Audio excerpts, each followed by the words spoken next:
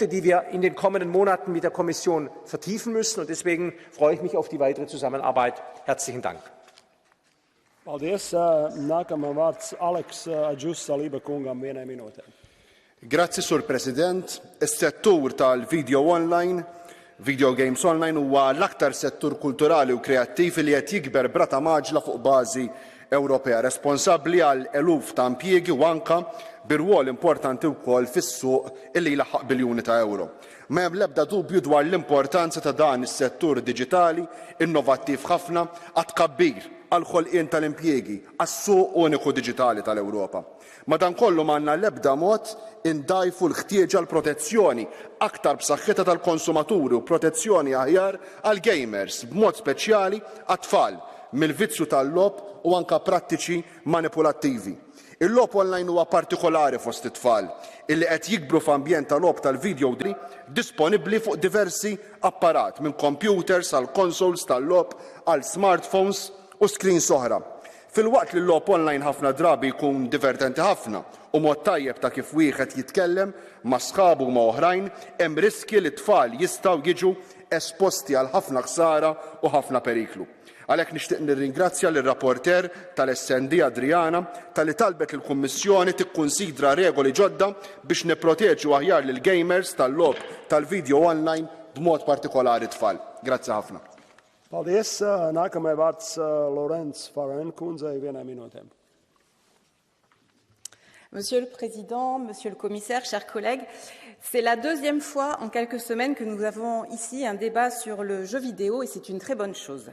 Ce secteur est en plein essor, il est une ressource particulièrement importante pour nos compétences numériques, pour nos industries culturelles et donc pour notre rayonnement international. Il concerne un Européen sur deux et c'est pourquoi il faut être très vigilant en ce qui concerne la protection des joueurs. Et l'UE est bien le niveau pertinent pour cela. On le voit avec le système PEGI qui indique de manière claire à quel âge un jeu s'adresse et quelle est la nature de ses contenus. Nous pouvons aller plus loin, comme le recommande ce rapport, pour protéger les mineurs des pratiques commerciales potentiellement trompeuses. Il faut aller plus loin aussi pour garantir aux femmes qu'elles pourront jouer dans un univers sain et respectueux.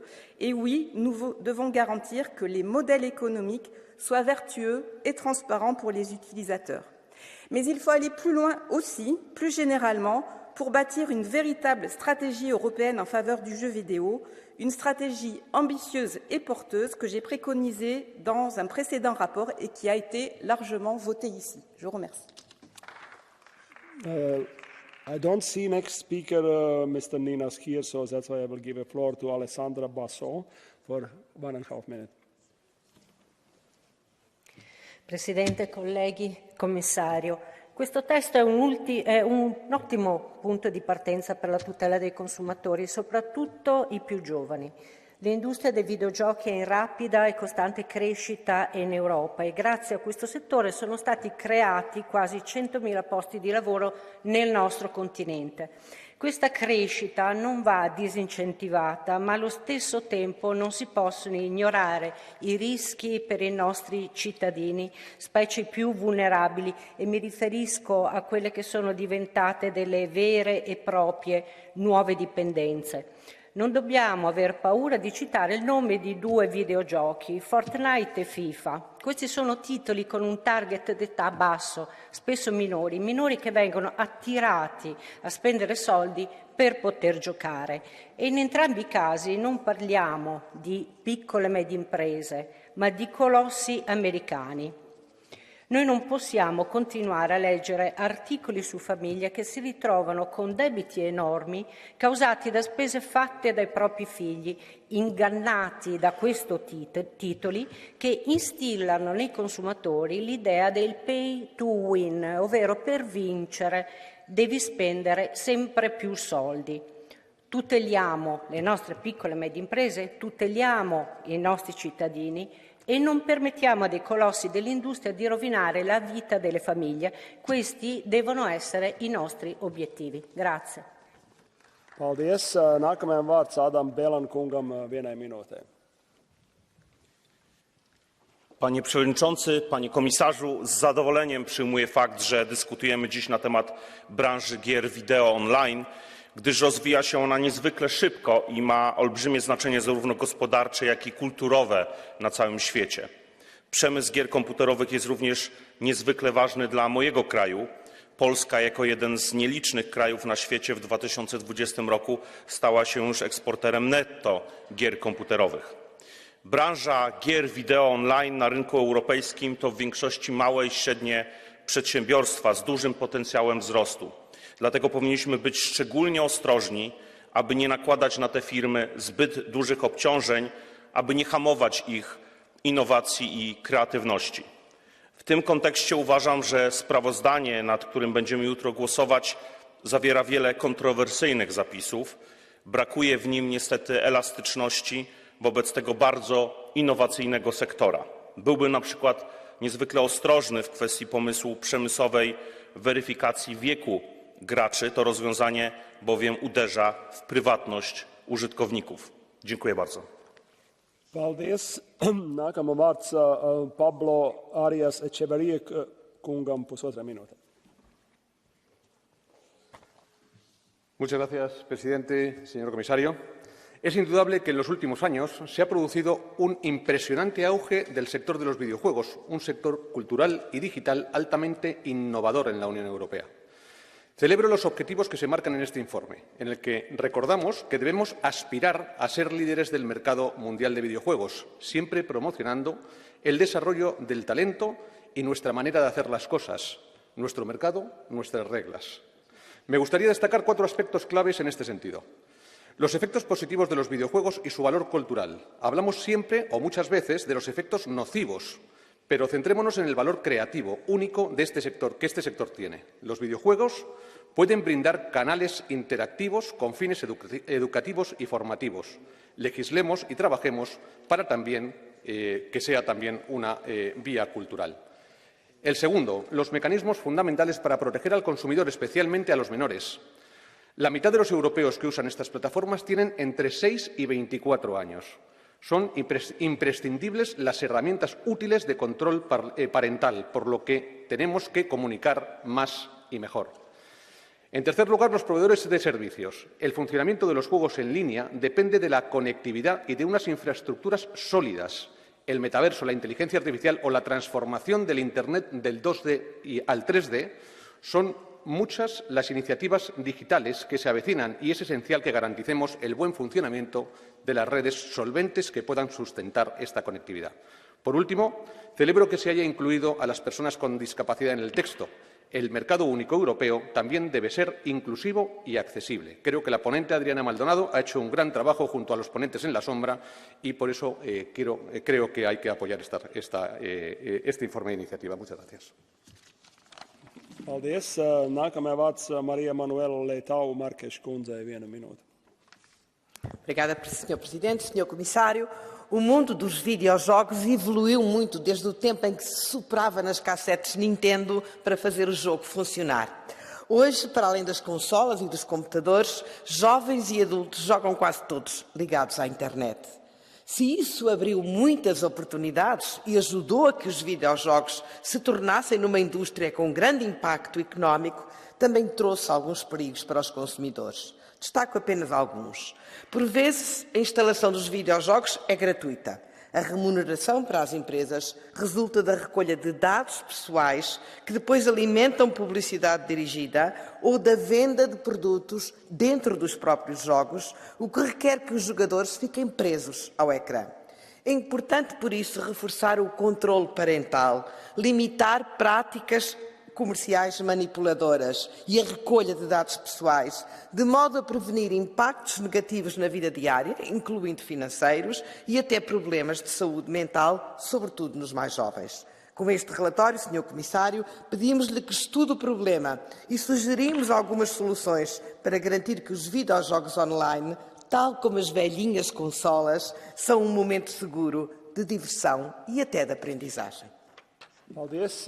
Nākamā runātāja viceprezidente Dīte Haranazova, kundze 1 minūte. Thank you very much, Mr. Vice President, Mr. Commissioner. Video games are not new. Video games are not evil, as some in the 90s would have us think. Video games are just as much part of our culture as our music and films. It is part of being European and our identities.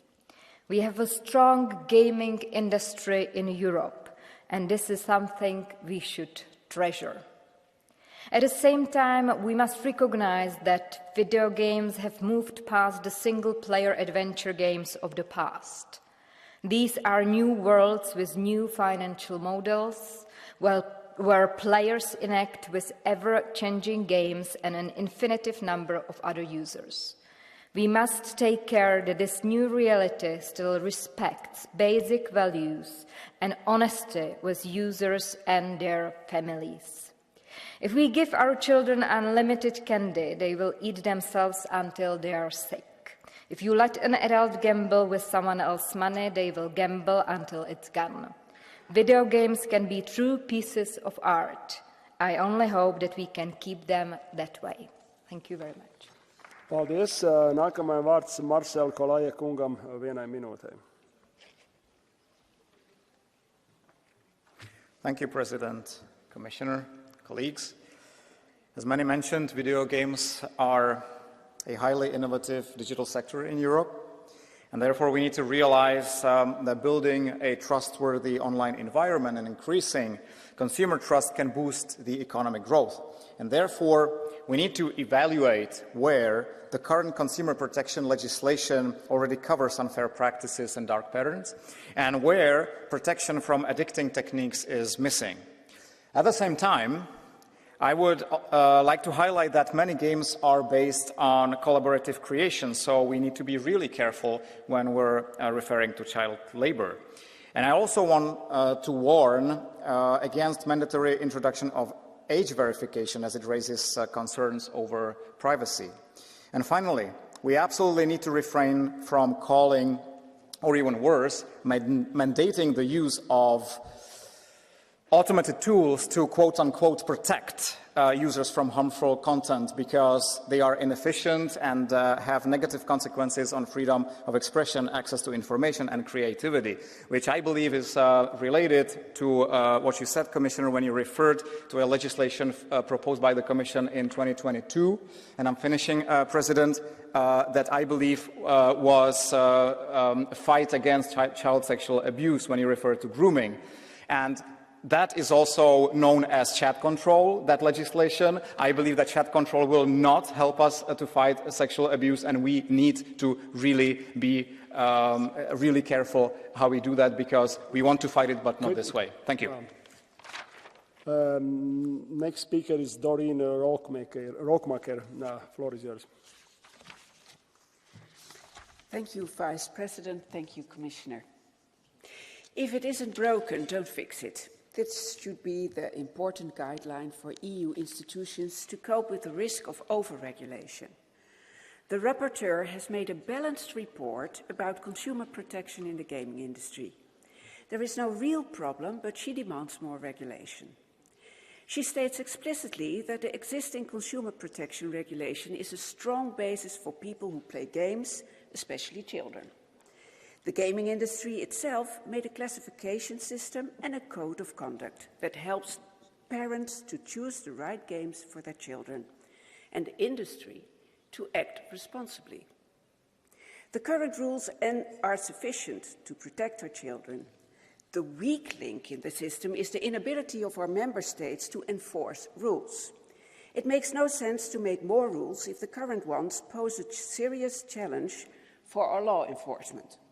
The EU is a law-making factory, but in this case it would be wise to restrain ourselves and let the sector take its responsibility and parents to do the guidance.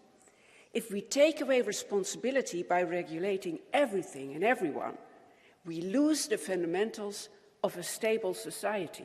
I thank you. Ďakujem veľmi pekne. Ďalší vystupí pán Ivan Štefanec. Prosím, máte slovo. Ďakujem pekne, pán predsedajúci, dámy a páni. Videohry patria medzi najrýchlejšie rastúce odvetvie v oblasti kultúry a kreatívneho priemyslu. Veľkosť trhu v Európe sa odhaduje na viac ako 23 miliárd eur, čo je už viac ako v hudobnom či filmovom priemysle. S odvetvím súvisí viac ako 90 000 pracovných miest a tento počet neustále rastie.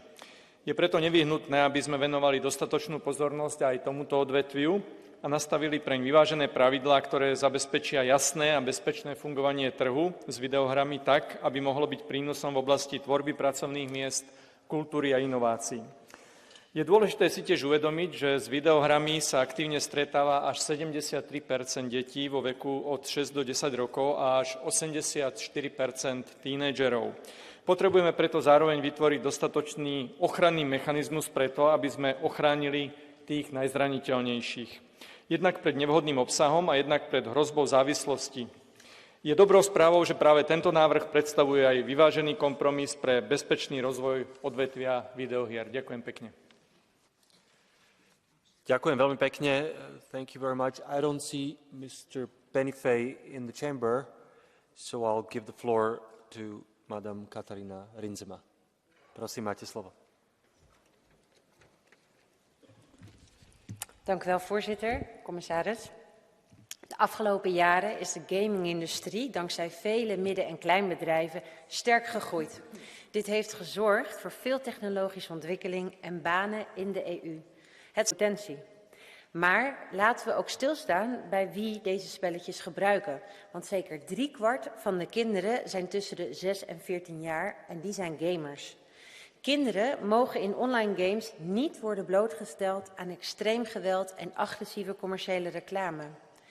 Wees verzekerd, op online spelsites zullen wij er alles aan doen om seksueel misbruik en uitbuiting van kinderen tegen te gaan.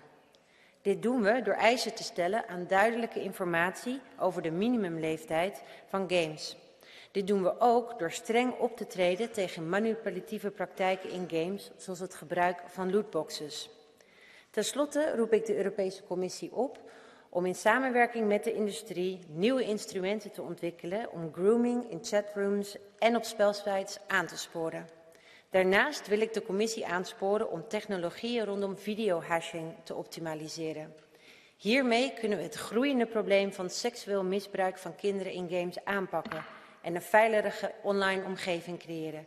Ieder kind in Europa verdient dat. Ďakujem veľmi pekne a ďalší vystúpi pán Denis Nesci. Prosím, máte slovo. Grazie Presidente, Commissario, colleghi. Per il settore dei videogiochi online è indubbio che occorre un approccio a livello di mercato unico europeo, perché nella grande platea dei consumatori un ampio spazio è ricoperto dai minori. Pertanto una risoluzione che vada nella direzione dell'irrobustimento della protezione degli utenti è un passo importante per la costruzione di un ambiente online sicuro per tutti i fruitori.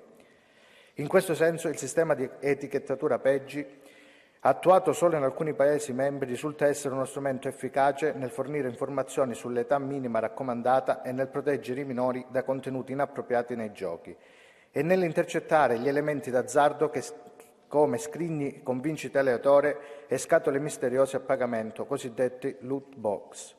Ma questa rischia di non bastare se l'Europa non riuscirà a garantire un'ulteriore protezione dei consumatori attraverso un'attuazione capillare del sistema PEGI nei diversi tipi di giochi disponibili sul mercato e soprattutto in Europa. Non è da sottovalutare il fatto che il volume dei giochi online stia assumendo dimensioni sempre maggiori. L'Unione dunque dovrà adottare misure in grado di governare il fenomeno a tutela dei consumatori e soprattutto delle giovanissime generazioni.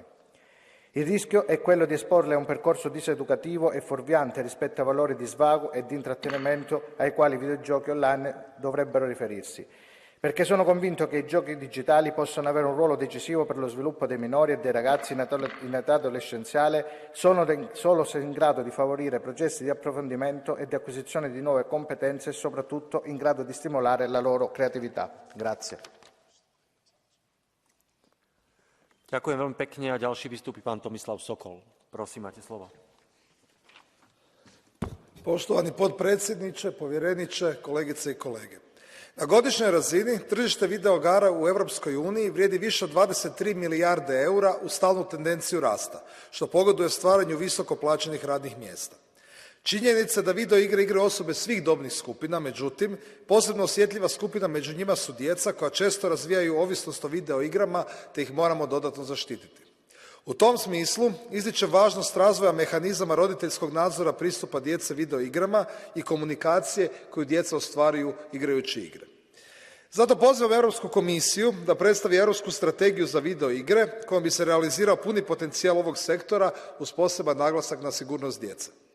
Ta strategija trebala bi razlikovati video igre od igara na sreću, pri čemu bi države članice dodatno imale dužnost stvoriti sigurno okruženje za potrošače i u području igara na sreću. Vrijeme je da iskoristimo potencijal industrije video igara, ali istovremeno osiguramo i zaštitu onih najranjivijih, djece. Hvala lijepo. Ďakujem veľmi pekne a ďalšia vystúpi pani Helen Fritzon. Prosím, máte slovo. Tack, herr talman, kommissionen. Ja, datorspel är ju mer än bara underhållning. Det är en viktig del av vår kultur, vår identitet, men också en stor näring. Och datorspel, ja, det är ju en källa till glädje och gemenskap, samtidigt som de kan bidra till viktiga färdigheter som problemlösning, samarbete och kreativitet. Men i vårt arbete får vi aldrig blunda för de negativa effekterna. Vi måste säkerställa inkludering, jämställdhet och främjande av en rättvis och säker miljö att spela i. Så ett starkt och säkert konsumentskydd är därför avgörande. Och vi socialdemokrater, vi vill att så många människor som möjligt ska ha möjligheten att glädjas av dessa datorspel. Och vi kommer att fortsätta arbeta för att alla spelare ska ha rätt till en säker och positiv spelupplevelse. Inte minst är detta viktigt för alla barn och unga. Tack för ordet. Ďakujem veľmi pekne a ďalšia vystúpi pani Beata Mazurek. Prosím, máte slovo. Panie Przewodniczący, Szanowni Państwo! 10 listopada ubiegłego roku tu w tym parlamencie przyjęto rezolucję w sprawie e-sportów i gier wideo. Teraz debatujemy nad kolejnym sprawozdaniem w tym zakresie. Nie można w ten sposób tworzyć przewidywalnego otoczenia prawnego dla producentów gier, ważnej europejskiej branży, jeżeli co 2 miesiące będziemy uchwalać regulacje, które zawierają inne zalecenia.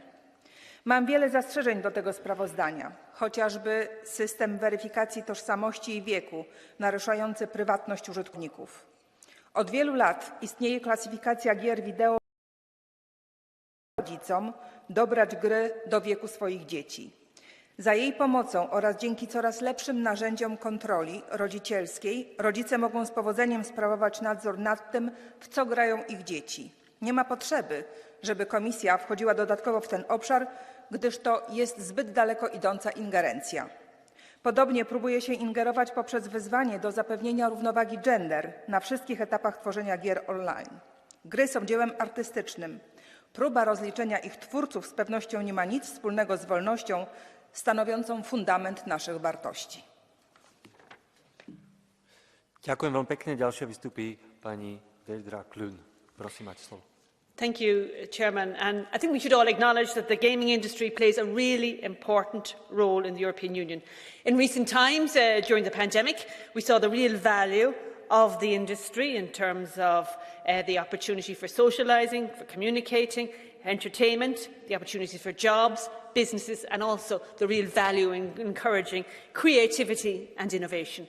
We see that 50% of the population between 6 and 64 play video games, so that's a strong industry.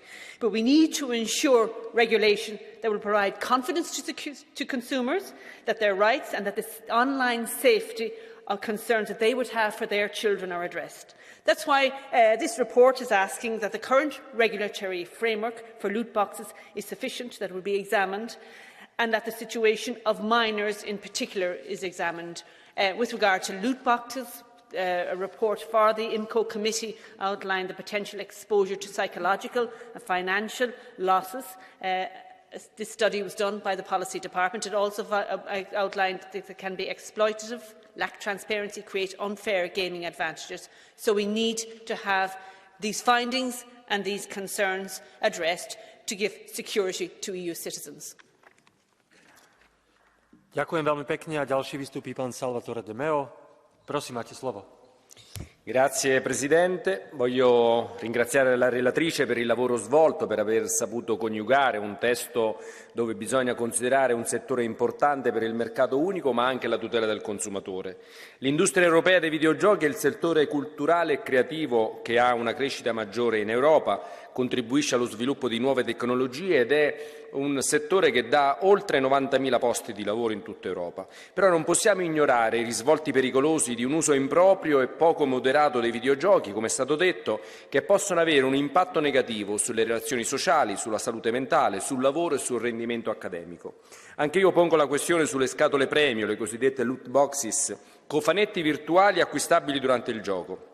Molti studi scientifici hanno trovato una correlazione tra il gioco d'azzardo e il sistema delle loot boxes, sottolineando come sono in grado di manipolare gli utenti minorenni e li spingono a compiere delle microtransazioni, innescando in essi meccanismi di dipendenza e di disturbo. Allora io credo che la Commissione deve valutare se l'attuale quadro normativo per quanto riguarda queste scatole premio e gli acquisti in game sia sufficiente, e lo dico anche da genitore perché eventualmente questi rischi sono ovviamente a disposizione di tutti i nostri utenti, ma soprattutto quelli più a rischio sono i nostri figli.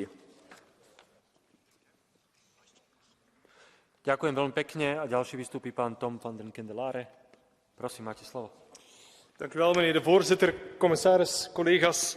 Een aantal maanden geleden zijn we er hierin geslaagd om met de Digital Services Act de wereld van online platformen een pak veiliger te maken voor de consument en zeker voor minderjarigen. En vandaag stel ik vast dat die bescherming in de Europese gaming-industrie nog onvoldoende is. De zogenaamde in-game aankopen of inderdaad de lootboxes die hier vandaag al veel aangehaald werden, die zijn vaak misleidend en ze neigen in bepaalde gevallen zelfs naar agressieve marktpraktijken. Zo worden onze kinderen en jongeren op een niet-transparante en manipulatieve manier, zonder dat ze het zelf weten, verleid tot ondoordachte betalingen. Nochtans, collega's, nochtans is de gaming-industrie een belangrijke digitale speler. Goed voor innovatie vooral, maar ook jobs en economische welvaart in de EU. Commissaris, met dit rapport vragen we u om samen met de sector aan de slag te gaan rond de bescherming van de consument, zonder overdreven betutteling, laat ons daar duidelijk over zijn, maar met voldoende bescherming voor vooral de minderjarigen. Ik dank u. Ďakujem veľmi pekne. Ďalší vystúpi pán Niklas Nínas. Prosím, máte slovo. Thank you very much, Chair, and ladies and gentlemen, we already had a report about video games from the cult. Thank you very much, Chair, and ladies and gentlemen, we already had a report about video games from the Cult Committee, which focused on the benefits, on the creativity, on the jobs that we have, on the big support that we want to send the sector, and it's rightfully so. This report focused very much on the importance of protection of consumers, and that is very, very important. On the one hand, it's about online communities to fight against sexism, racism, homophobia, transphobia, mobbing of each sort. We can use filters for that, but I think it's not really worth it. It's something about change of mind, change of community where we need to approach. On the other hand, we have the big importance of corporate ideas. They have models of games where they try to improve their focus on loot boxes, where they try to make it as opaque as possible when it comes to in-game currencies and weird monetarization. So some developers have become really more like shell players with better graphics. And that is gambling. Gambling is dangerous, and we need to avoid gambling, especially when it comes to minors. Therefore, dear Commissioner, as many have said before me, ban all loot boxes, ban all gambling, and ban everything that is gambling-like mechanics, because it is dangerous for our citizens. Thank you very much. Ďakujem veľmi pekne. Thank you very much, and I will give the floor to Mr. Benifei. Before we go to catch the eye. Máte slovo, prosím.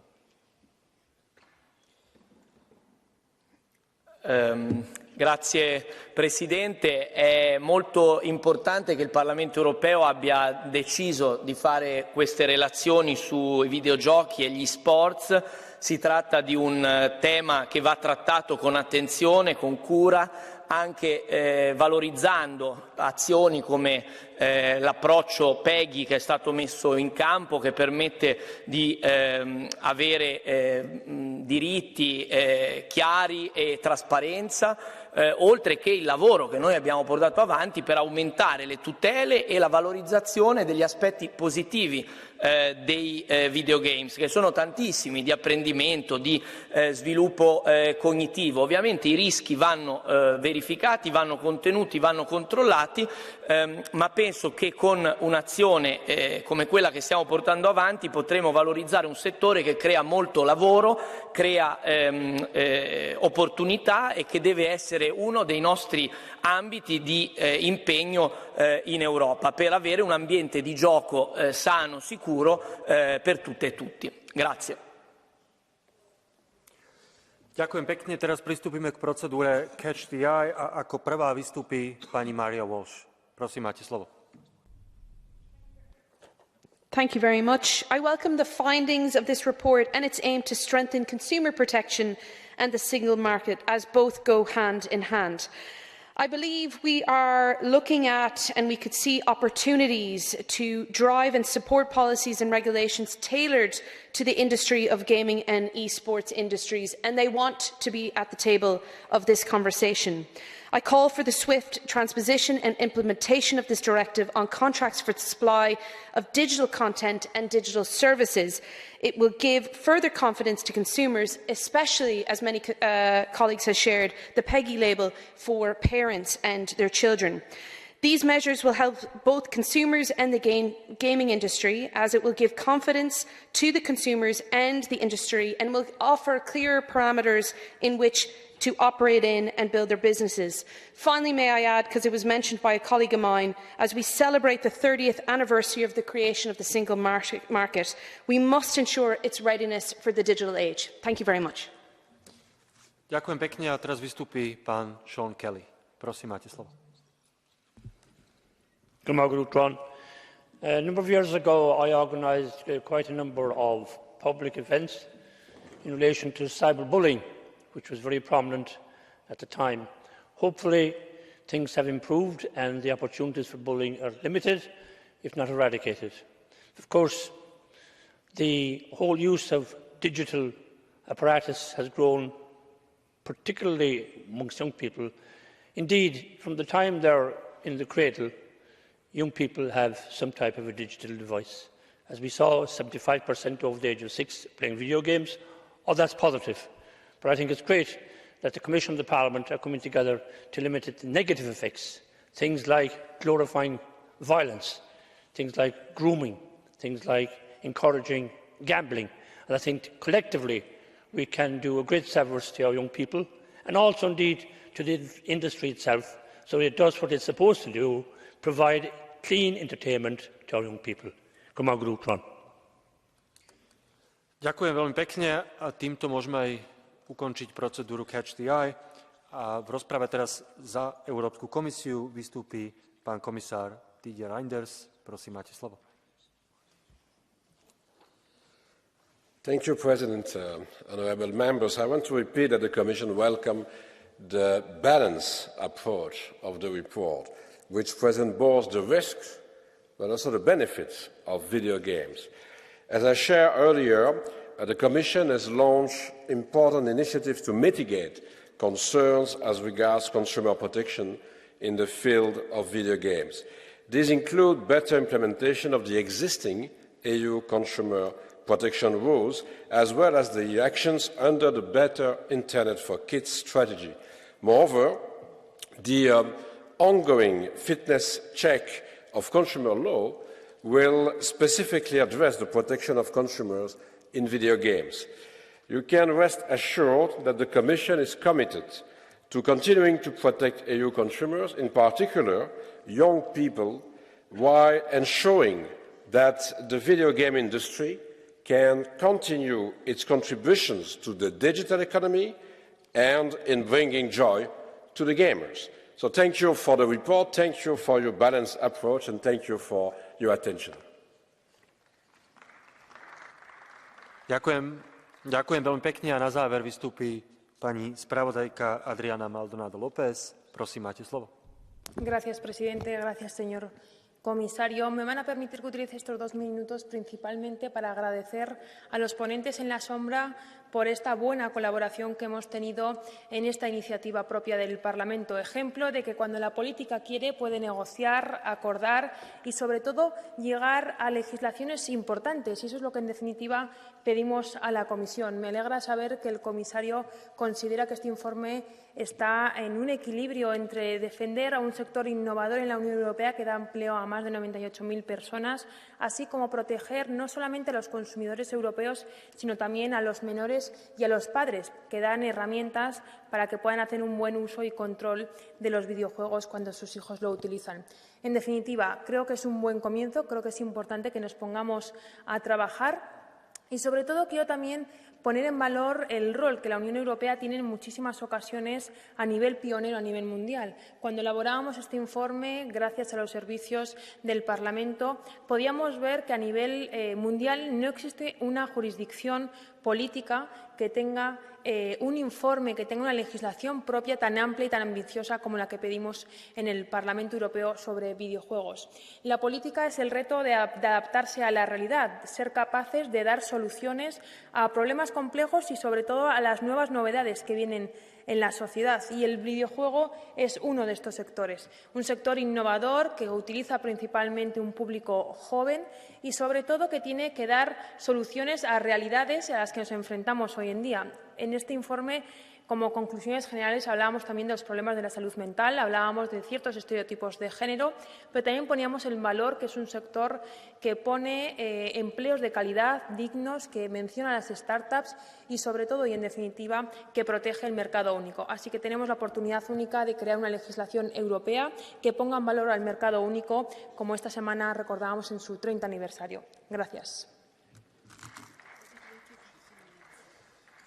Ďakujem veľmi pekne. Rozprava sa týmto skončila a hlasovanie sa uskutoční zajtra. Ďalším bodom programu je vyhlásenie Rady a Komisie k téme nárast respiračných infekcií a nedostatok liekov v Európe. A ako prvá vystúpi za Radu pani ministerka Jessica Roosevelt. Prosím, máte slovo.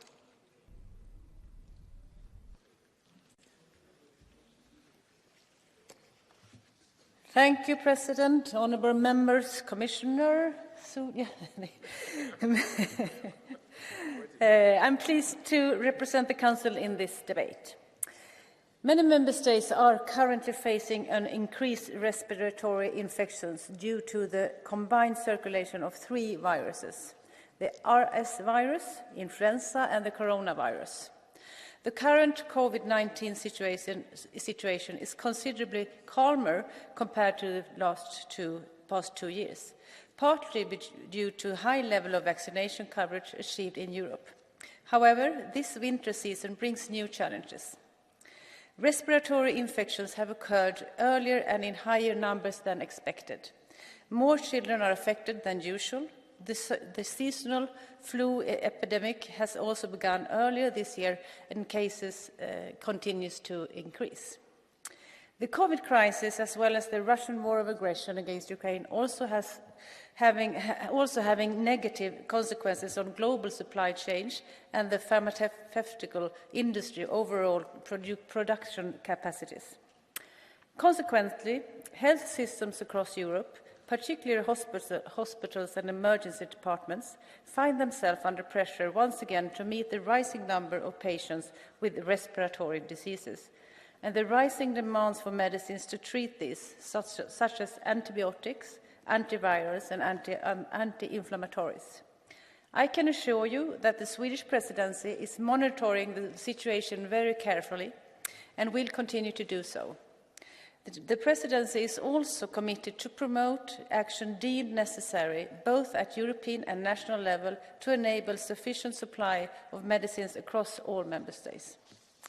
We should work towards devising long-term, sustainable solutions to the structural causes of these shortages. The Presidency welcomes the upcoming Commission's proposal on the revision of the pharmaceutical legislation, which aims to enhance the security supply of medicines and addresses shortages. Thank you very much for your attention. Ďakujem veľmi pekne. And we'll wait for a couple of seconds for the Commissioner. It's no problem.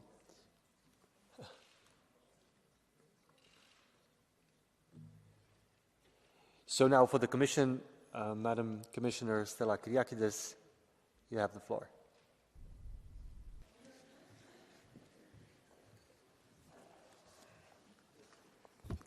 Mr. President, honourable members, first of all, let me start by wishing everyone a Happy New Year and to say how important I think that we have this topic today on the agenda of the European Parliament because of the surge that we're witnessing in Europe in respiratory infections and, of course, the shortage of medicines. We're now 3 years after the COVID-19 pandemic, and of course the COVID virus is still circulating within Europe. And I wanted to share with you that we're closely monitoring the situation in China and of course in the United States, where a new Omicron subvariant has appeared.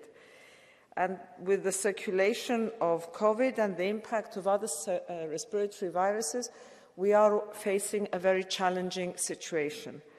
The lockdown measures that have been in place because of COVID for almost 3 years have made people understandably less exposed to respiratory viruses.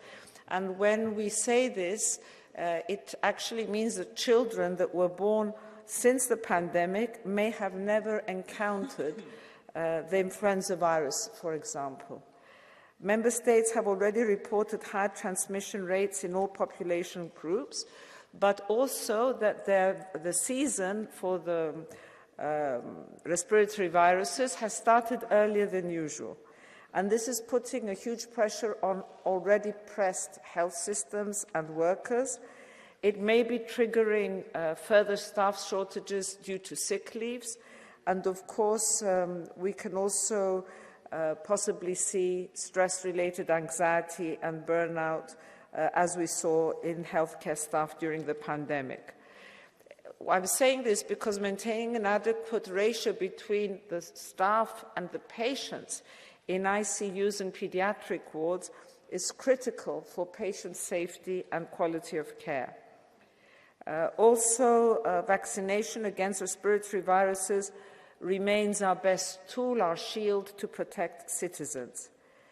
In areas with high circulation of respiratory viruses, healthcare facilities should consider making face masks a requirement for healthcare workers and visitors in health care facilities.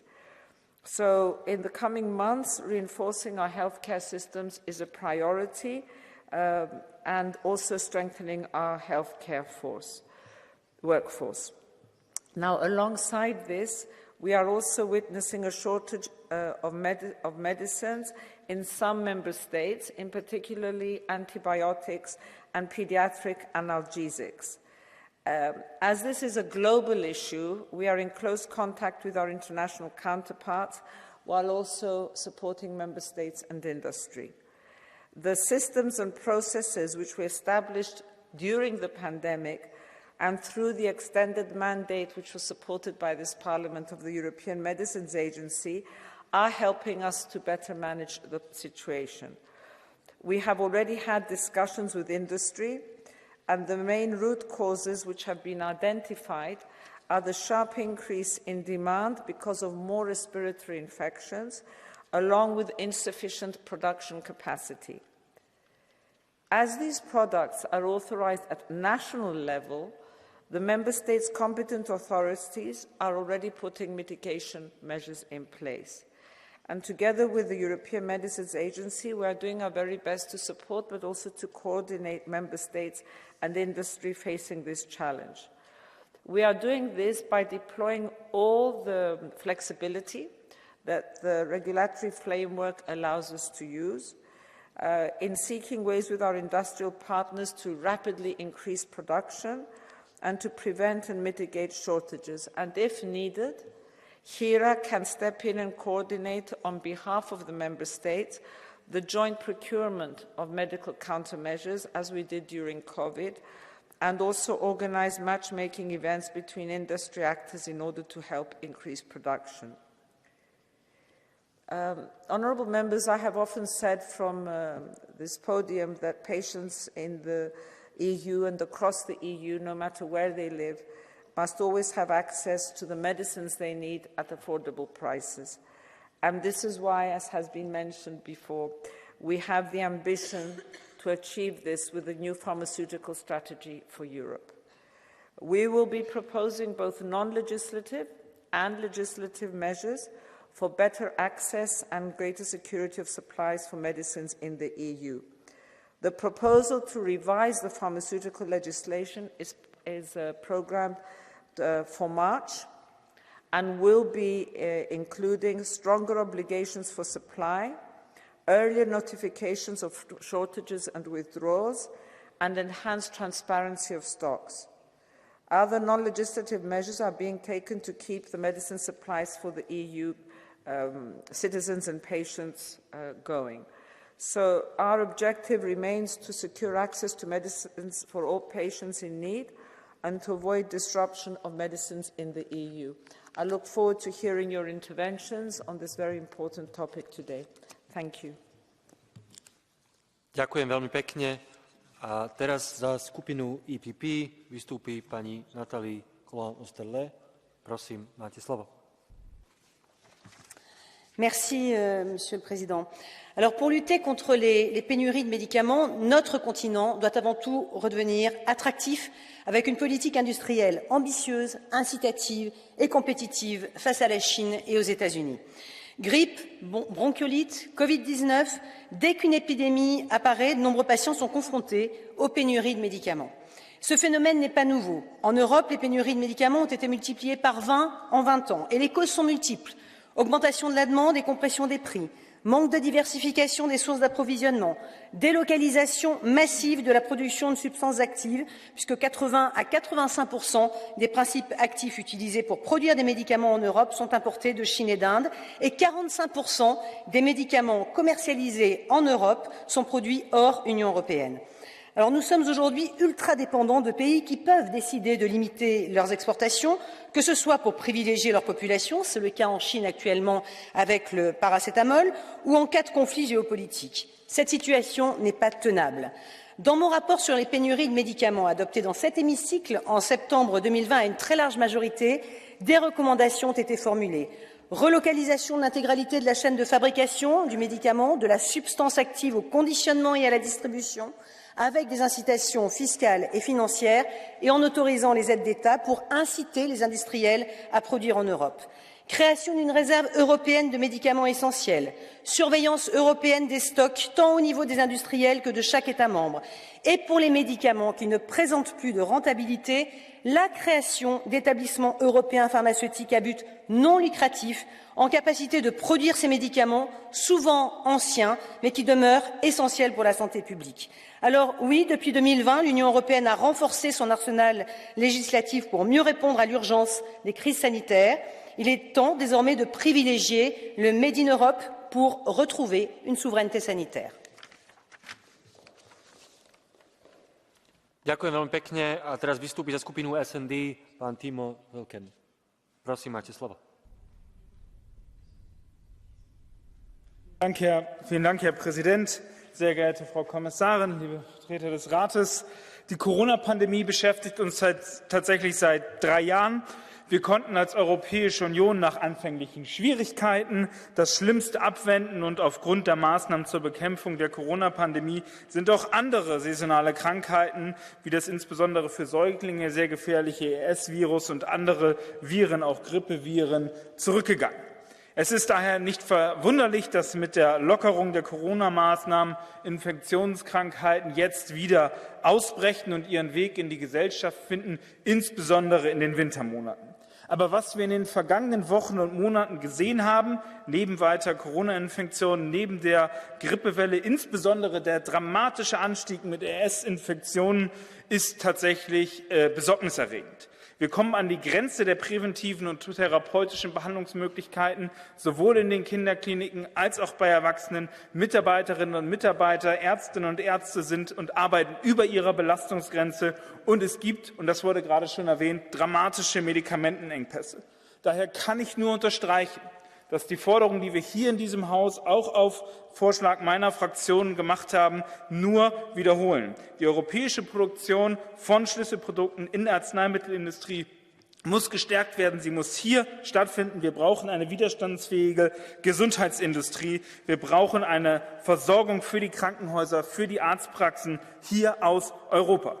Nicht zuletzt vor dem Hintergrund, dass China, wie meine Kollegin vor mir das auch schon erwähnt hat, insbesondere Medikamente zurückhält und nicht mehr exportiert. Und deswegen müssen wir jetzt aufhören, nur zu sagen, dass wir Maßnahmen brauchen, um die Herstellung hier wieder herzuholen und hier durchzuführen. Wir müssen endlich handeln, und dafür braucht es endlich den Vorschlag der Europäischen Kommission zur Arzneimittelstrategie. Damit hätten wir den Schlüssel in der Hand, als Europa eng zusammenzustehen, wie wir das in der Corona-Pandemie getan haben. Wir sind in Vielfalt geeint, und gemeinsam sind wir immer stärker. Sehr geehrte Frau Kommissarin, wir freuen uns auf Ihren Vorschlag. Vielen Dank.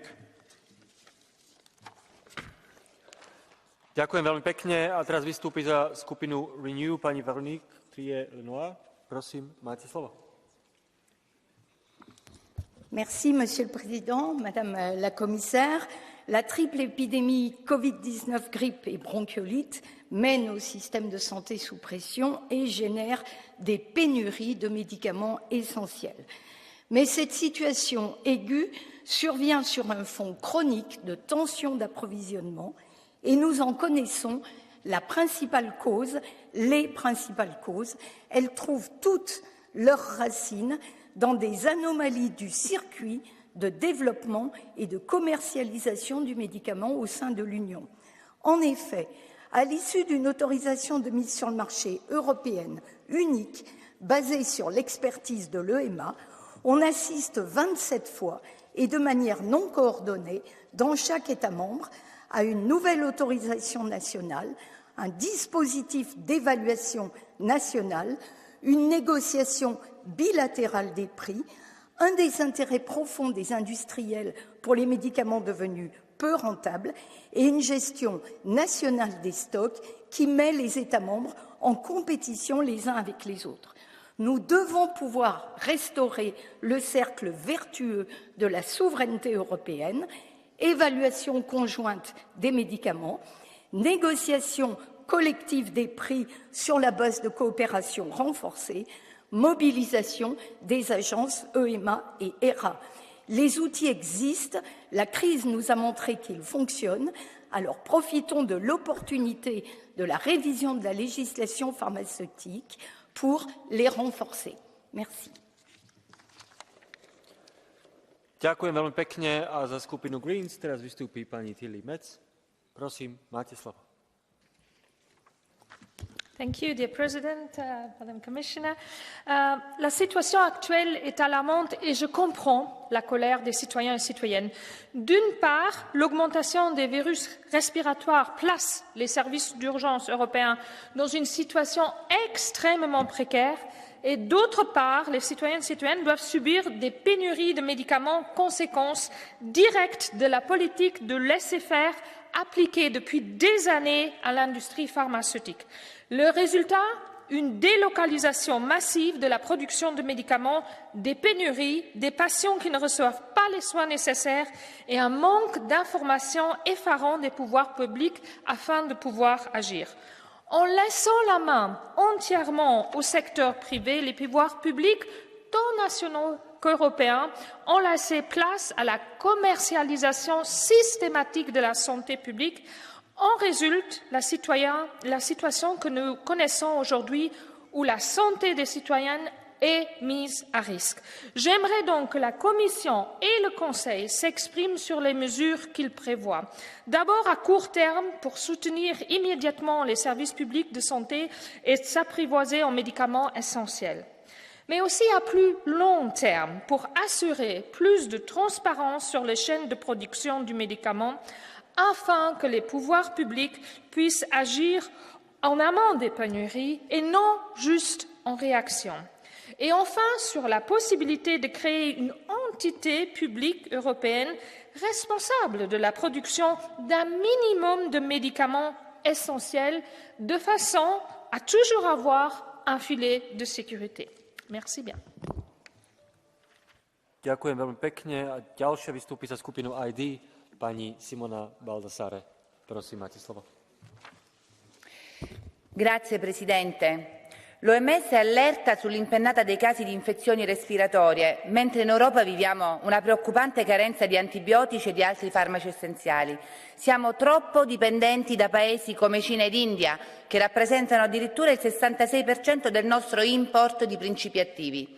La dipendenza da altri paesi in settori strategici come il gas dalla Russia già ha mostrato che alla fine a pagare sono sempre i cittadini. Bene parlare dunque di questi argomenti perché sono vitali, ma serve tenere chiaro l'obiettivo, renderci quanto più indipendenti nel comparto farmaceutico. Dobbiamo essere pronti. Guardiamo cosa avviene in Cina, 60.000 morti dall'inizio di dicembre secondo le stime del governo, un numero che fa paura e che non sappiamo quanto sia attendibile data la poca trasparenza.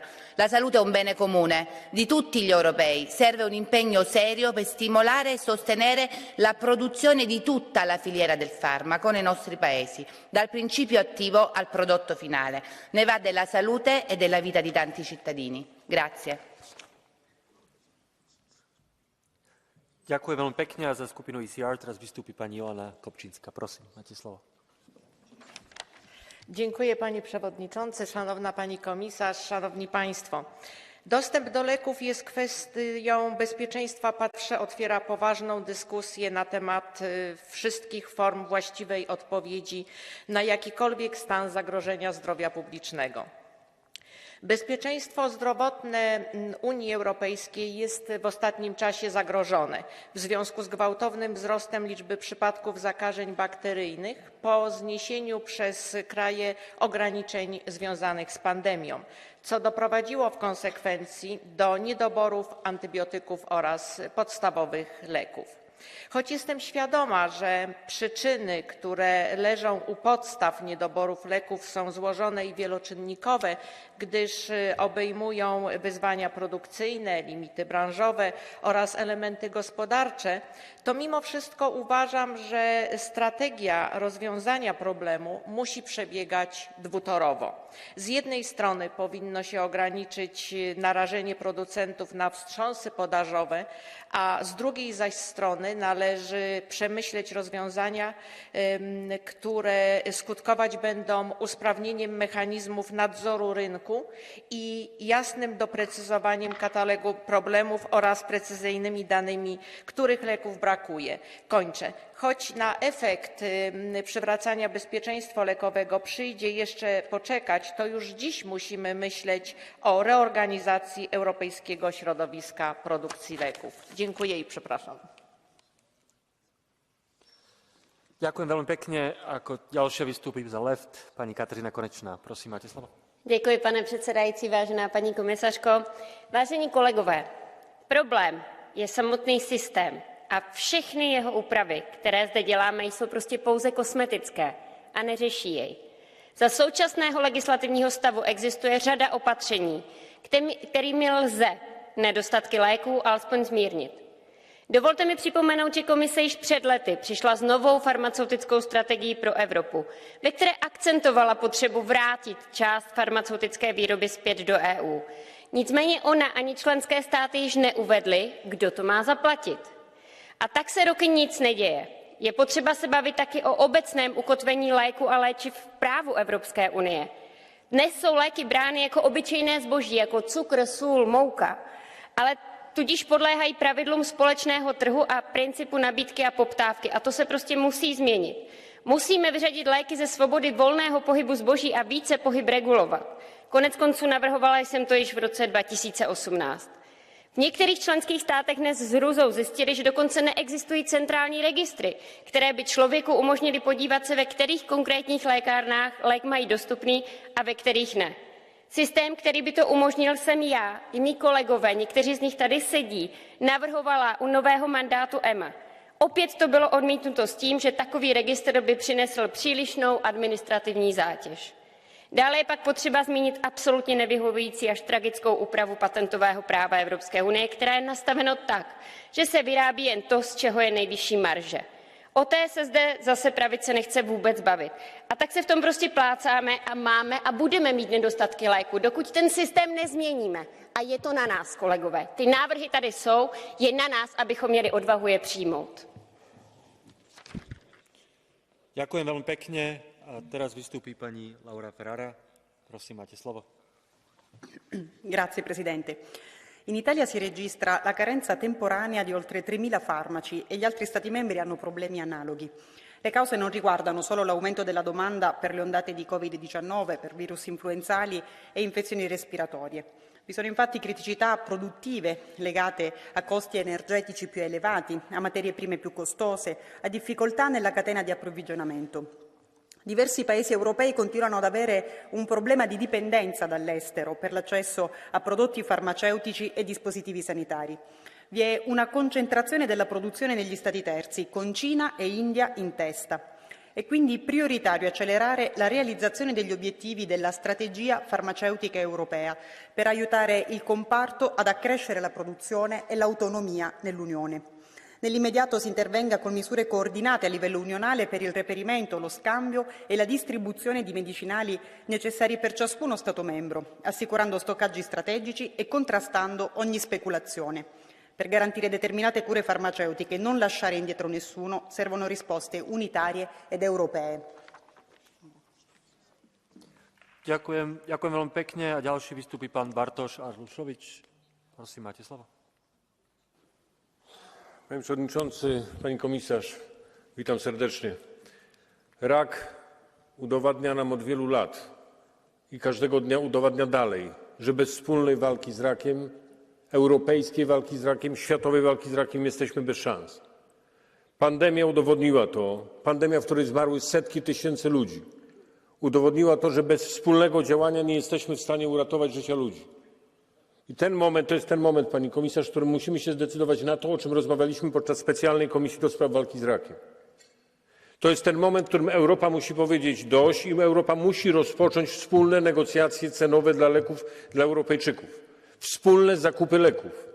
W Europie musimy stworzyć system tworzenia zapasów leków krytycznie potrzebnych, żeby nie było sytuacji takiej, że nadchodzą kolejne fale wirusa, a ludzie biegają bezradnie od apteki do apteki po całej Europie i nie mogą kupić leków.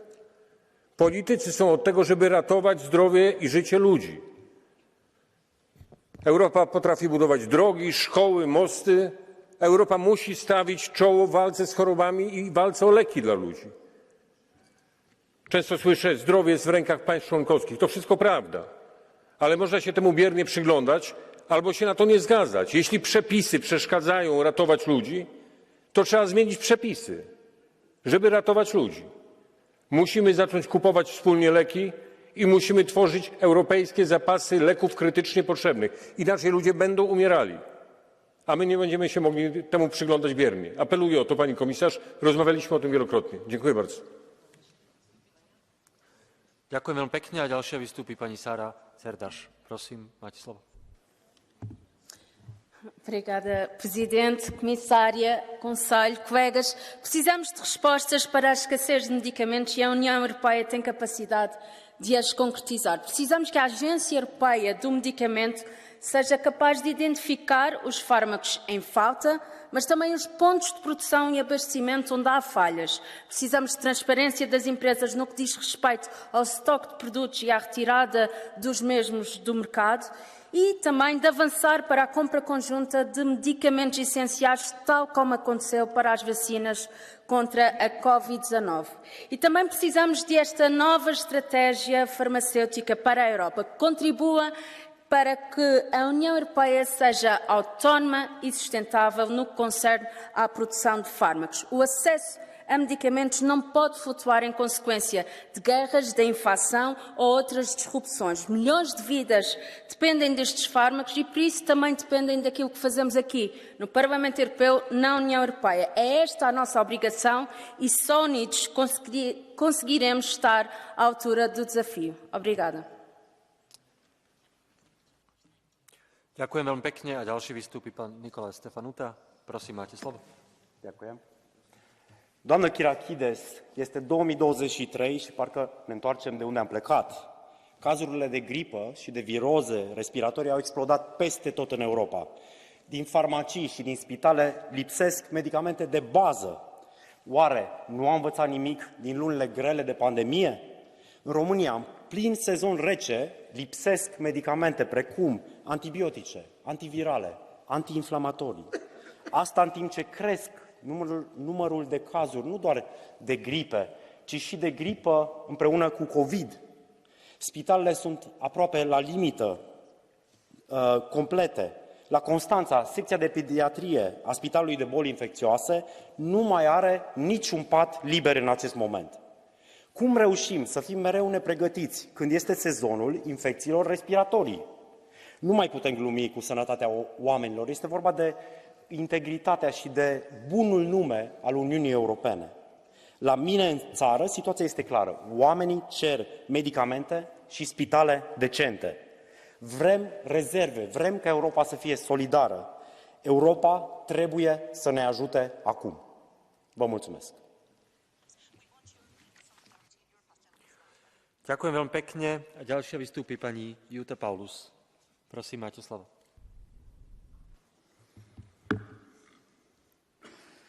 Vielen Dank, Herr Präsident, Frau Kommissarin, meine Damen und Herren! Nach 2 Corona-Jahren, in denen das Tragen von Masken und Ausgangsbeschränkungen viele Infektionen verhindert haben, erleben wir nun einen massiven Anstieg von Atemwegserkrankungen und die Gesundheitssysteme der Mitgliedstaaten sind schon wieder auf eine schwere Probe gestellt. Jetzt höre ich ganz oft, daran sei die Maskenpflicht schuld, die das Immunsystem der Bürgerinnen und Bürger geschwächt habe. Das ist ein Fehlschluss. Das Immunsystem ist kein Muskel, den man trainieren muss. Und das sage ich nicht einfach so, sondern das ist die Aussage von Epidemiologen und Immunologinnen weltweit. Überdies sind viele Säuglinge und Kleinkinder betroffen, die ja nie eine Maske getragen haben. Tatsächlich mehren sich aber die Indizien und auch die Studien dafür, dass Corona-Infektionen das Immunsystem nachhaltig beeinträchtigen. Es gibt eine Vielzahl von Studien weltweit dazu, und es werden täglich mehr. Deswegen frage ich die Kommission, wann werden Sie endlich ein Programm auf den Weg bringen, das die Langzeitfolgen von Corona-Infektionen, sowohl Long-Covid als auch Immunschäden, untersucht und die Forschung zu möglichen Therapien fördert? Vielen Dank. Ďakujem pekne. A ako ďalšia vystúpi pani Silvia Lima. Prosím, máte slovo.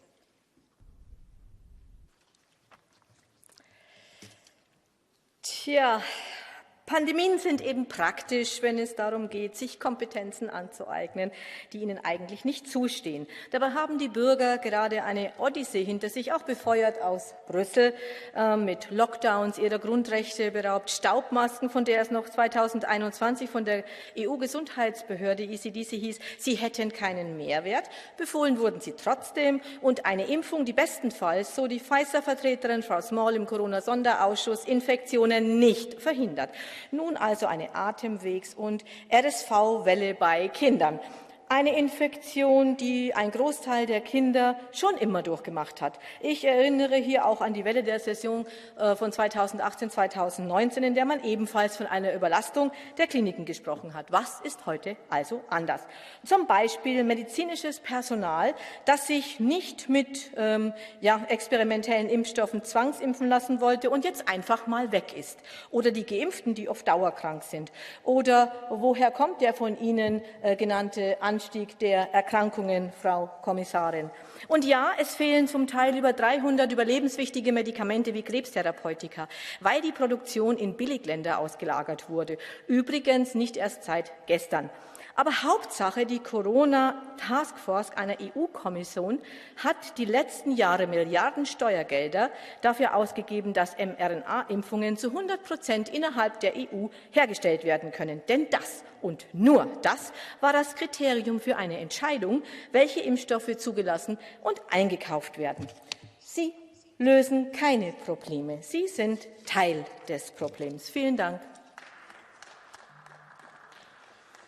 Ďakujem veľmi pekne a ďalší vystúpi pán Kristián Terheš. Prosím, máte slovo.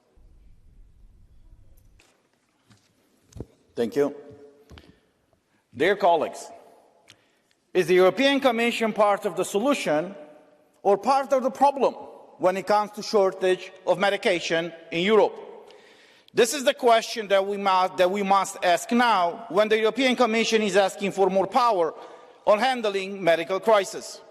Handling the COVID pandemic proved that the European Commission is not the solution, but the cause of many problems on dealing with health crisis.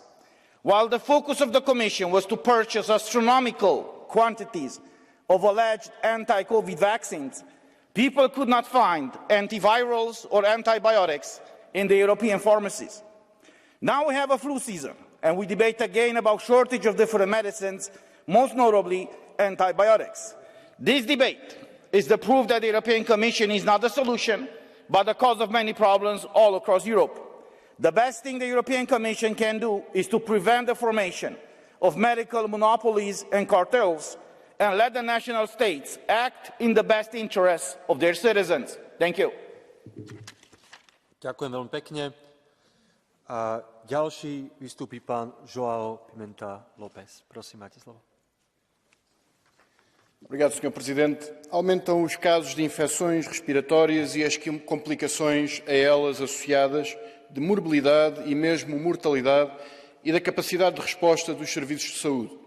Importa abordar as causas desta questão sem descurar, contudo, a dimensão social e a coincidência do agravamento das condições de vida das pessoas para que as políticas da União Europeia contribuem do empobrecimento generalizado, inibidor de melhores cuidados alimentares, de melhoria das condições de habitação ou da garantia do seu aquecimento. A este problema associa-se cada vez mais frequente situação de falta de medicamentos de natureza diversa. Situação que não é alheia ao que são opções motivadas não pelo interesse das populações e saúde pública, mas pelos das empresas farmacêuticas e seus lucros, em particular das multinacionais, para quem as instituições da União Europeia tudo facilitam. Qualquer que seja a análise, a solução que é necessária, se queremos de facto responder a estes problemas, passa impreterivelmente por uma resposta pública, investindo e reforçando os serviços públicos nacionais de saúde, capacitando cada país, produtiva e tecnicamente, libertando patentes, com vista a responder às suas necessidades quanto a medicamentos no quadro da sua soberania. Obrigado. Ďakujem veľmi pekne a ďalší vystúpi pán Kostas Papadakis. Prosím, máte slovo. Αλήθεια, πώς γίνεται στην Ελλάδα των 30 μεγάλων φαρμακοβιομηχανιών να υπάρχουν εκρηκτικές ελλείψεις σε στοιχειώδη αναλγητικά φάρμακα, εισπνεώμενα, ακόμα και σκευάσματα για εξειδικευμένες θεραπείες? Γιατί ανάλογα συμβαίνουν και σε άλλες χώρες της Ευρωπαϊκής Ένωσης? Μα γιατί το φάρμακο είναι εμπόρευμα. Γιατί αυτή είναι η κανονικότητα των νόμων της καπιταλιστικής αγοράς, της ανταγωνιστικότητας που επιβάλλουν παράλληλες εξαγωγές στις πλάτες του λαού. Κυβερνήσεις, Ευρωπαϊκή Ένωση και τα κόμματα που υπηρετούν τα συμφέροντα των ομίλων, όπως στην Ελλάδα η Νέα Δημοκρατία, ο ΣΥΡΙΖΑ, το ΠΑΣΟΚ, εκβιάζουν με ένα στόμα το λαό με το δίλημμα ή αύξηση τιμών ή ελλείψεις. Το ίδιο έργο και στην πανδημία με τα εμβόλια και τους ανταγωνισμούς ομίλων, που και οι τελευταίες εξελίξεις επιβεβαιώνουν ότι το διαφθορείο της Ευρωπαϊκής Ένωσης είναι μέχρι το λαιμό χωμένο. Ο λαός έχει τη δύναμη να επιβάλλει το να πληρώσει το κεφάλαιο, να απαγορευτούν οι παράλληλες εξαγωγές για καθολική δωρεάν φαρμακευτική κάλυψη του λαού. Για άλλη οικονομία με κριτήριο τις λαϊκές ανάγκες και όχι τα κέρδη των ομίλων. Ďakujem veľmi pekne a ďalší vystúpi pán Stelios Kympouropoulos. Prosím, máte slovo.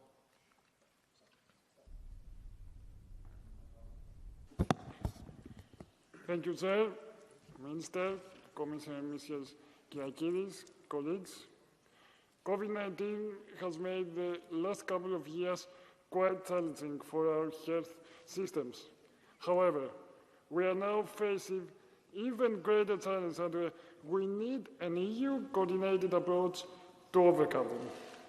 While the COVID-19 cases are rising in China, hospitals across the member states are being overwhelmed by an early surge in respiratory infections. Pediatric hospital beds are full. As a result, patients with less urgent illnesses may face long waits, and kids who need cancer treatment or surgery may be sent home to wait. As part of the pharmaceutical strategy, we need to address the rising admissions and extreme shortage of medication in a holistic way. And of course, without compromising the health of other patients. Dear Commission, we need to know what measures the Commission will take in the short and long term to ensure immediate access to all pharmaceutical products. Thank you very much. Ďakujem veľmi pekne. Thank you very much. As I don't see Mr. Chiodaru in the chamber, I'll give the floor now to Mr. Ivars Iaps. Prosím, máte slovo.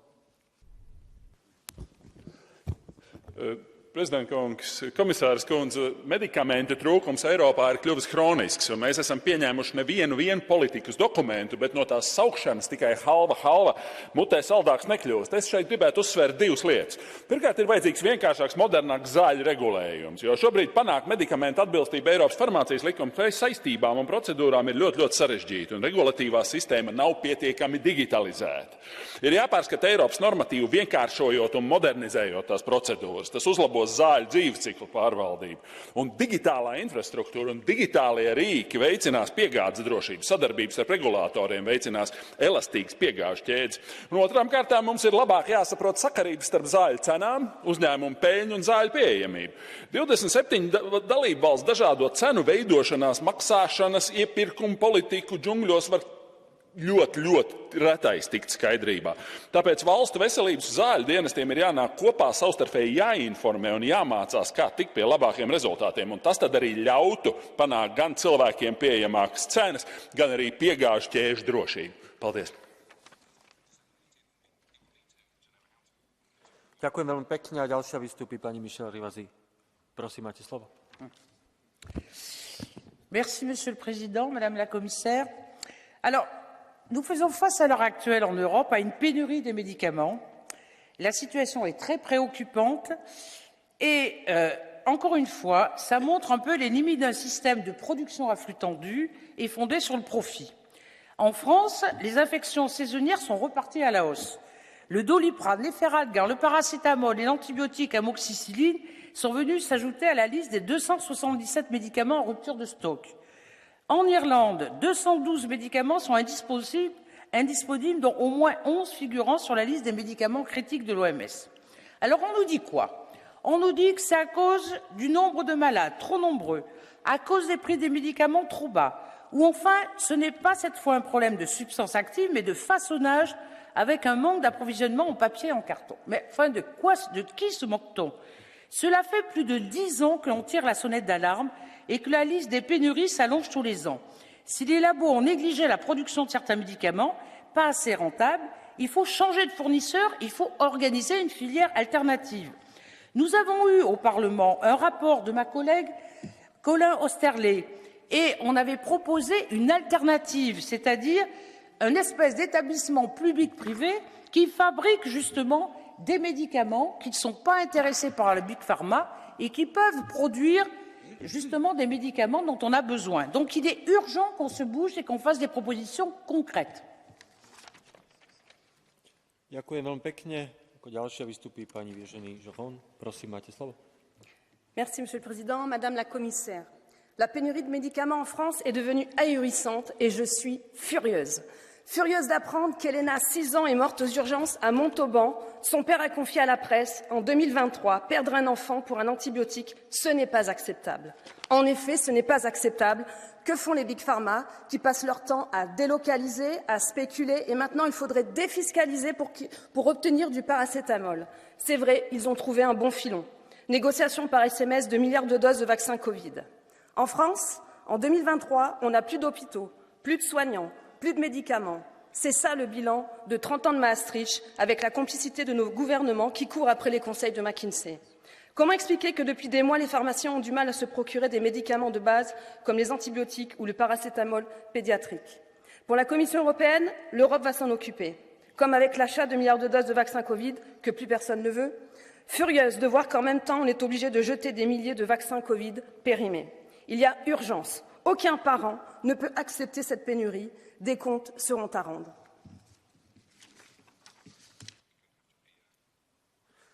Ďakujem veľmi pekne a teraz vystúpi pán Petros Kokalis. Prosím, máte slovo. Κύριε Πρόεδρε, κύριε Επίτροπε, συνάδελφοι, η πανδημία απέδειξε ότι το αόρατο χέρι της αγοράς, το μικρό κράτος και η χρόνια από επένδυση από την κοινωνία και την δημόσια υγεία είναι ανεπαρκή για την αντιμετώπιση, αν όχι η αιτία, της κρίσης δημόσιας υγείας. Απέδειξε ότι οι δημοκρατικές κυβερνήσεις μπορούν και οφείλουν να λάβουν ριζοσπαστικά μέτρα για την προστασία της δημόσιας υγείας.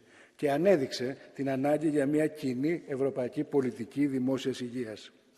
3 χρόνια μετά, αντίθετα, παρατηρούμε ακόμα μεγαλύτερες ελλείψεις σε πρώτες ύλες και συνεπώς συσκευάσματα, φαινόμενα απορρίθμισης στην αγορά του φαρμάκου και σοβαρά πλήγματα στα συστήματα δημόσιας υγείας με μαζικές παραιτήσεις προσωπικού και έλλειψη πόρων. Σήμερα, λοιπόν, χρειαζόμαστε ένα πραγματικά ευρωπαϊκό σχεδιασμό στον τομέα της υγείας με βάση της προσέγγισης μία υγεία στο πνεύμα της Ευρωπαϊκής Πράσινης Συμφωνίας, με πρώτο μέλημα την υποχρέωση της προστασίας των πολιτών από φαινόμενα εσχροκέρδειας σε καιρούς κρίσης πολέμων, αλλά κυρίως της κλιματικής κατάρρευσης και της επερχόμενης εξάπλωσης των πανδημιών. Η Ελλάδα είναι χώρα αναφοράς στην τιμή του φαρμάκου. Το φαινόμενο της εξαγωγής σκευασμάτων προτού καλυμφθεί η εγχώρια αγορά είναι αντικοινωνική πρακτική και οφείλει να απαγορευτεί. Η οικονομική στέρηση του Ευρωπαϊκού Νότου δεν μπορεί να οδηγήσει σε στέρηση φαρμάκων από τους πολίτες του Νότου και ειδικά τα παιδιά σε μια ενωμένη Ευρώπη της αλληλεγγύης. Ευχαριστώ πολύ.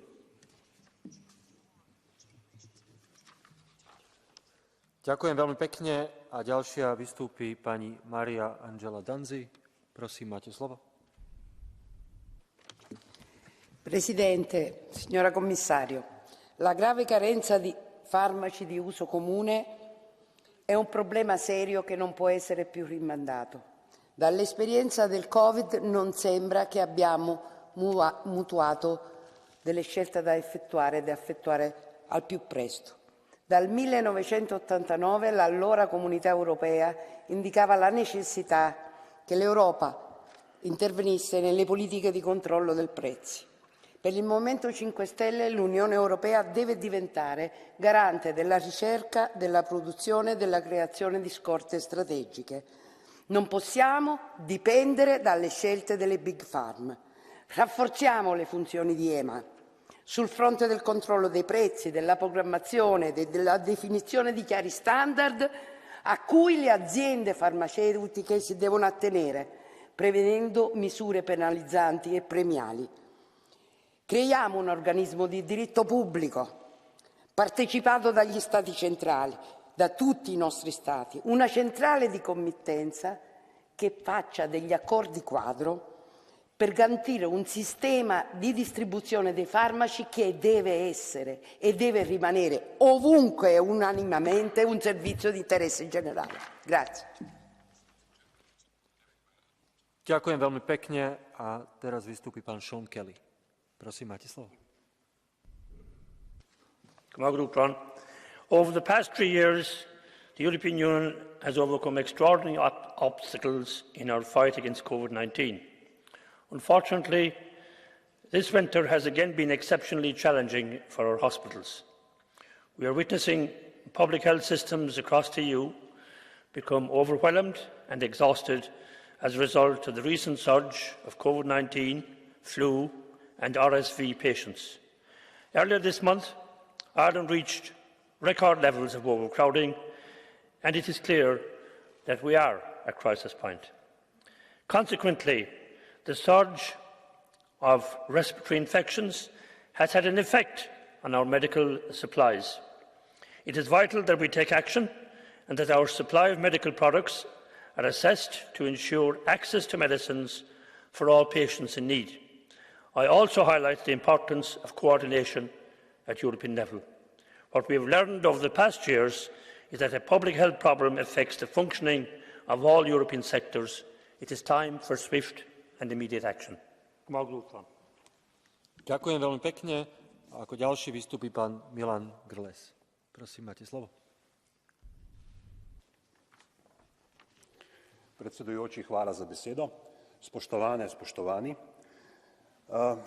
Razlogi za pomanjkanje zdravil v Evropski uniji so zmanjšana predvidljivost sezonskih bolezni po pandemiji, motnje v oskrbovalnih verigah, pomanjkanje delovne sile, umikanje zdravil strani farmacevtskih industrij, kjer ni dovolj velikih dobičkov, še zlasti z manjših trgov, Zaradi tega se državljani soočajo z pomanjkanjem več 100 zdravil, pri čemer je posebej nedopustno, da to pomanjkanje najbolj prizadene otroke, še zlasti tiste z redkimi boleznimi.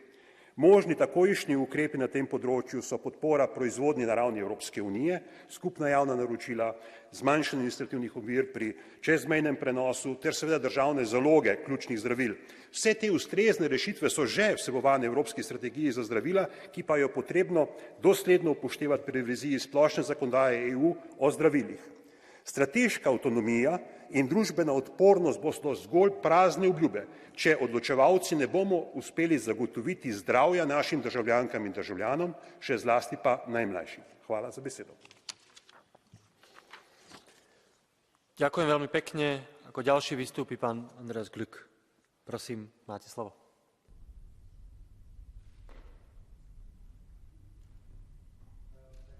Frau Kommissarin, werte Kolleginnen und Kollegen!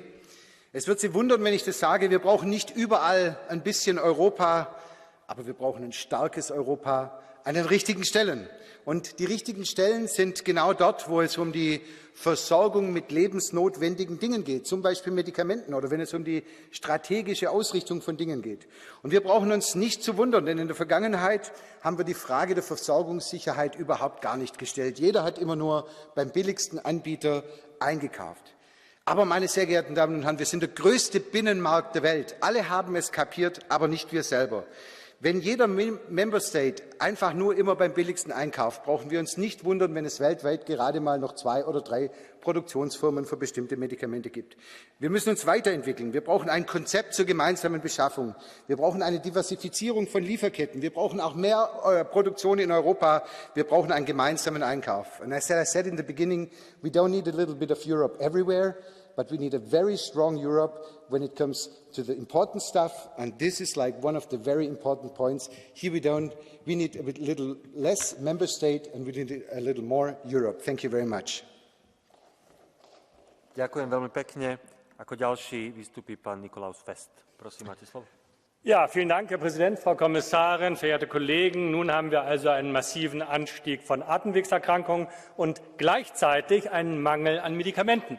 Ein Kollege fragte vorhin, ob die EU-Kommission eigentlich nichts aus der Pandemie gelernt habe. Und die Antwort lautet nein. Die EU-Kommission hat tatsächlich nichts gelernt. Und man muss sagen, leider wie immer. Immer verspricht die EU-Kommission, dass nur sie die großen, die EU-weiten Probleme lösen könne.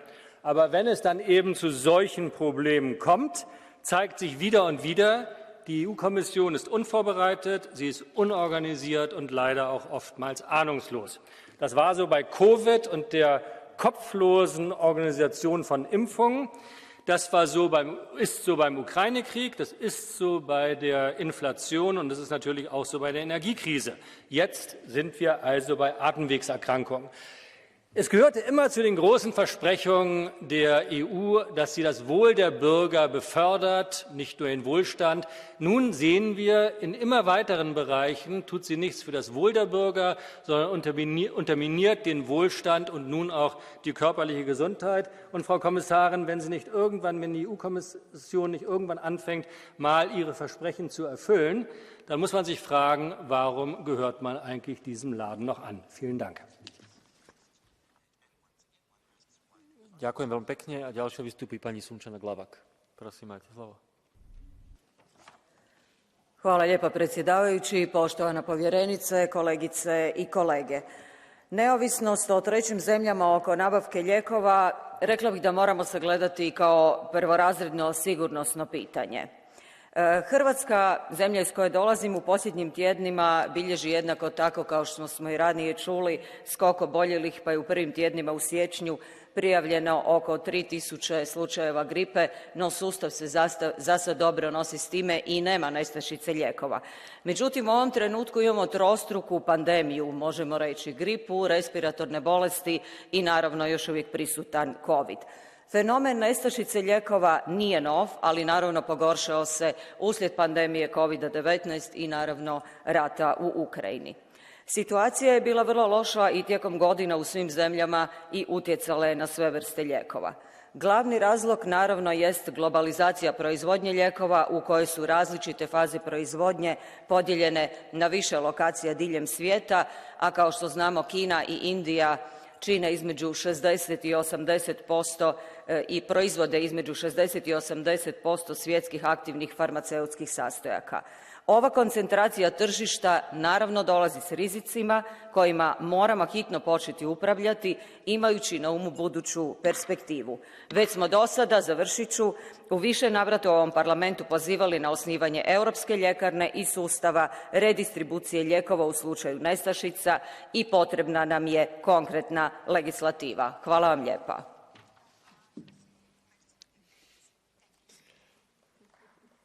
Ďakujem veľmi pekne. A ďalšia vystúpi pani Alessandra Moretti. Prosím, máte slovo. Grazie Presidente, cara Commissaria. Credo sia molto importante discutere oggi di questo quadro complicato che vede da un lato l'insorgenza di diversi ceppi di malattie respiratorie ed influenzali che si accodano al Covid e in contemporanea la carenza di alcuni tipi di medicinali che per alcuni paesi inizia a diventare preoccupante. Alcune delle soluzioni sono state proposte da tempo dal Parlamento europeo, che ha approvato il report sulla carenza dei medicinali, l'individuazione dei farmaci ritenuti strategici, un'iniziativa europea coordinata per l'approvvigionamento dei farmaci, il rafforzamento delle condizionalità legate ai finanziamenti pubblici, alla ricerca e sviluppo, per fare solo alcuni esempi. Credo però che una delle priorità sia oggi quella di spingere sempre di più con gli acquisti congiunti e il ruolo di coordinamento dell'Unione Europea, che hanno funzionato bene per i vaccini, che potrebbero servire anche per affrontare le carenze di queste ultime settimane, sono fondamentali. Sarebbe un gravissimo errore se l'Europa non facesse tesoro di quanto accaduto durante la pandemia, ispirandosi alle migliori pratiche e ai successi che abbiamo ottenuto durante quel periodo così complicato. Grazie. Ďakujem veľmi pekne a teraz vystúpi pán Ondřej Knotek. Prosím, máte slovo. Děkuji, pane předsedo, paní ministryně, paní komisařko. Potřebujeme, aby byla Evropa soběstačná ve vývoji a výrobě léčiv a aktivních látek. Zaostáváme za Amerikou i Asií a jsme na těchto lokalitách závislí. Proto je nezbytné, aby výroba a vývoj léků pro Evropu probíhala především v Evropě. Připravte prosím odpovídající programy, které nasměřují finanční prostředky k tomu, abychom posílili farmaceutické kapacity právě v Evropě. A to prosím s jedním mimo jiné konkrétním úkolem. Vyvinout nová antibiotika pro Evropu. Uvědomme si, že nedostatek léčiv či nízká účinnost antibiotik mohou mít pro obyvatelstvo fatální následky. Proto jsou investice do vývoje a výroby léčiv právě v Evropě tou nejdůležitější prioritou. Kromě lepší dostupnosti léčiv nám samozřejmě přinese i dostatek kvalifikovaných pracovních míst. Děkuji vám. Ďakujem veľmi pekne. Ako ďalší vystúpi pán Nicolás González Casares. Prosím, máte slovo.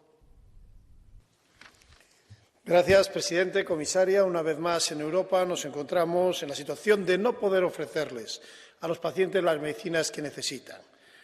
Faltan analgésicos, antibióticos. Es cierto que la situación en China y la necesidad de usar por parte de ese país más medicamentos en su grave crisis COVID que están sufriendo hace que haya una disrupción a nivel europeo.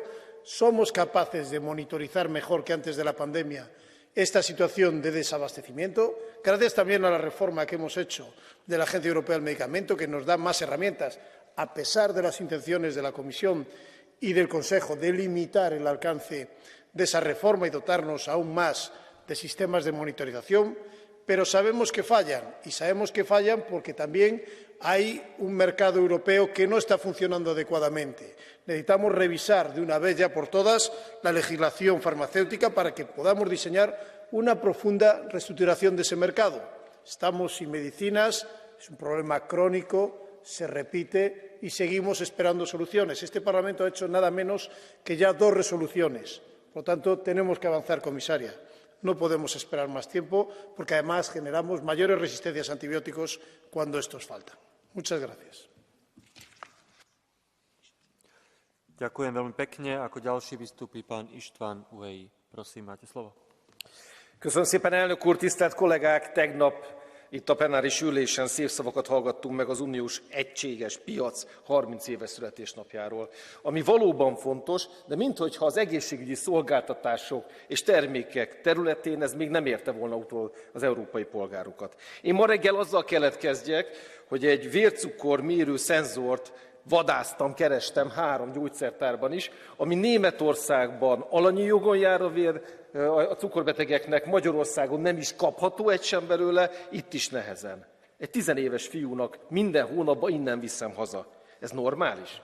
Normális az, hogy nincsen az Európai Unióban olyan minimális egészségügyi szolgáltatás, amit minden európai polgárnak éljen bárhol, ugyanúgy jár.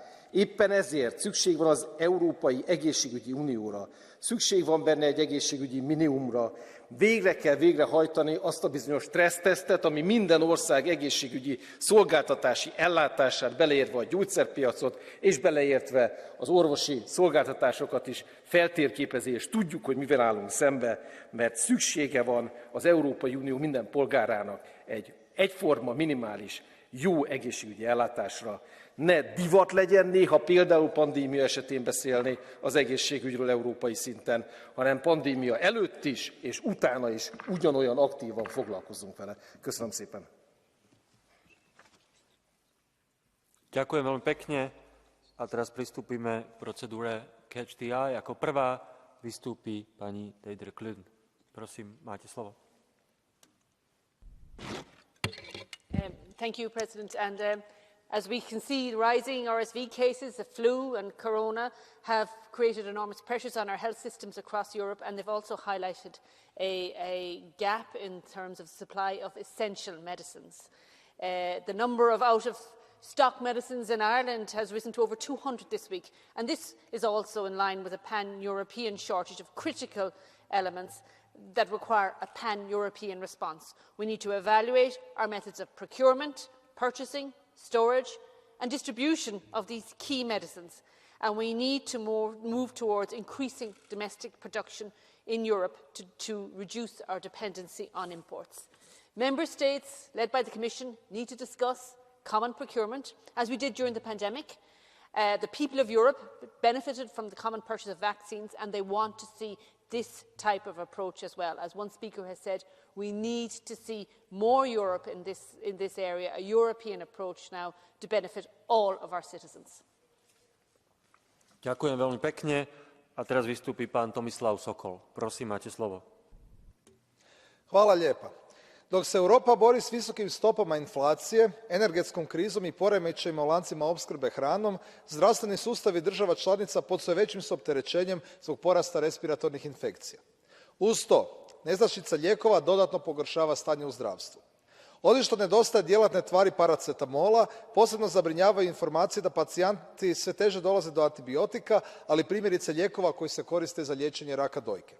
U takvim okolnostima važno je više nego ikad insistirati na stvaranju Europske zdravstvene unije koja će moći zajedničkom politikom odgovoriti na izazove nestašice. Europska unija mora puno više financijski pomoći državama članicama u borbi protiv nedostatka zdravstvenih radnika. Osim toga, ciljanom industrijskom politikom moramo u Europu vratiti proizvodnju ključnih lijekova poput antibiotika, čiji nedostatak predstavlja sve veći problem, jer je njihova proizvodnja danas naprosto neprofitabilna. Ukratko, nužni su puno jači poticaji i potpore za proizvodnju lijekova u EU nego što ih imamo sada. Zaštita zdravlja europskih građana ne smije ovisiti o trećim državama kao što je danas slučaj. Hvala lijepa. Ďakujem veľmi pekne a teraz vystúpi za Európsku komisiu pani komisárka Stella Kyriakides. Prosím, máte slovo.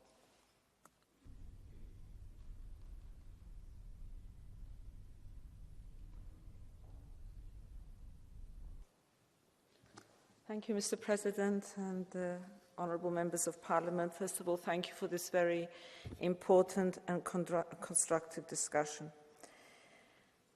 Now, I will start with what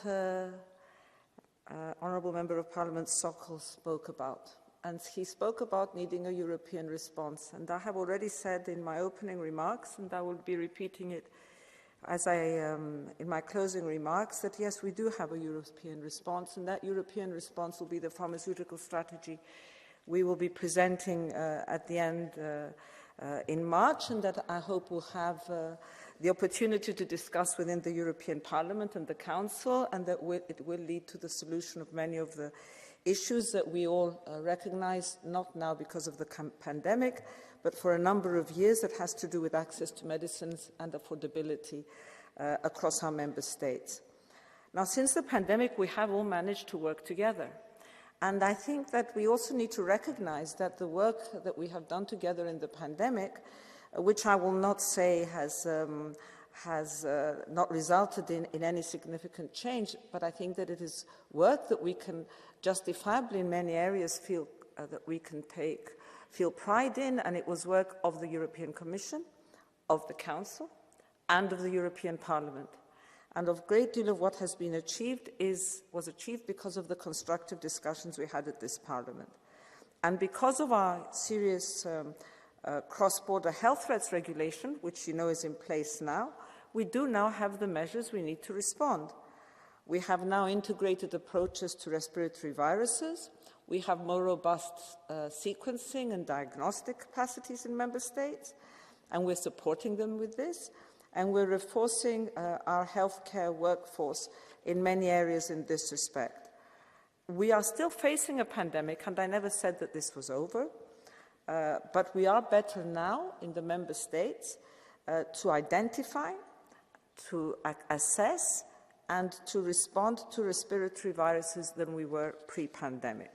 Now, a great deal has been said by the honourable members of the European Parliament.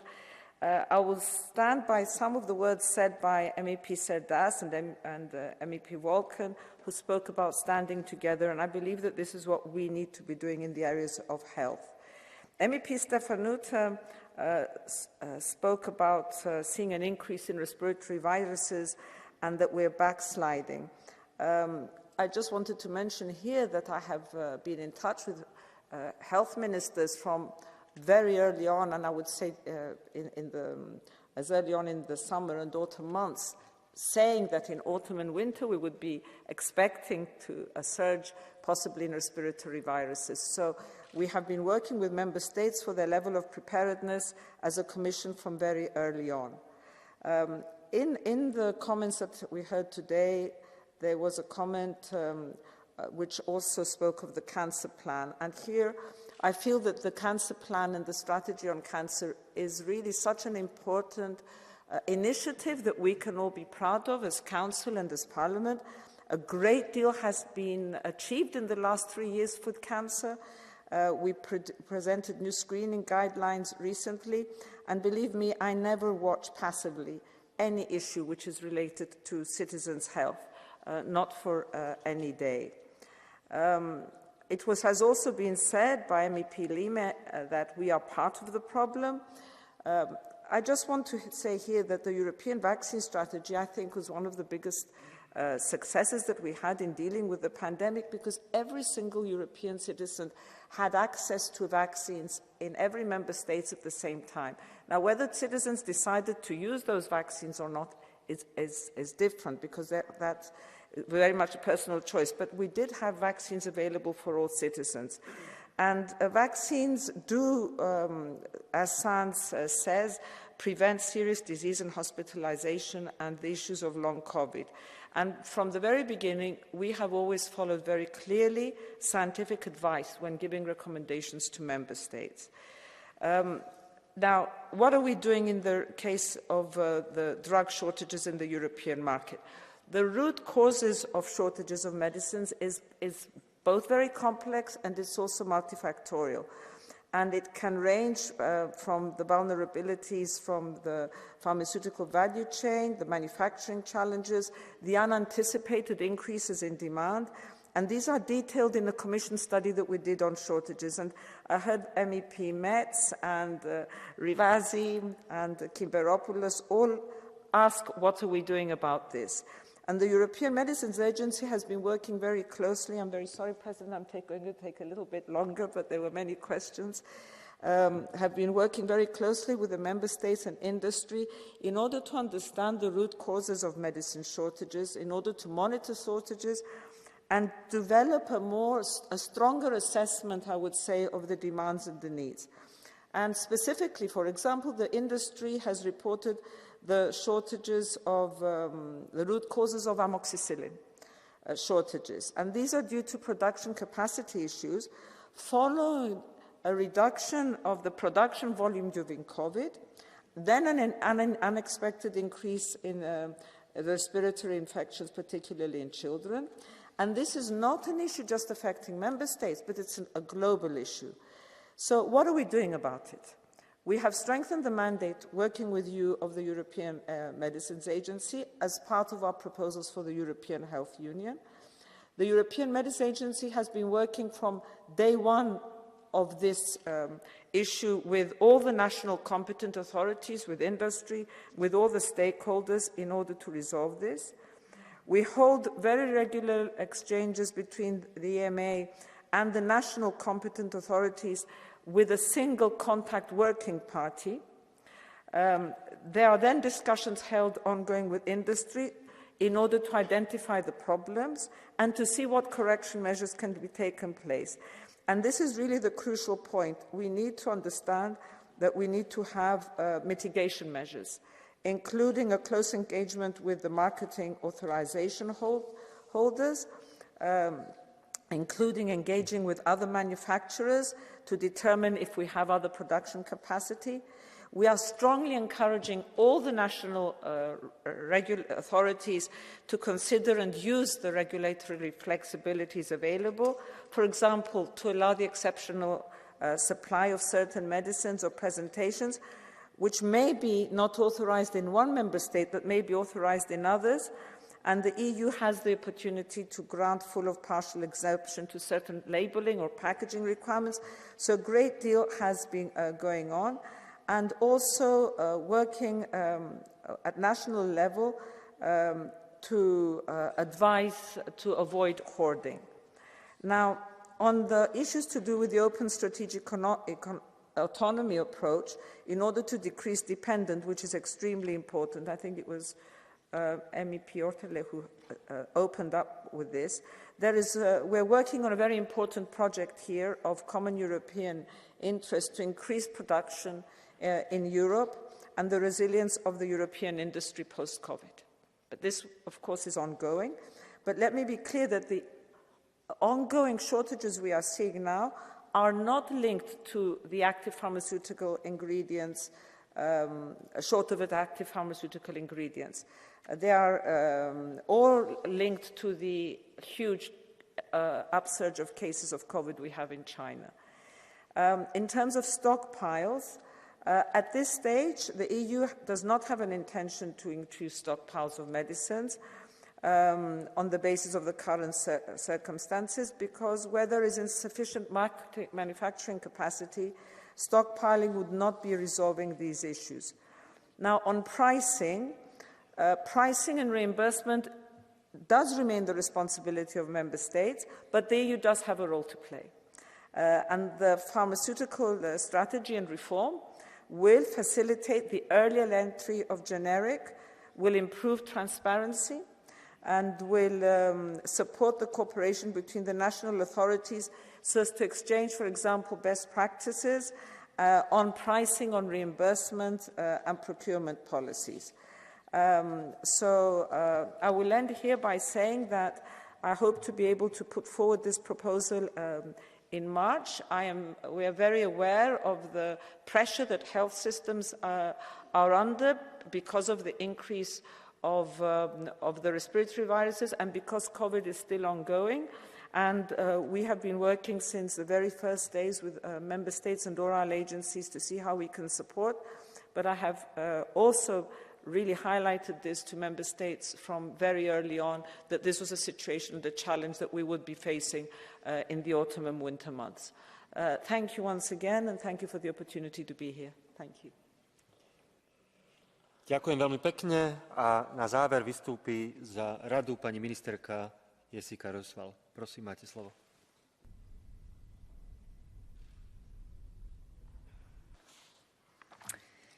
President, honourable members, Commissioner, let me assure you that the action is being taken by the Member States at national level as required.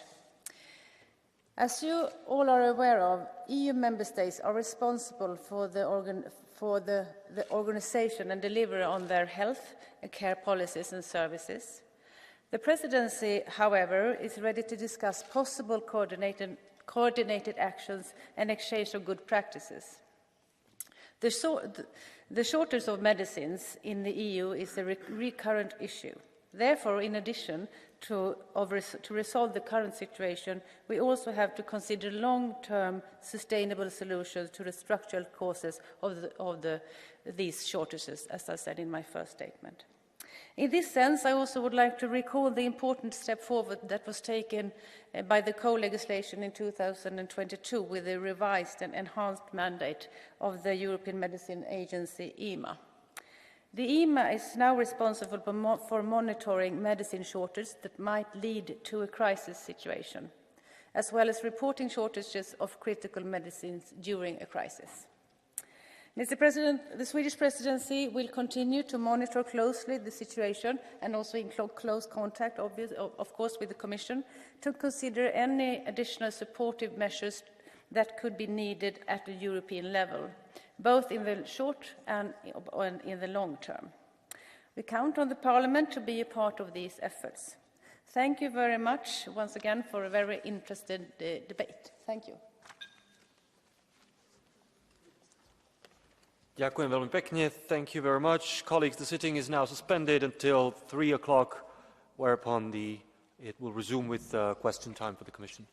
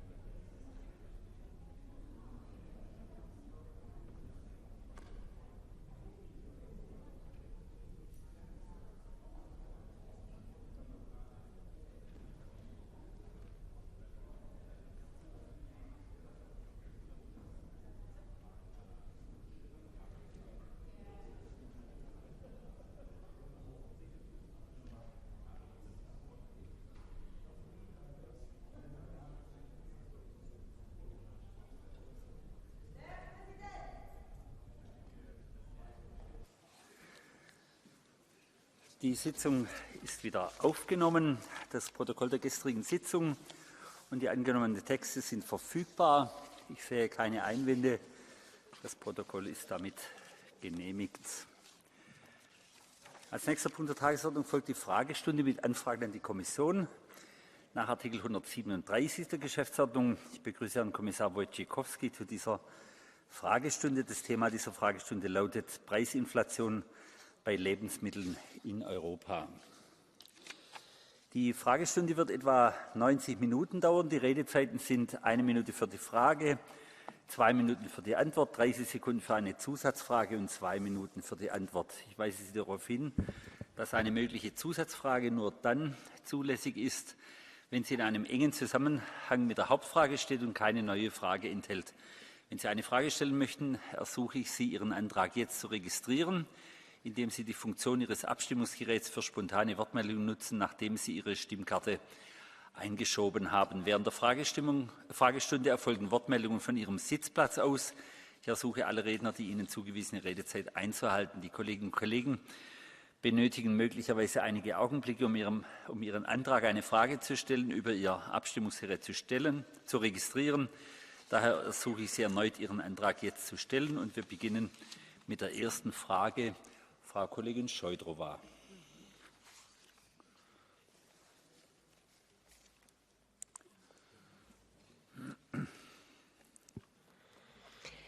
Dobrý den, děkuji, vážený pane místopředsedo, vážený pane komisaři. Jsme si vědomi růstu cen energií, které mají dopad na růst cen potravin. Když se podíváme na inflaci, na to, jaký podíl právě na nárůstu inflace činí právě potraviny, tak je zřejmé, že se podílí vlastně po ceně energií tou největší částí. A to je samozřejmě, má obrovský dopad.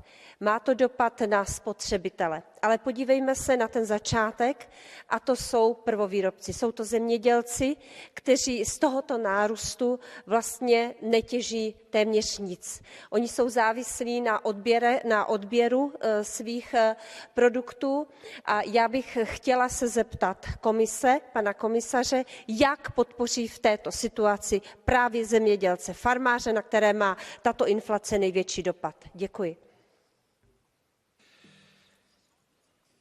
Vielen Dank, Frau Kollegin Šojdrová. Herr Kommissar.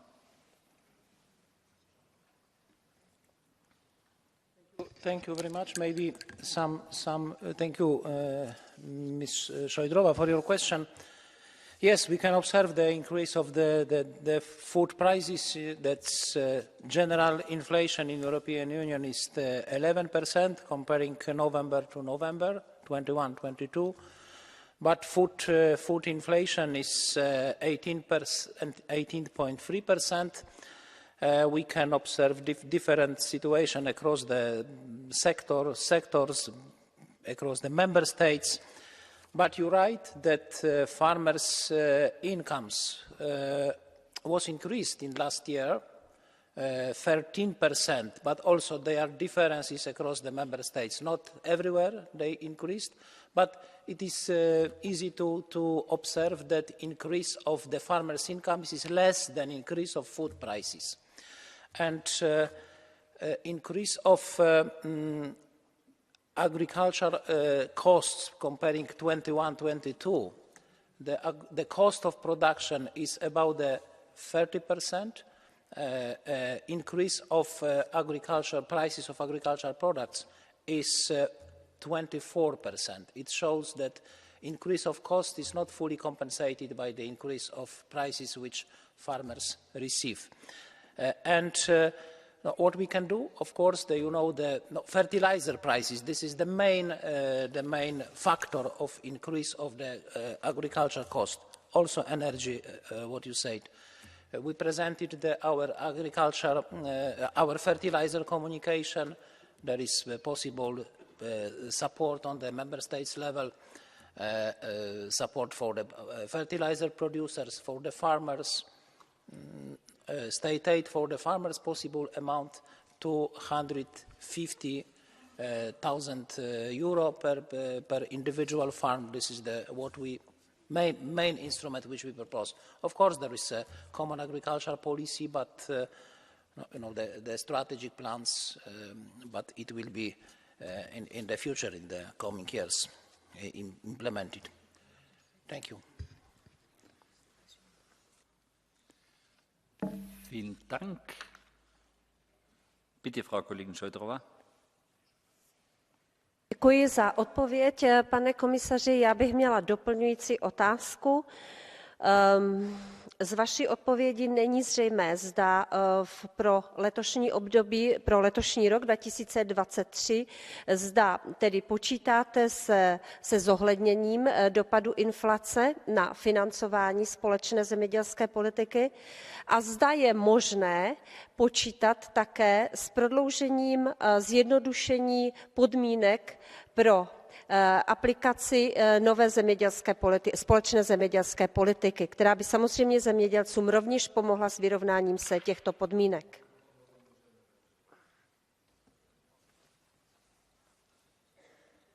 Vielen Dank, Frau Kollegin Šojdrová. Herr Kommissar Wojciechowski.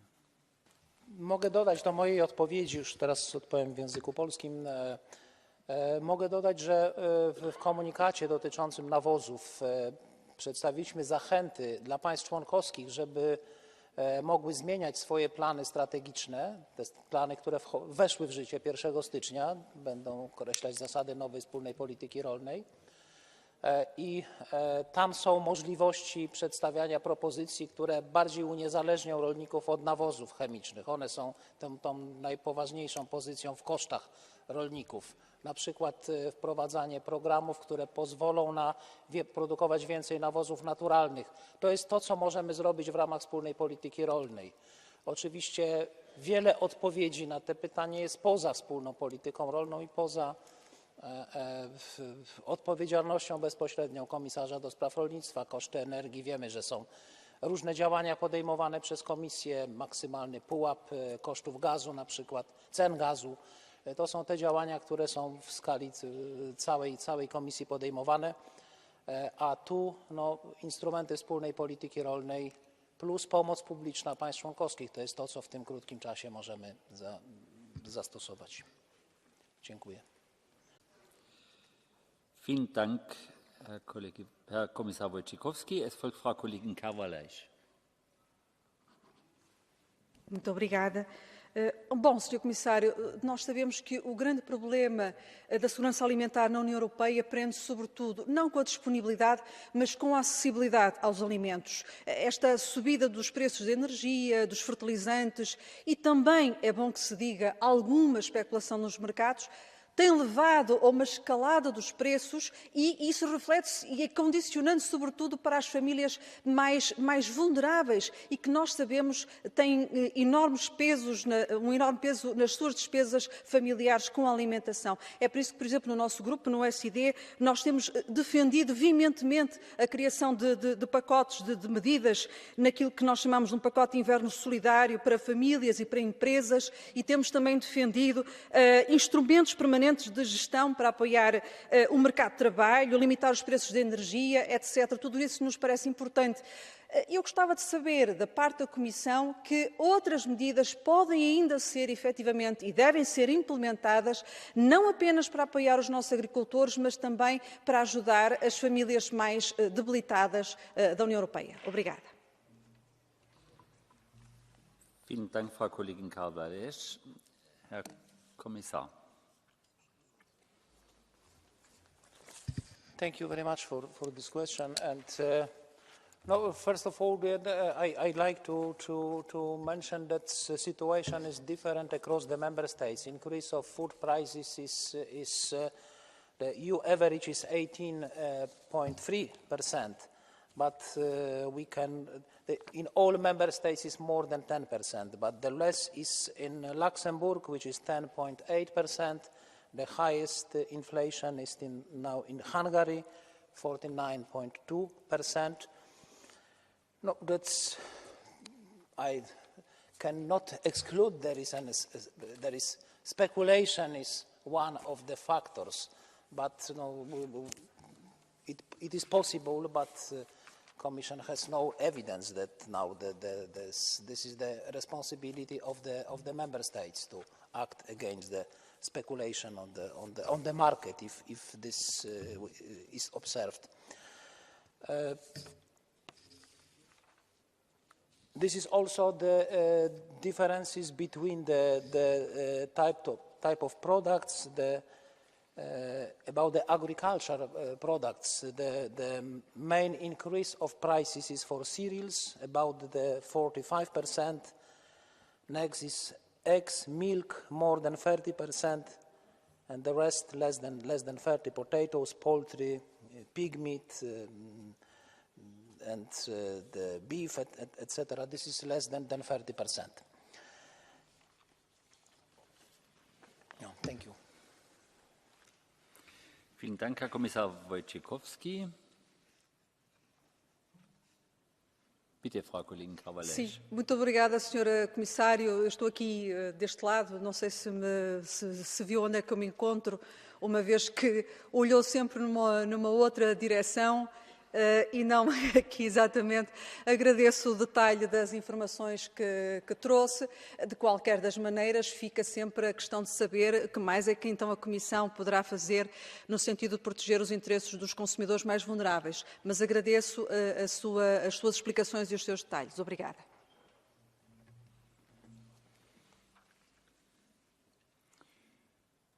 Das war jetzt keine Frage mehr. Dann fragt jetzt Herr Kollege Flecho.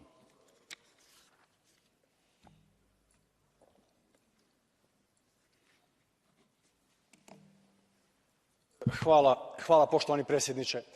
Poštovani komisioner, ako je inflacija u Europskoj uniji problem, onda u mojoj Hrvatskoj to je super problem. Zadnja 2 mjeseca inflacija je preko 13%. A ako govorimo o cijeni hrane, onda je to super mega problem. Iz jednostavnog razloga jer osim inflacije koja je zajednička europska pojava, u Hrvatskoj mi smo 1.1. uveli i euro. I tek onda cijene su eksplodirale u ovih prošlih 2 tjedna. Da, netko će reći bilo je slično i u drugim državama. U Italiji, u Sloveniji 2007. 3 ili 4 puta brojke su ipak bile manje nego danas u Hrvatskoj.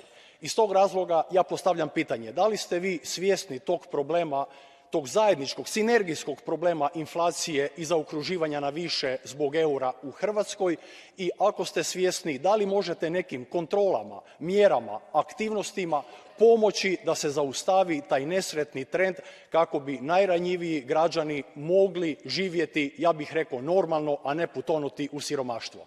Hvala.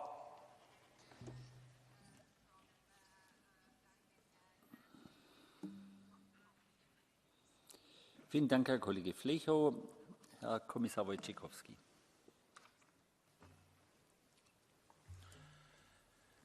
Dziękuję bardzo. No, mogę potwierdzić, że w Chorwacji rzeczywiście był problem przed wprowadzeniem euro, bo Chorwacja jest wśród krajów o najwyższej inflacji. Ceny żywności wzrosły ogólne ceny 19,8, to w niektórych produktach wzrosły więcej, ale 19,8 to taka w miarę średnia inflacja. Nie jestem w stanie skomentować tego, co dzieje się po wprowadzeniu euro. To nie jest, myślę, że Komisja nie ma jeszcze jakichś tutaj pełniejszych danych, które pozwalałyby na ocenę tej sytuacji. Z uwagą słucham pana informacji. Te dane, którymi dysponuję, to są ostatnie dostępne dane, to jest listopad, porównanie listopada 2022 do listopada 2021 i jeśli pan pytał dokładnie o Chorwację, to inflacja, jeśli chodzi o wzrost cen żywności, 19,8%. Różnie to się ma w różnych produktach, na przykład w produktach zbożowych chleb i produkty zbożowe to jest 27,7, mleko 26,5, inne produkty znacznie mniej zdrożały. Owoce, warzywa znacznie mniej. Dziękuję.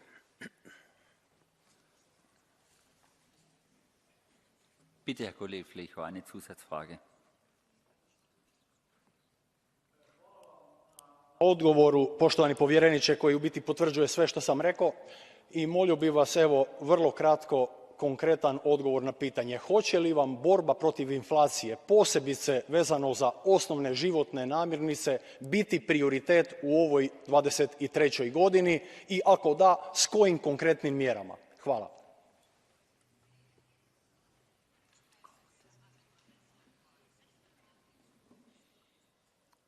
Dankeschön. Bitte, Herr Kommissar.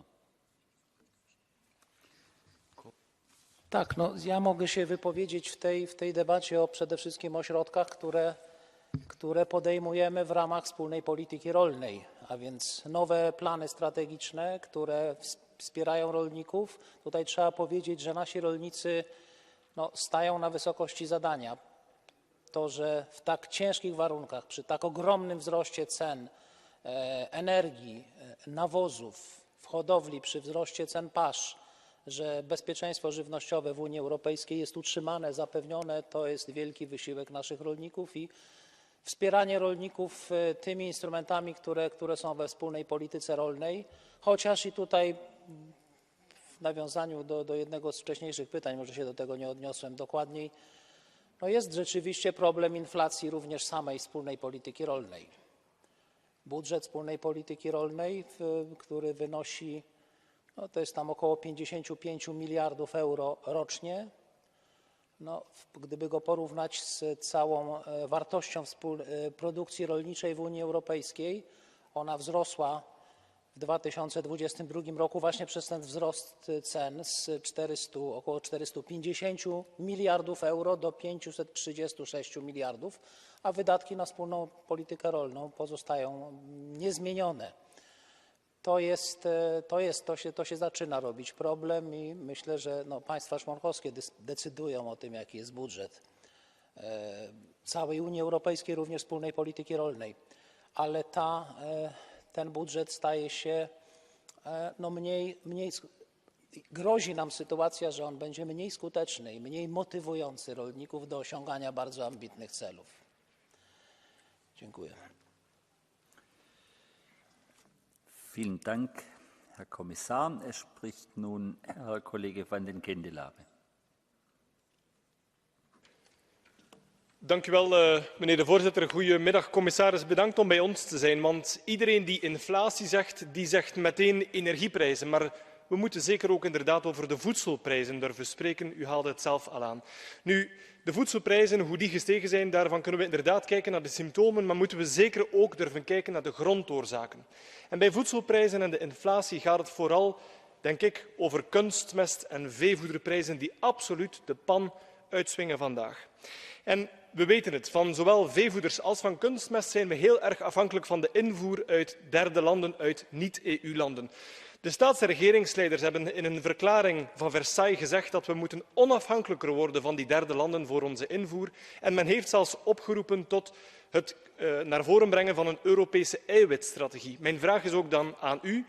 Heeft de commissie al rond die Europese eiwitstrategie gewerkt? En zo ja, wanneer mogen we dat voorstel van u verwachten? Dank u wel.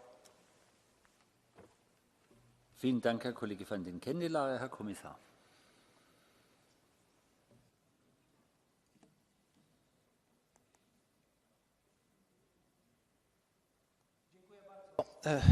Za to pytanie. Tak, przede wszystkim trzeba podkreślić, że to, że ceny żywności, wzrost cen żywności jest wyższy niż inflacja, wynika z tego, że właśnie produkcję żywności w większym stopniu dotknął wzrost kosztów, bo o ile wzrost kosztów energii czy paliw, generalnie energii, wszystkich źródeł energii dotknął całą gospodarkę, to rolnictwo jeszcze dodatkowo zostało dotknięte tymi wysokimi kosztami nawozów, które zależą od kosztów energii.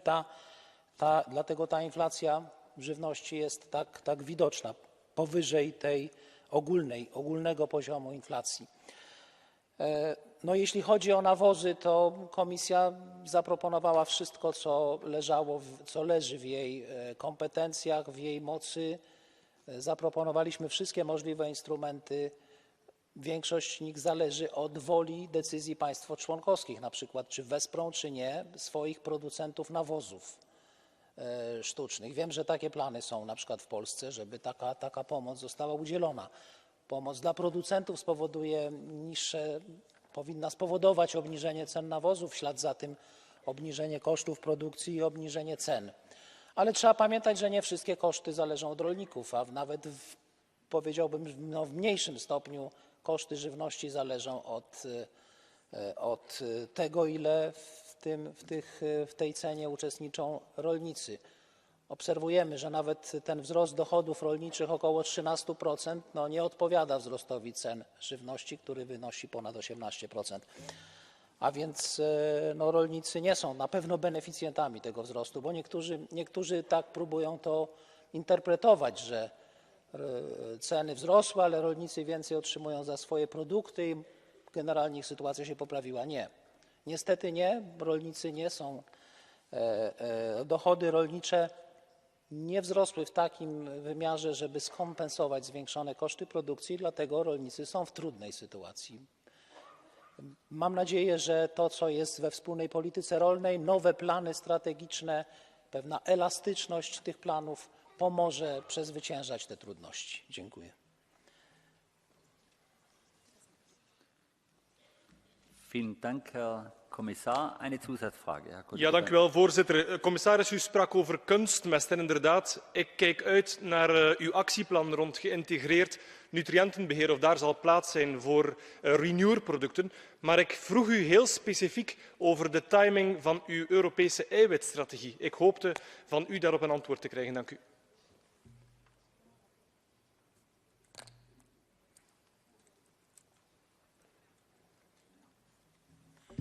Tak, dziękuję. Nie odpowiedziałem panu posłowi, a przeoczyłem.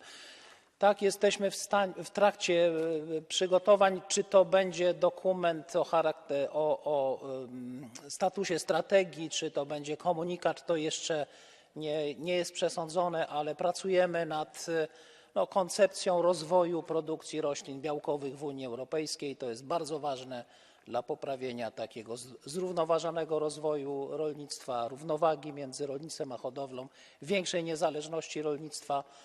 To jest między innymi efekt, moje deklaracje w tej sprawie padły tu w Parlamencie Europejskim podczas jednej z poprzednich debat. Widzę potrzebę takiego strategicznego podejścia i przygotowania koncepcji działań w tym zakresie i na pewno taki dokument powstanie.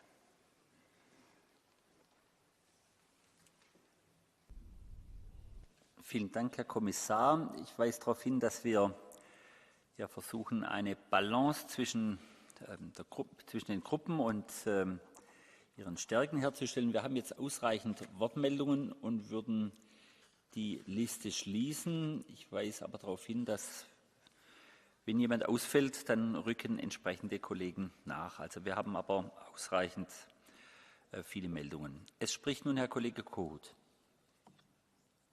Panie komisarzu, niech przemówią dane i fakty. Polska dziś, a Polska 8 lat temu. Chleb z 3,30 na niemal 6 zł. Rząd się wyżywi.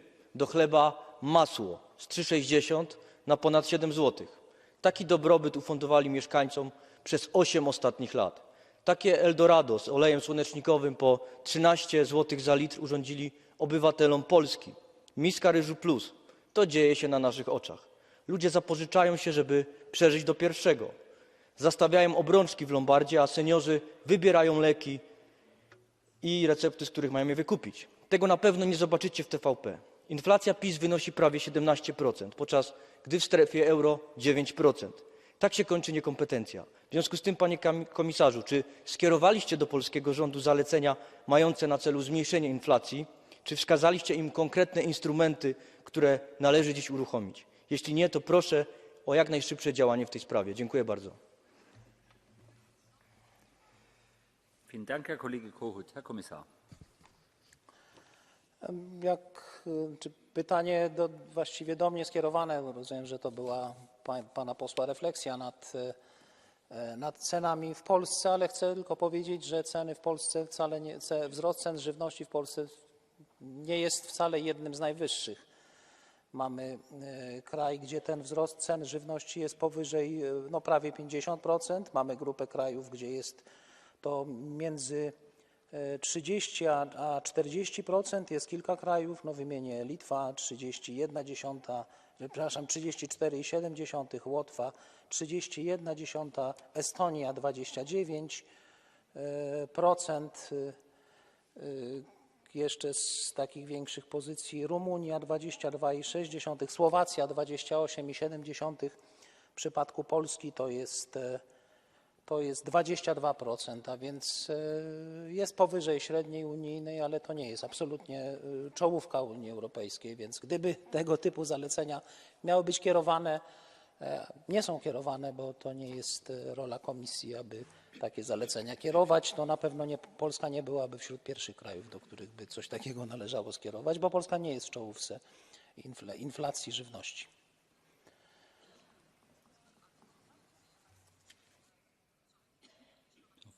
Vielen Dank, Herr Kommissar. Ich habe gerade Gesten aus dem Plenum bekommen. Ich will noch mal sagen, wir haben 90 Minuten für diese Fragestunde. Wir rechnen damit, dass 18 Fragen möglich sind. Und da verteilt sich das auf die Fraktionen. Wir werden das Verfahren sicher noch ein bisschen verbessern müssen, dass das für Sie auch sichtbar ist. Ich habe jetzt die Wortmeldungen, die ich berücksichtigen kann. Nämlich es folgen jetzt die Kollegen Weitz, Amaro, Avram, Sardone, Kolleginnen und Kollegen, Ilcic, Hasekamp, Keller, Marki, Rondinelli, De Castro, Deparnay, Grunenberg, Lavacek und Mordler. Wir haben dann noch einen Überhang von Herrn Kollegen Le Breton und Herrn Kuzmiuk. Und die kommen zu Wort. Wenn keiner Nachfragen hat, dann kann es sein, es werden noch ein bisschen mehr, dann werden wir von hinten auffüllen. Also die jetzt nicht genannt sind, die können sich das überlegen, ob sie im Saal bleiben oder nicht. Er spricht jetzt der Herr Kollege Weitz. Thank you, Chair and Commissioner. Yes, indeed, energy and energy inflation related to the Ukraine war is the main driver of food prices. But there's two more factors that are, let's say, not put in the light as much as we need to. On the one hand, there's the big food companies that have made use of the crisis already during the COVID crisis, raising the prices of the foodstuff they are providing to the wholesalers in an illegitimate way. That even resulted to the very specific situation that big wholesale companies were threatening companies like Mars or Nestle or Unilever to delist their products because they were not accepting their raise in prices. Do you have any further information on that, especially on the windfall profits this resulted to in these companies? And the second factor is speculation. We're having speculation on food as commodities. And it's not about the question whether there's hedge contracts for fixed price production dealt on a market, but the question is whether we allow speculation on rising or lowering food prices on grains, on pork meat, and so on. Is there any indication from your side now to actually give us research on how much speculation contributes to the food prices? Vielen Dank, Herr Kollege Weitz. Vielen Dank, Herr Kollege Weitz. Herr Kommissar Wojciechowski. Oczywiście, tak jak powiedziałem wcześniej, spekulacji wykluczyć nie można, aczkolwiek chcę wyraźnie powiedzieć, że reguł uczciwej konkurencji na rynku w poszczególnych państwach członkowskich strzegą właściwe organy tych państw, organy odpowiedzialne za ochronę konkurencji i konsumentów. Nie mamy jakichś poważnych sygnałów wskazujących na to, że spekulacja ma decydujący wpływ na ceny żywności. Nie, no to jest absolutnie konsekwencja i to bardzo taka odpowiadająca skali problemu. Wzrost cen to jest konsekwencja rosyjskiej agresji na Ukrainę, okrutnej wojny i konsekwencji ekonomicznych wzrostu cen, które musiały się odbić znaczy wzrost kosztów, które musiało się odbić na cenach produktów żywnościowych. Jeśli chodzi o te podmioty, które zajmują się skupem produktów rolnych, ich pozycja, tak, z tym był i ciągle jest jeszcze problem, że rolnicy bardzo często są tym słabszym podmiotem w stosunku do do firm zajmujących się skupem przetwórstw produktów rolnych. Różna jest sytuacja w różnych krajach. Są kraje, gdzie rolnicy są lepiej zorganizowani i silniejsi na rynku. Są kraje, gdzie jest jeszcze bardzo wiele do zrobienia. We wspólnej polityce rolnej są instrumenty wzmacniające pozycję rolników w łańcuchu dostaw. To jest jeden z priorytetów wspólnej polityki rolnej. Są takie instrumenty w planach strategicznych. Mamy dyrektywę wprowadzaną przez państwa członkowskie w 2019 roku przyjętą i wdrażaną w tej chwili o zwalczaniu nieuczciwych praktyk w obrocie żywnością. Bardzo wiele też zależy od tego sprawnego wdrożenia tej dyrektywy, w której są instrumenty chroniące rolników przed nieuczciwym traktowaniem ich przez silniejsze od nich podmioty rynkowe. Vielen Dank, Herr Kommissar. Herr Kollege Weitz. Commissioner, if we provide you with concrete evidence and concrete information on actual speculation on foodstuff that happened the last 2 years, will you ask your authorities, your services, to actually do concrete research on it and provide us with data? Herr Kommissar. Such information we will very seriously consider. Okay. Vielen Dank. Also Sie sehen auch, dass es da jetzt Nachfragen gibt. Ich bitte um Verständnis. Wir haben mit dieser Fragestunde ist ein neues Instrument. Es läuft zwar schon ein paar Monate, aber es kommt aus den Fokusgruppen. Sie haben Anweisungen an Ihrem Tisch. Sie können sehen, ob Sie registriert sind oder nicht. Und die dann weggehen, die gehen dann halt weg. Wir versuchen, das Verfahren weiter zu optimieren. Ich bitte um Verständnis. Es spricht jetzt Herr Kollege Amaro.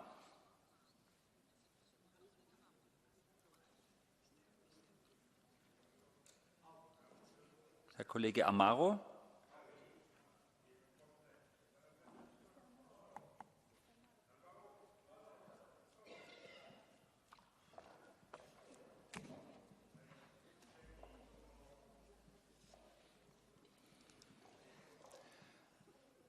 You were foreseen. There is no reason to complain.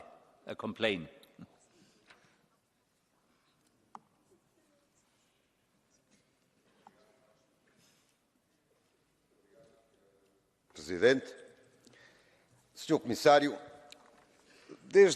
nós já sabemos aquilo que aqui se tem falado, ou seja, que o aumento do rendimento dos agricultores não é acompanhado na mesma dimensão do aumento dos bens alimentares, e o Sr. Comissário concorda, analisou e concorda.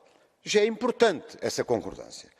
Mas a questão que eu acompanho, muitos dos colegas, eu queria que de uma maneira objetiva o Sr. Comissário dissesse: a Comissão, para resolver este déficit, já fez isto. O que o Sr. Comissário nos tem dito resguarda-se apenas em duas coisas: na PAC e nos planos estratégicos. Na PAC e nas políticas dos Estados-membros. Sr. Comissário, peço desculpa, mas é pouco. Porque o que nós queríamos aqui ouvir é: a Comissão, face a esta realidade que prejudica o rendimento dos agricultores, tem uma medidas extraordinárias para haver essa compensação. A PAC não foi desenhada para combater a inflação. De modo que não é justo, na defesa dos agricultores, resguardarmos na PAC e nos PEPACs. Obrigado. Vielen Dank, Herr Kollege Amaro. Herr Kommissar Wojciechowski.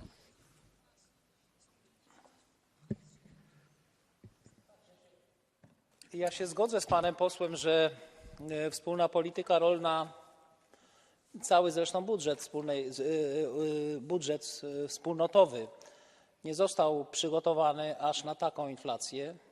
Na inflację jest przygotowany, bo jest 2% wskaźnik waloryzacyjny, ale na tak ogromny kryzys i na takie wyzwania, które stanęły przed rolnictwem, najpierw COVID, a teraz ta straszna wojna rozpętana przez Rosję, to jest wyzwanie, które rzeczywiście jeszcze nie stało przed nami w momencie, kiedy budżet został uchwalony. On został przyjęty, przypomnę, w lipcu 2020 roku. Już był COVID, ale nic nie wskazywało na to, że nastąpi ta straszna wojna, ta agresja i ta wojna. Więc to jest pewien problem teraz, bo pan poseł mówił o konkretnych instrumentach. Więc jeszcze raz powiem, wszystko co było możliwe ze strony Komisji zostało zrobione, żeby zwiększyć podaż żywności, bo od tej podaży żywności zależy jej cena. Zostały uchylone, zawieszone, nie uchylone, ale zawieszone na ten rok obszary nieprodukcyjne, które rolnicy mieli wyłączać na poprzedni rok i na ten. Obowiązkowy płodozmian, wszystkie instrumenty, które w takim krótkim okresie czasu ograniczały produkcję, zostały zawieszone. Użyliśmy rezerwy kryzysowej, podjęliśmy interwencje rynkowe, prywatne przechowalnictwo w tym okresie kryzysowym, żeby usunąć wszelkie bariery, które ograniczają produkcję żywności i zagrażają, bo powodują wzrost tych cen. Nie wiem jeszcze, jakie możliwe byłyby instrumenty. Reszta to już jest kwestia budżetu, na przykład zwiększenia środków na interwencję rynkową w sytuacjach kryzysowych. 500 milionów euro to jest rezerwa kryzysowa. Na tak potężne kryzysy to nie jest kwota, która może rzeczywiście być skuteczna i efektywna. Dlatego mówię o tym na potrzebie przemyślenia budżetu, który wynosi w tej chwili 0,4% unijnego PKB. Wspólna polityka rolna to jest 0,4% PKB. Za bezpieczeństwo żywnościowe i za bezpieczeństwo ekologiczne, bo przecież rolnicy przyjmują na siebie bardzo wiele zadań środowiskowych i klimatycznych. Dziękuję. Vielen Dank, Herr Kommissar Wojciechowski. Es spricht jetzt Herr Kollege Avram. Domnule președinte, vedem toate aceste statistici care vin și de la nivelul Comisiei Europene și de la organizații internaționale și de la guvernele statelor membre și ele sunt îngrijorătoare, cum sunt și consecințele. România, de exemplu, a încheiat 2022 cu o creștere de 22%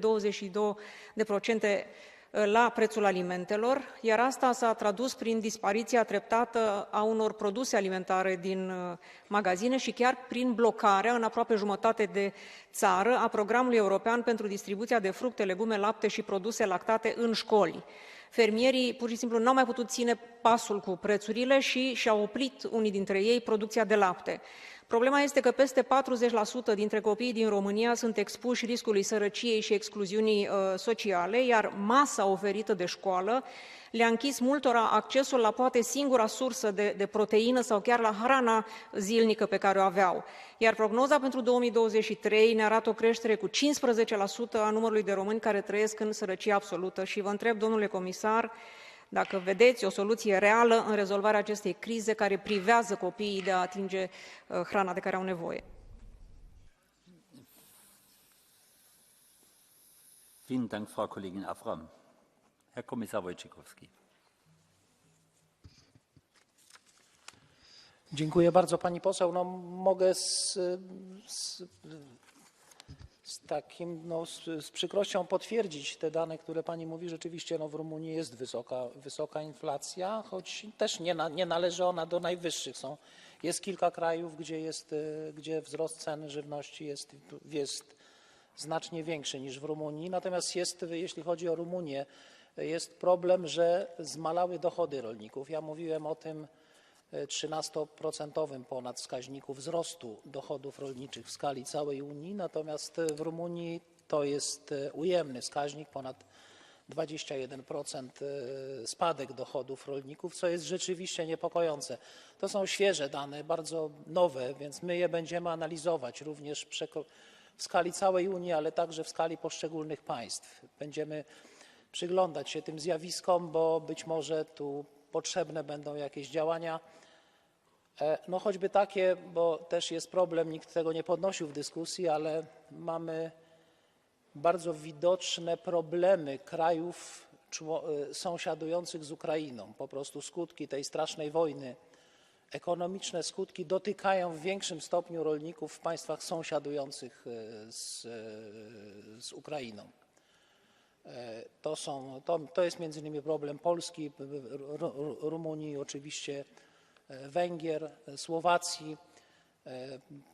Na przykład wolny handel, otwarty handel z Ukrainą, bardzo potrzebny i popierany przez Komisję Europejską zdecydowanie, ale on powoduje pewne negatywne następstwa dla rolników w tych krajach, zwiększone trudności ze zbytem ich produktów rolnych. I to jest problem, który analizujemy w tej chwili bardzo, bardzo uważnie. Może to będzie kwestia zastosowania rezerwy kryzysowej adresowanej do tych państw. Analizujemy wszystkie możliwe rozwiązania, żeby tę sytuację poprawić. Myślę, że ta sytuacja w Rumunii, która była przedmiotem pytania, to się wiąże również z tą sytuacją. No, bliskość tej wojny, sąsiedztwo, które negatywnie, znaczy wojna negatywnie oddziałuje, w szczególności na rolnictwo państw, które są najbliżej. Dziękuję. Vielen Dank, Herr Kommissar Wojciechowski. Es spricht als nächstes Frau Kollegin Sardone.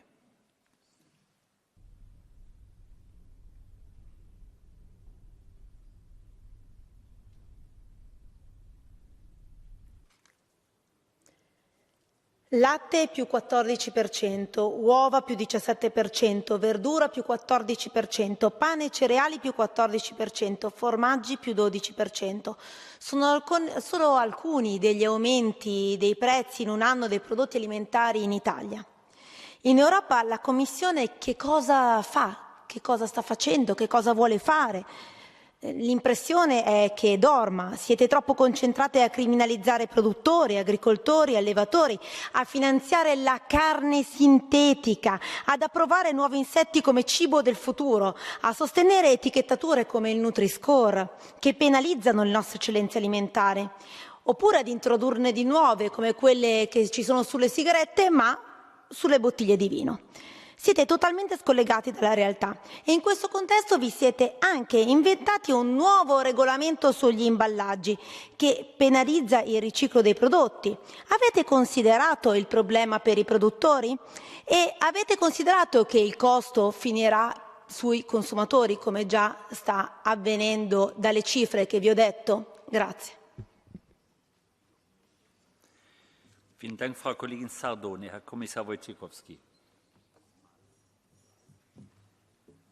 Dziękuję pani poseł za to pytanie. Mogę powiedzieć, że jeśli chodzi o Włochy, to sytuacja jest nieco lepsza niż średnio w Unii Europejskiej, bo wzrost, znaczy inflacja cen żywności w skali całej Unii to jest 18,3%, jak już wspomniałem, natomiast w przypadku Włoch to jest 13,8%, więc znacznie poniżej średniej.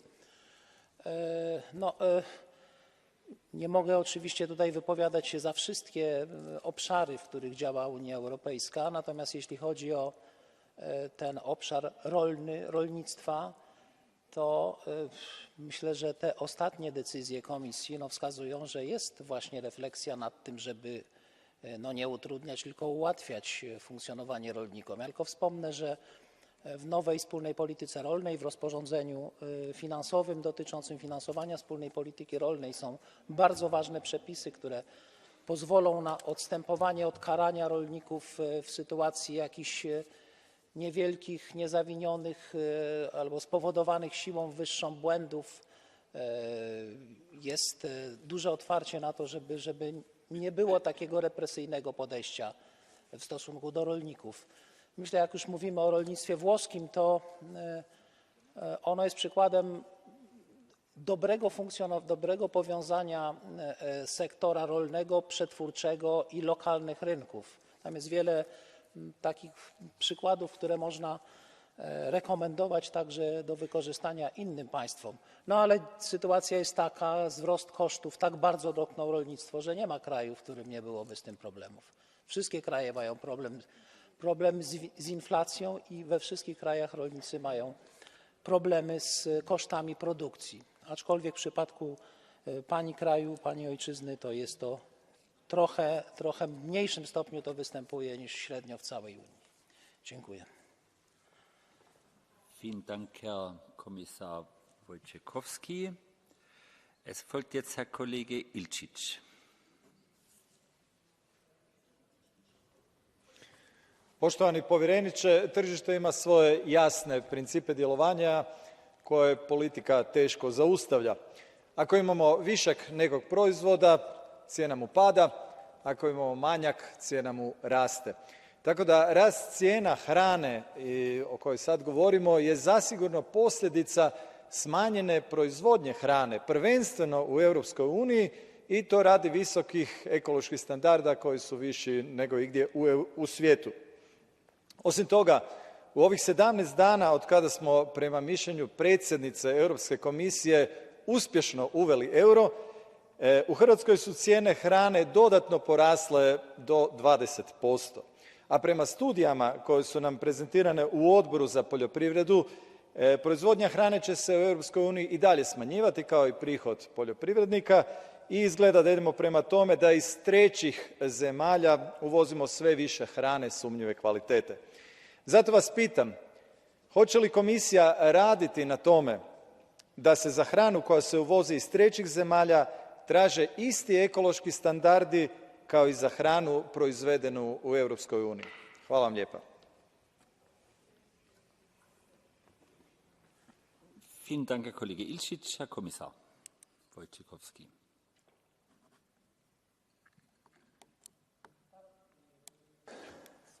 Panie pośle, to oczywiście te równe standardy, wyrównanie standardów, stosowanie zasady wzajemności w handlu z krajami trzecimi jest stałym punktem wszystkich naszych negocjacji umów o wolnym handlu zawieranych z poszczególnymi partnerami, na przykład ostatnio z Nową Zelandią. Te zasady są do tych porozumień wprowadzane. No, musimy z drugiej strony respektować zasady Światowej Organizacji Handlu. To nie zawsze jest takie łatwe do wprowadzenia. Wysokie standardy, które w innym przypadku, wysokie standardy unijne, jeżeli są wymagane od państwa członkowskiego, a wykraczają poza standardy przyjęte w handlu światowym, no to może to być postrzegane w niektórych sytuacjach jako nieuzasadnione bariery w handlu. A nie chcemy takiej sytuacji, żeby Unia była oskarżana o tworzenie barier w handlu, bo mamy bardzo dużą nadwyżkę handlową, więc to w interesie Unii Europejskiej, europejskich rolników, producentów leży, żeby handel był maksymalnie otwarty, ale absolutnie bierzemy to pod uwagę. Jeśli chodzi o... Pan rzeczywiście podkreślił to, co jest ważne. Unia Europejska ma najwyższe w świecie standardy jakości i bezpieczeństwa żywności, najwyższe w świecie. Standardy dobrostanu zwierząt, standardy środowiskowe i to, co się zmienia we wspólnej polityce rolnej, to, że będziemy teraz rolnikom za te standardy więcej płacić albo w ogóle płacić za coś, co do tej pory rolnicy spełniali bez dodatkowych gratyfikacji, na przykład dobrostan zwierząt. On był w minimalnym stopniu wspierany do tej pory, a teraz są naprawdę instrumenty w obu filarach wspólnej polityki rolnej, żeby nagradzać rolników, którzy dobrowolnie podwyższają te standardy dobrostanu zwierząt. Także te wysokie praktyki zapewniające wysoką jakość i wysokie bezpieczeństwo europejskiej żywności będą też nagradzane. Rolnicy za te praktyki będą nagradzani. Dziękuję. Vielen Dank, Herr Kommissar. Eine Zusatzfrage. Herr Kollege Ilčić, bitte. Poštovani povjereniče, znam da je to teško i poštujem svaki vaš napor u tom smislu. Međutim, ja, za razliku od kolega s ljevice, dugoročno ne vidim održivost u tome da će komisija pomagati ovima ili onima kad hrana poraste. Dakle, samo da se omoguće uvjeti da se u Europskoj uniji proizvodi dovoljna količina hrane, da ne budemo stroži prema svojima nego prema onima vani. Dakle, moje dodatno pitanje, je li vama prioritet domaća proizvodnja iznad... Vielen Dank, Herr Kollege Ilčić. Also erstens weise ich mal darauf hin, also jetzt haben Sie, als ich das schon abgeschaltet habe, kam die Dolmetschung, dass Sie sagen, ist das nicht eine Priorität? Das ist eine Fragestunde, ja, aus guten Gründen. Und wir sollten uns wirklich auf Fragen beschränken. Das, was ich gerade in Ergänzung gehört habe, das war eine Stellungnahme, eine Argumentation.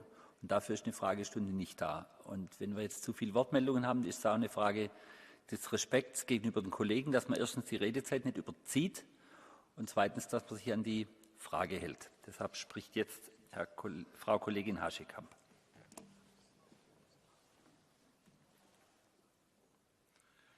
Ja, dank u, voorzitter.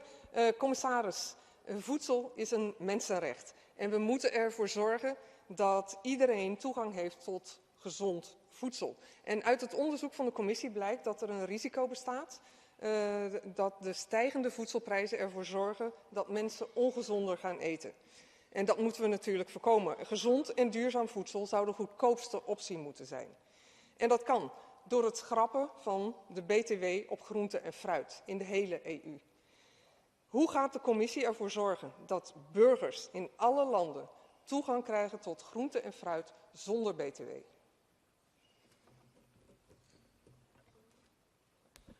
Vielen Dank, Frau Kollegin Hasekamp. Herr Kommissar Wojciechowski.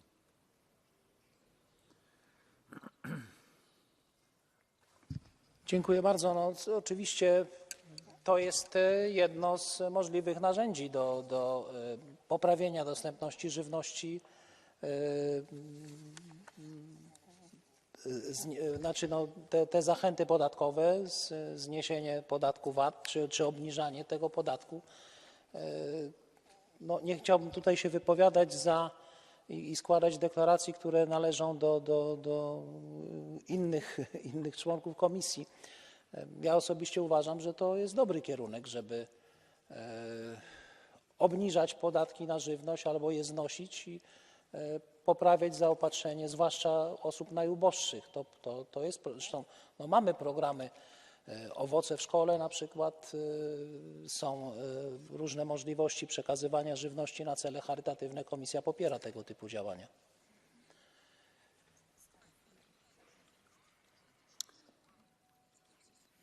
Vielen Dank. Jetzt spricht Herr Kollege Kelleher. Yes, food inflation is 18%, input cost to farmers running at 24%. Inflation is having a significant impact on lower income families across Europe, and it is now having a significant impact on farmers to be able to produce food itself. So to ask the Commission, first and foremost, what is it going to do in terms of addressing the input costs, primarily fertiliser and other commodity costs like protein feeds for animals, for example, to convert to meat or milk production? And that is going to be a significant challenge. Now, I would like to know what efforts will be made to displace the importation of soya, maize, oilseed with crops grown in Europe under the protein strategy. And finally, Commissioner, we never have had an impact assessment on farm to fork, on the biodiversity strategy or on the Green Deal itself. So is it not time that we would have an impact assessment on the strategies to ensure that some of the strategies are adding further to the difficulties regarding price inflation and food inflation? Vielen Dank, Herr Kollege Kelleher. Herr Kommissar Wojciechowski, bitte. Dziękuję za to pytanie dotyczące strategii od pola do stołu. Oczywiście sama strategia jako taka, jako dokument polityczny nie zobowiązywała do przedstawienia takiej analizy wpływu odnośnie całej strategii, natomiast odnośnie poszczególnych inicjatyw legislacyjnych, które są realizacją strategii, takie analizy, oceny wpływu są dokonywane. I dziękuję za przypomnienie tej strategii, dlatego że no ona między innymi zawiera bardzo wiele elementów, które pozwalają czy wspierają działania skracające drogę od pola do stołu. Ta droga jest bardzo, bardzo odległa w tej chwili, bo jeśli mówimy o cenach żywności, to warto pomyśleć o tym, jak na to wpływa transport. Zaledwie 1/3 część żywności, nawet niespełna 1/3, jest transportowana od pola do stołu mniej niż 50 km.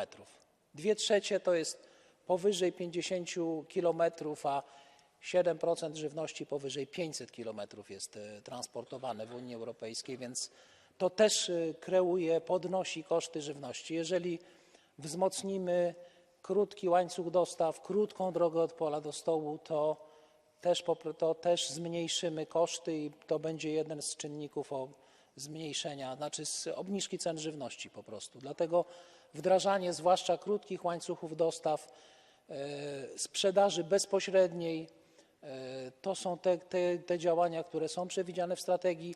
Wiele krajów wprowadziło te działania do swoich planów strategicznych i wiążemy z tym istotne nadzieje, że jeśli to zacznie działać, to pojawi się istotny czynnik wpływający na obniżkę cen żywności. Nowa wspólna polityka rolna z elementami strategii od pola do stołu, które tę drogę od pola do stołu skracają.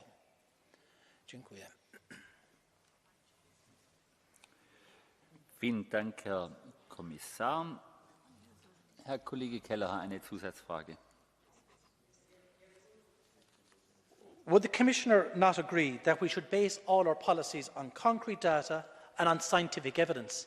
And we have to move beyond hope. We have to make decisions knowing the potential outcome and impact that those decisions will have. And our production capacity, our competitiveness, our import costs, and ultimately the cost to consumers will increase. We know that definitively, and now we have the added additional problems with regard to the cost of fertiliser and other inputs into the food chain in the European Union. So all I'm asking, I'm not opposing, I support it, but we have to do it on science. Vielen Dank, Herr Kollege Keller. Bitte, Herr Kommissar. Dziękuję, panie pośle. No, oczywiście opieramy się na naukowych dowodach, analizach. Ja przynajmniej we wszystkim, co jest treścią wspólnej polityki rolnej, opieram na analizach i tych takich bezpośrednio rolniczych, ale także analizach ekonomicznych. Analizuję sytuację w skali całej Unii i również, co jest niezwykle ważne, to trzeba też analizować różnice między poszczególnymi państwami członkowskimi. To, co jest pewną trudnością w zarządzaniu wspólną polityką rolną, w jej programowaniu, to jest to, że mamy bardzo różne rolnictwo w poszczególnych państwach członkowskich, różne wyzwania, różne problemy. Bardzo mocno poszliśmy w kierunku większej elastyczności wspólnej polityki rolnej. Mamy krajowe, podkreślam, krajowe plany strategiczne. Myślę, że to też pozwoli lepiej dostosowywać wspólną politykę rolną do sytuacji w poszczególnych krajach i dostosować ją w sposób zgodny z naukowymi dowodami. Korzystając nie tylko na pańskie pytanie, ale także na jedno z wcześniejszych, bo cały czas to powraca, że ograniczamy produkcję rolną. Więc chcę bardzo wyraźnie powiedzieć, że w obecnie realizowanej wspólnej polityce rolnej nie ma instrumentów świadomie ograniczających produkcję. Nawet jeśli takie instrumenty były, można było za takie uznać właśnie ten obowiązek odłogowania pewnej części gruntów, zawieszony i płodozmian, wymagania w zakresie płodozmianu, które tak w ogóle są potrzebne i w dłuższej etapie, w dłuższym okresie podnoszą bezpieczeństwo żywnościowe, no o tyle przy planowaniu na konkretny rok zasiewów mogły jakąś produkcję ograniczać. To też zostało zawieszone, więc dzisiaj we wspólnej polityce rolnej nie ma takiego, nikt nie wskaże takiego instrumentu, który by wprost zmierzał do tego, żeby rolnicy mieli produkować mniej. Jest możliwość produkowania więcej. Oczywiście mamy na uwadze to, że ta produkcja musi być utrzymywana nie tylko dziś, ale i jutro i pojutrze też i dla przyszłych pokoleń, więc zrównoważenie rolnictwa jest niesłychanie ważną rzeczą. Dziękuję. Vielen Dank, Herr Kommissar. Es spricht nun Herr Kollege Marky.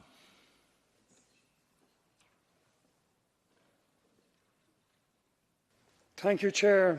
We've all seen from the last year just how vulnerable our food supply is and how vulnerable food security is and how it has impacted on so many people.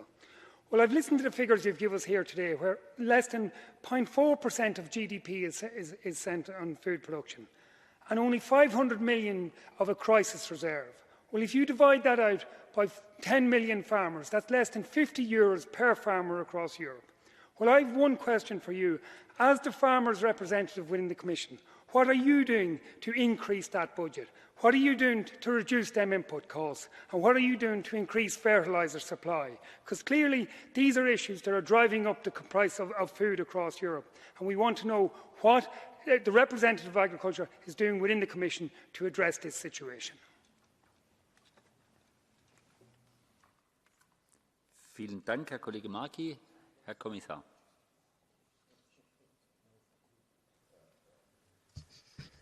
Dziękuję, panie pośle. No, to, że obecny budżet wspólnej polityki rolnej, ten, który realizujemy już od 2021 roku, że on wynosi nie 365 miliardów euro, jak był pierwotnie planowany, tylko 387, o 22 miliardy euro więcej. No, to jest efekt, nie chcę tu sobie przypisywać jakichś osobistych zasług, bo to nie w tym rzecz, ale to od komisarza do spraw rolnictwa wyszły inicjatywy, żeby ten budżet został zwiększony i został zwiększony. Pierwszy raz chyba w historii Unii budżet przyjęty ostatecznie z inicjatywy Komisji przez Radę był tak znacząco wyższy od pierwotnej kwoty. Ale mówiłem o tym i dziękuję, że pan poseł to zauważył. No tak, to jest 0,4% PKB przy tak ogromnych wyzwaniach, jakie stoją przed rolnictwem i przy tak ogromnych kryzysach, jakie się na rolnictwo zwaliły. To nie zapewni nam bezpieczeństwa żywnościowego w dłuższej perspektywie. I dlatego ja podnoszę tę kwestię. Bardzo stanowczo już na różnych publicznych forach to robiłem i myślę, że takie będzie moje dążenie. Ja nie mogę w tym momencie składać deklaracji w imieniu całej komisji, bo nie mam do tego mandatu. Mogę w tym momencie odpowiadać za własne działania. Tak, będę przekonywał, że budżet przyszłej wspólnej polityki rolnej powinien być znacząco większy, a w tym budżecie przede wszystkim powinny być silniejsze instrumenty zarządzania kryzysowego. Rolnicy w kryzysach nie mogą być zostawieni sami sobie. Mamy narzędzia kryzysowe skrojone na miarę zwyczajnej sytuacji, że gdzieś tam od czasu do czasu pojawia się kryzys i trzeba podejmować interwencje, bo coś się dzieje na rynku niewłaściwego, są jakieś zakłócenia. A dziś mamy do czynienia nie z zakłóceniami, tylko z permanentnym obciążeniem rolnictwa, ogromnym ryzykiem i tym klimatycznym, i tym politycznym, wojna, ale także wcześniej COVID, który bardzo dotknął rolnictwo, więc musimy mieć we wspólnej polityce rolnej, jeśli ona ma pozostać wspólna, musimy mieć zdecydowanie silniejsze narzędzia do reagowania na poziomie unijnym w sytuacjach kryzysowych i wspierać rolników w takich sytuacjach. I to będzie moim priorytetem w pracach nad jakimiś wstępnymi założeniami, bo tylko tyle komisja obecnej kadencji będzie robić. To już następna wspólna polityka będzie projektowana przez następną komisję, następnego komisarza. Ale ja będę chciał przedstawić wstępne założenia, które będą zmierzały do wzmocnienia wspólnej polityki rolnej i wzmocnienia jej budżetu. Dziękuję. Vielen Dank, Herr Kommissar. Als nächstes, do you want to? Yes. Ah. Commissioner, to quote your own words in relation to what are you doing in relation to this, I keep talking about it. That's what the translation came to me. Surely the money you talk about, the 500 million crisis reserve fund, that is part of the existing budget. My question is, what additional money and what new efforts have been made? Number one, to provide additional money, but equally to ensure an increase in supply of fertiliser, to drive more competition into the market and drive down prices, to generally reduce the costs of production and to ensure that for those vulnerable people all across Europe, we can provide a cheap and affordable food. Thank you. Vielen Dank, Herr Kollege Markey. Herr Kommissar.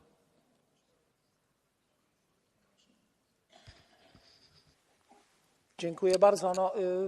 Już mówiłem wcześniej o tych działaniach dotyczących, zresztą mieliśmy debatę tutaj w tej sali na temat dokumentu dotyczącego komunikatu Komisji, jeśli chodzi o nawozy.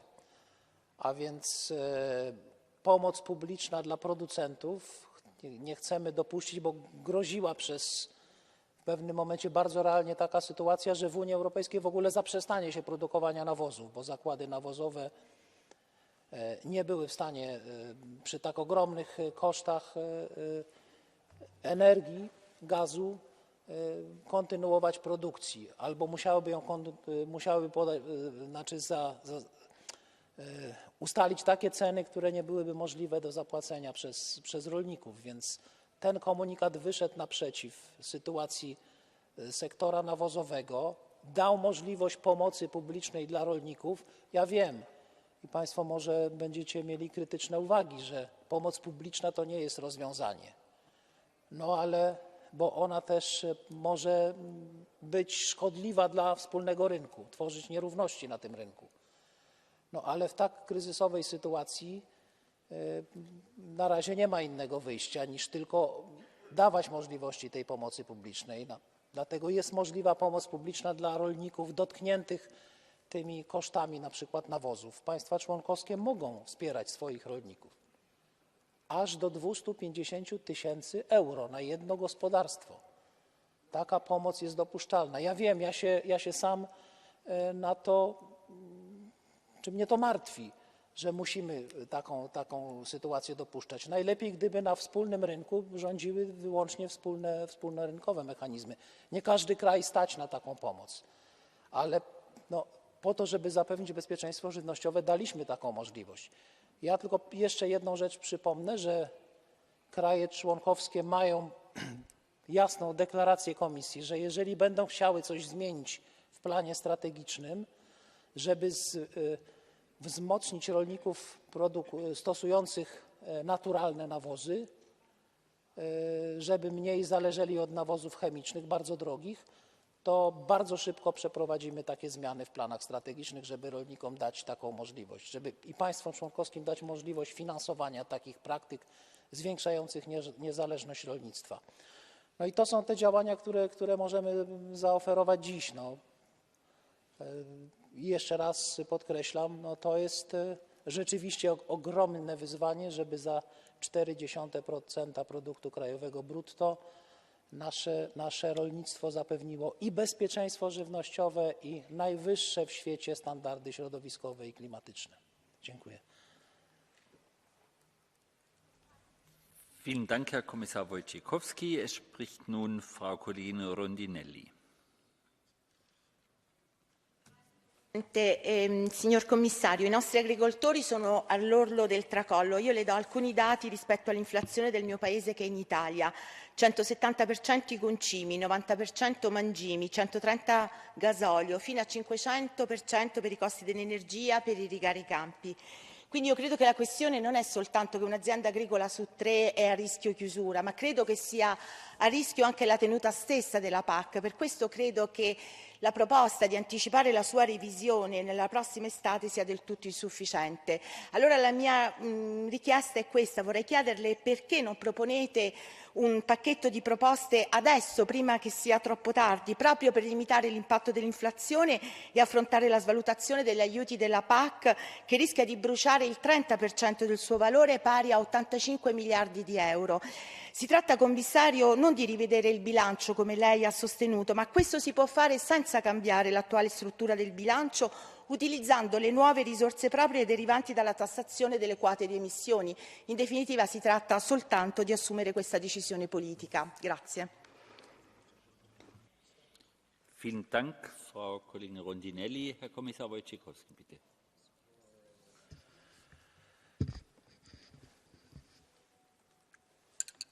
Dziękuję bardzo. No ja mogę powiedzieć tyle, że no mnie osobiście nie trzeba przekonywać do tego, że taki przegląd jest potrzebny, znaczy przegląd jakby, czy reakcja na tą inflację również samego budżetu wspólnej polityki rolnej.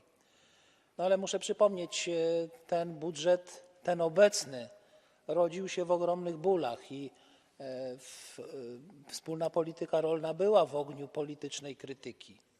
Bardzo wielu środowiskom politycznym i też dużej części opinii publicznej nie podobało się, że finansowanie wspólnej polityki rolnej jest w tej skali, jakiej jest, no, a tym bardziej zwiększenie tej skali, więc no, to jest wyzwanie polityczne. Na budżet wspólnej polityki rolnej muszą się zgodzić wszystkie państwa członkowskie, bo to jest budżet. To nie jest kwestia, którą Komisja może rozwiązać jedną swoją decyzją czy jedną jakąś inicjatywą. To jest długi proces polityczny, który no, ja osobiście chcę zainicjować. I przede wszystkim musimy kreować świadomość, że wzmocnienie naszych rolników, stworzenie trwałych perspektyw, trwałych podstaw bezpieczeństwa żywnościowego na przyszłość, ale także danie rolnikom możliwości spełnienia tych oczekiwań środowiskowych, jakie im się stawia, że to wymaga mocniejszego budżetu, mocniejszych instrumentów zarządzania kryzysowego. No musimy do tego przekonywać tych, od których to ostatecznie będzie zależało, a więc państwa członkowskie, ich środowiska polityczne, ich obywateli Unii Europejskiej. Dziękuję. Vielen Dank, Herr Kommissar. Es folgt Herr Kollege De Castro.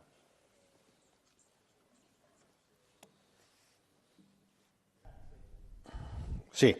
Grazie Presidente, grazie Commissario. Lei sa bene quanto l'aumento dei prezzi dei generi alimentari sta mettendo in difficoltà migliaia di famiglie europee e sappiamo bene anche lo sforzo che lei sta facendo per cercare di venire incontro in questa situazione complicata. Allora le voglio fornire uno spunto per questa battaglia che dobbiamo fare tutti, perché l'inflazione significa problemi per i consumatori ma significa problemi anche per la filiera agroalimentare. Ebbene, lei sa che non molto tempo fa, nell'agosto scorso, l'amministrazione Biden ha approvato l'Inflation Reduction Act, un importante strumento di intervento dell'amministrazione americana che ha messo in campo miliardi di dollari, in particolare le misure che riguardano il settore agricolo alimentare negli Stati Uniti e un pacchetto di 20 miliardi di dollari solo per il settore agricolo, con investimenti sulla sostenibilità della produzione. Allora la mia domanda è: perché di fronte a queste difficoltà,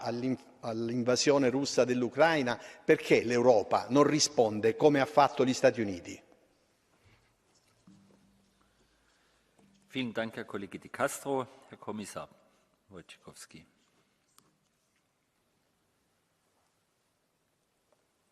No, dziękuję bardzo panu posłowi De Castro za to pytanie, aczkolwiek no, ono nieco wykracza poza to, co dzisiaj jest jakby mieści się w zakresie mojego mandatu w tym miejscu i w zakresie spraw rolniczych. To oczywiście w komisji odbywają się dyskusje na ten temat, jak zareagować na to, choćby na to wyzwanie związane z decyzjami podejmowanymi przez administrację amerykańską. No, ja chcę tylko przypomnieć, że Komisja uruchomiła, czy inaczej otworzyła ramy do pomocy publicznej i ta pomoc publiczna w gospodarce, w ogóle nie mówię o rolnictwie w tej chwili, chociaż rolnictwo może być tą pomocą też obejmowane. To już dane z końca listopada, więc przecież sprzed 2 miesięcy, to była kwota na pomoc związaną właśnie ze skutkami wojny 450 miliardów euro. Tyle kraje członkowskie wydały na pomoc publiczną, czy jeszcze nie wydały, ale na taką kwotę zatwierdzona została pomoc publiczna. No, z czego 90% dwie największe gospodarki, czyli niemiecka i francuska, co też może powodować pewne problemy, ale ja nie chcę o tym teraz w tym miejscu mówić. Rolnictwo w niewielkim stopniu skorzystało z tej pomocy publicznej, mniej niż 1%. A może być też obejmowane, mówiłem o tej kwocie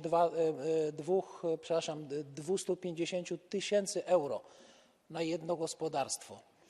No, przy budżecie, jaki mamy, pomoc publiczna, mówiłem już o niej, nie jest generalnie dobrą rzeczą na wspólnym rynku, no ale w kryzysowej sytuacji no, wiele zależy od państw członkowskich, od ich decyzji, od ich możliwości w tym zakresie. Dziękuję.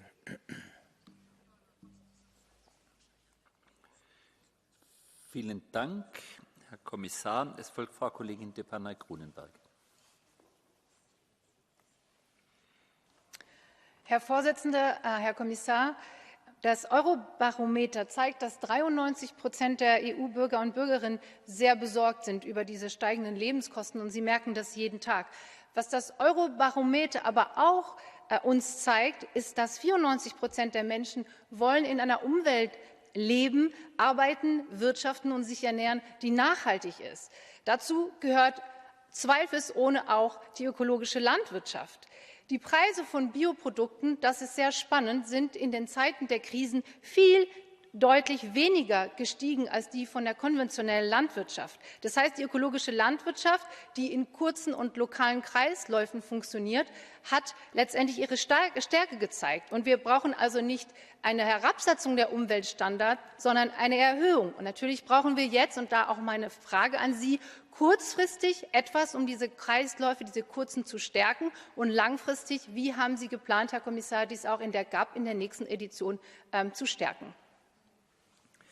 Vielen Dank, Frau Kollegin Depanay-Grunenberg. Herr Kommissar Wojciechowski, bitte. Dziękuję bardzo pani poseł za to pytanie i mogę tylko zgodzić się z panią we wszystkich tych faktach, które pani podała. To prawda, rolnictwo ekologiczne okazuje się odporne, no zwłaszcza w okresie COVID-u, w tym kryzysie obserwowaliśmy nawet wzrost zainteresowania konsumentów produktami ekologicznymi. Mamy plan rozwoju rolnictwa ekologicznego i produkcji ekologicznej, bardzo kompleksowy. Niektóre kraje przygotowują swoje krajowe plany, a więc bardzo mocno tutaj wspieramy rolnictwo ekologiczne. Plan rozwoju rolnictwa ekologicznego, no, nowa regulacja, która niedawno weszła w życie, która też zawiera pewne ułatwienia, na przykład dla grupowych certyfikacji takich gospodarstw ekologicznych. No i mamy wspólną politykę rolną naprawdę z dużo mocniejszymi instrumentami wsparcia w obu filarach.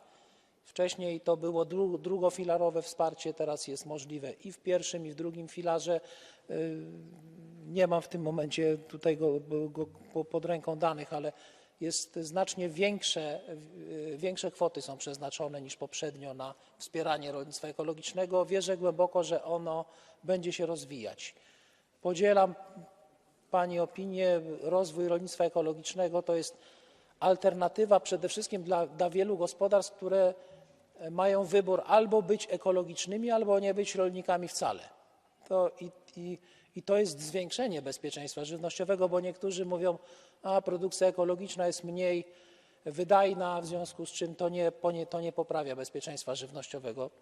Absolutnie nie podzielam takiej opinii. Rolnictwo ekologiczne jest wzmocnieniem bezpieczeństwa żywnościowego, rozwijamy je i tutaj państwa członkowskie otrzymały naprawdę bardzo mocne instrumenty, zwłaszcza w planach strategicznych. Oba filary mogą być stosowane i w dopłatach bezpośrednich wsparcie dla gospodarstw ekologicznych, i w drugim filarze, tak jak to było do tej pory. Dziękuję. Eine Nachfrage, Frau Kollegin Depanay-Grunenberg. Es ist auch logisch, Herr Kommissar, was Sie aufgeführt haben. Und ich glaube, es ist auch unsere Rolle, dass wir eben diese Abhängigkeit von Petrochemie, intensiver Energie und komplexen Lieferketten auch mal wirklich zeigen und auch mit Daten versehen. Deswegen ist eben die ökologische Landwirtschaft so gut durch die Krisen gekommen. Deswegen nochmal meine Nachfrage. Was haben wir für konkrete Instrumente bei der nächsten GAP, bei der nächsten EU-Agrarpolitik, um wirklich die zu stärken, die gemeinwohlorientiert sind, damit öffentliche Gelder auch für öffentliche Leistungen endlich eintreten? Vielen Dank, Frau Kollegin. Herr Kommissar. Dziękuję bardzo. Więc mogę powiedzieć, że zabiegałem osobiście o to, żeby rolnictwo ekologiczne zostało uwzględnione w ramach ekoschematów.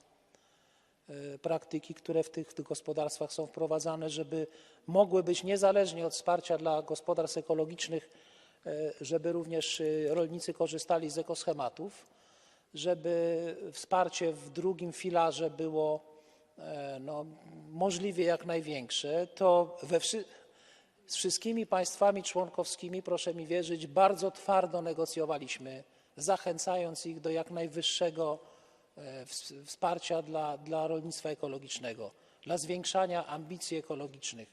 Ten wskaźnik, który chcemy osiągnąć, 25% gruntów rolnych Unii Europejskiej pod zarządzaniem, pod gospodarstwami ekologicznymi do 2030 roku, no nie jestem pewien, czy w 100% zostanie, czy w tych 25% zostanie osiągnięty. To jest wielki wysiłek i nie tylko od samych rolników zależy, ale jesteśmy na dobrej drodze, żeby to osiągnąć. Jest duże zainteresowanie. No, to zależy też od tego, czy potrafimy zwiększyć popyt na produkty ekologiczne poprzez na przykład zamówienia publiczne, priorytety dla zamówień publicznych. Wszystko to jest otwarte dla gospodarstw ekologicznych. Mogą być preferencje dla produktów ekologicznych. Zakłady żywienia zbiorowego mogą zamawiać wyłącznie produkty ekologiczne i to będzie uznane za zgodne z regułami rynku, więc są możliwe preferencje naprawdę daleko idące. Wierzę głęboko, że będziemy mieli już w 2027 roku, jak będziemy podsumowywać wspólną politykę rolną, a nawet wcześniej już w jej przeglądzie, że będą widoczne pozytywne efekty i silniejsza pozycja rolnictwa ekologicznego. Dziękuję. Vielen Dank, Herr Kollege Wojciechowski. Spricht nun Herr Kollege Hlavaček.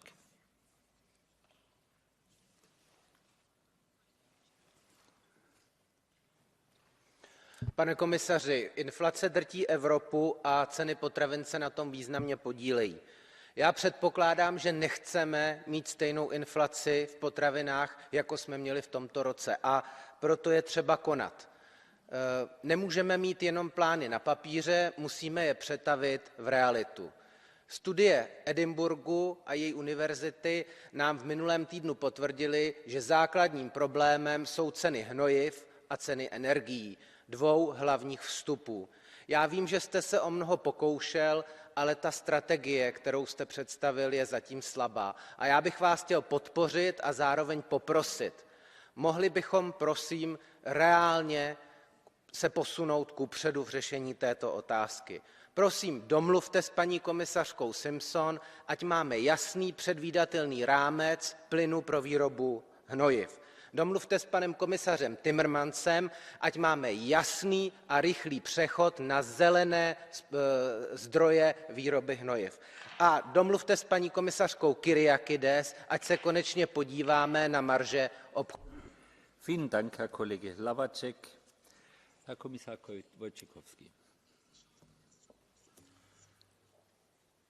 Dziękuję, panie pośle. No tu mogę tylko zapewnić, że jeśli chodzi o nawozy i ich dostępność, nie ma w komisji tutaj żadnych różnic. Cała komisja działa w tym kierunku. Dokument dotyczący nawozów przyjęty bez żadnych tutaj sprzeciwów czy kontrowersji. Wydaje się, że no te dostępne instrumenty póki co zostały zastosowane. Bardzo wnikliwie zastanawialiśmy się, co jeszcze możemy z pozycji Komisji Europejskiej zaproponować rolnikom. No, nie widzę w tej chwili takich instrumentów, które byłyby możliwe jeszcze dodatkowo do dodania do tego komunikatu. No, wiele zależy teraz też od inwencji i w państwach członkowskich, tych zachęt, które na poziomie poszczególnych państw zostaną zastosowane, wspieranie alternatywnych metod nawożenia czy naturalnych metod nawożenia. Tu są naprawdę duże rezerwy. No, ale to też nie jest, no, na przykład ekoschematy, komisja nie narzuca ich, tylko to państwa członkowskie proponują, dostosowują je do sytuacji w poszczególnych krajach. No, jeśli chodzi o ceny energii, pan poseł doskonale wie, jakie były spory na Radzie, jakie długie dyskusje były, żeby podjąć pewne działania, pewne zobowiązania. No, państwa członkowskie nie we wszystkich sprawach mają ten sam pogląd, czy czasami nie wszystkie mają te same interesy. To nie są łatwe decyzje, jeśli chodzi o kwestie związane z cenami energii. Ale jednak no, ustalenie tych maksymalnych cen gazu to jest duży krok naprzód. No, on powinien też poprawić sytuację producentów nawozów i w konsekwencji sytuację rolników, a w dalszej konsekwencji sytuację konsumentów również. Dziękuję. Vielen Dank, Herr Kommissar Wojciechowski. Es spricht jetzt Frau Kollegin Mortler. Vielen Dank, Herr Präsident, sehr geehrter Herr Kommissar. Das Thema heute ist nicht nur ein Problem der Mitgliedstaaten, denn der Krieg gegen die Ukraine hat weltweite Auswirkungen. China hortet 50% der weltweiten Weizenbestände und Indien hat den Export ganz gestoppt. Wir haben versteckte Preiserhöhungen, international agierende Unternehmen machen riesige Umsätze und gute Gewinne. Geringverdiener und Landwirte bleiben auf der Strecke. Meine Frage: Warum forciert die Kommission unter diesen Umständen die Fortführung des Gesetzes zum Nature Restoration Law? Und zweitens, Sie reden den Düngemitteln, den natürlichen Düngemitteln das Wort einerseits. Andererseits macht die EU-Kommission fast alles, um die Tierhaltung in Europa massiv zu reduzieren. Dankeschön. Vielen Dank, Frau Kollegin Mortler. Herr Kommissar Wojciechowski.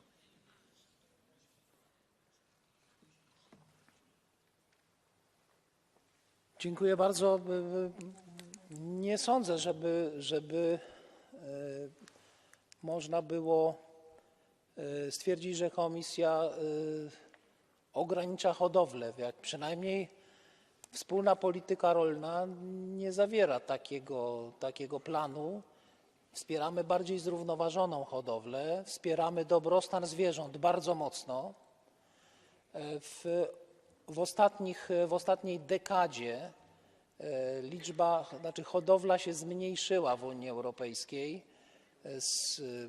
122 miliony sztuk dużych inwentarza w przeliczeniu na jednostki produkcyjne. Tyle było, zostało 113 milionów. Bardzo nam niestety ubyło, to jest problem, ubyło gospodarstw mieszanych, a więc takich gospodarstw, które łączą produkcję roślinną i zwierzęcą. Szkoda i to powinniśmy dążyć do utrzymania, do odbudowy takiego rolnictwa, bo właśnie te mieszane gospodarstwa są bardziej zrównoważone. Mają własne nawozy naturalne na przykład do swoich gospodarstw. Dobrostan zwierząt, praktyki rolnictwa węglowego wynagradzane w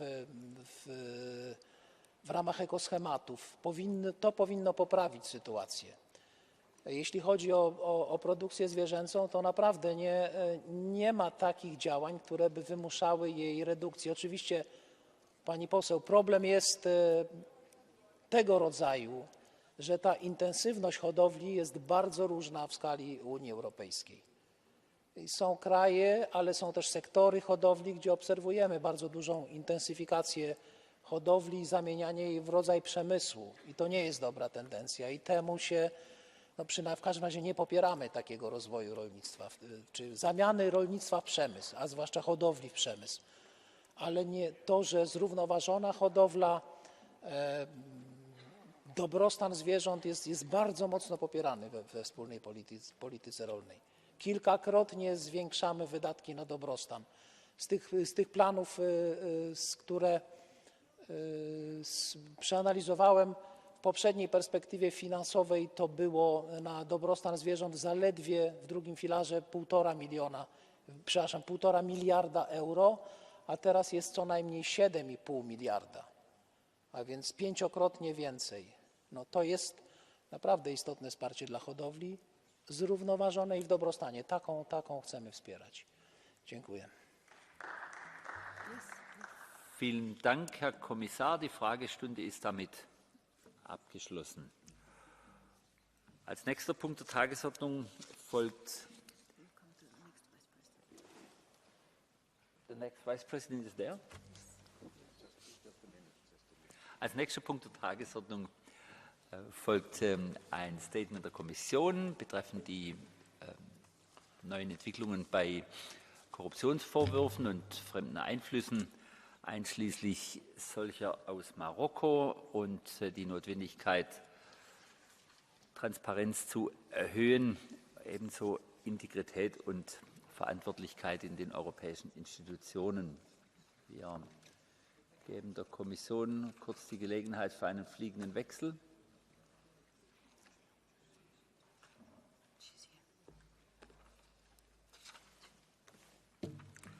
Und dem Vorsitz auch.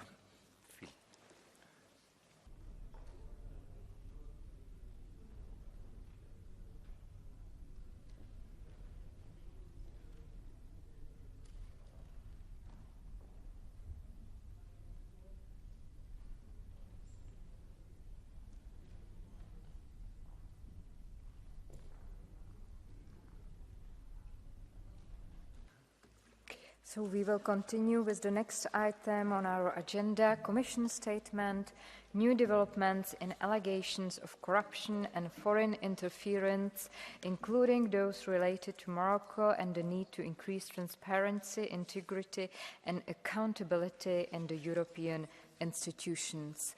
And I welcome Commissioner Johansson, and it's my pleasure to give her the floor. Commissioner, the floor is yours.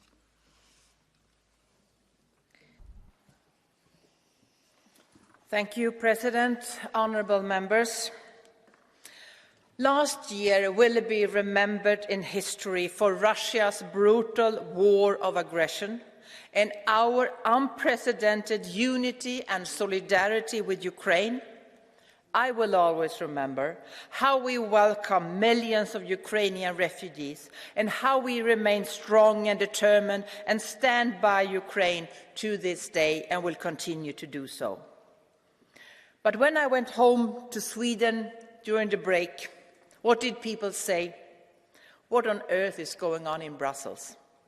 Instead of solidarity, they talked about suitcases full of cash. When I spoke here in Strasbourg last in December, I could feel the shock, shame and anger in this room. Outrage that the alleged criminal behaviour of so few put at risk all the good work of so many. But I also felt determination, conviction and the will to learn, to change, to reform. In December, trust was broken.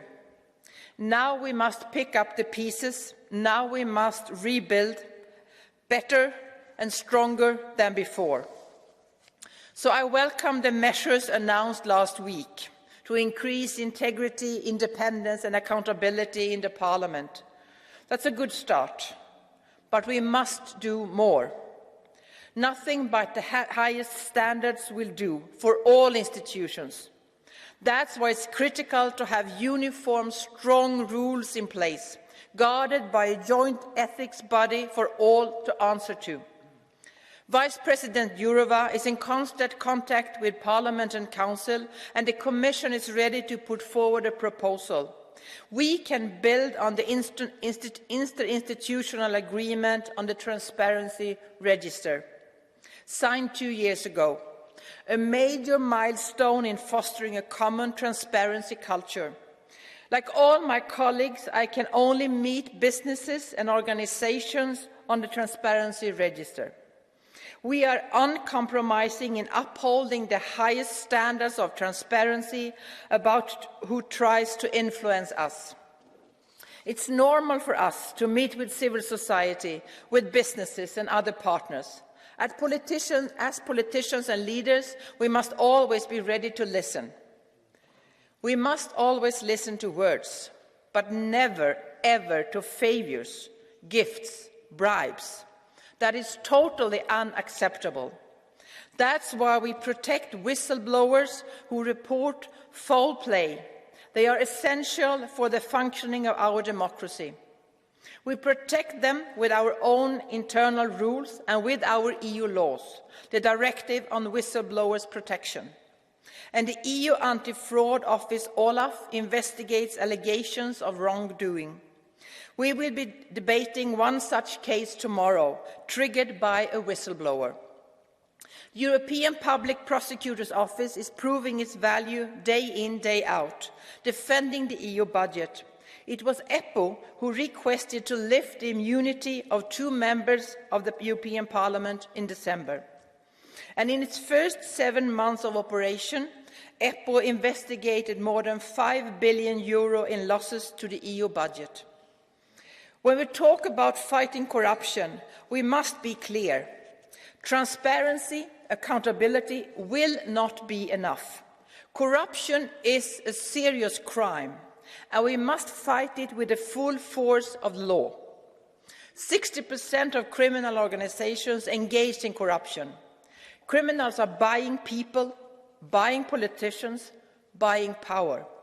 Soon I will propose a new law to criminalize all forms of corruption, with unified definitions of corruption and harmonized penalties across the European Union.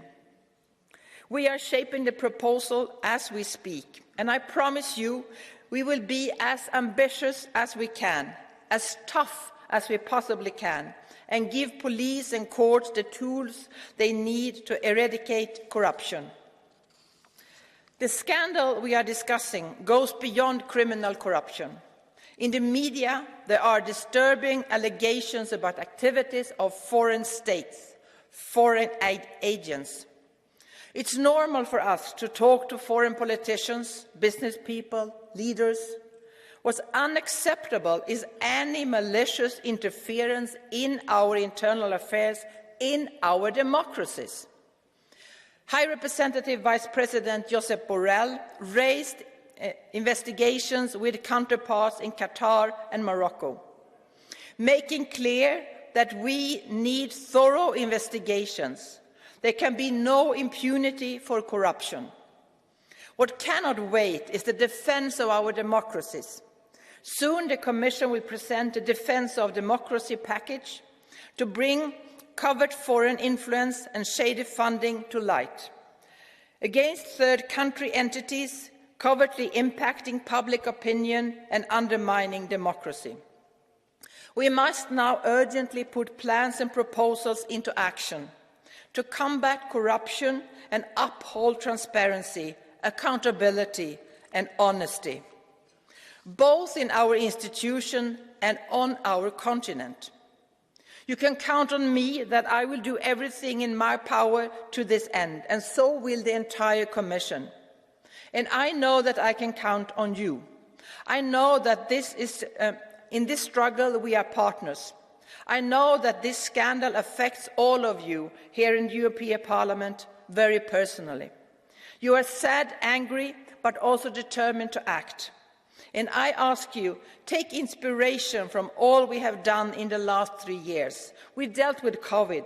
We are dealing with this war. We can clearly also deal with corruption and root it out wherever we found it. Thank you. Thank you very much, Madam Commissioner. Now, on behalf of the group of the European People's Party, colleague Mr. Belčík, the floor is yours. Madam President, Madam Commissioner, dear colleagues, this House has found itself at the center of attention for all the wrong reasons.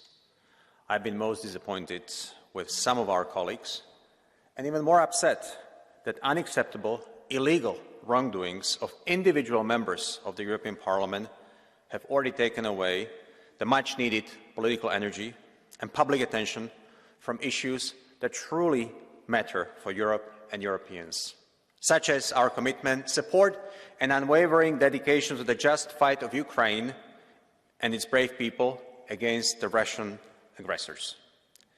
It is now our duty, dear colleagues, to come clean and to dispel the recent public doubts about European policymakers. Let me look ahead in a more encouraging way on all of this. Very frankly, I have never witnessed a situation where the institution itself is willing so openly and so strongly to address its own problems. This is the time when we must be straight, clear, and absolutely honest. We do need direct naming and shaming. We do need true political responsibility. We do need full openness towards our citizens. And to be credible on fundamentals, we do need to talk about the hypocrisy of some of our colleagues. It indeed speaks plenty that those members of this House who seem the loudest in defense of human rights, always eager to be critical of their colleagues, have now found themselves in the middle of this corruption scandal. I'm convinced that the European Parliament is prepared to deal with the problem that we are facing and to address the failures of individual rotten apples in this House. Indeed, we have already been addressing this issue of malign foreign interference for more than 2 years in the Special Committee on Foreign Interference in Our Democracy. And we have been working and will continue to work on lessons from foreign capture of our institutions with experts, journalists, policymakers, and our own services. Dear colleagues, I'm confident that we must and we will come out of this situation stronger and true to European principles. Thank you. Thank you very much. On behalf of the group of the Progressive Alliance of Socialists and Democrats in the European Parliament, Monsieur Glucksmann, s'il vous plaît. Merci. Madame la Commissaire, chers collègues, cette histoire donne la nausée. C'est l'histoire d'hommes et de femmes dits de gauche qui ont trahi tous nos principes pour des valises de cash. Mais ce n'est pas qu'une histoire individuelle. C'est l'histoire d'États comme le Qatar ou le Maroc, mais encore la Russie ou la Chine, qui considèrent notre classe politique comme un marché dans lequel ils peuvent venir faire leurs courses. C'est l'histoire d'institutions démocratiques comme la nôtre qui n'ont pas su, pas voulu se défendre contre la puissance corrosive de l'argent. Chers collègues, cela fait maintenant 2 ans que nous sonnons l'alarme avec la Commission sur les ingérences étrangères. Le temps est venu d'agir, de rendre obligatoire le registre de transparence pour les députés et leurs équipes, de créer un organe d'éthique européen doté de moyens de contrôle et de sanctions importants, d'assurer à chaque personne qui détecte une activité illégale ou inappropriée le statut de lanceur d'alerte, d'empêcher les conflits d'intérêts et les portes tournantes qui transforment les élus en lobbyistes et vice-versa. Le temps est venu de montrer que nos démocraties ne sont pas à vendre. Pour lutter contre la suspicion généralisée et le tous pourri, stigmatiser le populisme ne suffira pas. C'est la corruption qu'il faut attaquer. Nous voulons défendre la démocratie contre ses ennemis, alors commençons par nettoyer les écuries. Thank you very much. On behalf of the Renew Europe Group, Madame Loiseau, s'il vous plaît. Merci Madame la Présidente, Madame la Commissaire. Ma colère n'est pas retombée que la corruption ait pu toucher des membres de notre Assemblée, que des puissances étrangères aient cru qu'on achetait la démocratie européenne. Il y a de quoi ne pas décolérer.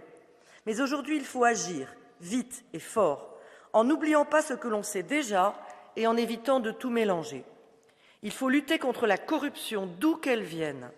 Pour cela, nous regarderons les propositions qui sont sur la table. Il en manque une et elle est essentielle. Il faut à l'Union européenne une instance éthique indépendante qui s'inspire des bonnes pratiques, comme la Haute Autorité pour la transparence de la vie publique en France. J'ai fait campagne en 2019 en le proposant. Il est temps de le décider. Il faut aussi traquer les ingérences étrangères malveillantes, toutes. Le travail que nous accomplissons sur les ingérences dans la commission spéciale nous éclaire. Le premier pays qui tente de nous manipuler et qui trouve des oreilles complaisantes aux extrêmes de cet hémicycle est la Russie. Certains voudraient tout faire pour qu'on l'oublie. Nous ne l'oublierons pas et nous poursuivrons le travail, notamment pour savoir si certains défendent la Russie par conviction ou seulement parce qu'ils garnissent leur compte en banque. Cela ne peut pas durer et je regrette que The Left veuille la fin de notre travail. Je le regrette et je me demande bien pourquoi. Thank you very much. On behalf of the group of the Greens European Free Alliance, Mrs. Reintke, the floor is yours. Thank you, Chair, Madam Commissioner, dear colleagues. I think it is absolutely clear that we have to investigate until all facts of this scandal are on the surface, not only relating to Qatar, but also potentially other countries. But I think it's also important that we already take the necessary steps that can be taken now. And I want to thank the President for coming forward with a proposal in this direction. I believe it is a good starting point, but some of the points will need to be added and maybe strengthened and sharpened a little bit. First of all, and I think that this is really important, we owe it to the citizens to bring our deliberations in this House to light. And that is why we will need a special committee with a very clear mandate to make recommendations of what is necessary to fight against corruption and for integrity and transparency in this House. Secondly, this institution needs better whistleblower protection because people who bring misconduct and wrongdoing to light need to be protected and not punished. Thirdly, we need a stronger and mandatory transparency register. This is also part of the proposal, but I believe that we have to bring transparency by including also third country representatives and by enforcing the rules that we already have on transparency better. We need to make the register mandatory while at the same time ensuring that we do not put people at risk, like, for example, human rights defenders, by not granting reasoned and limited exceptions. We have a big majority in this House supporting the establishment of an ethics body.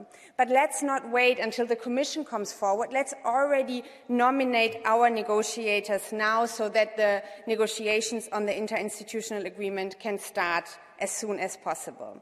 And fifth, we have to be better in enforcing rules, and clearer defined sanctions will play a very important role in order to make that possible.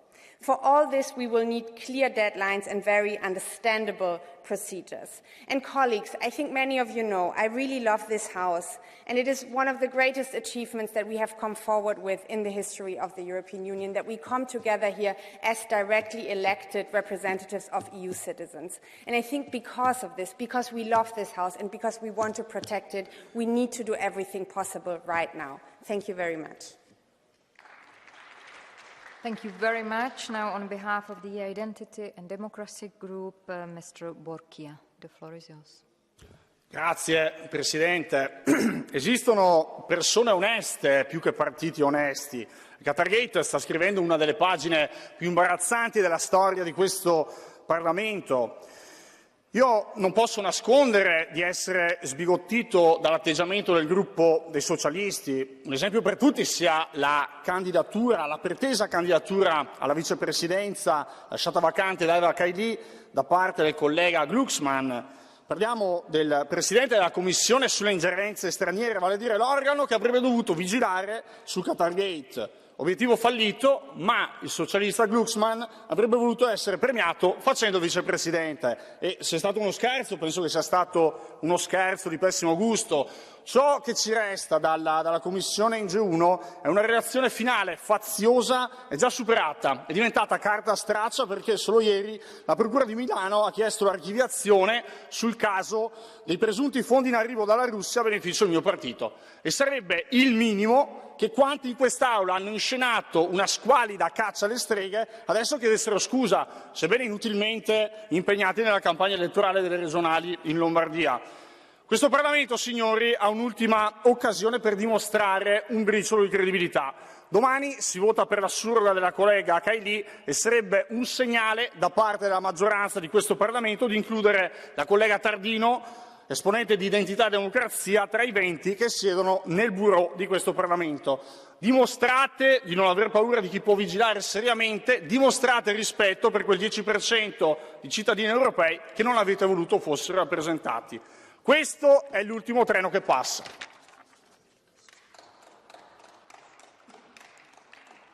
Thank you. Next speaker on behalf of the European Conservatives and Reformists Group, Mr. Tapczynski. The floor is yours.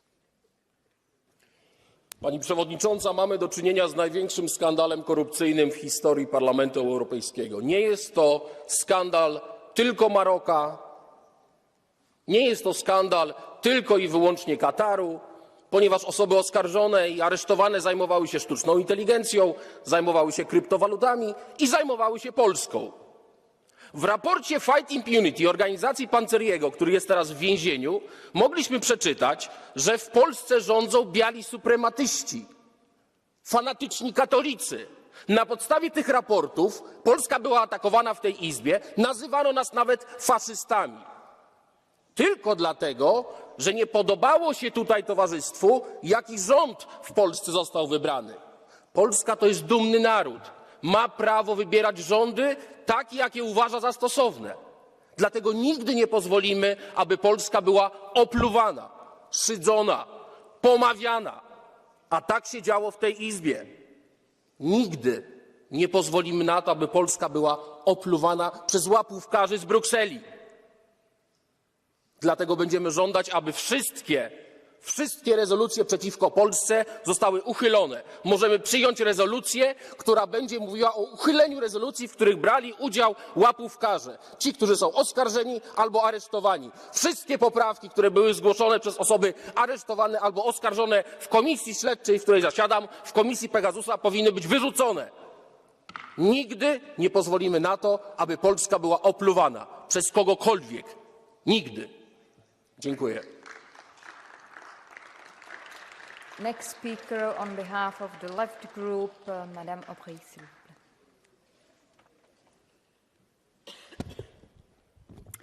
Chers collègues, lors de notre dernière session plénière, le Qatargate était déjà une onde de choc sans précédent. Mais il n'était en réalité que la partie émergée de l'iceberg. Nous avons appris depuis que le réseau de corruption utilisé par le Qatar était bien plus vaste encore. On découvre un système tentaculaire qui aurait été mis en place initialement par le Maroc. Le Maroc, je répète ce mot-là parce que je suis surprise qu'aucun des orateurs précédents, ni du côté de la Commission, ni du côté des députés, n'ait mentionné le Maroc qui a donc mis en place ce système de corruption depuis 2019 et peut-être bien plus tôt et qui aurait profité à d'autres États également comme l'Arabie saoudite ou la Mauritanie. Alors oui, bien sûr, il faut étendre les mesures décidées par notre Parlement sur le Qatar au Maroc. Mais la vérité, c'est qu'on ne mettra pas fin à la toute-puissance des lobbies étatiques ou privés si on ne s'attaque pas aux racines du problème. La culture de l'impunité et de l'opacité qui laisse la porte grande ouverte à toutes les ingérences. Pour cela, notre point de départ devrait être simple, c'est ça. Ça, c'est le texte de notre résolution qu'on a voté collectivement au mois de décembre dernier et qui traçait une feuille de route très claire. La mettre en œuvre dans son intégralité avec un calendrier précis devrait être notre priorité absolue. Alors, pourquoi la présidente Roberta Metsola sort de son chapeau un autre plan qui écarte 11 des 15 propositions votées et adoptées par notre Assemblée dans cette résolution? Pourquoi enterrer la mise en place d'une commission spéciale pour réformer en profondeur le Parlement européen, l'obligation du registre de transparence, une autre autorité indépendante, une haute autorité indépendante, tout ça enterré?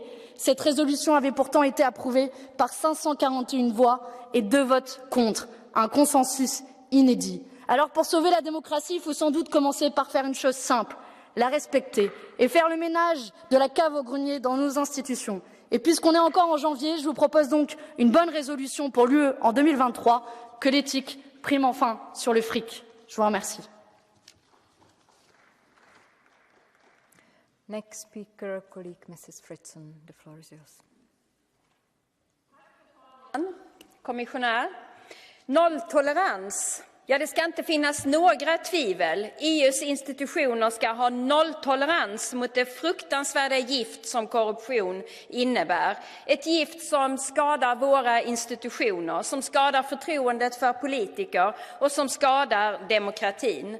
Sedan anklagelserna uppdagades i december har vi i den socialdemokratiska gruppen arbetat intensivt med att genomföra reformer och bekämpa korruption. Vi måste öka ansvar, transparens och integritet. Och jag välkomnar därför kommissionär Ylva Johanssons förslag och Europaparlamentets viktiga arbete. För det handlar om våra medborgare. Det handlar om att våra medborgare ska känna fullt förtroende för EU och våra demokratiska processer. Det ska inte finnas några tvivel om att vi står eniga i en nolltolerans mot alla former av korruption och utländsk inblandning. Tack för ordet.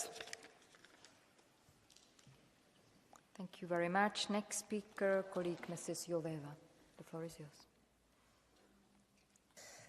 Spoštovane in spoštovani.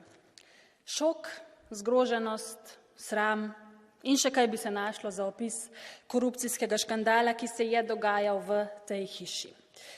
Ja, seveda, vmešavanje tretjih držav se žal tudi dogaja, kar je nedopustno, da se razumemo, in prav je, da to zaustavimo. Ampak bo to dovolj? Poostriti je treba pravila na vseh področjih, na vseh ravneh, za vse institucije, absolutno. Toda, veste, lahko imamo še tako ostra, še tako jasna, še tako ne vem kakšna vse pravila, na koncu se vse, res vse, konča ne pri denarju, zame ne. Vse se konča pri ljudeh, pri nas. In mi, državljankam in državljanom, dolgujemo dostojanstvu te hiše, konec koncev, da to, o čemer pridigamo marsikomu, tudi izvajamo sami, vsi.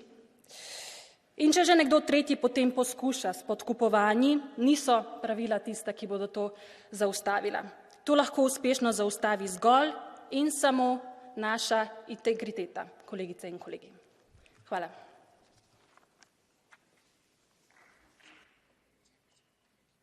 Thank you very much. Next speaker, colleague Mr. Freud. The floor is yours. Liebe Kolleginnen und Kollegen, es kommen immer mehr Vergehen von Europaabgeordneten gegen die Verhaltensregeln ans Licht. Es wurden Geschenke nicht deklariert, Luxusreisen bezahlt von Diktatoren, nicht angegeben, immer neue Sachen, die den Ruf von uns allen hier schädigen. Meine Fresse. Wenn das bei der nächsten Europawahl nicht im Desaster enden soll, dann kann es jetzt nur einen Maßstab geben für uns hier. Volle Transparenz. Die Kultur der Straflosigkeit, die wir leider bisher hier hatten, muss ein Ende haben. Wer gegen die Verhaltensregeln verstößt, das muss finanzielle Konsequenzen haben. Anscheinend werden die Regeln ja sonst nicht eingehalten. Wir haben im Dezember fast einstimmig Reformen beschlossen. Und jetzt fangen die Ersten schon wieder an zu sagen, ach, das machen wir jetzt doch nicht, das geht zu weit. Wir brauchen aber die Offenlegung der Vermögenswerte, wir brauchen die Offenlegung aller Treffen mit Lobbyisten, wir brauchen endlich wirksamen Schutz von Whistleblowern und wir brauchen vor allen Dingen eine unabhängige Kontrolle der Regeln. Ja, für diese Reformen gibt es Mehrheiten hier im Haus, für manche schon seit Jahren und trotzdem versanden bestimmte Reformen immer wieder. Deswegen glaube ich, muss jetzt auch klar sein, nicht irgendeine Arbeitsgruppe im Präsidium, sondern eine offene Debatte im Ausschuss, eine offene Abstimmung über das, was sich hier im Haus ändern muss. Vielen Dank. Thank you very much. Next speaker, Monsieur Garros, s'il vous plaît.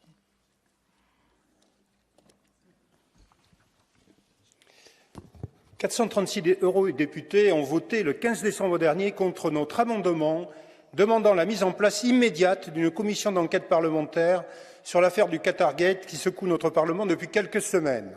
La commission d'enquête est pourtant la seule mesure efficace pour combattre les excès de tous ces réseaux d'influence qui pullulent dans nos instances européennes. Pour éviter cette commission d'enquête immédiate, il est objecté que cela ne serait pas possible tant que l'affaire judiciaire ne serait pas terminée. C'est faux, dans la mesure où notre Assemblée a créé en 2016 une commission d'enquête pour l'affaire dite des Panama Papers, alors qu'une procédure judiciaire était en cours. De même avec l'affaire dite Pegasus, où notre Assemblée a créé une commission d'enquête en mars 2022, alors que là aussi l'affaire judiciaire était en cours. Mon groupe demande donc la création immédiate d'une telle commission d'enquête parlementaire sur les responsabilités politiques du Qatargate. Elle ne s'immiscera en rien dans l'affaire judiciaire qui suit son cours.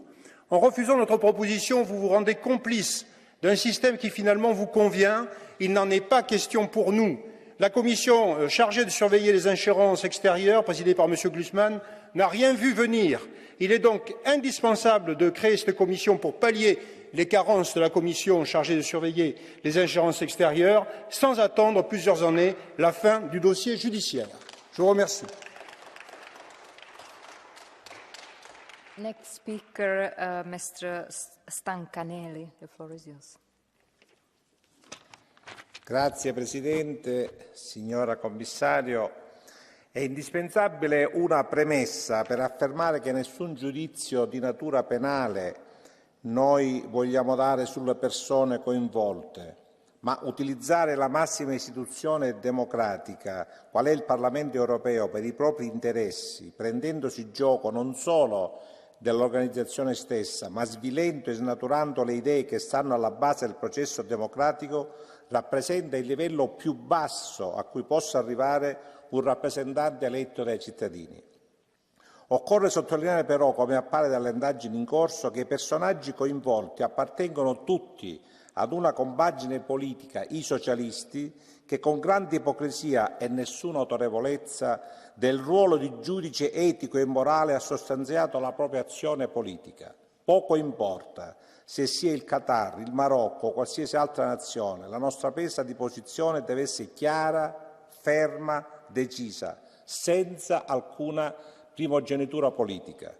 Le nostre idee e la nostra cultura non sono in vendita e le istituzioni non devono essere luogo del malaffare, bensì spazio nel quale il processo politico e le istanze della società civile si fondono per il bene comune. Thank you very much. Next speaker, colleague Mrs. Walters. The floor is yours. Thank you. Qatar and Morocco's bribery have tarnished the reputation of the European Parliament. Our credibility on matters of transparency, integrity and independence is being questioned, and rightly so. But this very dark thundercloud has one silver lining, and that is that this is the time for making real strides towards an open and trustworthy European Parliament. We need to put our money where our mouth is. Fewer grey zones, more checks and balances. Concretely, I'm talking about more checks on those representing third countries such as Qatar and Morocco. But this is broader. We need stricter rules on side jobs and side incomes of members of the European Parliament. We need more accountability on the general expenditure allowance. And fourthly, Commissioner, it's high time for the Commission's proposal on an independent ethics body that makes sure that these rules are enforced. Let today's scandal be a final call for introspection, and let's use this time not only for lists and for promises, but now for new rules that concretely bring true transparency and accountability. Thank you. Thank you very much. Next speaker, colleague Madame Dely, s'il vous plaît. Madame la Commissaire, mes chers collègues, vous l'avez dit, la situation est grave. Nous avons été trahis par certains de nos collègues qui ont préféré le Qatar, qui ont préféré le Maroc au projet européen. Ils sont mis hors d'état de nuire. La justice s'y emploie. Faisons-lui confiance. Mais nous héritons de ce grand gâchis, de ce sentiment de défiance générale, alors même que la guerre est aux portes de l'Europe, qu'on doit montrer un front commun, infaillible, face aux puissances étrangères qui veulent nous déstabiliser. Alors, oui, vous l'avez dit, il faut renforcer les règles de transparence, évidemment qu'il faut le faire. Nous avons des groupes d'amitié avec des pays tiers. Rappel important, les pays sont des lobbies, ce sont des lobbies puissants. On ne peut plus continuer d'avoir des groupes d'amitié avec des lobbies. Cela doit cesser immédiatement. Nous devons aussi nous réinterroger tous sur nos liens et nos travaux passés avec ces pays. Je veux vraiment insister sur l'urgence de geler nos travaux avec le Qatar, avec le Maroc. Je le fais dans ma commission transport dans le cadre de l'accord aérien qui nous lie avec le Qatar. La procédure est suspendue, mais l'accord est toujours en vigueur. On marche sur la tête.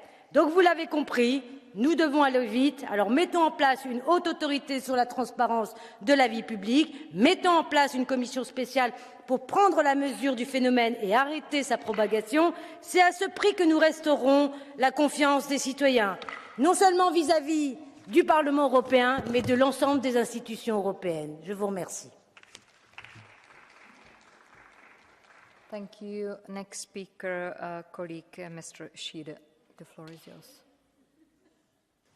Madam President, Commissioner, dear colleagues, sehr geehrte Kolleginnen und Kollegen, wir haben bereits im Untersuchungsausschuss, im Sonderausschuss über ausländische Einmischung INGE I im Bericht festgestellt, dass gravierende Mängel an rechtsverbindlichen Vorschriften und Durchsetzung des EU-Lobbying-Registers bestehen und dass der EU fehlt das notwendige Instrumentarium, um Elite-Capture zu bekämpfen. Das sind nur 2 Zitate aus dem Abschlussbericht unseres Ausschusses. Und bis heute haben wir vieles davon noch nicht umgesetzt. Die aktualisierten Transparenzregeln gibt es noch nicht und die aktuellen Vorkommnisse haben erst recht gezeigt, wie dringend und wie notwendig sie sind. Es ist aber auch angesichts der Ereignisse rund um Katar, aber auch um Marokko und vielleicht auch noch andere Staaten notwendig, dass wir hier jetzt auch schnell nicht nur mehr Transparenz durchsetzen, sondern uns auch ganz klar abgrenzen von jenen Staaten, die versuchen, über einzelne Abgeordnete sich hier Einfluss auf europäische Entscheidungen und europäische Politik zu erkaufen. Und deswegen ist es wichtig, dass Vertreterinnen und Vertreter von Katar nicht mehr den Zugang zu diesem Haus haben, dass alle politischen Beschlüsse, die Katar betreffen, ausgesetzt sind. Das Gleiche gilt aber auch für Marokko, sehr geehrte Damen und Herren. Und daher verstehe ich nicht, warum gerade auch dieser Tage wiederum Vertreter aus dem marokkanischen Parlament hier im Haus sind. Haben wir noch immer nichts gelernt aus den aktuellen Vorkommnissen? Wir müssen hier endlich reinen Tisch schaffen, sehr geehrte Damen und Herren. Das betrifft nicht nur Katar, das betrifft auch Marokko. Thank you. Next speaker, colleague Mr. Benifei. The floor is yours. Grazie Presidente. A più di un mese dall'inizio di questo scandalo il sentimento di rabbia e disgusto non è cambiato. Il Parlamento europeo, la nostra casa, è stato minato da parte di inquilini e ospiti che hanno avuto come unico valore il proprio tornaconto, cercando di calpestare la lotta per i diritti umani così importante in questa istituzione. Ora è il momento della responsabilità, serve far emergere la verità fino in fondo, punendo i colpevoli, e occorre ristrutturare questa stessa casa per renderla quanto più impenetrabile a future minacce esterne ed interne. Collaboriamo pienamente con la magistratura per fare chiarezza anche con le scelte sulla revoca dell'immunità parlamentare che andremo a esaminare. Servono nuove regole, più verifiche sulle attività di lobbying, potenziando il registro sulla trasparenza, che oggi è utilizzato poco e male, istituire un organismo europeo indipendente e responsabile sulle questioni etiche entro la fine della legislatura, e bisogna vietare per almeno 5 anni il meccanismo delle porte girevoli fra pubblico e privato per gli ex parlamentari. Su questo serve più ambizione anche rispetto alle proposte presentate fino ad oggi dalla Presidenza. La Casa della democrazia europea è stata violata, ma sia chiaro, non è possibile permettere a nessuno di venderla o comprarla. Continueremo a combattere per la nostra integrità. Grazie.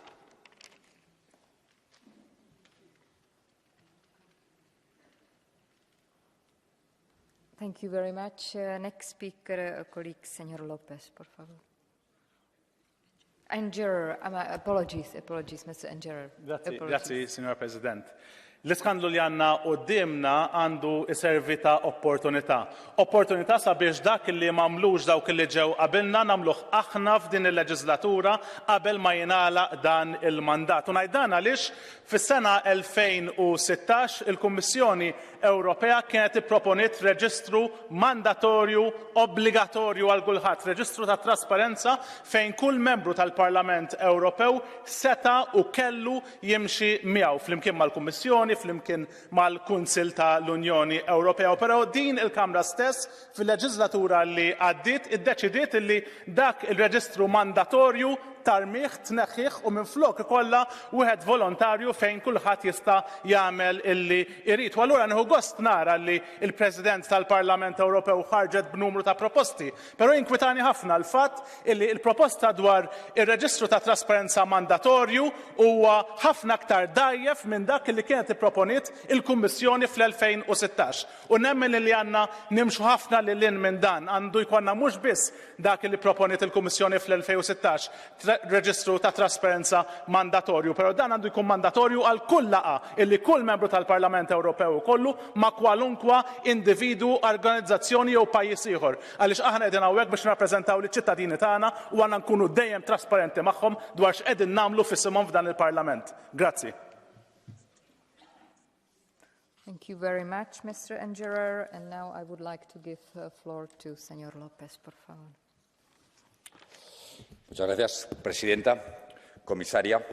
Ante el lamentable y gravísimo caso de corrupción que salió a la luz pública a finales de año y del que hoy tenemos más información, es el momento de que reclamemos una respuesta con la máxima contundencia y determinación del Parlamento Europeo, de esta institución, porque es la única forma de restaurar la credibilidad de esta casa, de esta Cámara. Uno, máxima colaboración en los procesos judiciales para esclarecer todo lo ocurrido y consecuencias a los implicados ejemplarizantes.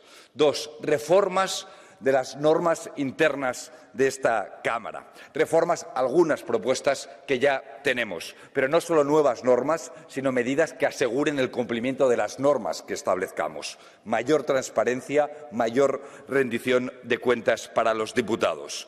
Y tres, las democracias se están viendo atacadas. Esto ha sido un ejemplo con cómplices dentro. Pero es el momento de tener mecanismos implacables para que terceros actores, países, no intervengan en los procesos de toma de decisión de nuestras democracias, porque lo que está en juego es la confianza en nuestras instituciones, que es la base para el funcionamiento de los sistemas democráticos y para la base del funcionamiento también del Parlamento Europeo.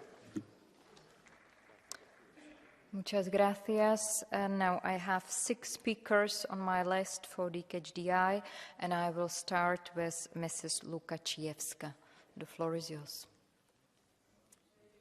Pani Przewodnicząca, jeśli jesteś politykiem, powinieneś wiedzieć, co to jest etyka i standardy i ich przestrzegasz. Jeśli nie wiesz, jak się zachować, zachowaj się przyzwoicie.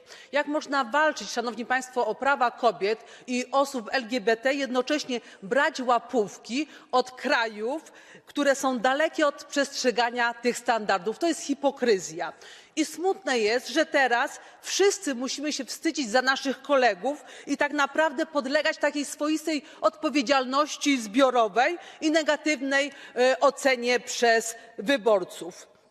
Warto być przyzwoitym i uczciwym, ale też chcę powiedzieć, Szanowni Państwo, że jeżeli ktoś takim nie jest, że jeżeli ktoś jest łapówkarzem, jeżeli ktoś uwielbia pieniądze i one są dla niego wyznacznikiem standardów, to jego zachowania nie zmienią żadne przepisy i żadne dyrektywy, tak jak kodeks karny nie chroni społeczeństwa przed sprawcami przemocy, gwałtu, zbrodni i kradzieży. Dziękuję bardzo.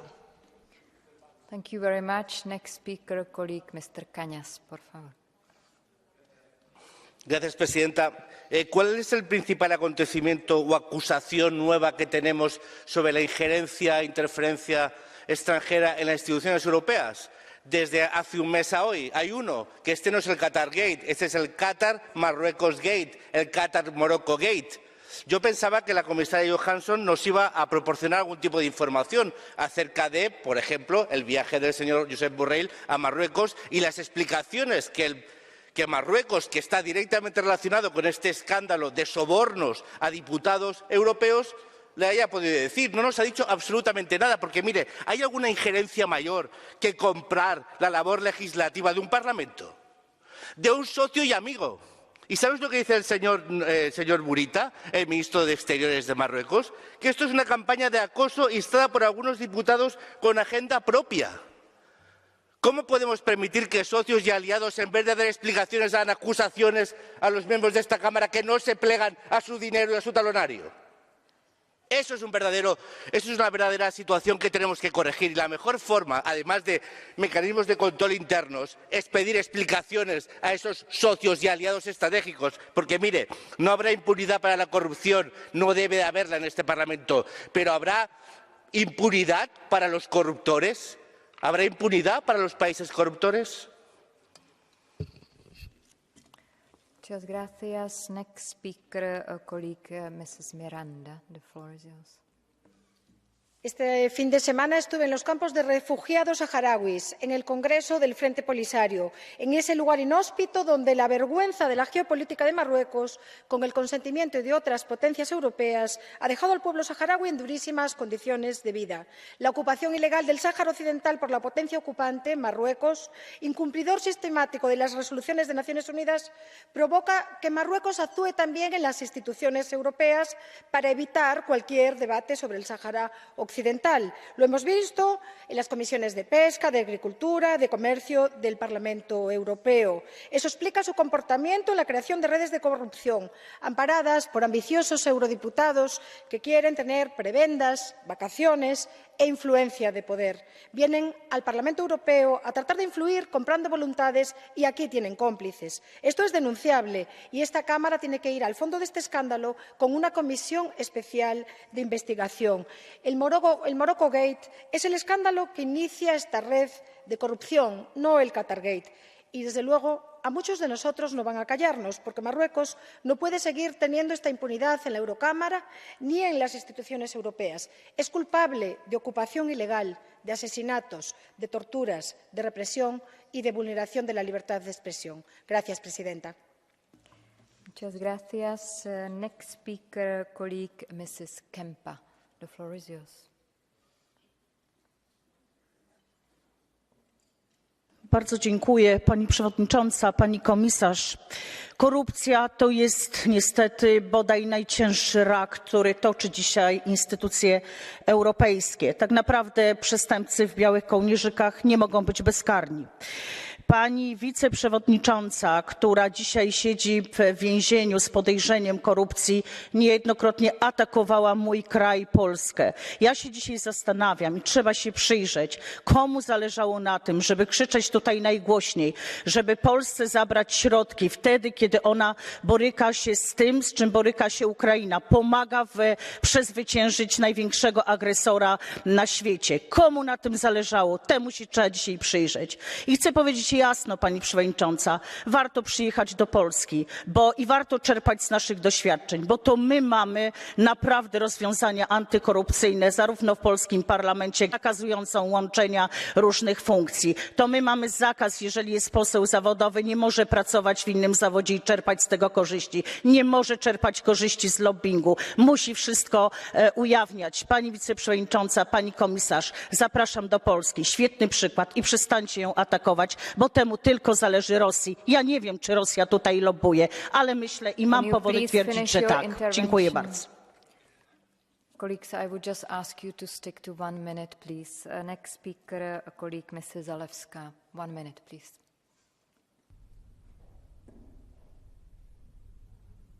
Pani Przewodnicząca, Pani Komisarz, koleżanki i koledzy.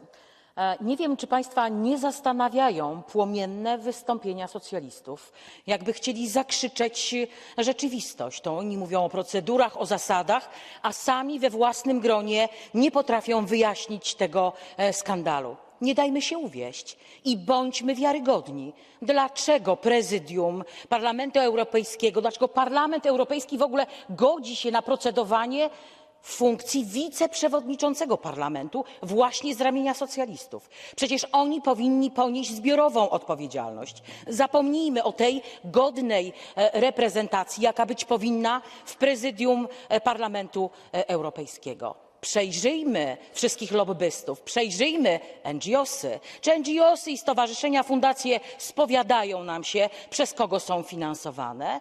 Wielkie skandale pewnie przed nami, kiedy przejrzymy rozporządzenia, które ewidentnie służą konkretnym firmom i konkretnym lobby. Przyjrzyjmy się temu, bo takie były też deklaracje Komisji Europejskiej, z których nic nie wynika, w jaki sposób wpływał na nasze decyzje Gazprom i Rosja. Thank you. Last speaker, Mr. Yaki, for 1 minute, please. Dziękuję Pani Przewodnicząca i Pani Komisarz. Otóż, Szanowni Państwo, przez ostatnie lata zajmowaliście się głównie Polską.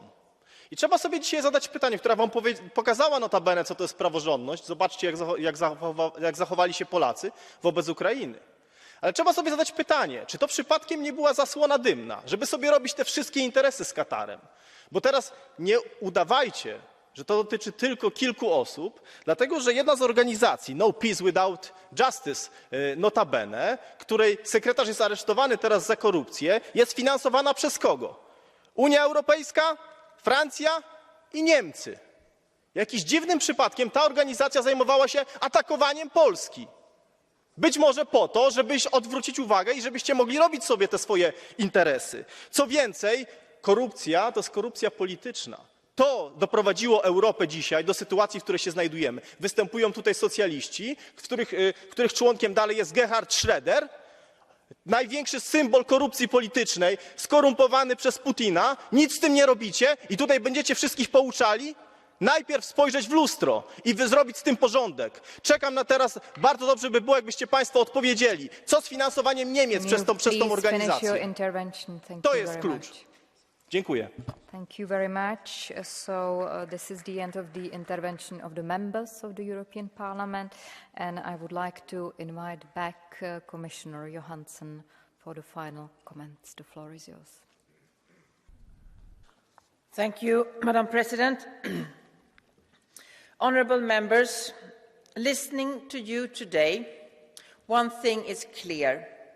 You are committed to take action, to make integrity, independence and accountability not only a goal, but reality.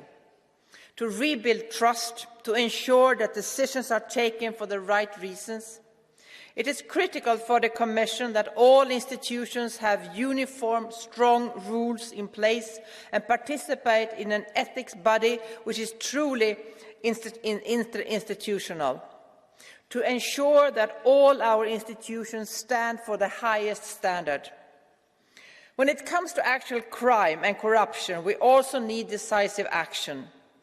I will propose the corruption package already in April. One thing is sure, we are going for an ambitious, maximalist approach to ensure there are no gaps that could be exploited for any corruption activities. To harmonise the definitions of corruption offences and penalties across the EU to the highest possible standard. We will also look into enhancing the capacity of law enforcement and judicial authorities to investigate and prosecute corruption offences. I look forward to the continued strong cooperation with you in this House to shape these initiatives, to ensure that they are up to the task, to fight corruption and bring better transparency and accountability of the institutions. Thank you very much for the debate.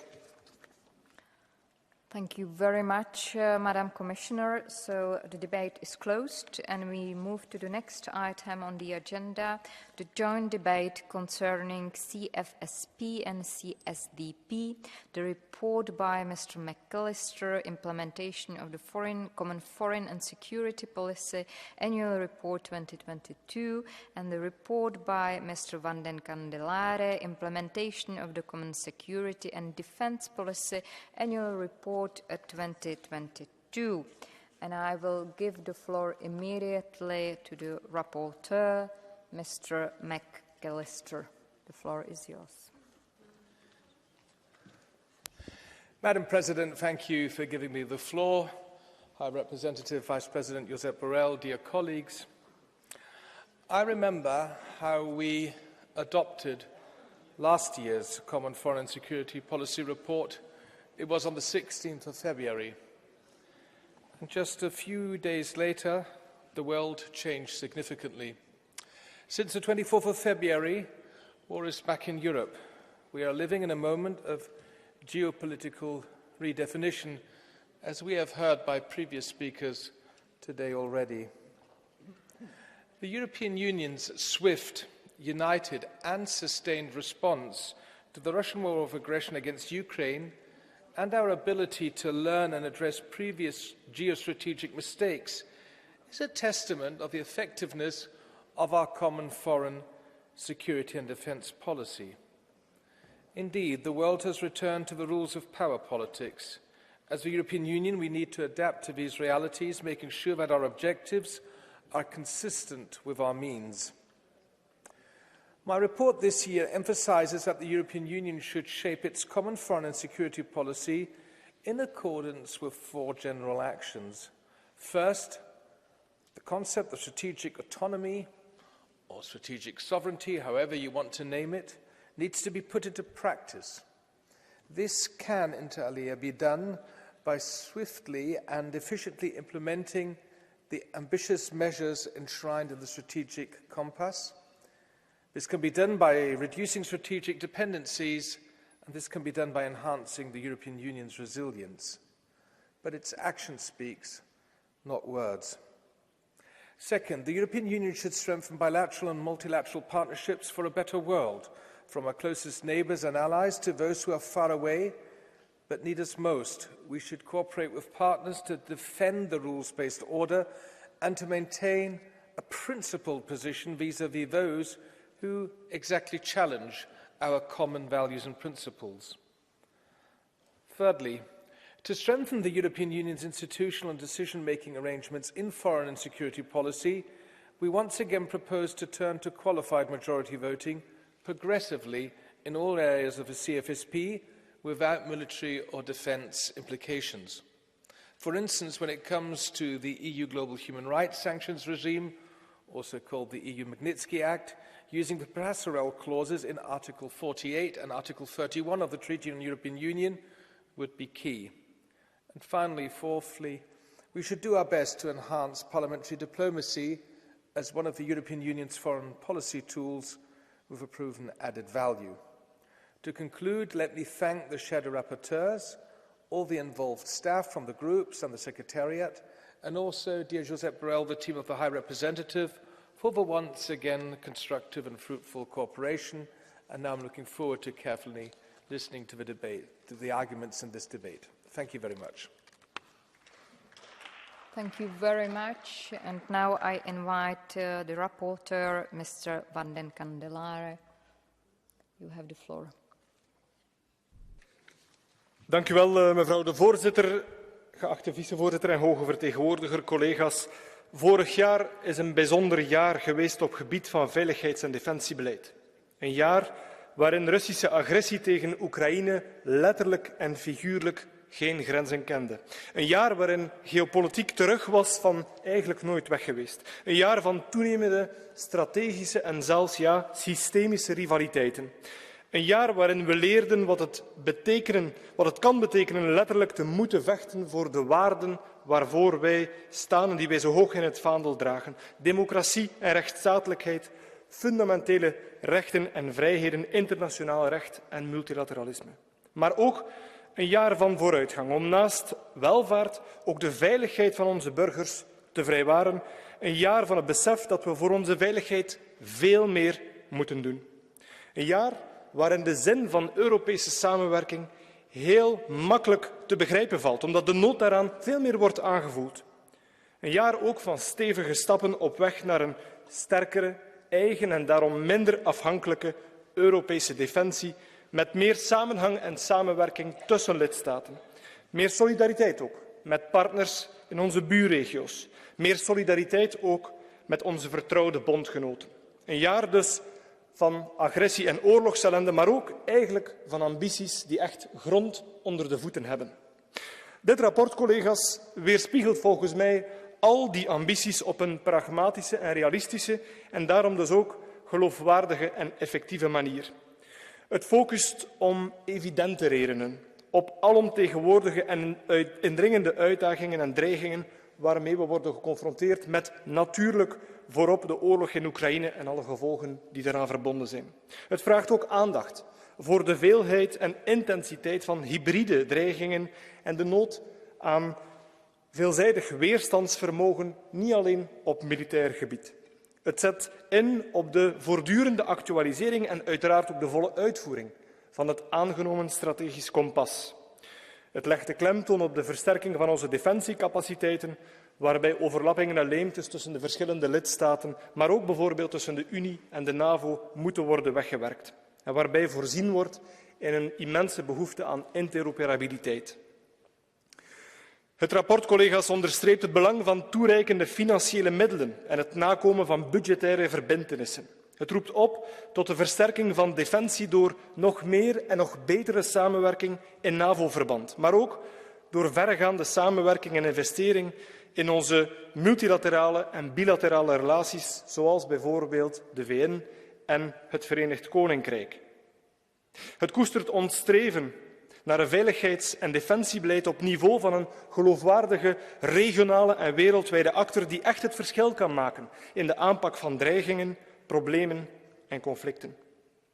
Het vraagt om werk te maken van een efficiëntere infrastructuur en architectuur ten bate van een effectiever veiligheids- en defensiebeleid. Met voorop natuurlijk de operationalisering van de Rapid Deployment Capacity en de opwaardering van onze missies en operaties als beleidsinstrumenten op het terrein.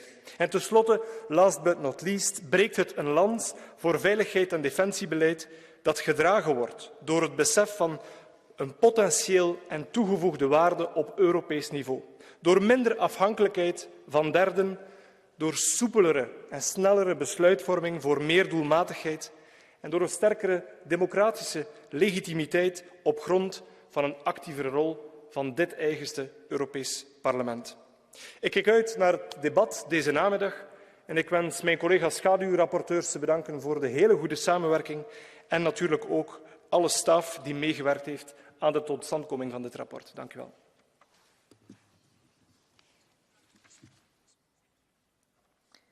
Thank you very much. And now I would like to give the floor to the High Representative, Mr. Borrell. The floor is yours.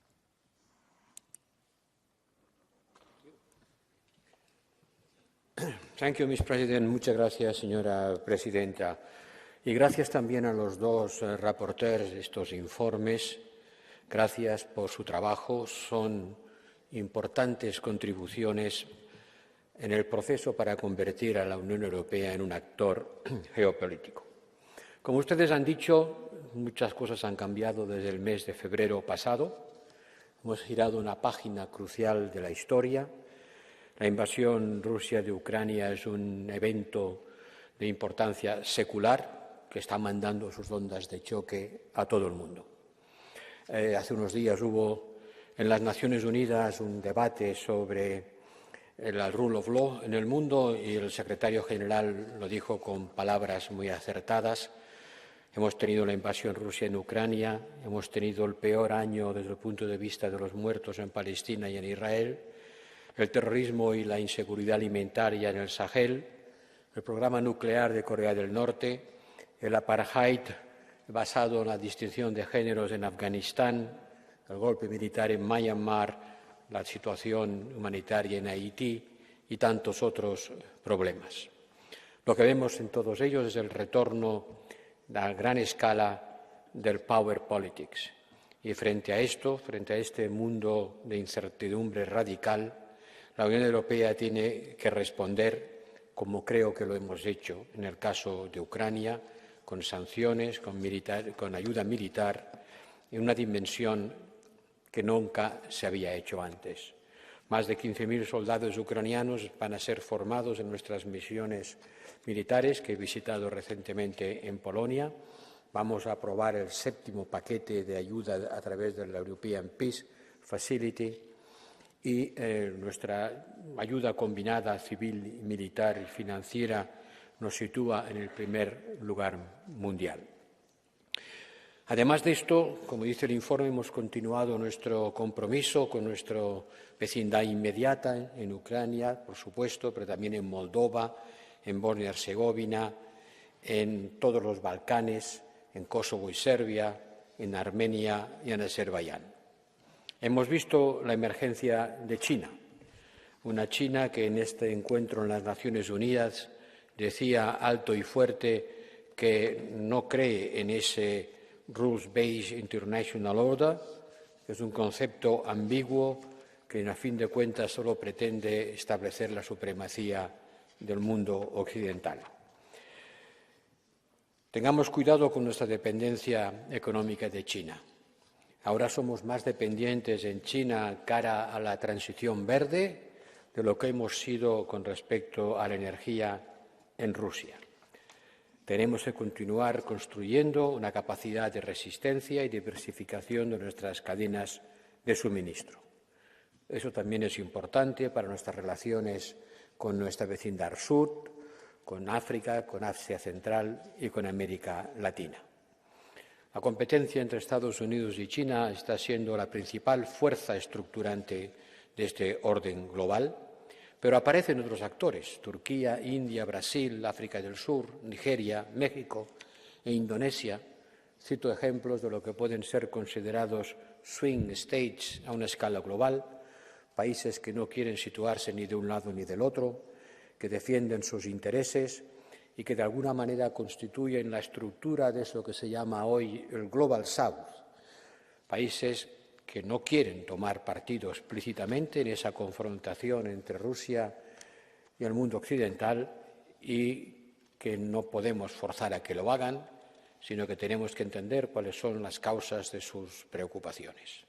Hemos de ser más proactivos, hemos de hacer que se nos perciba como lo que tenemos la ambición de ser, una fuerza que contribuya al progreso global en la lucha contra el cambio climático y contra la desigualdad, el desarrollo de un orden multilateral justo que permita hacer frente a las crisis energéticas y de alimentación, pero también a la construcción de sociedades más cohesionadas.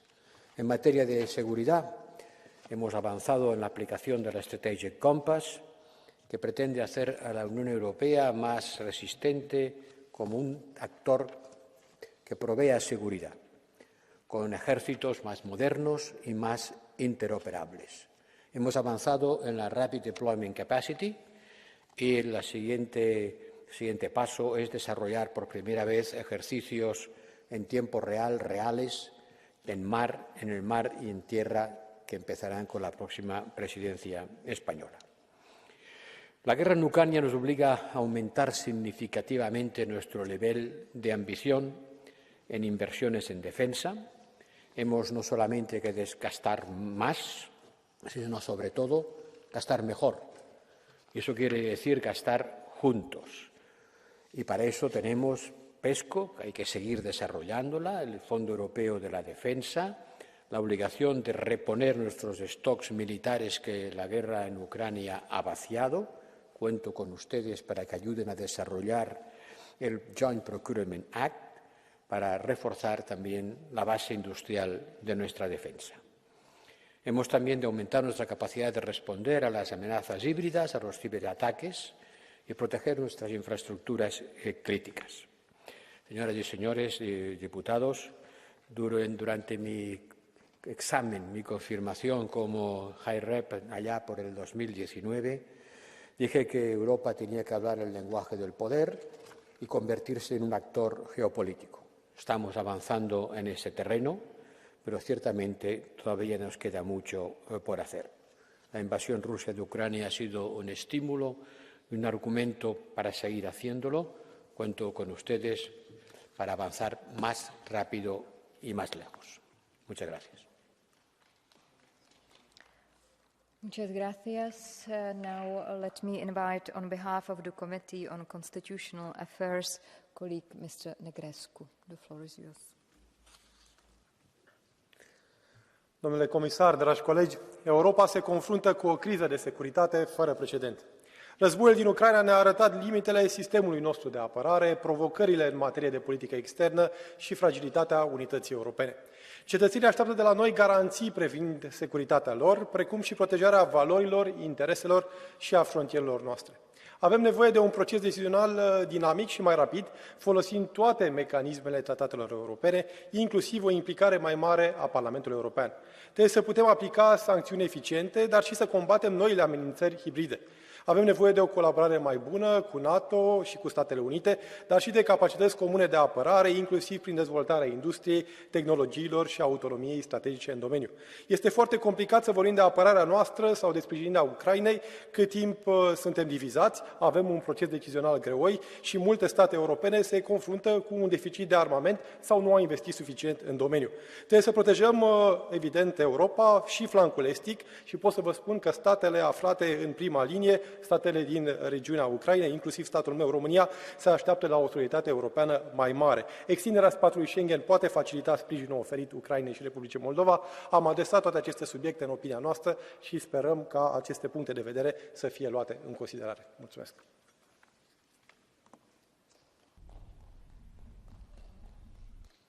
Thank you very much. On behalf of the Committee on Women's Rights and Gender Equality, señora Solís Pérez, por favor. Muchas gracias, presidenta, alto representante, queridos ponentes. Como ponente de la opinión que ha elaborado la Comisión de Igualdad de Género sobre la Política Común de Seguridad y Defensa, tengo que decir que es decepcionante que no se haya incluido en este informe ninguna de las propuestas que hemos hecho en nuestra comisión. La equidad entre hombres y mujeres es, sin duda, una de las grandes prioridades de esta Cámara, pero debemos predicar con el ejemplo. Y, lamentablemente, en el ámbito de la seguridad y la defensa queda muchísimo por hacer. Debemos adoptar un enfoque de tolerancia cero con respecto al acoso y la explotación sexual, ya sea sobre el staff de nuestras misiones de cooperación o entre la población local a la que nos dirigimos. Tenemos la obligación ética y moral de llevar a cabo las auditorías necesarias para garantizar que los responsables de estos actos inhumanos rindan cuentas. Y aunque sea una realidad incómoda, debemos cortar de raíz estos problemas. Como legisladores, no podemos seguir mirando hacia otro lado. Muchas gracias. Muchas gracias. Now, on behalf of the group of the European People's Party, colleague Mr. Galler, the floor is yours. Frau Präsidentin, hoher Beauftragter, liebe Kolleginnen und Kollegen! Wir haben im vergangenen Jahr gesehen, dass es in außenpolitischen Angelegenheiten offenbar starken Drucks von außen braucht, um uns zusammenzuschweißen und gemeinsam entschlossen zu handeln. Der Krieg, den das verbrecherische Putin-Regime gegen die Ukraine führt, aber in Wirklichkeit derzeit noch mit anderen Mitteln, auch gegen uns, hat diese gemeinsame Positionierung quasi erzwungen. Ich hätte mir gewünscht, dass wir früher zu einer gemeinsamen, realistischeren Einschätzung der Absichten Putins gekommen wären. Solche realistischeren Einschätzungen gab es. Der größere Teil, insbesondere im Westen der EU, wollte sie nicht wahrhaben. Lassen Sie uns Konsequenzen daraus ziehen. Und aus meiner Sicht ist das Eingeständnis, dass auch die größten Mitgliedstaaten nicht in der Lage sind, eine besondere Agenda gegenüber einem entschlossenen Diktator zu entwickeln, die diesen auch noch beeindruckt. Schon der Tisch bei den Treffen von Macron, Scholz und anderen mit Putin war für einen Dialog sichtbar nicht geeignet. Der Hohe Beauftragte hat in einer gemeinsamen Mitteilung mit der Kommission bereits vor Kriegsbeginn die Prioritäten in Bezug auf Russland richtig gesetzt. Pushback, Restrain and Engage. Lassen Sie uns in einem solchen realistischen europäischen Ansatz in Zukunft gemeinsam agieren. Bleiben wir gemeinsam stark, weichen wir nicht zurück und der große Teil Lateinamerikas, Afrikas und Asien wird sich freuen, auch in Zukunft mit uns einem solchen starken Europa gemeinsam sich engagieren zu können. Ich wünsche uns ein siegreiches neues Jahr. Vielen Dank. Thank you very much. Now, on behalf of the group of the Progressive Alliance of Socialists and Democrats in the European Parliament, colleague Mr. Reuten, the floor is yours. Thank you, President. Dear High Representative, thanks also to the rapporteur of the CFSP report. This year was the year in which Russia's brutal invasion of Ukraine forced our Union to reach geopolitical maturity, because the assault of autocrats against global democracy and freedom is stronger than ever. But so are we. We stand united in our resolve and, under your decisive leadership, in our actions. Democracy is winning, our unity has momentum, and we will not relent. So, colleagues, tomorrow, vote for our amendment to add the Revolutionary Guard to the terrorist list. Commission, finally investigate Commissioner for Enlargement for his alleged support to autocrats with secessionist tendencies in the Western Balkans. And Member States, this Friday at Ramstein Air Base, give Ukraine what it needs to win its freedom. Dictators will not stop us. We will always defend our values. Slava Ukraina, Zan Zendegi Azadi. Thank you. Thank you very much. Next speaker on behalf of the Renew Europe group, colleague Mr. Pyatt. The floor is yours. Thank you, and dear colleagues. Since the Russian aggression against Ukraine is the most important foreign and security policy issue for the European Union, all other foreign policy issues must also be viewed through the prism of Russian aggression in Ukraine. In other words, how the EU's relations with third countries can contribute to the end of Russian aggression. Regarding trade and development cooperation, it is necessary to look closely at how the partner countries of the EU behave in relation to Russian aggression. How do they vote at the UN General Assembly? What kind of relations do they develop with Russia? And even more, what kind of military equipment do they supply to Russia? They say you can't be everybody's darling. So, more support must be given to those countries for whom Russian crimes and violations of international law are unacceptable. And adjustments have to be made in relations with countries that continue to deal with the Russian regime as if nothing had happened. This is necessary in order to help Ukraine and continue to put pressure on the Russian regime, as well as to strengthen the international credibility of the European Union. Thank you. Thank you very much. Now, on behalf of the Group of the Greens, European Free Alliance, colleague Mr. Bütikofer. The floor is yours. Vice President, HRVP, David, colleagues, we do live in a new era. For the EU, the next 7 years will decide whether we will sit at the table or be on the menu. We have to start with realism, though. Overblown dreams of strategic autonomy can be and must be discarded, because we learn in the present situation that without the United States support, we would not have been able to hold our own together to support Ukraine. That means we must continue to invest in transatlantic relations, but at the same time we have to up our own game. We have to increase our capabilities. Being an ally is not enough. We must be strong allies. Second, we must not allow ourselves to be captured by delusions about the nature of authoritarian and totalitarian regimes.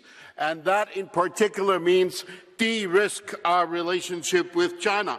Systemic rivalry is not just between Washington and Beijing. Nostra res agitur. Third, cooperation with countries of the Global South to promote mutual benefit is not an option anymore. It's a must, a geopolitical must, and that implies that we have to invest into Global Gateway Initiative. And finally, the climate crisis has long been a threat multiplier. This multiplication is getting more dangerous by the year. Fighting climate crisis is not everything, but without effectively fighting climate crisis, everything will come to naught. Thank you. Thank you very much. On behalf of the Identity and Democracy Group, Monsieur Mariani, s'il vous plaît.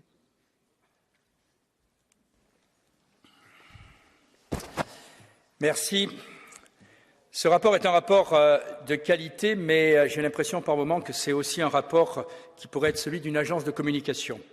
C'est un plaidoyer historique pour l'effacement des nations au profit d'un super-État bruxellois. Nous ne sommes pas là pour célébrer la politique étrangère de l'Union européenne et les décisions du service européen pour l'action extérieure. Nous sommes là pour contrôler les initiatives et représenter la volonté de nos compatriotes. Les Français, vous le savez, ne veulent pas de l'élargissement de l'Union européenne. Ils ne veulent pas du passage à la majorité qualifiée pour savoir si nous entrons en guerre, si nous coupons nos relations diplomatiques, ou si nous vendons des armes. Ils ne veulent pas non plus que les sanctions remplacent la diplomatie. Ils veulent encore moins être entraînés dans une guerre en Ukraine aujourd'hui et peut-être demain dans les Balkans. Alors qu'hier, Nicolas Sarkozy pouvait obtenir la paix en Géorgie en 2008, François Hollande et Angela Merkel pouvaient bâtir les accords de Minsk en 2014, Emmanuel Macron se plie aujourd'hui aux consignes des institutions européennes plutôt que de lancer une initiative française. C'est un recul pour notre souveraineté, c'est aussi un recul pour la paix. Next speaker on behalf of European Conservatives and Reformist Group, Mrs. Fotyga. The floor is yours. Madam President, Mr. High Rep Vice President, colleagues, I deeply feel all areas you mentioned, High Rep Vice President, and I engage there, assisting them in their dire situation, in particular people there. Yet allow me to focus on Ukraine. So brutally against all principles of international law invaded previous year by the Russian Federation, full-scale invasion by the Permanent UN Security Council member. We have to focus all our force in helping Ukraine to win this war. The previous year was a real test for us of our unity. We maintain it, although very fragile. We have to strengthen it. And the previous year was a year of real test passed by the US in its leadership in defending Europe, therefore putting in question the whole concept of strategic autonomy. Without their weapons, Ukraine wouldn't be able to fight. And myself and my colleagues suffering decades because of early warning vis-à-vis Russian Federation, we are against qualified majority voting in foreign affairs. There is much to change in foreign affairs of the EU, and current actions are not enough to prove the real leadership of majority of the EU. Thank you.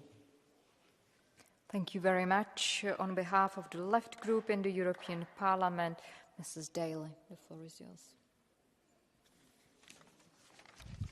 Thank you, President. This policy is selling militarism as something to keep us safe, when in reality it's the opposite.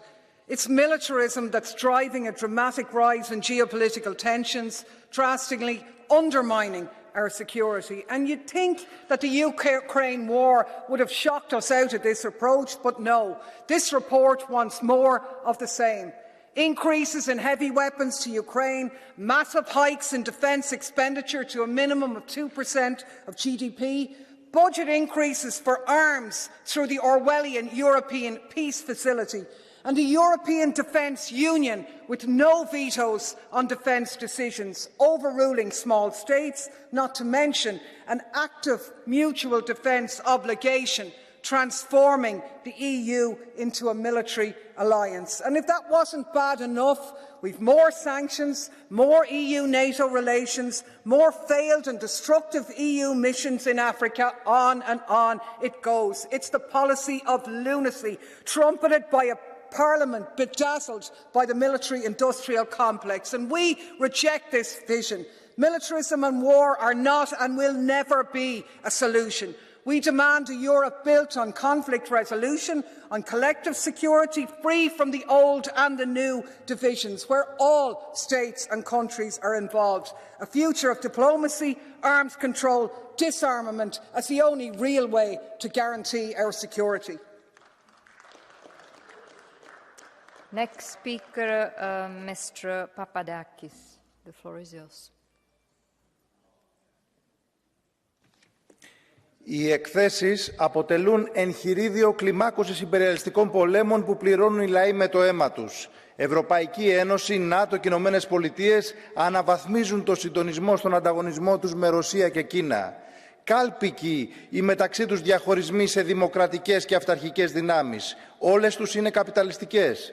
Πεδίο σύγκρουσης μονοπωλίων όχι μόνο η Ουκρανία, αλλά και η Ταϊβάν, η Νοτιοανατολική Μεσόγειος, τα Βαλκάνια και αλλού.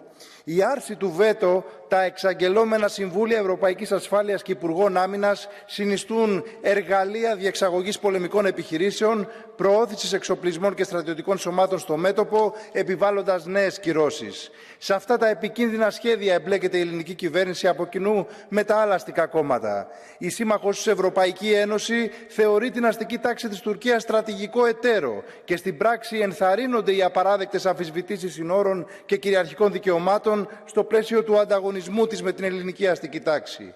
Ο λαός σε επαγρύπνηση να εναντιωθεί στα ευρωατλαντικά υπερελιστικά σχέδια και πολέμους, στη συνεκμετάλλευση στο Αιγαίο και στην αρπαγή του ενεργειακού πλούτου από τα μονοπόλια.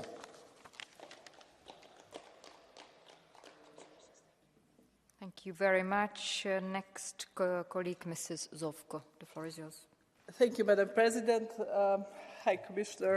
I would like to congratulate the rapporteurs for CFCP and CSDP reports, Ms. McAllister and Van der Candelaren, for their excellent work. They managed to cover a very challenging year from foreign and security perspective. Our security has been directly challenged. A new war has emerged in our neighbourhood. China continues to play an assertive role in the Pacific. As the report rightly states, we need a stronger EU-NATO cooperation, an updated European Peace Facility and a boost for our relations with international partners. Regarding the Western Balkans, the EU stepped up its engagement on the enlargement agenda, and I warmly welcome the decision to grant candidate status to Bosnia and Herzegovina. It was a peace and security decision as well. However, this candidate status is not the end of the ride, but should stimulate the domestic leaders to speed up the reform process, because even after the welcome change of the electoral law last October, Croats still don't have their elected representative in the presidency, and that affects the voting. Don't forget the voting in UN when they abstained on a crucial European security issue and the vote against Iran damaging policy. As mentioned in this CSFP report, it's time to ensure the principles of equality and non-discrimination for all citizens and constituent people as enshrined in the country's constitution. That's a major security issue, Mr. High Representative. Thank you very much. Next speaker, colleague Mr. Mavrides. The floor is yours.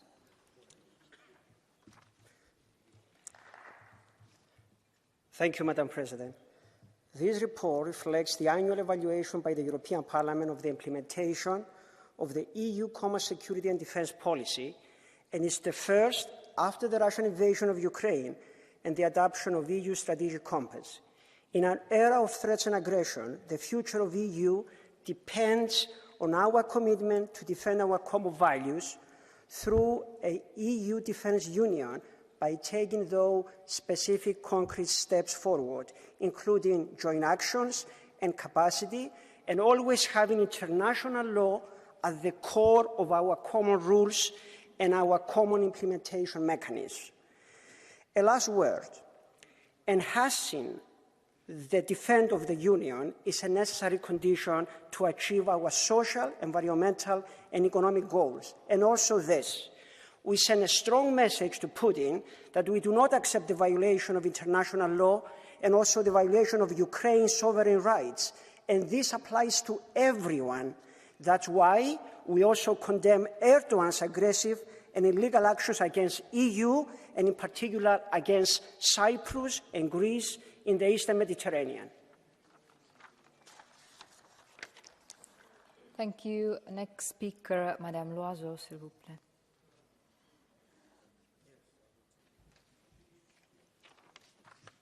L'Ukraine est entrée dans l'hiver et l'hiver est rude. Les frappes russes contre les civils, la résistance héroïque de l'armée ukrainienne sur le front ont un prix et il est lourd. Pour que Kiev l'emporte, nous devons faire plus, produire plus d'équipements militaires et en livrer davantage à l'Ukraine. Aujourd'hui, il faut saluer ce que fait l'Union européenne, saluer les 3 milliards d'euros engagés au titre de la Facilité européenne de paix et la volonté de faire davantage. Se féliciter qu'en quelques semaines, 10 000 soldats ukrainiens aient été formés et s'engager à en former encore plus. Demain, l'Europe se dotera d'une incitation financière pour que les Européens acquièrent des équipements militaires en commun, de manière à reconstruire leur stock et à poursuivre leur aide à l'Ukraine. Tout cela est positif, mais malgré tout, le compte n'y est pas.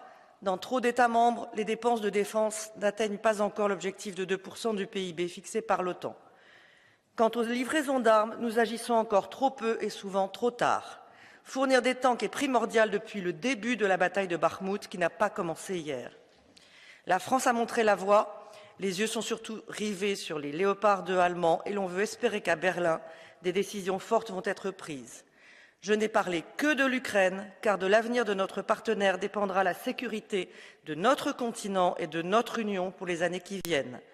Nous disons beaucoup que nous aiderons Kiev aussi longtemps qu'il le faudra, aidons-la autant et aussi vite que c'est nécessaire. Merci. I would like now to give the floor to the next speaker, colleague Mrs. Ala Metsa. The floor is yours. Thank you, Madam President. The cruel attack of Russia against Ukraine has shown that our member states can make prompt decisions on our common security policy, Europe is not weak. We have to have a unified front in critical issues. This is what our citizens want. In a recent polling, over 80% of the EU citizens are in favour of common EU and security and defence policy and think that cooperation should be increased. Today, Ukraine is fighting for peace and democracy for all of us. We have to help them by sending Leopard 2 battle tanks, on which we Greens have made a proposal to this report. We need a European coalition to deliver these tanks to Ukraine swiftly and German leadership in this shared action. And we have to think even further ahead in security policy, as, for example, even with a swift decision, the delivery of these tanks will take some time. EU has to take strong leadership in decisions vital to Ukraine and to EU's own security. Our member states have to be ready and able to respond to this war that threatens our values and global peace. We cannot rely on the United States. The EU needs to take a stronger and more determined role in its own security. This report matters, but the support that we can give to Ukraine immediately matters even more. Thank you, colleagues, for working together on this. Thank you very much. Our next speaker is Madame Susanna Ceccati. Grazie Presidente, grazie Alto Rappresentante. La sfida delle dittature alle democrazie è ricominciata. Serve unità di intenti in tutte le democrazie, anche al di fuori dei confini dell'Unione Europea. Per questo è realmente importante stringere legami di cooperazione più solidi con gli USA, con Israele, con le democrazie asiatiche che condividono i nostri valori. Ma veramente questa unità di intenti si raggiunge con il principio di unanimità? Vogliamo prendere decisioni importanti anche contro gli interessi di Paesi membri in minoranza? L'Europa è forte perché è plurale. L'Europa è forte quando le nazioni che la compongono sono forti. Non dobbiamo mai confondere l'unità con l'unificazione e con la centralizzazione. Abbiamo deciso di dare la priorità alla difesa del nostro fianco orientale ed è giusto, ma vedo poco interesse per il Mediterraneo. E sono ancora in corso conflitti in Libia, in Siria. Dobbiamo lottare contro le influenze ostili di Russia e Cina, giusto, ma tutti devono fare pulizia in casa loro. Il Qatar Gate dimostra che una fetta importante della politica europea si è fatta comprare da paesi che violano i diritti umani. Un'Europa plurale e libera, libera da tutte le influenze ostili, senza eccezioni interessate. Questa è l'Europa che vogliamo. Grazie. The next one is our colleague Vondra Alexandra. Well, the report which we are discussing today contains a lot of interesting recommendations, but has one problem. It's a long list of the various recommendation ideas, including those which we will be discussing years ahead, like UMV reform. And meanwhile, there is a war in the Ukraine where we rightly support the Ukraine against this terrible Russian aggression, but our deliveries are deadly slow. The storages are empty, and we need to do much more and much faster. And therefore, instead of producing another hundreds, thousands of papers, we should do one thing.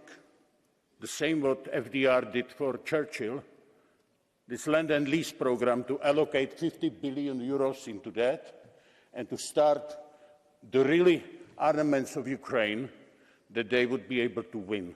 But it requires the deeds, not the words. This is our problem. We have the words, not the deeds. Thank you.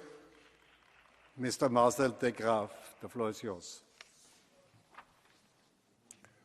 Voorzitter, de EU en de NAVO hebben zich agressief uitgebreid naar het oosten. In deze uitbreiding hebben ze Rusland niet aan boord genomen als mogelijke partner. Bovendien hebben ze ook geen rekening gehouden met de veiligheidsbelangen van Rusland.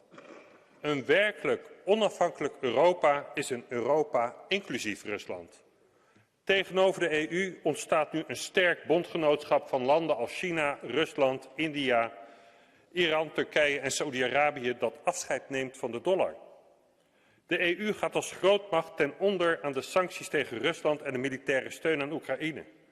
De lidstaten geven geld en wapens weg, maar maken zonder gas hun industrie kapot.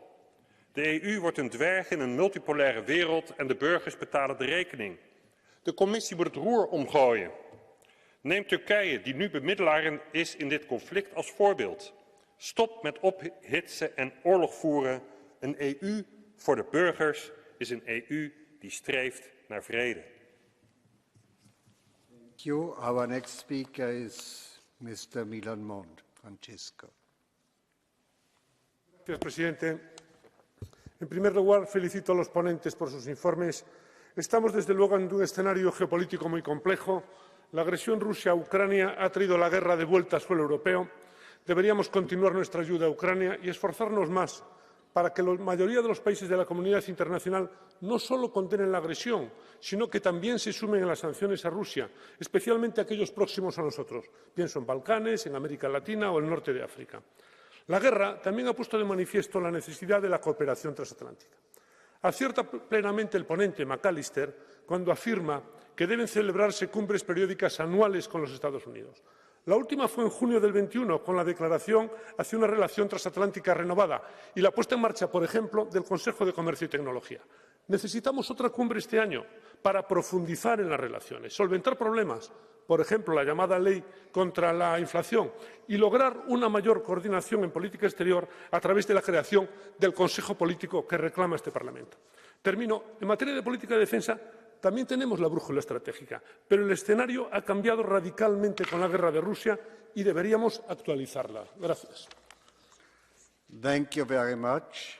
Unser nächster Sprecher ist Herr Pedro Marques.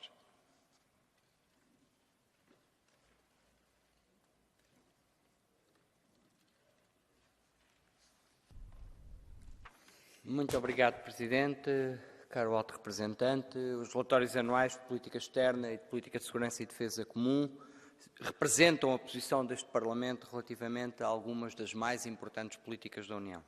A relevância destas políticas tornou-se mais evidente com a guerra de agressão da Rússia na Ucrânia.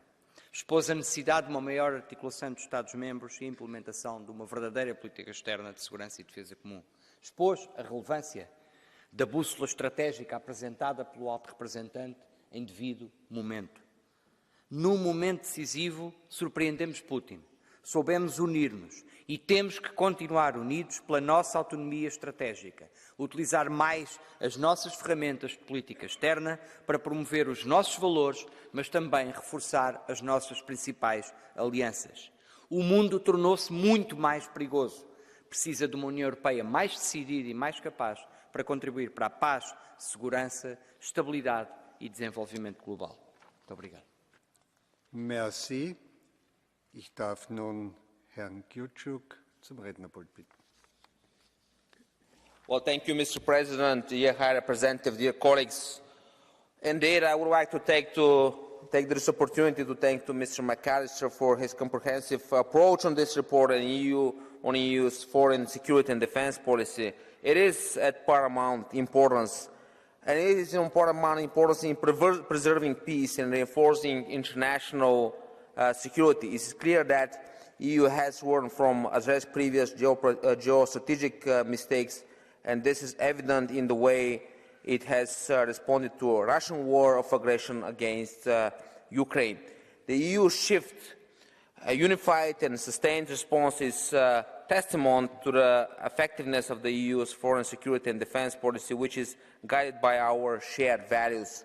But it's not time to stop. The world is watching us, and in order to be a credible actor and maintain the respect of autocracies around the world, the EU and its member states need to increase their military, political and humanitarian assistance to Ukraine and strengthen their defense and countering Russian threats to Ukraine's security. Thank you. Danke. Herr Kollege Zimniok Bernhard, Sie haben das Wort. Herr Präsident, niemand braucht eine EU-Armee, die die Inkompetenz der EU in all ihren Facetten repräsentieren würde. Seit vielen Jahren versucht die EU durch eine gemeinsame Sicherheits- und Außenpolitik genau diese EU-Armee einzuführen und damit die Souveränität der Mitgliedstaaten in einem weiteren Bereich zu untergraben. Zentralisierung ist alles, was die EU kennt, wo es in allen Bereichen bisher gescheitert ist, ja in allen Krisen jämmerlich versagt hat. Noch schlimmer ist aber, dass in diesen beiden Berichten die Abstimmung mit qualifizierter Mehrheit eingeführt und das Einstimmigkeitsprinzip aufgegeben werden soll. Die europäischen Nationen könnten also in Zukunft in so wichtigen Bereichen wie der Migration und der Außen- und Sicherheitspolitik überstimmt werden, entgegen vitaler nationaler Interessen. Und dass Sie, Herr McAllister, als Deutscher in diesem Bericht sogar den dauerhaften Verzicht auf Nord Stream fordern und damit die Energieversorgungssicherheit Deutschlands aufs Spiel setzen, sollte auch dem Letzten in unserem Lande vor Augen führen, was die CDU heute ist: unwählbar und eine Schande für unser Land. Die Berichte sind natürlich abzulehnen. Danke.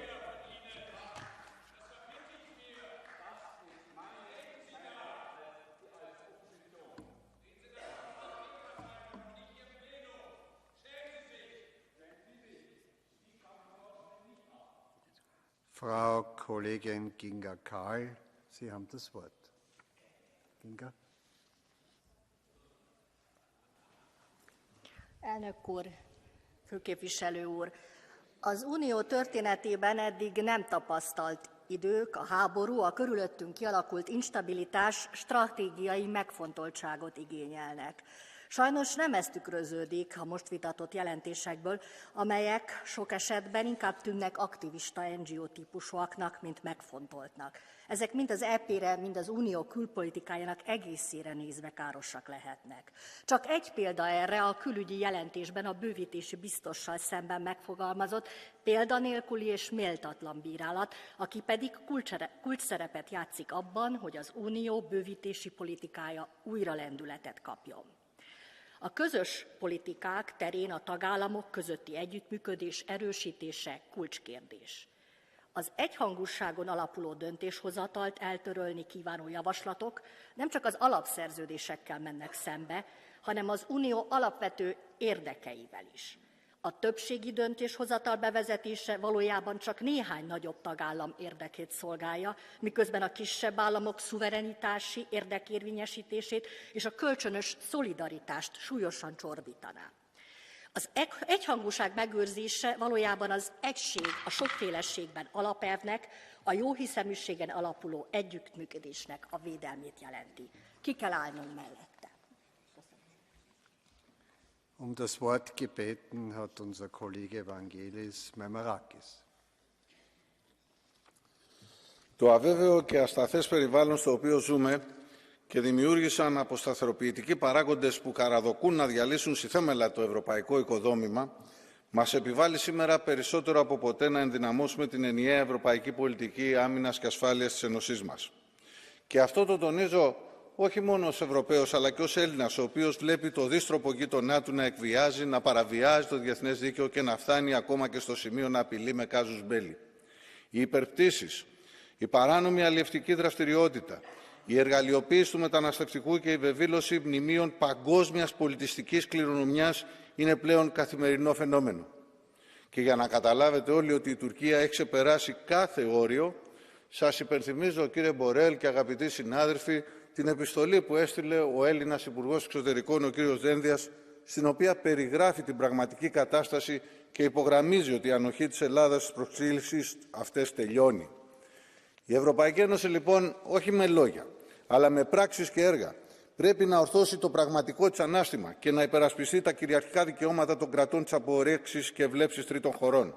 Επιπλέον, πρέπει να θέσει στοχευμένους και αυστηρούς κανόνες όσον αφορά τη συμμετοχή τρίτων χωρών σε εμπορικές συμφωνίες στο πεδίο άμυνας και ασφάλειας, πάντοτε βέβαια με σεβασμό στα συμφωνηθέντα και στην αρχή της αιρεσιμότητας. Merci. Mr. Tonino Piccola, the floor is yours. Thank you, President. Mr. High Representative, first of all, congratulations to the colleagues who have worked on these documents. The brutal war in Ukraine marked the past year and exposed several of our shortcomings that we need to address. And in many ways, we reached in a positive, unprecedented way. Despite many challenges and some countries regressing, I'm particularly content that the enlargement policy is being mainstreamed again. In the past year, 3 countries became candidate countries. 1 was given a European perspective, 1 applied for the membership, and 2 more finally began their negotiations. This is a good example of recognizing political realities and necessities and moving things forward. We should apply this approach further. So my main conclusion would be that in the ever-challenging global environment, including a war on our continent, our answer should be more Europe. It's time to reform our common foreign security and defense policies so that they are no longer the weakest link of our integration. Thank you. Danke, Herr Kollege. Nun ist Herr Dragos Tudorakis am Wort. Thank you very much, dear Chair. Dear colleagues, we can take pride in these reports, and I congratulate the rapporteurs and the shadows for the work on them. They capture the complexities of our posture in foreign affairs, as well as in building a stronger architecture for security and defence. If I am to think about all the pressing issues that lie ahead and select only one long-term goal to solve them, I would make a pledge for a true and credible defence union, accompanied by a rejuvenated defence industry. We keep speaking about the role of the EU in the world, our partners, our liabilities and dependencies, about strategic autonomy and, of course, about the war on our borders. A defence union would give a sense to all that. It would strengthen the EU's position in foreign affairs, its capacity to act quickly, decisively, to be taken seriously, both by the actors we want to partner with and by those challenging us. A defence union is not built in a day, but we must set it as a goal, along with the milestones that can render us step by step more resilient. Thank you. Thank you very much. Monsieur La Capella Charles.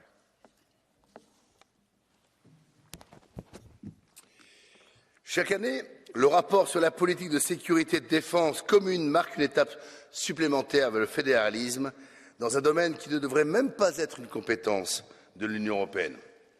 Pour nous, la guerre en Ukraine est un drame auquel il faut absolument mettre fin le plus vite possible par la négociation. Pour vous, c'est l'occasion de faire la guerre. C'est à peine croyable. On lit dans ce texte en toutes lettres que la clause d'assistance mutuelle des États membres en cas d'agression doit être étendue à la déstabilisation, aux pressions économiques ou à la désinformation. C'est gravissime. Vous voulez que l'Europe attaque la Russie, mais aussi que la Russie attaque l'Europe en demandant la livraison à l'Ukraine d'armes lourdes, en sachant que la Russie considère cela comme de la belligérance. Nous refusons catégoriquement de rentrer dans l'escalade que vous proposez. Pour plus de facilité, vous voulez même supprimer l'unanimité des États sur les questions de défense. Pour nous, c'est inenvisageable. Sachez également qu'il est pour nous hors de question de fondre les intérêts stratégiques des pays européens et surtout de la France avec ceux de l'OTAN. Sachez encore que nous ne vous laisserons pas liquider l'industrie de défense française dans une soi-disant base industrielle européenne. Enfin, sachez surtout que pour nous, la souveraineté diplomatique, stratégique et militaire de la France n'est pas négociable. Je vous remercie. Merci. Am Wort ist nun Monsieur Rivière-Jérôme. Merci, Monsieur le Président. L'Union européenne n'est pas une nation, mais une institution internationale. Ce n'est pas parce qu'elle dispose d'un drapeau, d'un hymne oripeau d'une époque que vous détestez, où le patriotisme était une évidence culturelle, que l'Union européenne fait illusion. Et c'est parce que vous l'avez bien compris, Monsieur McAllister, que faisant fi des traités, sans même faire semblant de vous inquiéter de la vie des peuples, vous cherchez subrepticement à effectuer un nouvel hold-up sur des compétences qui relèvent exclusivement des nations, la politique étrangère, la politique de défense, en souhaitant y imposer la règle de la majorité qualifiée. Comme bien d'autres, ces rapports ne resteront que des vœux, ceux d'enfants capricieux qui s'imaginent légitimes à imposer sans fondement leur volonté. Dans les conflits récents qui brutalisent notre continent, celui du Kosovo, celui entre la Russie et l'Ukraine, en n'oubliant pas celui entre Arménie et Azerbaïdjan, l'Union européenne a accumulé les erreurs, s'alignant sans vision de nos intérêts propres sur la politique américaine, pénalisant ainsi les citoyens en Europe. La règle de la majorité qualifiée dans ces domaines régaliens n'est pas pour demain, heureusement. Merci. Nun erteile ich Frau Miriam Lexmann das Wort. Thank you, Chair. High Representative, dear colleagues. From Russian aggression against Ukraine coercive behavior of the totalitarian Chinese Communist Party to the Iranian nuclear threat, we are facing a multitude of serious global security challenges. We can no longer afford to be discussing empty concepts or engaging in unnecessary battle between the EU institutions and NATO. Instead, we must put all efforts into concrete actions to rebuild the European security architecture, to support Ukraine with the necessary weapons to defend itself, to deliver on our defence spending commitments, and to protect our citizens and companies against cyber attacks, disinformation, or economic coercion. This is why I welcome the EU-NATO joint declaration. NATO is and must remain the cornerstone of our security, and the EU and NATO must work together to address the pressing challenges in accordance with their respective competencies. Thank you. Danke, Frau Kollegin. Herr Sven Mikser, Sie sind nun am Wort.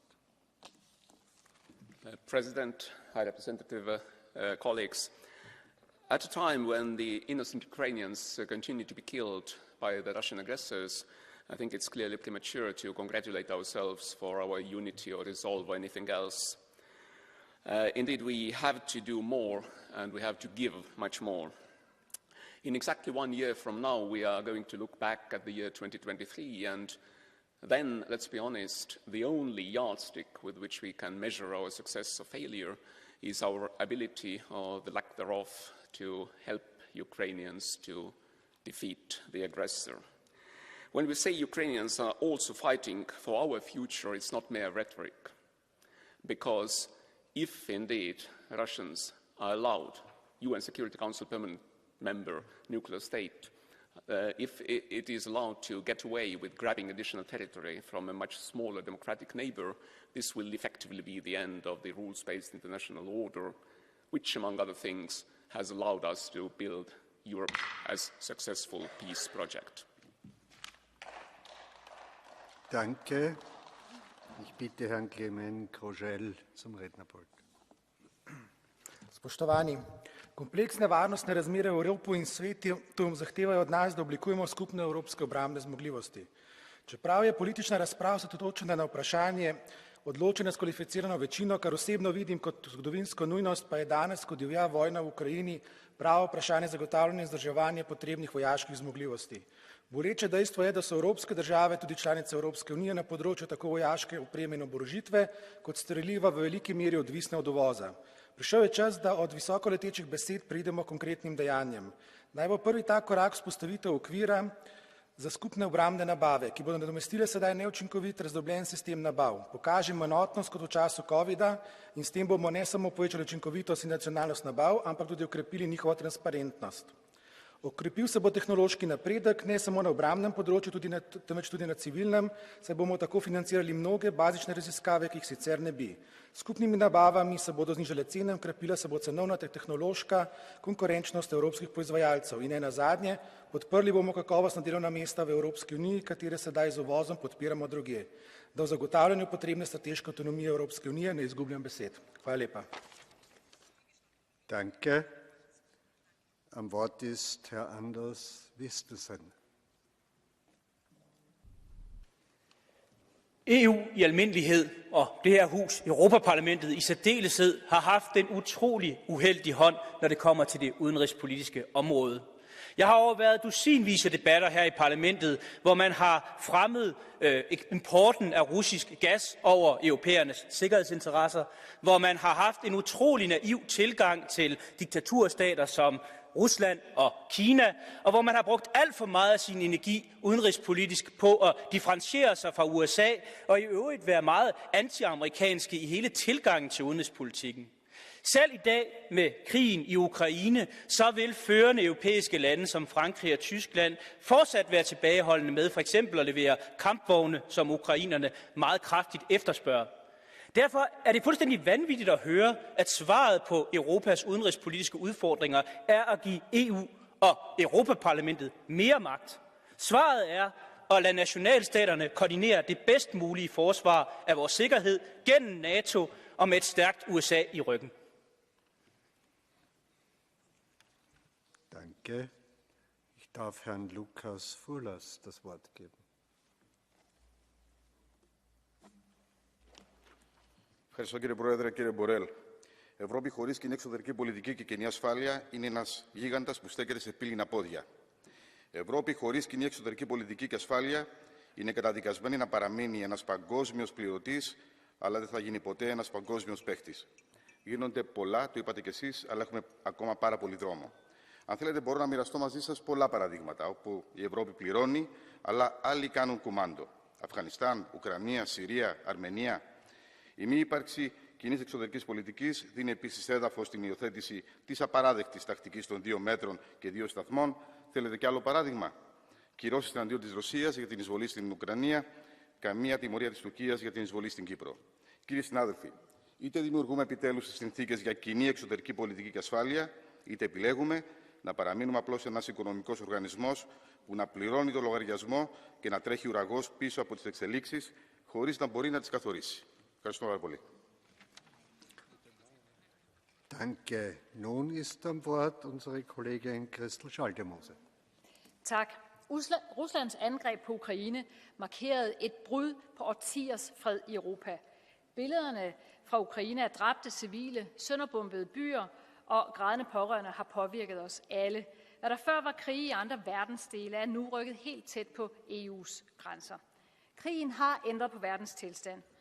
Energipolitik er blevet sikkerhedspolitik, og industripolitik er blevet udenrigspolitik. Det bliver vi nødt til at tage bestik af. Solceller og vindmøller producerer nemlig ikke længere bare grøn energi, de producerer frihedsenergi.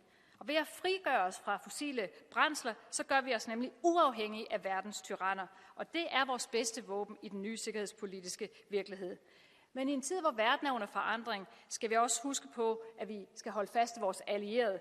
Og her tænker jeg blandt andet på Japan, der oplever mange af de samme udfordringer som os. Vores strategiske samarbejde med vores globale allierede er nemlig ikke en svaghed, men en styrke, som kan hjælpe os igennem krisetider. Det må vi ikke glemme i jagten på uafhængighed. Tak. Thank you. Monsieur Le Breton Gilles, the floor is yours. Chers collègues, le rapport du Parlement européen sur la politique de sécurité et de défense commune repose sur un mensonge. Il voudrait faire croire qu'une Union européenne de la défense est possible et souhaitable, mais en réalité, il est un hymne à l'OTAN qu'il cite 60 fois. Dès lors, son objectif d'Union européenne de la défense n'est qu'un leurre destiné à cautionner une nouvelle embardée vers une Europe fédérale. La preuve en est fournie par son paragraphe 23 qui demande d'une part de remplacer le vote à l'unanimité par le vote à la majorité qualifiée en matière de défense, d'autre part de mettre en place, je cite, des unités militaires multinationales communes et permanentes, autrement dit une armée européenne. Voilà donc la perspective qui nous est tracée, une armée européenne aux ordres de l'OTAN. En tant que Français, je proteste vigoureusement contre ce funeste projet que je juge totalement contraire aux intérêts vitaux et à la souveraineté militaire de la France. L'inféodation militaire de la France à des intérêts étrangers ne passera pas.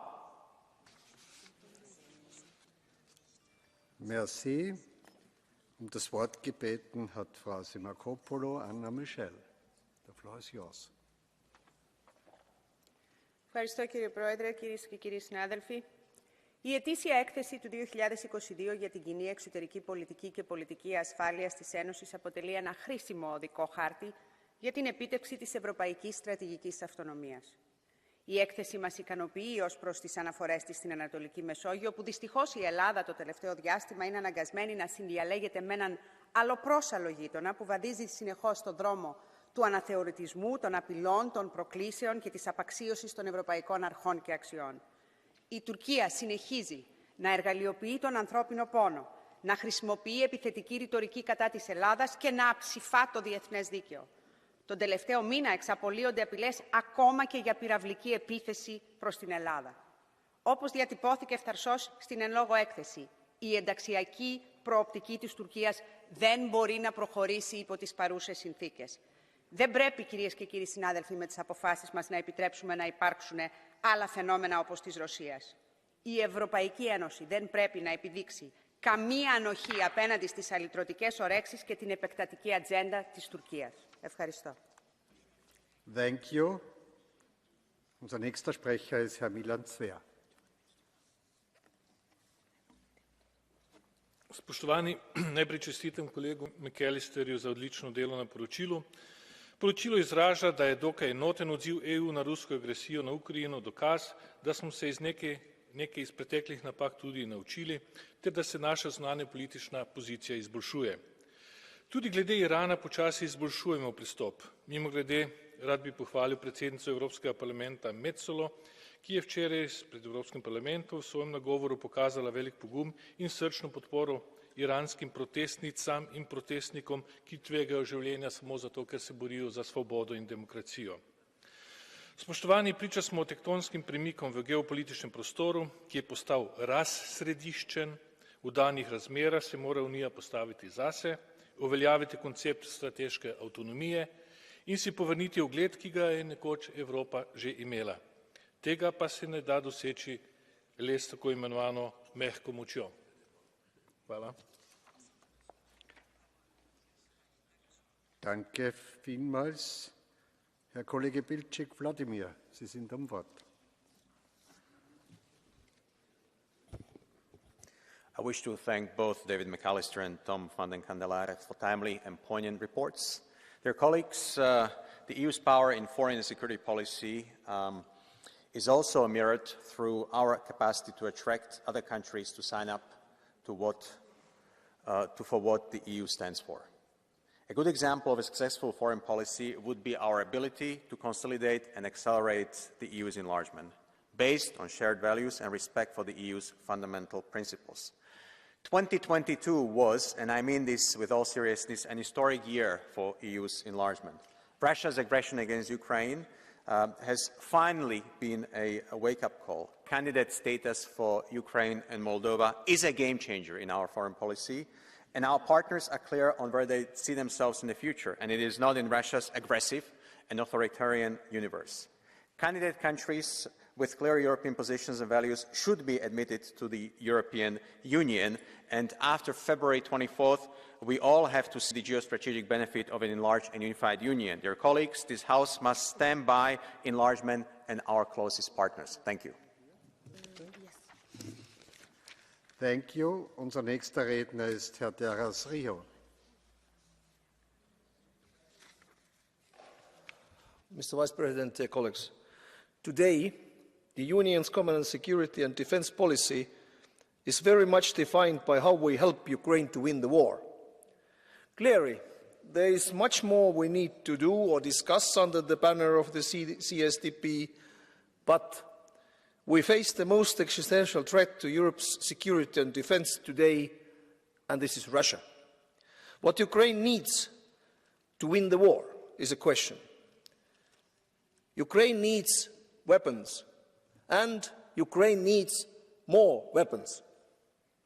Ukraine needs a plan, a Marshall Plan for Ukraine, if you want. Fighting back Russia and building up Ukraine can take place at the same time. Let not Ukraine to sink deeper, is my opinion.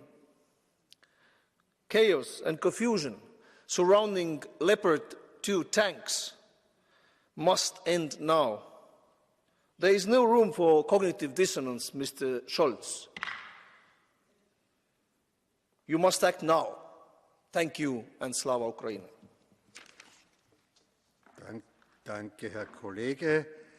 Ich gebe nun Herrn Eugen Tomak das Wort.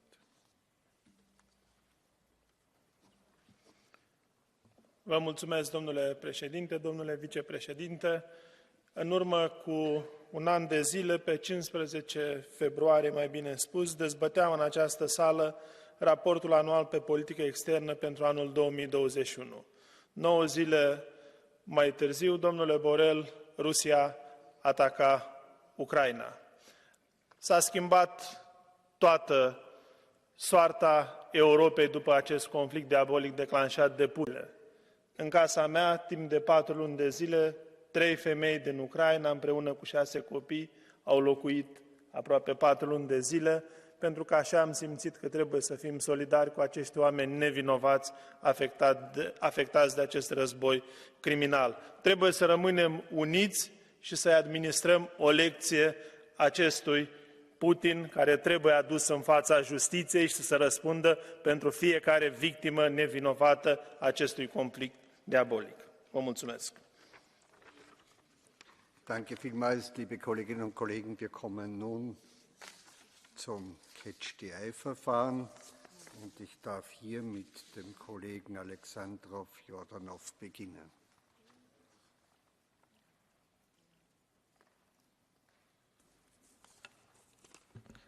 Благодаря, господин председател. Уважаеми господин Борел, поисках думата, за да подкрепя доклада на колегата Макалистър.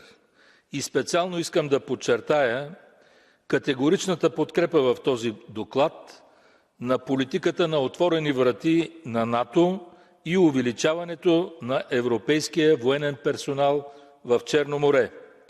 Намирам за особено важно, че в доклада се изтъква значението на по-тясното трансатлантическо сътрудничество, защото е много важно в бъдеще да не се допусне доктрината за европейска стратегическа автономия да се реализира в планове за стратегическо дистанциране от Съединените щати.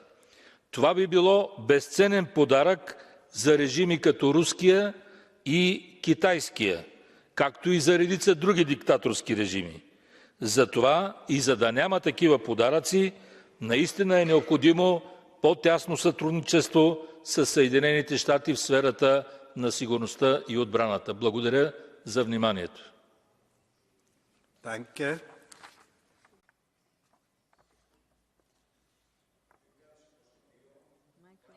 Micro, please.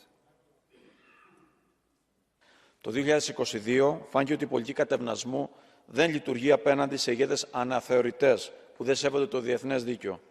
Η Ευρώπη πρέπει να προχωρήσει άμεσα στα απαραίτητα βήματα αμυντικής ένωσης, ώστε να μπορεί να προστατεύσει τους πολίτες της επαρκώς.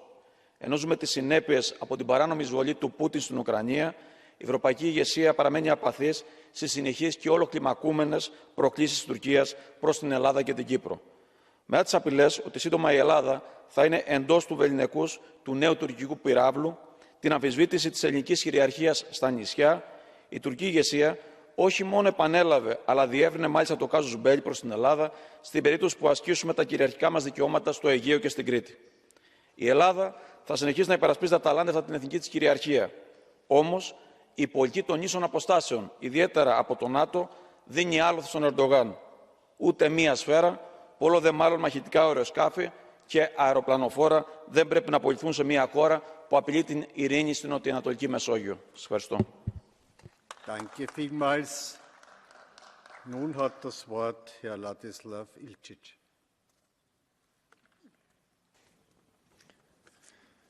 Poštovani kolege, imam 3 kratke primjedbe. Prvo, trebali bismo voditi brigu o sve većem utjecaju Irana na Bosnu i Hercegovinu, koji se jasno vidi ne samo iz posjete iranskog ministra vanjskih poslova Sarajevu, gdje je BiH ministrica Bisera Turković relativizirala državnu represiju u Iranu, već se radi i o tome da BiH nije podržala rezoluciju Ujedinjenih naroda o osudi nasilja u Iranu, čime se svakako udaljila od europskog poimanja demokracije. Drugo, trebali bismo voditi više računa o srpskom zveckanju oružjem na Kosovu, a treće su migracije, pri čemu neki lobiji u Europskoj uniji i dalje osnažuju takozvane humanitarne nevladine organizacije koje su povezane s krijumčarima ljudi, a koje na taj način sasvim sigurno otežavaju Hrvatskoj odgovorno čuvanje šengenskih granica. Dakle, pozivam vas da svi zajedno pošaljemo poruku da ćemo čvrsto čuvati vladavinu prava, odnosno zakone koji kažu da se granice mogu prelaziti samo na graničnim prijelazima. Hvala lijepa. Danke, Frau Kollegin Demirel Özlem. Please. Dankeschön, Herr Präsident. Schneller, schneller, volle Kraft voraus auf dem Weg zu einer Militärunion, heißt es, seit ich hier bin. Als ob Aufrüstung mehr Sicherheit bedeuten würde. Im Gegenteil. Massive Aufrüstung erhöht die Gefahr, Interessen militärisch durchsetzen zu wollen. Genau das machte Russland. Schlimmer noch ist es seit dem völkerrechtswidrigen Angriff Russlands auf die Ukraine hier. Mehr Waffen, schnellere Waffen, größere Waffen heißt es seitdem hier. Der Krieg solle auf dem Schlachtfeld entschieden werden. Milliarden gibt die EU für Waffenlieferungen an die Ukraine aus. 6.000 Soldatinnen und Soldaten der Ukraine werden in Deutschland und Polen ausgebildet. Aber Kolleginnen und Kollegen, vergessen Sie nicht, Russland ist eine Atommacht. Wie wahnsinnig sind jene, die russisch Roulette spielen. Und nichts anderes wird gerade hier gemacht. Und gleichzeitig werden jene, die für ein Ende des Krieges sind, diffamiert. Nein, Kolleginnen, für ein Ende des Krieges zu sein, heißt nicht für das Regime zu sein, sondern heißt vernünftig zu sein, heißt vor einem Weltkrieg zu warnen. Unsere nächste Rednerin ist Frau Henna Virkkunen.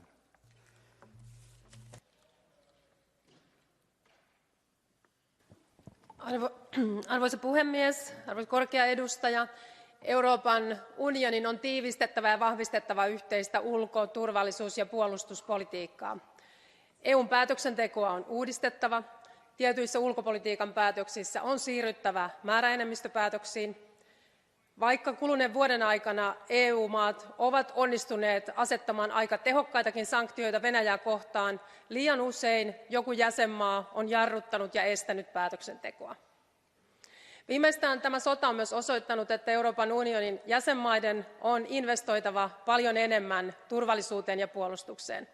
Komission laskelman mukaan ennen sotaa viimeisen 20 vuoden aikana EU-maat olivat lisänneet investointeja puolustukseen vain 20%, kun samaan aikaan Venäjä oli kasvattanut omia investointejaan lähes 300%.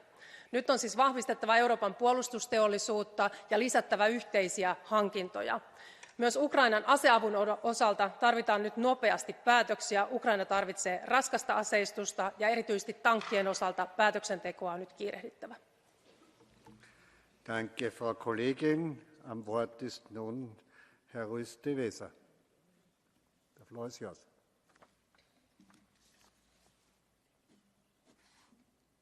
Gracias, presidente Karas, y gracias también al alto representante y vicepresidente de la Comisión Europea por su presencia y su paciencia. En este debate se ha visto un consenso, una mayoría muy clara, diría, a favor de superar la unanimidad en la toma de decisiones en política exterior. Hay tres maneras de avanzar en esa dirección, de la más difícil a la más fácil. Ninguna es fácil del todo, pero admitamos este orden. La primera, reformar el tratado. La segunda, activar las cláusulas pasarela. Y la tercera, aplicar más estrictamente el artículo 31 del Tratado de la Unión Europea.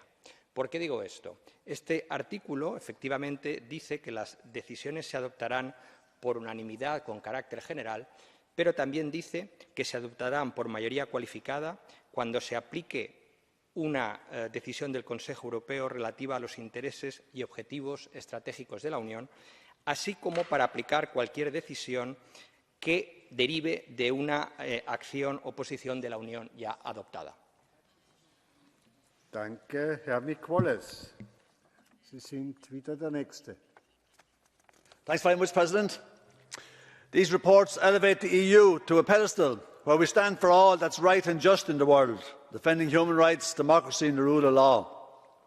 In reality, the EU and its partners never stop violating international law, going above multilateral institutions like the UN with their own parallel systems, including punishing millions of people around the world through our authoritarian unilateral sanction regime. We fund and arm openly fascist regimes and authoritarian monarchical dictatorships. We are involved in conflicts in many of our former colonies.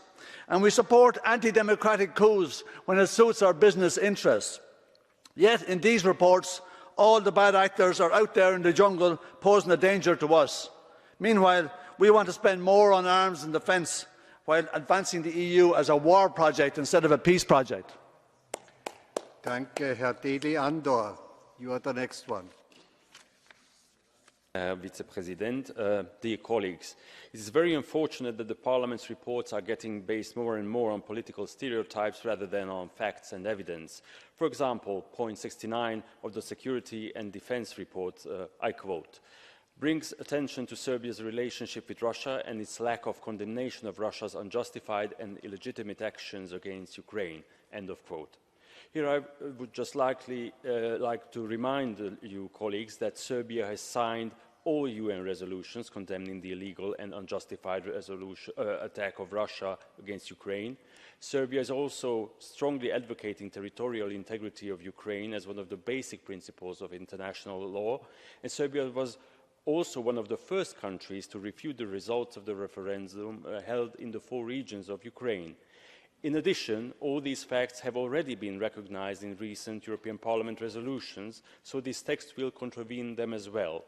Dear colleagues, facts and consistency should matter even here in the European Parliament. Thank you. Thank you very much. Now I must give up a short statement. Normally, and I will inform you again, only people who are present for all of the debate have the right to be part of the Catch the Eye. Our next speaker was not here for all of the debate, but he was a majority of the time here. That is the reason why I give you the floor, but next time please be present for all of the debate. Mr. Sokol, Tomislav, the floor is yours. Hvala lijepa što ste mi dali riječ. Nedavne odluke visokog predstavnika Schmidta omogućile su da legitimni predstavnici hrvatskog naroda Bosni i Hercegovini sudjeluju u izvršnoj vlasti. Međutim, u kontekstu današnje rasprave moramo jasno kazati da je stabilnost europskog susjedstva moguća jedino uz sustavnu reformu izbornog zakonodavstva BiH koja će do kraja osigurati ravnopravnost sva 3 konstitutivna naroda. Nedopustivo je da jedna sramotna figura poput Željka Komšića i dalje sjedi u predsjedništvu BiH. Stoga pozivam Europsku uniju da iskoristi sve alate koje ima na raspolaganju kako bi se do kraja provela nužna reforma izbornog zakonodavstva u Bosni i Hercegovini, najnovijoj zemlji kandidatkinji za članstvo u EU.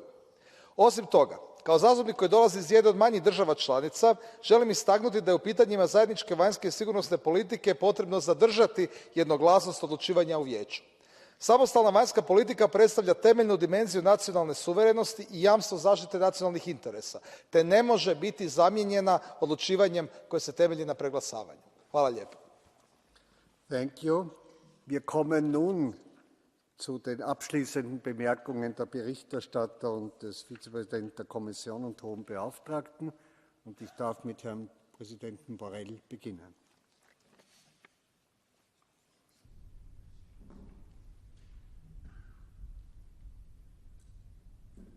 Muchas gracias, señor presidente. Muchas gracias, señoras y señores diputados. Han sido muchas y muy interesantes intervenciones que han en este Parlamento, porque sobre casi todas las cuestiones hemos oído posiciones radicalmente opuestas. Señor presidente, teniendo en cuenta la cantidad y la variedad de las intervenciones que he tenido el honor de escuchar, voy a pedirle su benevolencia para que mi intervención rebase un poco los 5 minutos que me son concedidos, sobre todo teniendo en cuenta que soy una de las pocas personas que ha estado presente todo el debate, que he seguido con mucho interés. Señor presidente, señoras y señores diputados, antes que nada tengo que agradecer a los rapporteurs, a los señores McAllister y Van den Kendelare, creo que no lo pronuncio bien, por su trabajo. Gracias por su contribución y a todos ustedes también por sus aportaciones. De los muchos temas tratados, aunque quizá no el más tratado, ha sido Irán, y no puedo cerrar este debate sin hacer una referencia a esta situación. Tenemos muchos desafíos, pero Irán es uno de los más difíciles. La represión brutal de los manifestantes y el uso de la pena capital es algo que consideramos inaceptable como lo es el apoyo militar a Rusia en su agresión a Ucrania. Personalmente he transmitido este mensaje a mis contrapartes iranianas en varias ocasiones. Ellos niegan que verdaderamente se estén entregando armas a Ucrania, pero creo que la realidad es tozuda y en base a esa realidad hemos adoptado 5 paquetes de medidas restrictivas, 3 en base a la violación de derechos humanos y 2 en base a la entrega de drones a Rusia. Pero creo que, a pesar de eso, hay que preservar canales de comunicación en lo que se refiere al tratado nuclear, al famoso JCPOA, que es un tema aparte, y creo que hay que hacer todos los esfuerzos posibles para evitar que Irán disponga del arma nuclear, y no conozco otro método mejor para hacerlo que el JCPOA. Señoras y señores diputados, como digo, sus intervenciones han sido ricas y múltiples, y sin querer intervenir en sus debates políticos internos, creo que hay algo que no podemos aceptar en esta Cámara, que es decir que a algún partido político no merece ser votado. Yo creo que hay que dejar a los electores que decidan cómo utilizar su voto y a qué partido político quieren votar. Y eso es lo que hace la riqueza y la variedad de la representación política que aquí se sienta. Quiero también agradecer que este informe recoja de manera explícita un amplio apoyo al rol del alto representante y a la construcción de una política exterior y de seguridad común. Que pidan ustedes más medios y capacidades para el Servicio Europeo de Acción Exterior, que ciertamente las necesita, que apoyen el desarrollo de una verdadera escuela diplomática europea, como estamos haciendo. Espero estar a la altura de sus demandas. Y también quiero decirles que algunos de ustedes han pintado una imagen de Europa, lo que es y lo que, según ustedes, pretende ser, que no se corresponde con la realidad. No estamos queriendo construir el ejército europeo en singular. Los ejércitos europeos van a seguir allí como representantes de la soberanía de los Estados miembros, que siguen siendo los competentes en materia de defensa. Nuestro objetivo es mucho más modesto, pero importante, que es conseguir la interoperabilidad de las capacidades militares de los Estados miembros, para conseguir que los recursos de cada uno se multipliquen en un esfuerzo coordinado y compatible. Hay muchas de sus afirmaciones que son imposibles de rebatir, como cuando alguien ha dicho que hay que ser razonables.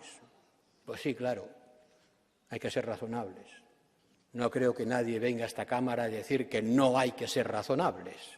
Claro, pero ¿en qué consiste ser razonables? Como otros que dicen que todos queremos un mundo justo. No creo que nadie venga a esta Cámara a pedir un mundo injusto. Claro, todos queremos un mundo justo. El pequeño problema es definir en qué consiste un mundo justo y en qué consiste ser razonable. ¿Es razonable pedir que se entreguen a Ucrania armas más potentes, como los famosos tanques Leopard? ¿O eso no es razonable? ¿Dónde empieza y dónde acaba la razón y la sinrazón? En eso debería consistir un verdadero debate. Y aquí he escuchado voces pidiendo que sí, que se entreguen a Ucrania armas para poder seguir defendiéndose, y voces que dicen que no, que tal cosa no se debe hacer porque corremos el riesgo de escalar el conflicto. Señoras y señores diputados, creo que ha estado en el honor de Europa ayudar militarmente a Ucrania a defenderse de la agresión que está sufriendo. Y yo, como alto representante, quiero una vez más decir aquí que he consagrado mucho esfuerzo a hacer que eso fuera posible, a construir la unidad de los países, de los Estados miembros de la Unión, en torno a decisiones que han permitido a Ucrania resistir y que le deben permitir seguir resistiendo los ataques brutales que está sufriendo. Y creo que seguirá siendo en honor de Europa ayudar a ese país, no solo militarmente, también económica y financieramente. Y por si acaso les parece razonable o irrazonable, déjenme que les diga que si suman ustedes el importe de la ayuda que Europa ha dado a Ucrania, financiera, económica y militar, directamente desde las instituciones europeas o a través de los Estados miembros, nos estamos acercando a 50.000 millones de euros, lo que nos sitúa en primer lugar entre los países o los grupos de países desde el punto de vista de la cantidad de ayuda que hemos prestado a Ucrania, por encima incluso de Estados Unidos. Esta es la realidad de las cifras. No sé si les parece razonable o no, pero a mí no me parece todavía suficiente. Y no lo será mientras Ucrania siga siendo destruida sistemáticamente por el ejército de la Federación Rusa. Habrá que seguir ayudando a ese país, no solamente militarmente, y habrá que seguir teniendo abierta la puerta a una solución diplomática del conflicto, claro que sí. Pero para hacer la paz hacen falta dos. Para hacer la guerra basta con uno. Y Europa tiene que entender, y creo que en eso consiste la definición de una Europa geopolítica, que no solamente es necesario ser una potencia comercial que defiende los derechos humanos, el Estado de Derecho, no basta con ser un soft power. Tenemos también que trasladar a nuestras políticas exteriores la capacidad de utilizar lo que se llama hard power sin que eso tenga que ser necesariamente militar. Es decir, la capacidad de influir con nuestras fuerzas restrictivas los comportamientos de otros, porque no siempre los demás prefieren la norma a la fuerza. Eso es lo que es la Unión Europea, la preferencia de la norma sobre la fuerza. Y eso es lo que le ha permitido construir una época de paz como nunca hemos tenido antes. Pero desgraciadamente vivimos en un mundo donde no todos piensan igual y algunos prefieren la fuerza frente a la norma. Y frente a ellos tenemos que tener la capacidad de responder. Con eso no renuncio al ideal kantiano de Europa, ni renuncio a la herencia liberal que esta Unión Europea representa. Siempre preferiremos la resolución pacífica de los conflictos, siempre preferiremos que la norma regule las relaciones mundiales, pero hemos de estar preparados para hacer frente a un mundo que no es como nos gustaría ser. Muchas gracias, señoras y señores diputados. Thank you very much. Mr. Borrell. Now, Mr. McAllister, the floor is yours. Ja, vielen Dank, Herr Präsident, dass Sie mir noch mal das Wort erteilen. Ich werde noch nicht mal im Ansatz versuchen, die Debatte, die wir heute Nachmittag bzw. heute Abend hier geführt haben, zusammenzufassen. Ich möchte festhalten, dass ich hier sehr gute Wortbeiträge vieler Kolleginnen und Kollegen gehört habe. Ich gebe auch zu Protokoll, dass ich einige Wortmeldungen vom ganz linken Rand und vom ganz rechten Rand dieses Parlaments für außerordentlich befremdlich hielt und nach wie vor halte. Ich möchte all das, was der hohe Vertreter, der Vizepräsident Josep Borrell gerade gesagt hat, unterstreichen. Und ich glaube, es ist wichtig, dass wir in der europäischen Außen- als auch in der europäischen Sicherheits- und Verteidigungspolitik, für die der Kollege Thomas Maas an Übereinstimmung bereitzustellen. Ich will nochmals an dieser Stelle sagen, wir hatten wirklich gute Sitzungen. Der Schattenberichterstatter haben uns durch viele, viele Anträge durchgearbeitet und ich glaube, am Ende ein gutes Werk gemeinsam hinbekommen. Nun haben wir morgen noch zu meinem Bericht zumindest 91 Änderungsanträge vorliegen, die in letzter Minute noch vorgelegt worden sind. Das ist eine relativ hohe Anzahl. Die müssen wir jetzt alle noch abstimmen. Gleichwohl hoffe ich, dass wir dieses hohe Maß an Geschlossenheit und Einheit in grundsätzlichen Fragen der europäischen Außen- und Sicherheits- und Verteidigungspolitik hier im Parlament aufrechterhalten, auch um unseren hohen Vertreter und Vizepräsidenten dann auch entsprechend die parlamentarische Unterstützung zu geben und möchte mich ausdrücklich bei Josep Borrell bedanken, dass er die ganze Debatte über hier im Plenarsaal mit dabei gewesen ist. Vielen Dank. Danke, David McAllister. Nun ist am Wort der zweite Berichterstatter, Herr Tom van den Candelare. Dank u wel, meneer de voorzitter. Ook ik heb met grote aandacht en veel belangstelling geluisterd naar alle tussenkomsten in dit debat. En ze hebben heel erg duidelijk gemaakt dat een ambitieus Europees veiligheids- en defensiebeleid misschien niet iedereen hier kan overtuigen, maar dat er toch meer dan voldoende politiek draagvlak is in dit halfrond, net zoals dat draagvlak er ook trouwens is bij de andere Europese instellingen. Het debat heeft volgens mij hier en daar wel wat controverse getoond, maar zeker ook vooral consensus getoond en mij gesterkt in mijn overtuiging dat we echt wel meer en beter kunnen op vlak van Europese defensie en daar zijn we ook volop mee bezig. Niet alleen de hoge vertegenwoordiger, ook collega's hebben verwezen naar het strategisch kompas, dat we echt wel op de juiste manier, op de juiste plaats en op het juiste moment hebben aangetoond en dat eigenlijk een heel doelmatig beleidsinstrument is. Maar, vele collega's hebben het gezegd, de ultieme test voor ons allemaal blijft natuurlijk de oorlog in Oekraïne en dat is hier vandaag vele malen gezegd geweest. Veel van onze ambities zullen exact afgemeten worden aan hoe we met deze confrontatie blijven omgaan, samen natuurlijk met het nieuwe gegeven van hybride dreigingen die deel uitmaken van de Russische agressie, maar eigenlijk ook verder gaan dan die Russische agressie. Denk aan hoe wij soms over de groeiende assertiviteit van China spreken. Ik sluit af met 4 conclusies.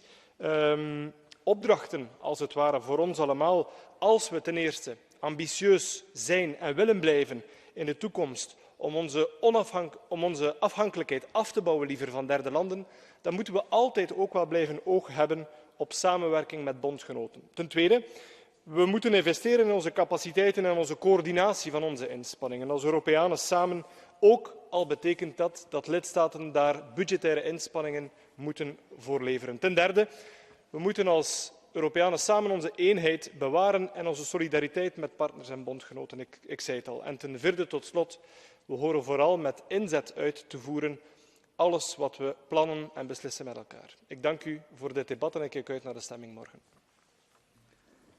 Danke, Herr Kollege. Ihnen allen, die an dieser Debatte teilgenommen haben, danke ich Ihnen für eine sehr differenzierte und wichtige Aussprache, die damit geschlossen ist. Die Abstimmung findet morgen statt. Ich darf auch den Herrn Vizepräsidenten der Kommission und Hohen Beauftragten Borrell verabschieden und mich für seine Präsenz bedanken. Als nächster Punkt der Tagesordnung folgt der Bericht von Frau Wiesler-Lima, Menschenrechte und Demokratie in der Welt und Politik der Europäischen Union in diesem Bereich. Und ich darf Sie, Frau Kollegin Isabel Wiesler-Lima, um Ihre Ausführung ersuchen.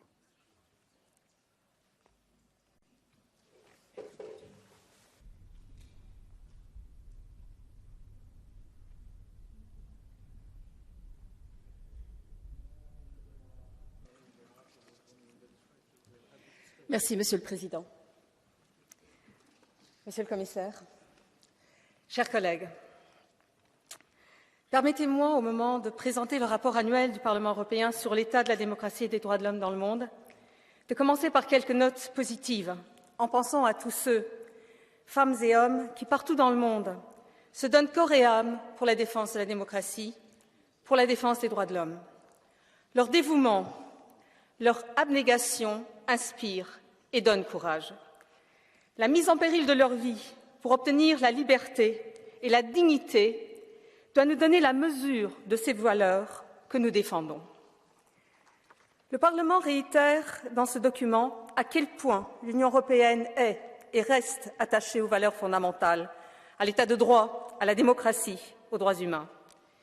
Il souligne ce que nous faisons pour soutenir la démocratie et les droits de l'homme et surtout réaffirme l'universalité des droits de l'homme, ces droits qui s'attachent à protéger la dignité humaine. Tout comme il réaffirme notre choix inconditionnel de la démocratie. Ces discours qui aujourd'hui veulent dénigrer la démocratie, la dépeignant comme inefficace et indésirable, inférieure à l'autoritarisme, nous les récusons et renvoyons au nombre inouï de personnes qui, de par le monde, sont prêtes à se sacrifier pour la démocratie et la liberté qu'elle implique. Et puis le rapport donne aussi de nouvelles pistes pour que nos positions et actions gagnent en efficacité dans notre défense des droits humains et de la démocratie. S'il m'a semblé nécessaire de réaffirmer ces évidences et de parler de courage, c'est que l'état de la démocratie dans le monde est inquiétant et l'évolution en cours plus encore. Les pays qui penchent vers l'autoritarisme sont 2 fois plus nombreux que les pays en mouvement vers plus de démocratie. Même des démocraties établies de longue date, comme nous l'avons vu malheureusement, ne sont pas à l'abri. Il faut donc une vraie prise de conscience pour appréhender l'atmosphère mondiale où règne la propagande mensongère et la désinformation à grande échelle qui convient au populisme et met en danger nos démocraties. Il nous faut prendre toute la mesure des défis qui, dans ces conditions, sont devant nous. Il nous faudra, dans la défense de la démocratie, faire de ce combat contre la désinformation une absolue priorité, car si les démocraties ne gagnent pas la bataille de l'information, de la liberté d'expression, si nous ne garantissons pas une place à un journalisme indépendant et qui réussit à se faire entendre, nous ne gagnerons pas contre l'ingérence des pays autoritaires chez nous et ailleurs dans le monde. La liberté de la presse est une condition indispensable à la démocratie. Or, les attaques contre celle-ci sont constantes. L'oppression des journalistes est donc l'un des nombreux points abordés dans ce rapport. La situation des femmes dans le monde est aussi en recul. La crise du Covid, l'insécurité alimentaire ont encore accentué par la guerre contre l'Ukraine, touchent lourdement les femmes, comme d'ailleurs aussi les enfants qui ont été écartés des écoles, et beaucoup de femmes et d'enfants ont été lourdement affectés par la violence domestique. Les populismes en hausse sont des terreaux fertiles d'intolérance, de xénophobie, de racisme et de discrimination. L'importance de l'éducation dans ce contexte s'affirme d'elle-même. Enfin, je voudrais finir sur la guerre d'agression illégale et non provoquée et injustifiée que mène la Russie contre l'Ukraine. Il m'est apparu comme une nécessité que dans ce rapport de 2022 du Parlement européen, les atrocités qui sont commises sur le sol ukrainien, à nos portes, soient condamnées et que la solidarité de l'Union soit réaffirmée. Je remercie vraiment, très sincèrement, mes collègues shadow rapporteurs, leurs équipes et celles des groupes politiques, ainsi que ma propre équipe. Seule une collaboration exemplaire et un respect mutuel ont permis que nous aboutissions à ce résultat. Merci beaucoup. Danke, Frau Kollegin. Von Seiten der Kommission darf ich recht herzlich Herrn Kommissar und Vizepräsident und Herrn Kommissar Didier Reynders begrüßen und ihm das Wort erteilen. Thank you, President. Honourable members, let me begin by thanking the rapporteur, Mrs. Isabel Wiesler-Lima, the shadow rapporteurs and other members who have contributed to this annual report on human rights and democracy. The human rights situation is worsening across the world. Your report, looking back at the last 12 months, takes note of this clearly. We have seen the worst violation of human rights in Ukraine, Afghanistan, Tigray and Iran, to name just the most recent and dramatic examples. The universality of human rights are increasingly questioned. Some countries are pushing new alternative narratives to change agreed international human rights law and to erode the fundamental rights that belong to every human being. This is something which we cannot accept. Human rights are not a matter of choice, but are the basis of human dignity. They are also at the foundation of our relations with the rest of the world. And they are a core priority for EU foreign policy. We will condemn systematically human rights violations and apply sanctions against the worst offenders. The new EU Global Human Rights Sanctions regime that we created in 2021, as requested by this House, allows us to go after violations wherever they occur. Honourable members, in December 2022, the 24th EU NGO Forum gathered more than 230 human rights defenders from over 70 countries to discuss how to stop impunity and build a road to accountability and justice. This will remain one of our key priorities in 2023. We are setting up a new global observatory on the fight against impunity with a budget of around 20 million euros for up to 5 years to gather information and build a knowledge base about genocide, crimes against humanity, and other serious human rights violations. In 2023, we will support the International Criminal Court via our core funding, 7 million euros for 21 till 27, and the EU exceptional assistance measure to the Office of the Prosecutor, Karim Khan, Prosecutor of the ICC, 7.25 million euro for 18 months, adopted in June 2022 on Russia's war crimes in Ukraine. Finally, at the multilateral level, we will build on what we achieved in 2022, like in the cases of Belarus, Ukraine, Afghanistan, and Myanmar, the rights of the child and freedom of religion and belief, and will continue to defend international human rights and humanitarian law, supporting strong resolutions addressing grave human rights situations.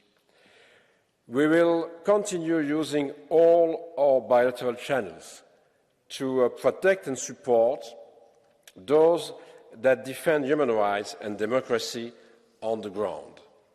Since 2015, the EU Human Rights Defenders Protection Mechanism has supported more than 58,000 human rights defenders and their families in more than 120 countries through 35 million euros of EU funding.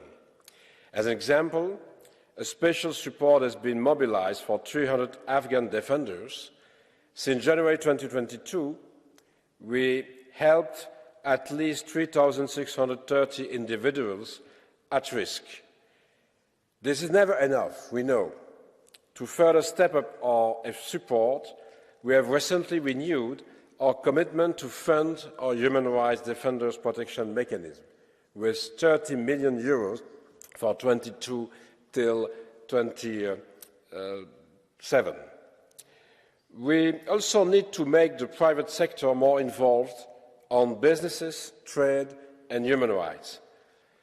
In 2022, the Commission proposed draft legislation on corporate sustainability due diligence and on banning forced labour products from EU markets.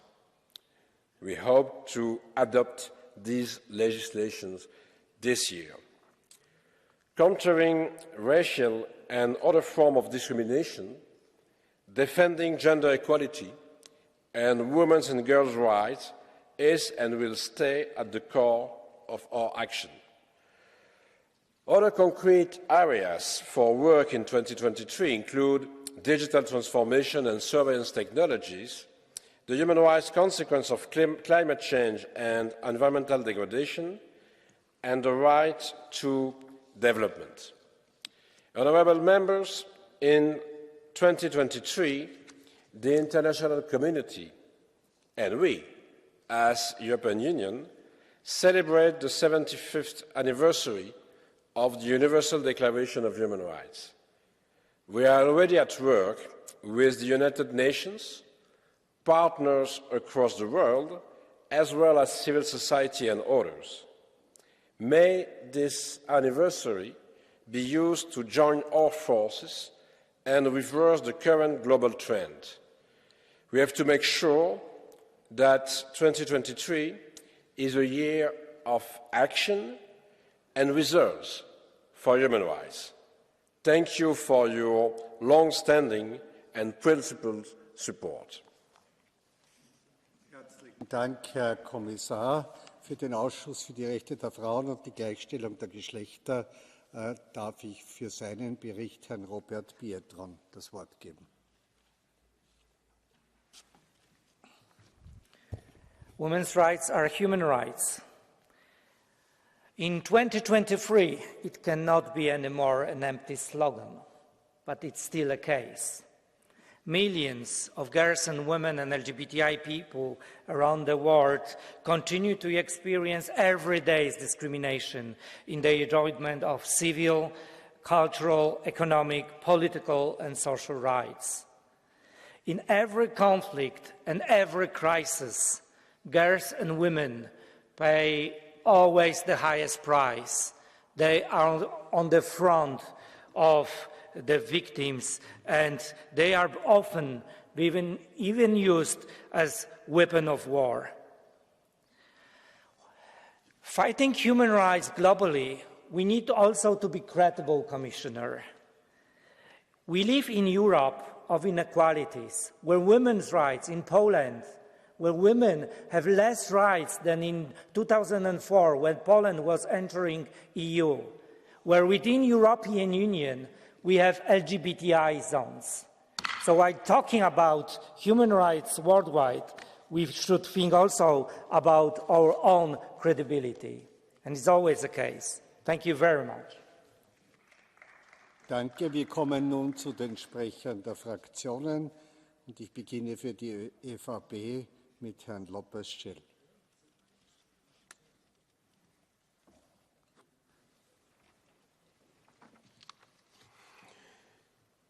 Es preocupante que, según varios índices de medición de democracias, en los últimos años ha habido un retroceso generalizado de la misma. Menos de la mitad de la población mundial vive en democracia. La región que más ha sufrido este retroceso ha sido la América Latina. Esto debido al auge del populismo antiliberal que en muchos casos han alcanzado el poder de manera legítima y que posteriormente transitan a su permanencia autocrática, acabando con el respeto a los derechos humanos y al Estado de Derecho.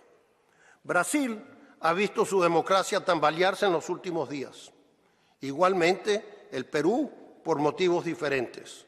En Bolivia, el gobierno está tomando una deriva represiva, al igual que el triángulo dictatorial formado por Cuba, Venezuela y Nicaragua. Países estos aliados de Putin, que avalan la invasión injustificada e ilegal de Rusia a Ucrania y que la Unión Europea no debe olvidar a la hora de establecer relaciones con estos países. ¿Qué piensa hacer la Comisión para encarar esta realidad? Gracias. Danke, Herr Kollege. Für die Sozialdemokraten erteile ich Frau Santos Isabel das Wort. Thank you, Mr. President. Analisamos este relatório num momento inquietante para a democracia e para os direitos humanos no mundo. 75% da população mundial experienciou nos últimos anos uma deterioração da situação dos direitos humanos no seu país. Muitos dos regimes autoritários radicalizaram-se. A conflitualidade não abrandou.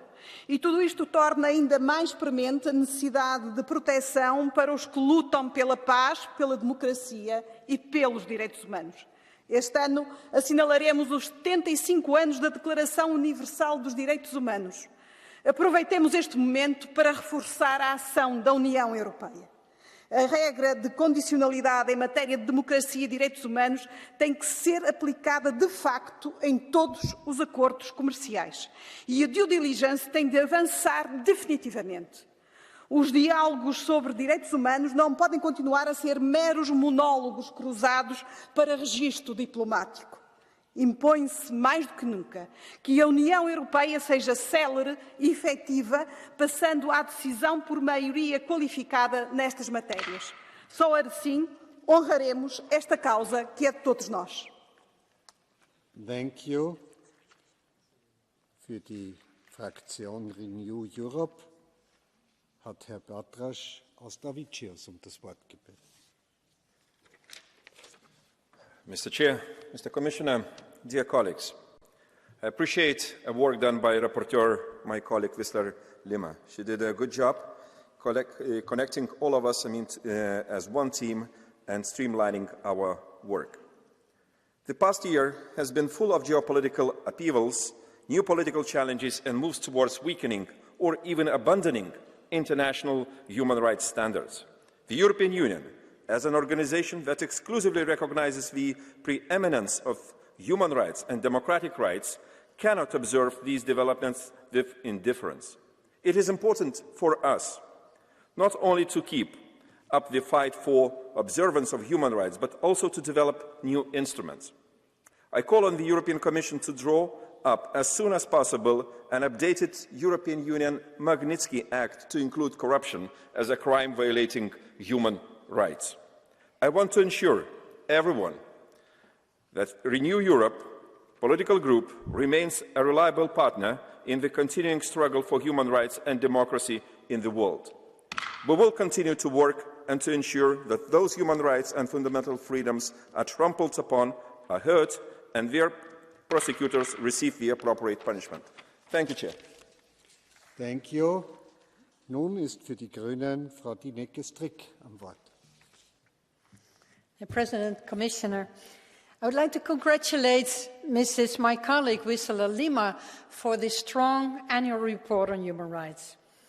As human rights are universal, consistency is key. Human rights cannot be sacrificed for EU's interests like trade or migration. And of course, the Parliament should never be silenced because of own financial interest of some MEPs. If we don't clear the House, human rights are the first to suffer. Human rights have been increasingly under pressure, in particular for women and girls. The huge oppression in Afghanistan and Iran already results in the suffering of 55 million women and girls directly affected in their core rights. In Afghanistan, the Taliban have simply erased women and girls from public life and curtailed their mobility, access to schools and universities, jobs. And this human rights crisis adds to the humanitarian crisis, which affects women the most. In Iran, the killing of Jina Mahsa Amini and violent crackdown of protests illustrate the regime's long-standing and systemic suppression of women. Young protesters are executed just because they called for freedom. But despite the huge fear of the people, they persist in the fight for their rights, and they deserve all our support. And that brings me to the importance of accountability. We must bring the perpetrators to court and impose sanctions that really hurt. And let's call a spade a spade. IRCG is a terrorist organization. Danke, Frau Kollegin.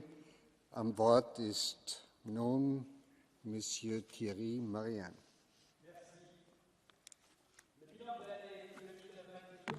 Droits de l'homme pour l'Union européenne tient en une seule expression que personne n'a prononcée, Qatargate. Le scandale qui touche ce Parlement est historique. Pendant 10 ans au moins, une dictature islamiste a pu orienter les résolutions de notre institution en fonction de ses intérêts. C'est une humiliation sans précédent pour un Parlement européen qui donne des leçons à la terre entière et prétend soumettre la politique des États aux avis des ONG. Quelles leçons avons-nous jusqu'à présent tirées de ce scandale? Aucune. Pire, vous avez même refusé le lancement immédiat d'une commission d'enquête comme cela a été proposé par le groupe Identité et démocratie. C'est tout un système qui est dévoilé par le Qatargate. Des ONG qui corrompent, des institutions européennes plus arrogantes qu'honnêtes, des socialistes donneurs de leçons qui travaillaient avec une dictature islamiste. Personne ne prendra ce rapport au sérieux car il émane en ce moment d'une institution décrédibilisée par un scandale sans précédent. Oui, il est urgent de lancer une vraie commission d'enquête sans attendre des années d'un jugement. Danke. Für die EKR-Fraktion bitte ich Herrn Nicola Procaccini zum Rednerpult. Grazie Presidente. Sappiamo che questa relazione del Parlamento ricorre annualmente, ma parlare di diritti umani e corruzione quest'anno qui dentro merita delle riflessioni appropriate. Troppe volte se ne è parlato in modo strumentale per colpire dei governi politicamente invisi alle sinistre. salvo poi scoprire che dietro quegli attestati di ammirazione per i più illiberali regimi islamici pronunciati da diversi esponenti della sinistra, c'erano delle motivazioni, direi centinaia di migliaia di motivazioni davvero poco nobili. Mi auguro che in futuro si possa tornare a dare un senso alle parole, a difendere gli indifesi, gli oppressi, le vittime dell'odio religioso come le persone bruciate vive ieri in Africa soltanto perché cristiane, nell'indifferenza e nel silenzio di tutti, anche delle istituzioni europee. Danke, Herr Kollege. Die Linke wird vertreten von Herrn Urban Crespo Miguel.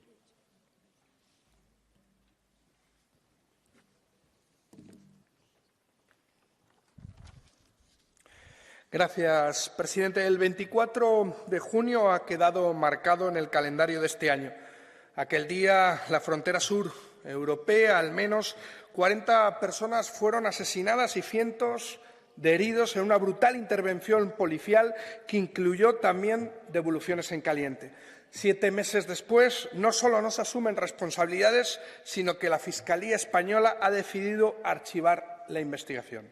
Muchas de las personas que intentaban llegar a Europa eran sudanesas, un país que lucha por superar uno de los muchos conflictos olvidados que hay en el planeta.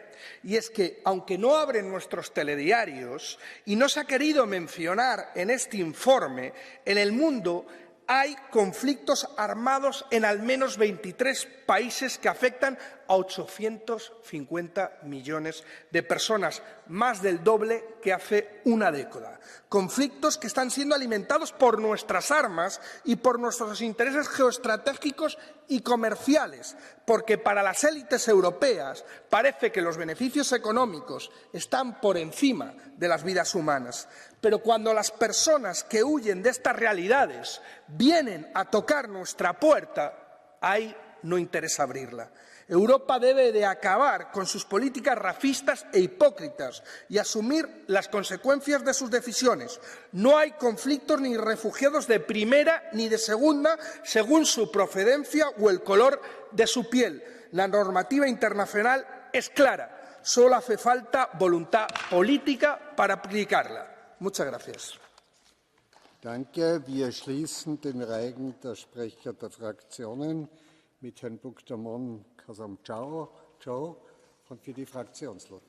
Thank you, President. The fact that the EU is the space with most freedom and respect for human rights in the world cannot justify complacency or make us give up self-criticism. Fundamental rights are violated in the EU. Political dissidents persecuted, illegally spied on, sentenced to prison, artists sentenced to prison for the lyrics of their songs, states such as Spain, which do not apply 61% of the judgments of the European Court of Human Rights. The double standard wipes away some credibility from the determination that the EU shows in its texts. We need to be more demanding with those at home if we are to be more pressing with those outside. And we need to be strong, because democracy, as the report shows, is more in danger than it was a few decades ago. Thank you. Danke. Das Wort gebeten hat Herr Peter van Dalen. Voorzitter, het heeft veel te lang geduurd, maar eindelijk is hij er dan toch, de nieuwe EU-gezant voor godsdienstvrijheid. Gelukkig. En we wensen de heer Frans van Dalen veel succes, ook in de samenwerking met de parlementaire intergroep. Voorzitter, ik ben verbolgen en ongerust over de situatie in Nagorno-Karabakh en in het bijzonder in de blokkade door Azerbeidzjan van de Lachin-corridor. En wat me het meest verbaast is, waarom is de commissie zo stil? Ik hoor niets van meneer Borrell. Hij tweet voortdurend over van alles en nog wat, maar over deze zaak niets. En dat betreur ik zeer. Er gaan mensen dood, medicijnen zijn niet meer te krijgen en in Nagorno-Karabakh is de ellende niet te overzien. In plaats van gasdeals te sluiten met president Azeri zou de commissie moeten zeggen: luister eens even, geen gasdeal zolang deze agressie door de mensen van Azerbeidzjan en de regering daar doorgaat. Dus ik wil graag horen, meneer Reynders, waarom bent u zo stil en pakt u deze kwestie niet aan? Dit is een schandvlek op de mensenrechten vandaag de dag. Merci. Thank you. Our next speaker is Mr. Nacho Sánchez Amor. Gracias, presidente. Comisario, gracias al trabajo de Isabel Beasley y de Isabel Santos por nuestro grupo. La extensión y profundidad de las corrientes autoritarias en el mundo, la seguridad aparente de los postulados liberales, el hecho de que hemos dejado de ser un modelo para otras sociedades, la erosión de nuestro soft power, nuestro fracaso repetido al intentar experimentos democráticos después de conflictos, revelan un cierto desconcierto en el área de las democracias maduras.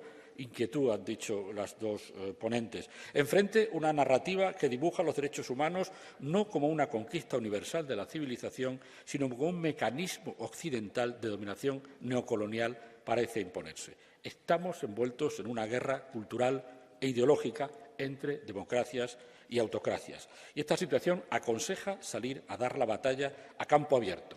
Las democracias maduras, las instituciones internacionales, las sociedades civiles de los países autoritarios tenemos que salir en común y reafirmar nuestros principios y nuestros valores.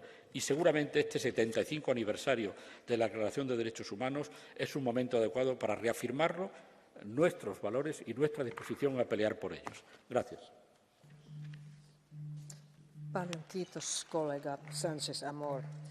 Ja seuraava puhuja on edustaja varapuhemies Michal Šimečka. Olkaa hyvä.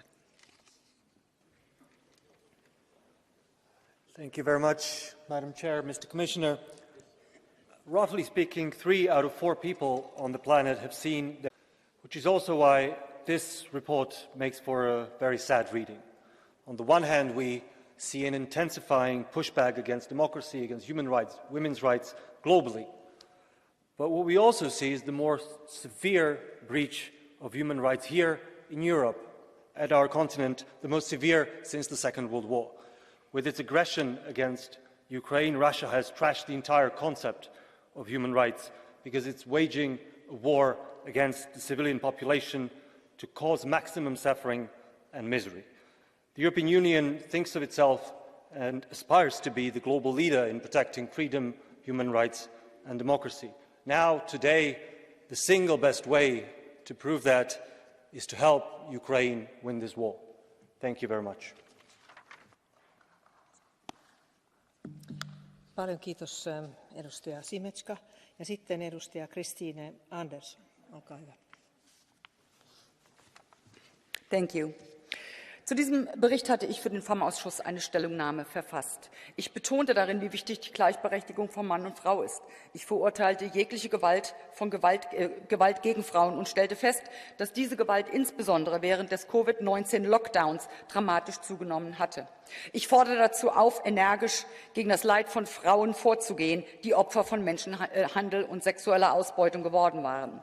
Doch anstatt zu diesen wesentlichen fundamentalen Problemen Position zu beziehen, wurde dieser Bericht zu einem wahren Potpourri an ideologischem Quatsch umgedeutet.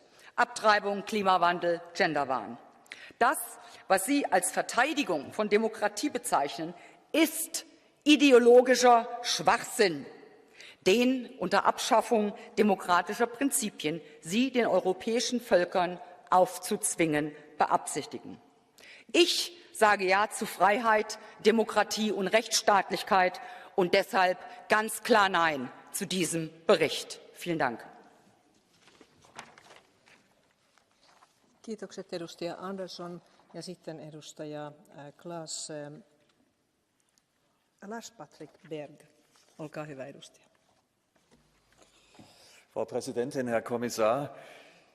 Grundsätzlich möchte ich mich auch bei der Kollegin für die Arbeit bedanken, aber der Jahresbericht ist leider unvollständig. Eine lange Liste angeblicher Errungenschaften und eine noch längere Liste von Bestrebungen, fein säuberlich unterteilt um unsere humanitäre Glaubwürdigkeit zu demonstrieren. Wir haben sogar Anhänge, in denen die einzelnen Fälle, die wir geprüft haben, und eine Liste der Länder, die wir verurteilt haben, aufgeführt sind. Natürlich kann die Liste der Fälle manchmal etwas seltsam anmuten, aber die jüngste Medienberichterstattung könnte dies vielleicht erklären.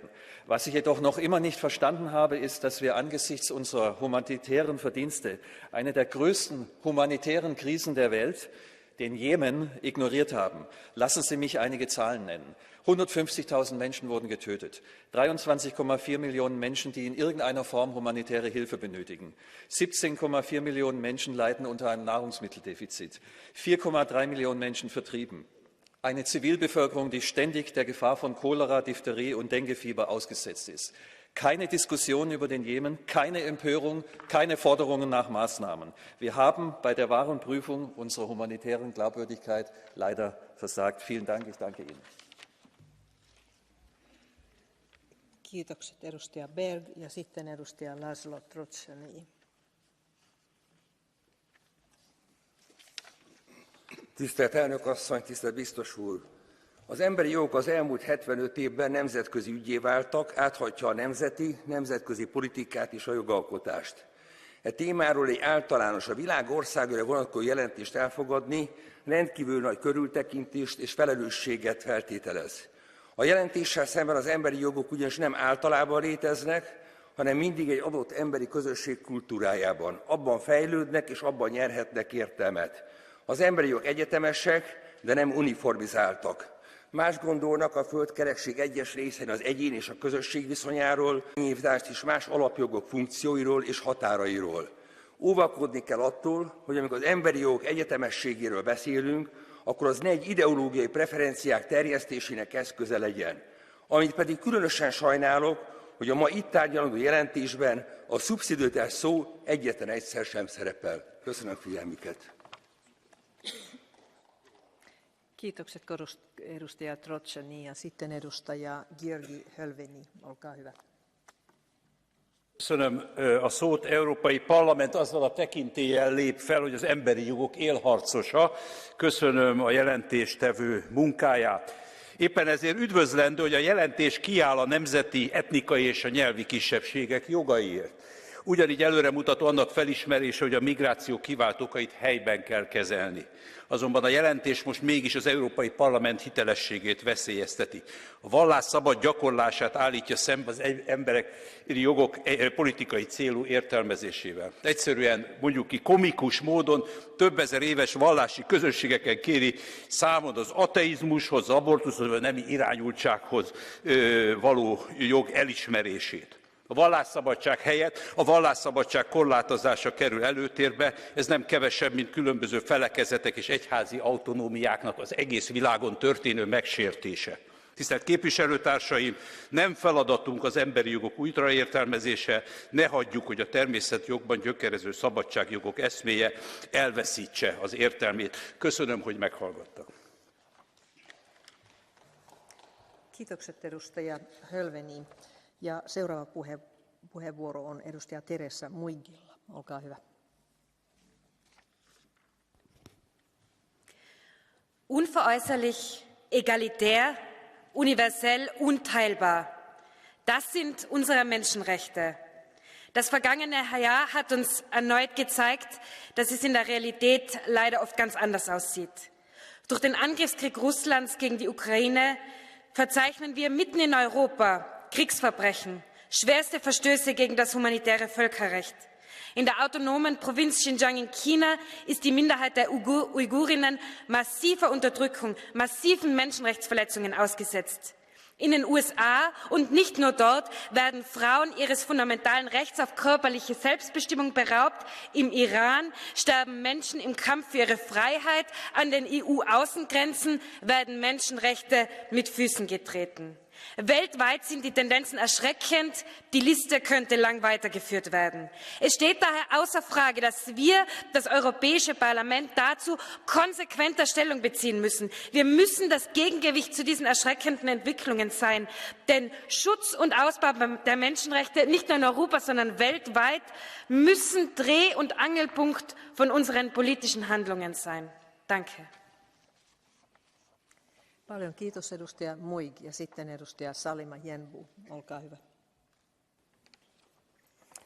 Merci Madame la Présidente. Merci, chère Isabelle, pour ce rapport annuel qui confirme la tendance que nous constatons. L'état de la démocratie et des droits humains se détériore chaque jour un peu plus dans le monde. Des États qui se disent démocratiques se transforment en régime autoritaire, l'état de droit un élément facultatif. Nous devons mettre les droits humains au cœur de nos relations avec les pays tiers, mais en traitant nos partenaires sur un pied d'égalité. Je pense en particulier à notre relation avec le continent africain, où la Chine mène actuellement des politiques fondées sur l'exploitation asymétrique des peuples et des ressources. Nous devons mener un travail entre partenaires qui tissent des liens d'égal à égal pour un monde plus juste, plus équitable et qui respecte les peuples, les cultures et les droits humains. Créons ce partenariat en construisant avec les sociétés civiles, en soutenant les activistes des droits de l'homme, en encourageant les compétences et le dynamisme des jeunesses qui ne demandent qu'à s'exprimer, à travailler, à développer des projets au sein de leur pays. Soyons un exemple qui donne envie et engageons-nous réellement dans des relations fondées sur les droits humains et sur l'égalité des peuples. Merci. Kiitokset edustaja Janbu. Ja sitten edustaja Simona Baldassar. Grazie Presidente. Colleghi, anche quest'anno in questa relazione il Parlamento tornerà a manifestare la sua contrarietà all'aberrante pratica dell'utero in affitto. Eppure con un piccolo aggettivo si compie un'enorme ingenuità, condannando esclusivamente quello commerciale. Chi conosce da vicino questo business sa bene che la maternità surrogata altruistica, tra rimborsi spese, cliniche, avvocati ed intermediari, nei fatti è solo una commerciale che si vergogna di essere definita altruistica. Non esiste utero in affitto che non coinvolga il mercato della riproduzione. Cerchiamo invece di sostenere il sistema delle adozioni, perché desiderare di diventare genitori è bellissimo, ma non lo si può realizzare a scapito della dignità delle donne e dei bambini. Per questo vi invito a condannare ogni tipo di utero in affitto, commerciale e altruistico, accogliendo la proposta che abbiamo avanzato come gruppo ID. Non c'è nessun altruismo quando un neonato è strappato dal grembo che l'ha cresciuto ed il corpo della donna è ridotto a un mezzo per raggiungere un fine. Grazie. Kiitokset edustaja Baldassar ja sitten edustaja Margarita Della Pisa-Carrion. Olkaa hyvä.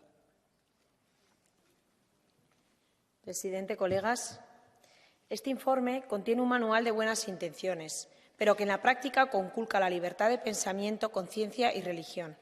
Señala a quienes no comulgamos con las máximas ideológicas orientadas al enfoque interseccional, agendas verdes o a naturalizar la dramática práctica del aborto, en una supuesta protección de abortos inseguros con la promoción de los derechos sexuales y reproductivos.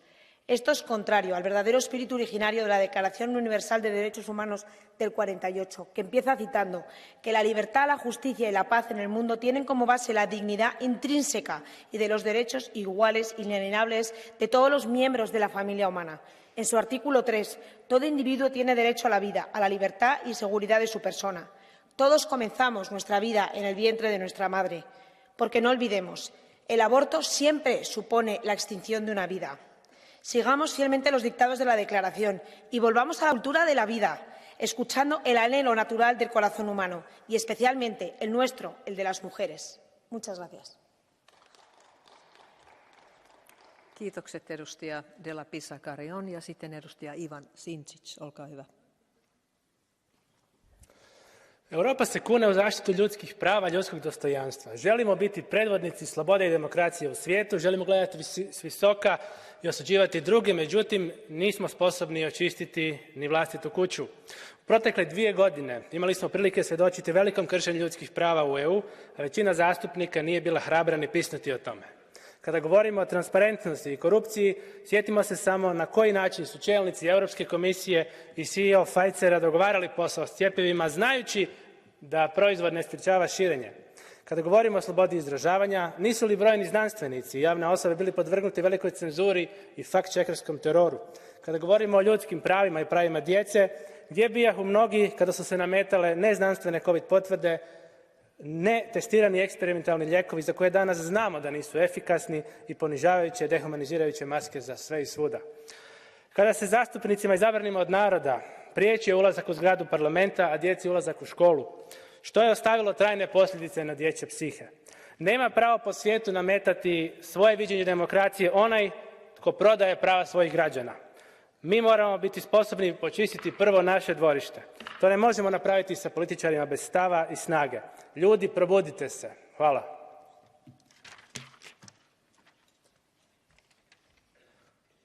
Kiitokset edustaja Sinčić. Ja sitten edustaja Carina Olsson, olkaa hyvä. Varsågod. Talman, kommissionär. Inget land i världen har hittills uppnått jämställdhet. Bakslagen i frågor om sexuell och reproduktiv hälsa är uppenbara. Med oro konstaterar vi en ökning av mäns våld mot kvinnor.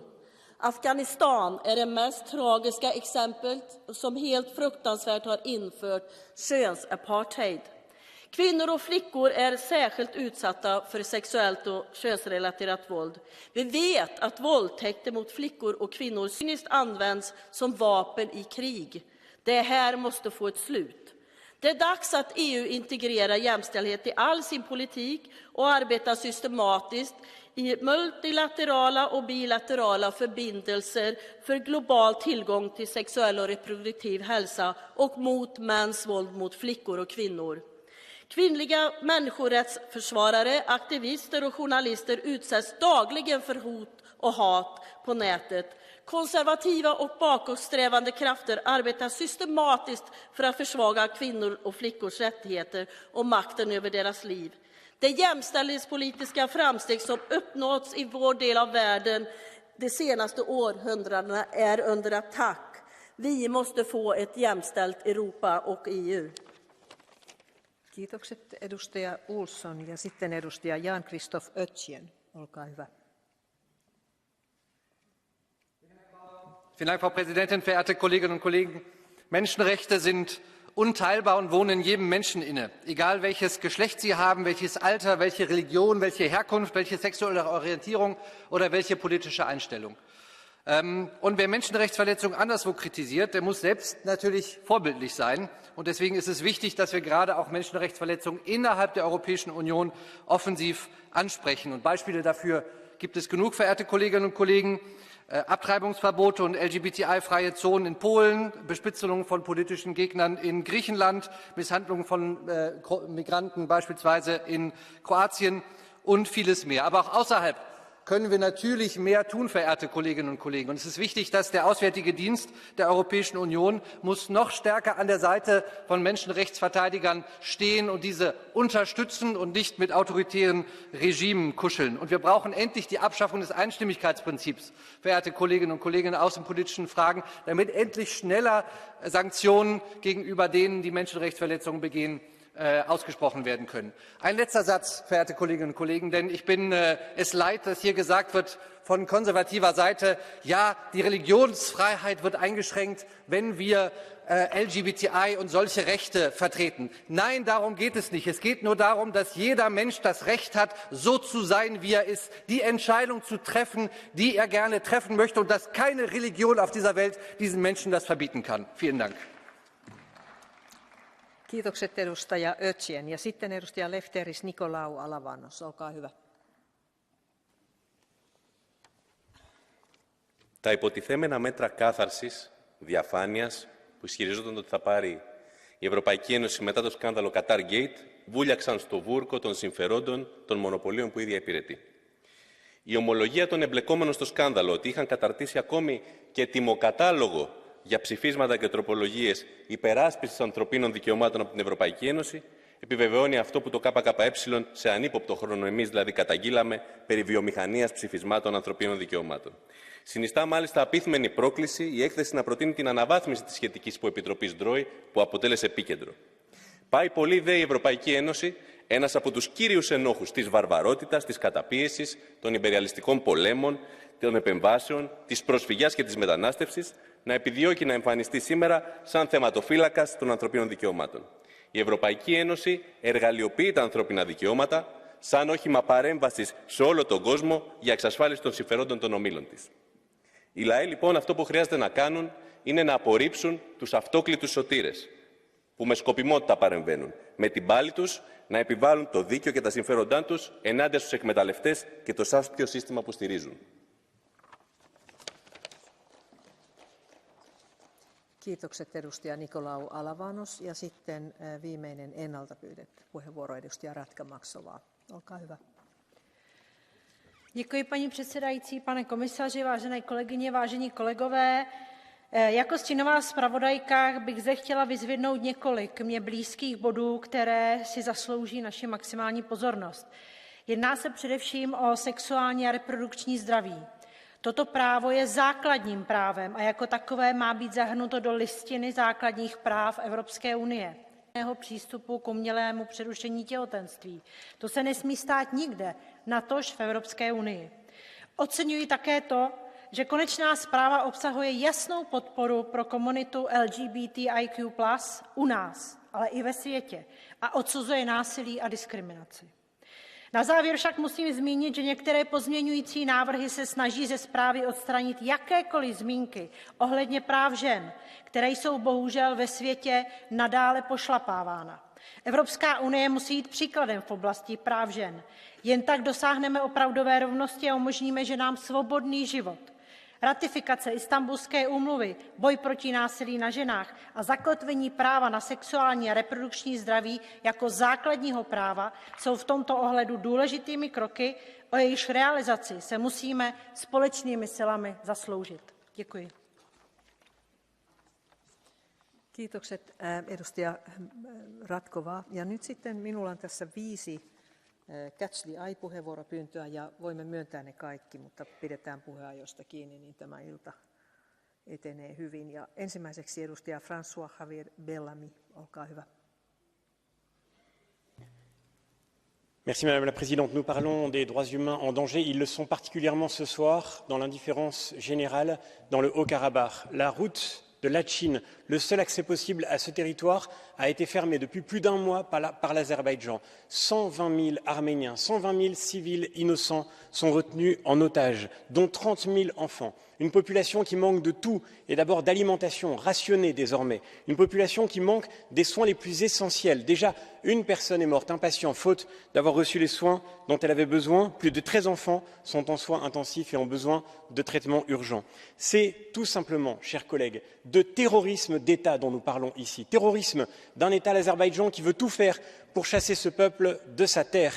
Quelle différence avec la Russie que nous combattons justement? Quelle différence avec la Russie qui est complice de ce terrorisme? Et face à cela, que fait la Commission? Elle finance ces opérations en achetant à M. Aliyev son gaz et en le traitant comme un partenaire responsable. Chers collègues, ce soir, cet hémicycle est peut-être chauffé au prix de la souffrance du peuple arménien. Il est temps de sortir de ce déni de réalité et de cette complicité. Il est temps d'envoyer une mission européenne pour apporter les soins humanitaires urgents. Il est temps d'imposer des sanctions au régime d'Aliyev et de lui dire enfin, les yeux dans les yeux, que la violence ne triomphe pas toujours et qu'un jour la justice l'emporte. Merci beaucoup.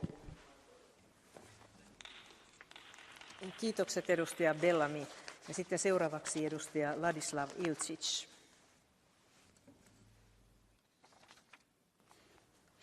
Poštovani kolege, pozivanje na dokazano neučinkovitu Istanbulsku konvenciju, želja da se bez dopuštenja roditelja svoj djeci nametnu programi spolnog odgoja koji su puni zabluda i želja da se pobačaj proglasi univerzalnim ljudskim pravom, sve su to samo posljedice temeljnog pogrešnog pristupa ljudskim pravima u ovom izvješću.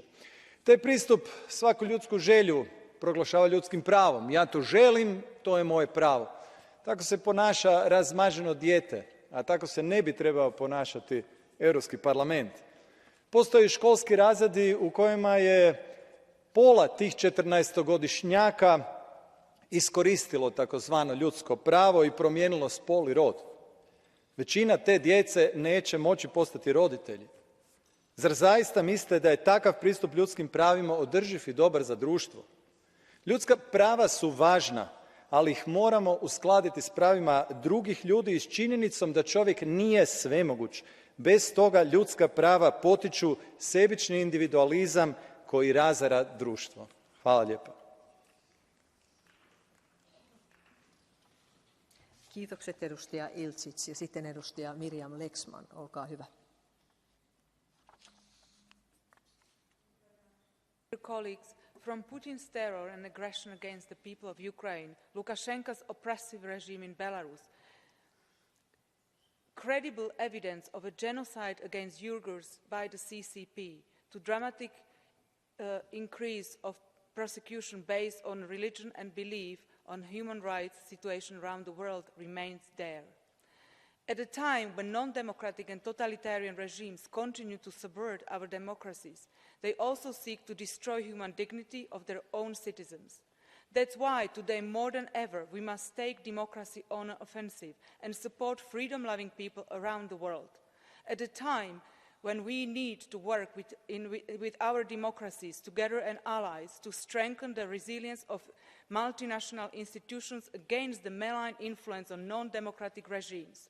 To do this, we must finally leave behind ideological battle in areas beyond our competencies and increase work together to support those whose freedom is in peril. Thank you.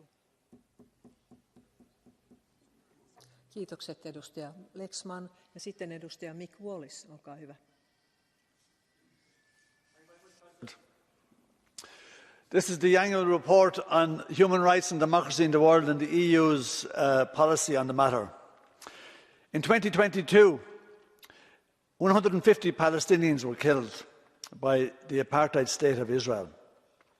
This year alone, it's only the 17th of January, 17 have been killed, 4 of them children. 14 have been killed, 4 of them children. How come this is not mentioned in the report? How come we allow these terrible crimes against the Palestinian people to happen every day and we stay silent in here? It couldn't happen without our complicity. There's been a coup in Peru and we supported it. 50 protesters have been killed. We've nothing to say about it. That's not in the report either. Yemen has the worst humanitarian disaster on the planet today. According to the UN, over 400,000 are dead and 16 million are hungry. And we've nothing to say about it, and it's not in the report. What's the idea? Why are we so selective? Kiitokset edustaja Wallis ja sitten viimeinen. Thanks, President. Once upon a time, human rights were about political and social rights. Housing, healthcare, food, jobs. But of course, that challenged the economic order, and so social rights were edited out, and human rights became weaponised, a stick to beat our so-called geopolitical enemies. And every plenary we hunt for useful victims to demonise our rivals, while the victims that we create are never mentioned. And as my colleague said, perish the thought that the crimes of apartheid Israel against Palestinians would ever be mentioned. The Syrians tortured and murdered by US sanctions. The truth is, all people have rights by virtue of being human, but in here some are more human than others. The only country mentioned in the report is Ukraine. Why? There are unspeakable horrors taking place in Ukraine. They do deserve to be referenced, but little distinguishes them from the horrors elsewhere, except the colour of their skin and how much use we can make of them. And that's the truth about EU human rights policy. It's not authentic, it's just another facade for European chauvinism, a cloak for modern colonialism. Kiitokset edustaja Daly. Ja nyt sitten kutsuisin komission komissaari Didier Reynders komission nimissä käyttämään puheenvuoron ja sitten vielä tietenkin esittelijä lopuksi. Olkaa hyvä, komissaari. Honourable members, I would like to thank again the rapporteur and the contributors to the EP report for noting the efforts and initiatives of the European Union in the area of human rights and democracy. Indeed, we do a lot as the EU, often more than what we get credit for, but it is also clear that we must continue enhancing and improving our action. Recognising that the global human rights, democracy and humanitarian situation is worsening across the world, we must be determined in the defence of their universality. As you need to be result-oriented.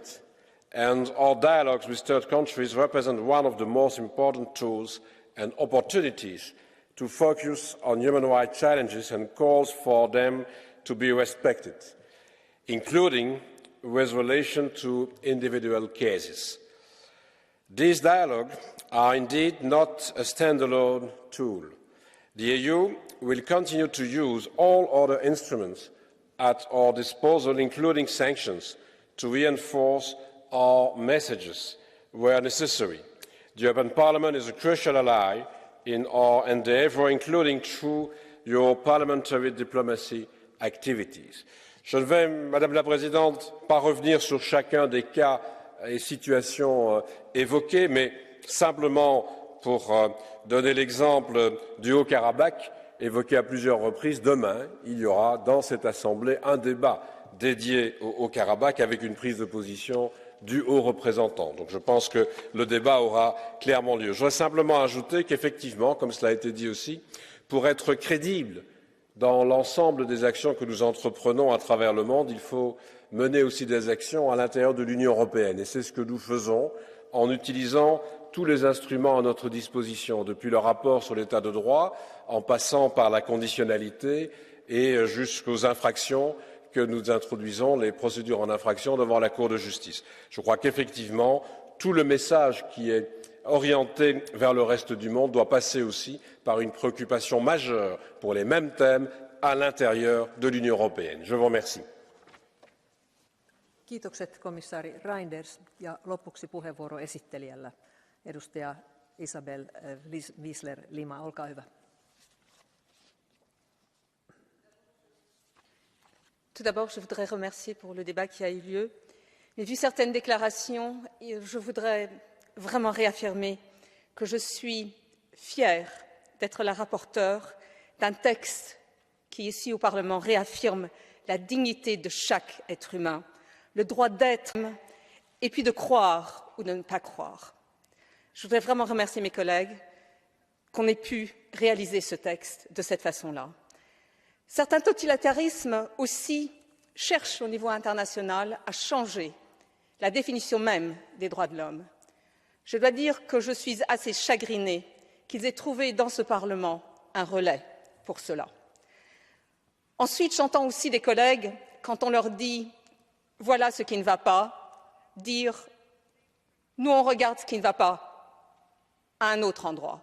C'est une façon de détourner la conversation qui est excessivement désagréable. Pour finir, je voudrais remercier encore une fois le commissaire Reinders pour tout ce qu'il a dit, pour l'action de la Commission. Et je dois dire que je suis particulièrement contente que le régime mondial des sanctions de l'Union européenne, qui a été demandé à nombreuses reprises par le Parlement, ait vu le jour. 2 points, si vous me permettez, que je crois pourront vraiment accroître son efficacité. 1, la demande déjà faite aussi par un autre collègue d'y ajouter la corruption. Et ensuite, le vote à la majorité qualifiée serait vraiment le bienvenu en matière de sanctions quand il s'agit de droits humains. Merci encore une fois à tous les collègues. Ce fut un plaisir de travailler avec eux. Paljon kiitokset esittelijälle. Ja nyt niin sitten tämä keskustelu on päättynyt ja äänestys toimitetaan huomenna. Arvoisat kollegat, voimme sitten siirtyä eteenpäin. Meillä on seuraavaksi esityslistalla neuvoston ja komission julkilausumat aiheesta EUn vastaus siviileihin kohdistettuun järkyttävään iskuun Dniprossa, Putinin hallintoa vastaan asetettujen pakotteiden ja Ukrainalle annettavan sotilaallisen tuen vahvistaminen. Ja aivan ensimmäiseksi antaisin puheenvuoron neuvostolle. Jessica Roosevelt, olkaa hyvä.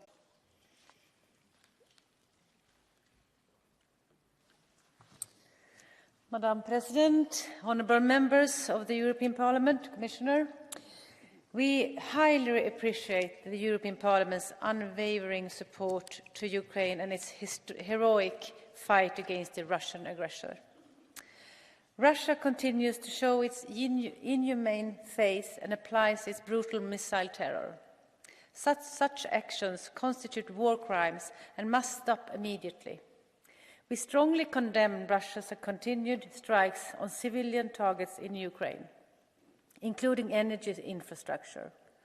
Russia is weaponizing its winter by leaving civilians without electricity and water in winter temperatures. Ukrainian citizens cannot even find refuge in their homes when Russia is also hitting residential buildings with missiles, like the attack on the building in Dnipro on the 14th of January. As my Prime Minister stated, intentional attacks against civilians constitute war crimes, and those responsible will be held to account. The EU will continue supporting Ukraine and its people, and the Presidency will give priority to all measures to ensure accountability for the violations of the international law and war crimes committed in Ukraine. In this regard, the EU strongly supports the investigation by the prosecutor of the International Criminal Court and is looking at options at our disposal. The bravery and the resilience of the Ukrainian defenders is beyond praise. They have withstood almost a year of brutal, full-scale invasion of the Russian army. Ukraine has been suffering since the beginning of the Russian war, that is since 2014. This is the longest war that Europe has seen in modern history. Honourable members, on the 20th of January, Ukraine Defence Contact Group will meet at Ramstein Air Base, assistance that is being provided to Ukraine by its partners. The EU member states continues to a massive delivery of military equipment to Ukraine with the help of European Peace Facility. The total amount committed under the EPF is 3.1 billion euro. This allows us to cover procurement costs as well as repair and maintenance for the equipment already delivered. Last November, we launched EU military assistance mission for the Ukraine, which is delivering good results. Our objective is the training of 15,000 Ukrainian military personnel this winter, and we are on track. The majority of the member states are actively taking part in this mission. Our goal is to train by the end of March 2023 around 10,000 Ukrainian soldiers. As you know, in response to Russian military aggression against Ukraine, the EU has imposed so far 9 far-reaching and hard-hitting sanctions packages in close coordination with partners and allies. Our sanctions have already sent Russia's economy into deep recession, affecting ability of Russia to finance its war. And as our leaders have stated in several occasions, the EU remains ready to move quickly with further restrictive measures in addition to those already adopted, if developments on the ground justify it. Nothing is off the table. Following the implementation of the EU ban on Russian crude oil and G7 price gap at the beginning of December, Russia starts feeling its impact. Volume of crude export has fallen, and the price has declined substantially from the peak of 2022. The long-term effect of our sanction on the Russian economy will likely be even stronger and will further weaken the Russian economy and its military capabilities. The European Council invites the Commission to present options in line with the EU and the international law enabling the use of Russian frozen assets to support Ukraine's reconstruction. Discussions among the Member States is this complex matter is ongoing.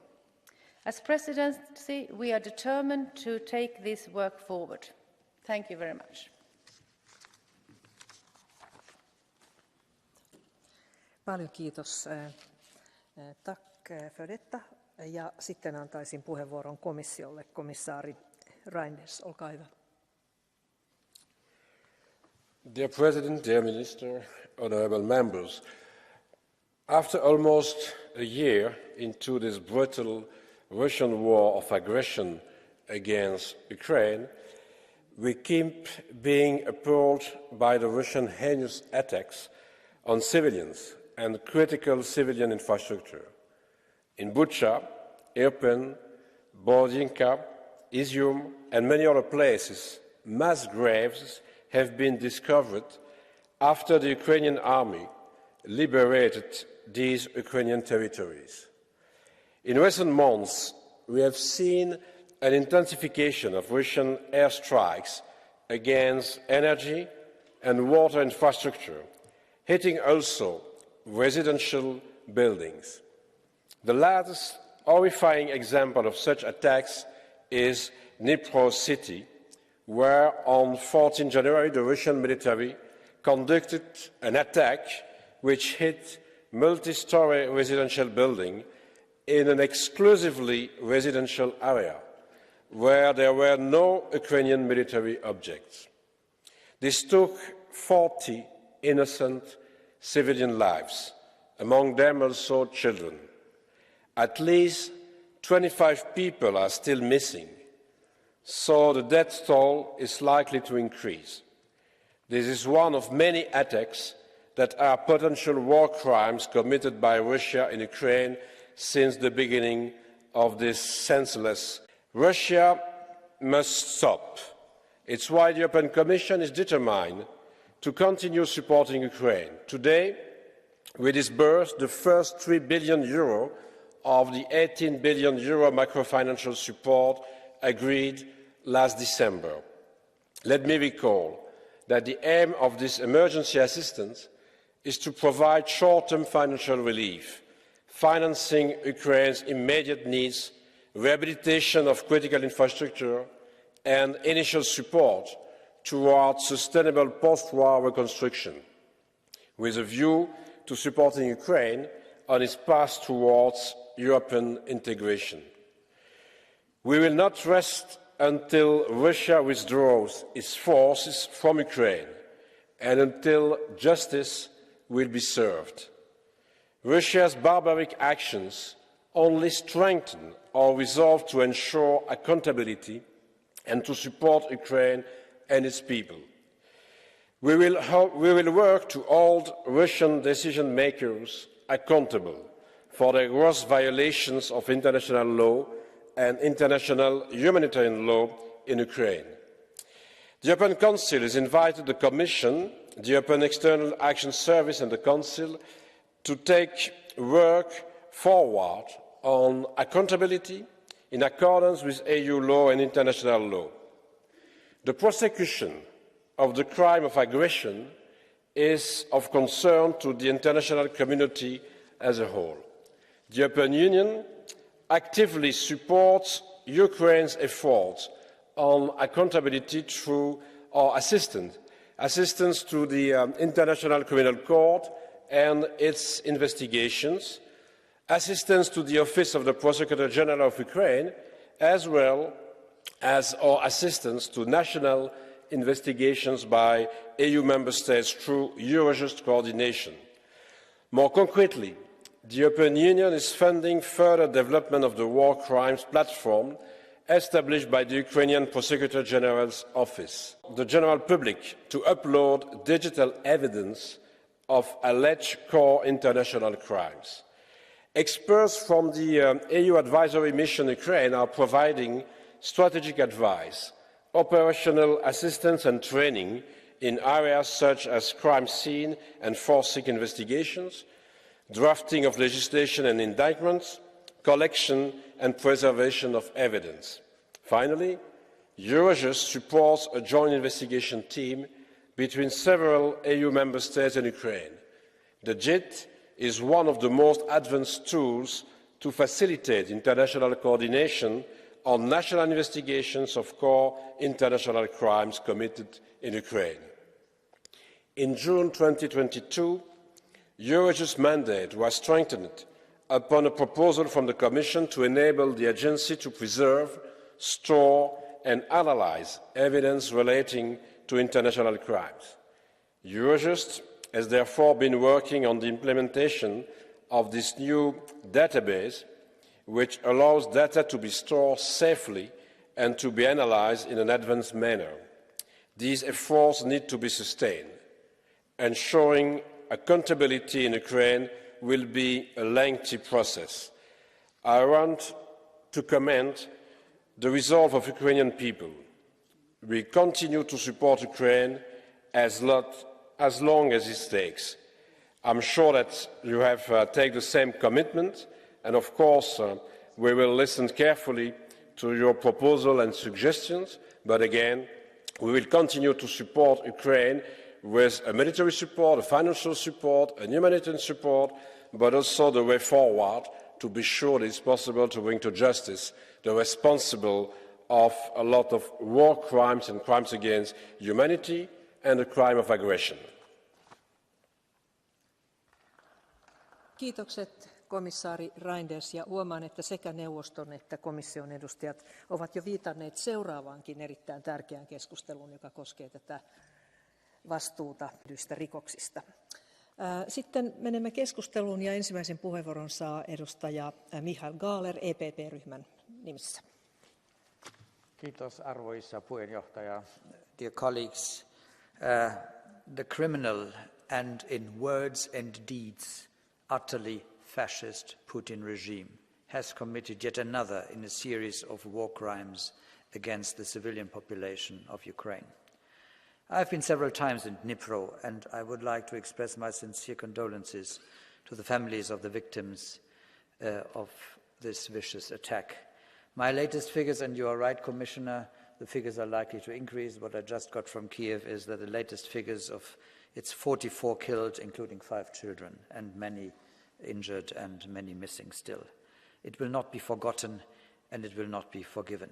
And I call on the Commission and the Council to strengthen the sanctions regime against this criminal regime. There is ample opportunity to increase it and to also double-check whether the existing ones are really followed. And I'm also very much in favor of extending the lists of personal sanctions, and we should definitely have a look on this Navalny list, these 6,000 persons. I think they are not there by accident, and I think they are all profiteers of the regime, and I think we need not prove that every individual is personally involved in the war crimes. But if there are hesitations, especially if we cannot seize the assets of these persons, what we can do is we can deny them visas. There is no right, there is no legal obligation for any of our countries to issue to a third country national a visa. And when we have these persons that are not able then to enter our countries to enjoy the property or the yachts or whatever they've got here, that amounts de facto to an expropriation. And I really think we should embark on this approach and thereby contribute to the pressure that is exercised against the profiteers of this regime. Thank you. Kiitokset edustaja Gahler. Ja sitten SND-ryhmän nimissä seuraava puheenvuoro edustaja Tonino Pitsulalla. Olkaa hyvä. Thank you, Madam President, Mr. Commissioner. The recent attack against civilians in Dnipro is a stark reminder that the European Union must take decisive action in response. Following that attack, the number of civilian victims surpassed 7,000, and we still missed the data on missing persons. It's good that we have this discussion today, and it will be even better if the next package strengthening sanctions against the Putin regime is adopted as soon as possible. I wish to mainly raise the importance that the already adopted sanctions are being implemented, so we don't see, for example, confiscated yachts of the Russian oligarchs leaving the EU waters in the middle of the night. Ahead of the Ukraine contact group meeting in Ramstein at the end of this week, our response must also be increased military support that is needed. We must show our solidarity with Ukraine again and provide them with all resources they need to protect their people and defend themselves against the aggressors. Kiitokset edustaja Pitsula, ja sitten Renew-ryhmän nimissä edustaja Guy Verhofstadt, olkaa hyvä.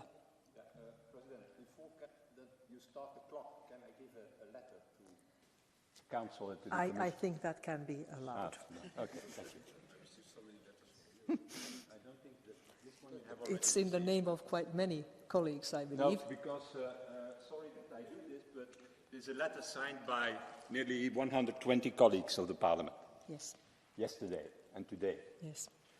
With a message to the Council and to the Commission after the Dnipro massacre to say that the sanctions have to be strengthened the fastest as possible. And you have to stop to think that with progressive packages of sanctions, as we do already now for 10 months, we're going to have success. The Council is saying it goes well with the sanctions. For me, the sanctions have only a positive result when the Putin regime stops what is happening in Dnipro. That is a positive result of sanctions. And therefore, we don't need progressive packages, as we have seen. I have said that already to your colleague, Mr. Borrell, nearly 10 months ago. With a dictator, with an authoritarian regime, what authoritarian regime do? You do a package of sanctions, they adapt themselves, and everything's gone. So you are now preparing a 10 package. In total, that is what Mr. Geller has said, of the 6,700 people identified as the backbone of the Putin regime, of the Navalny Foundation, well, the EES, the External Action Service, Mr. Borrell and the whole Commission has been capable to sanction, personal sanctions, 1,400 of them, of the 6,700. And that list exists already nearly 10 months and is on the table of the EES already 10 months. Second is secondary sanctions. There are still companies and individuals making deals and doing business in Russia. And I ask you that to, the fastest as possible, declare secondary sanctions on this, because that's the only possibility to stop it. And last point, that is the 320 billion that is frozen of the Russian bank. Why not transfer that money directly? Russia is a terrorist state, so they don't need to have reserves of their Russian central bank. That money could be mobilized immediately, even for buying arms. And then finally, sorry, I'm speaking for 112 colleagues, so you have to give me some additional room to do so. But in any way, on the arms, it's clear what we need now. So, well, if Europe wants to do something positive on this, well, long-range missiles, next to tanks, long-range missiles, so that tragedies like Dnipro can no longer happen. Thank you, colleagues. Thank you. Yes, of course, some seem to have more rights than others in this House, but we will continue. It's a very important topic. Seuraava puhuja on Vihreiden ja Euroopan vapaa-allianssiryhmän edustaja Viola von Kramon Tobadel. Olkaa hyvä. President, colleagues, Commissioner, in a yellow kitchen, an apple bowl sits on the dining table and a father is waiting for his family to return. A picture that could be from any household, even yours or mine. Except that this is not a regular kitchen anymore. It belongs to a family father, Mikhailo Koronevsky, and it is now buried under the rubble of the Dnipro apartment block. A Russian missile has hit it. Screams of shocked people echo from under the rubble. Firefighters in despair dig in tons of debris with bare hands to save the few still alive. These devastating pictures depict man-made atrocity made by one man and his country. Putin brands himself as a defender of Orthodox Christian values. Yet Putin, in the most cynical terrorist attack, destroyed the lives of over 40 civilians on Orthodox New Year's in a city where the majority still speaks Russian. This coward attack can never be forgotten. I want to ask those still insisting that sending tanks to Ukraine will escalate the war, escalate to where? What red line has Russia not yet crossed? Russia has committed unspoken evils and reached the bottom of civilization. This regime only understands the language of unity and force. It interprets a compromise as a weakness. We need to deprive Russia of everything it can use to wage the war, and we must give Ukraine everything it needs to defeat this regime. Slava Ukraini! Kiitokset edustaja von Kramon Tobadel ja sitten edustaja Susanna Ceccardi ID-ryhmän nimissä. Olkaa hyvä. Grazie Presidente. Proprio oggi sulla stampa italiana arriva finalmente la notizia dell'archiviazione richiesta dai giudici di Milano rispetto all'inchiesta sui fondi russi alla Lega. Noi lo abbiamo sempre sostenuto, la Lega e Matteo Salvini non hanno mai visto un rublo, ma qui in Europa c'era qualcuno a sinistra che voleva per forza trovare gli amici dei russi, voleva accusarci di corruzione internazionale quando invece la corruzione ce l'aveva in casa.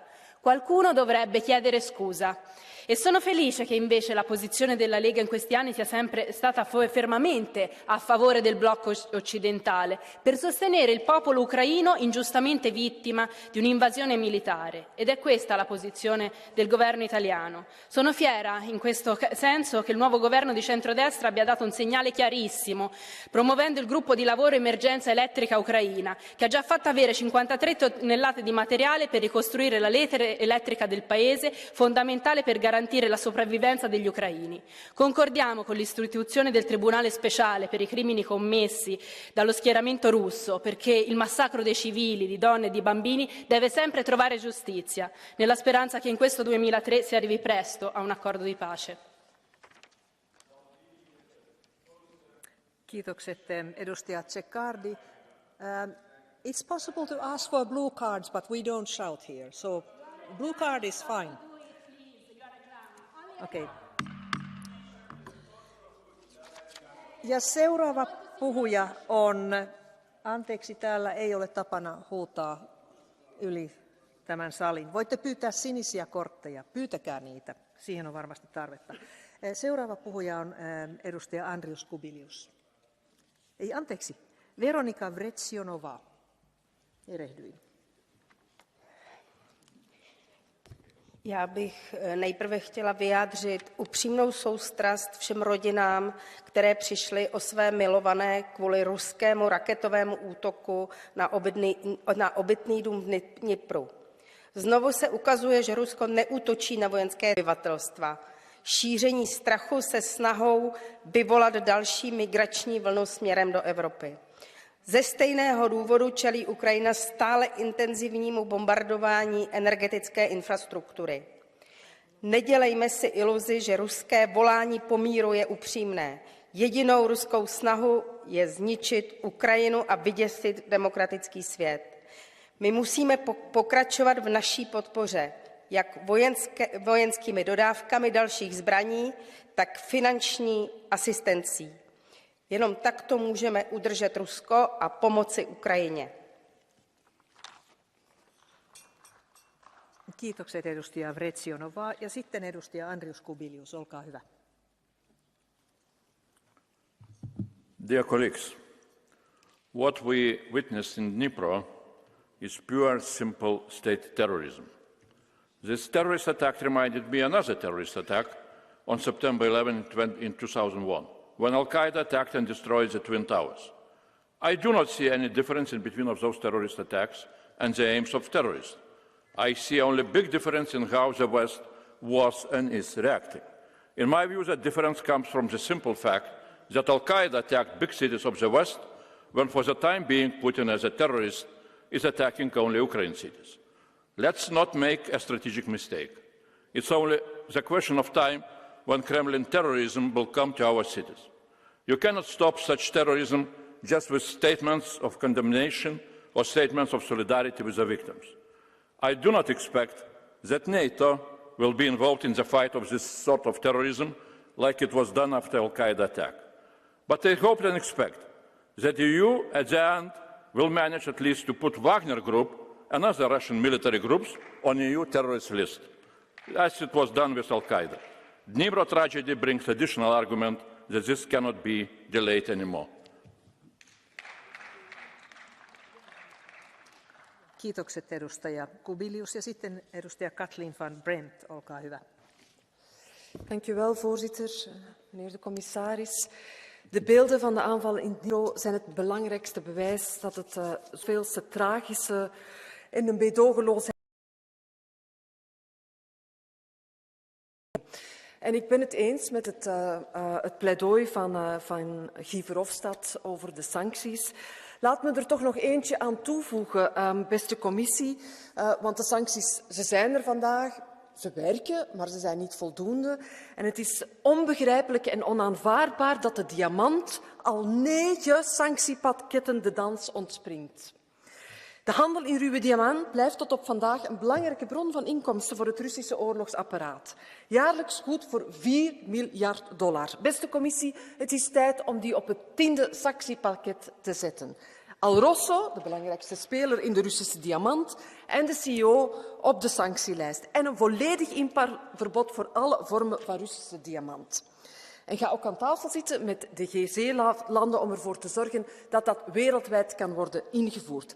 Als Antwerpse ben ik bijzonder trots op de rijke geschiedenis van de diamant in mijn stad. En ik wil dat in de toekomst het ook een rol te spelen heeft. Maar dan wel, beste commissaris, propere diamant en dus geen bloeddiamant uit Rusland. Dank u.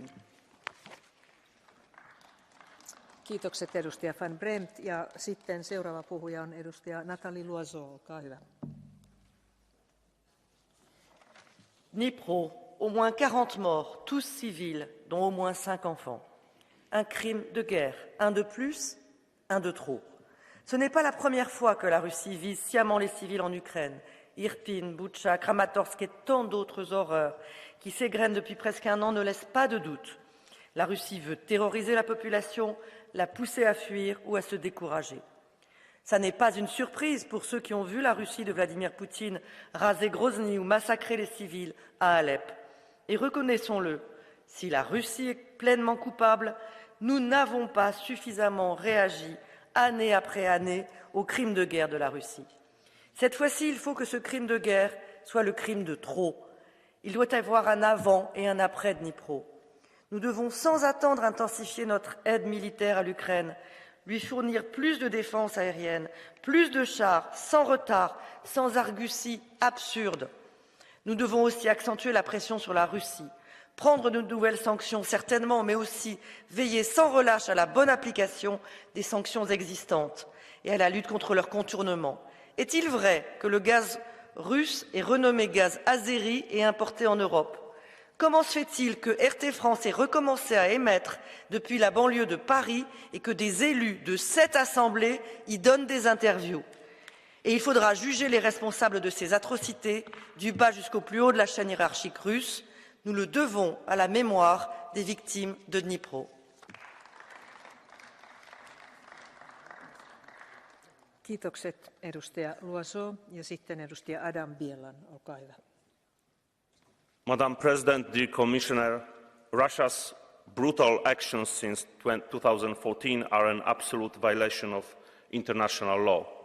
Mr. Putin's inhuman disrespect for human lives requires more than strong declarations condemning his attacks in Ukraine.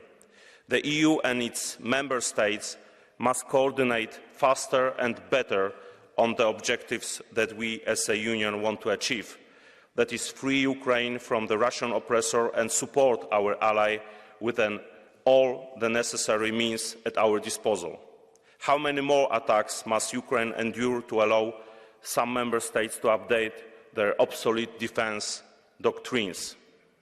Central and Eastern Europe, together with a few other member states, the UK and the US, cannot support alone the heroic Ukrainian people and army against the Russian threat on behalf of our common values. We need a coordinated answer to put an end to Russia's aggression. And this is why I call for the urgent delivery of promised heavy weaponry, including armed vehicles, to Ukraine. Thank you. Kiitokset edustaja Bielan ja sitten edustaja Rafael Glucksmann. Olkaa hyvä. Merci, Monsieur le Commissaire, chers collègues. Maria Liebid avait 15 ans et la vie devant elle. Elle habitait un paisible quartier de Dniepro, sans le moindre objectif militaire à proximité. Elle est morte ce samedi dans l'infâme bombardement de Dniepro. Pourquoi? Parce que Poutine et ses sbires sont des terroristes et font de leur guerre une guerre de terreur. Les civils, pour eux, sont des cibles, en Ukraine, comme hier en Tchétchénie ou en Syrie. Chers collègues, depuis bientôt 1 an, les Ukrainiens résistent au fascisme et nous les soutenons dans cette lutte qui est aussi la nôtre. Car oui, l'Union européenne est bien la cible du régime russe. Mais notre soutien est-il à la hauteur du péril et des enjeux?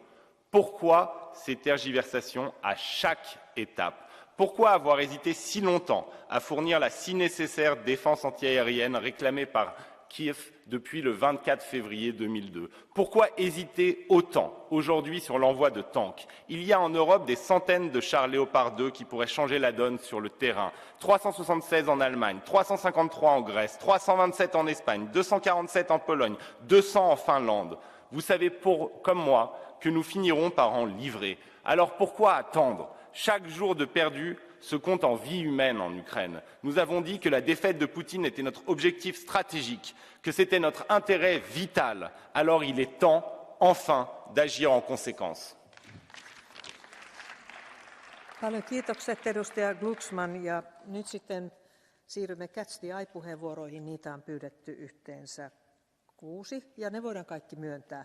Aloitamme edustaja Alexander Alexandrov Jordanovista. Olkaa hyvä.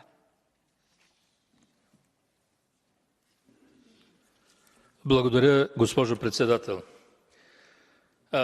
Отговорът на нашия съюз на атаката в Днипро трябва да бъде бърз и категоричен.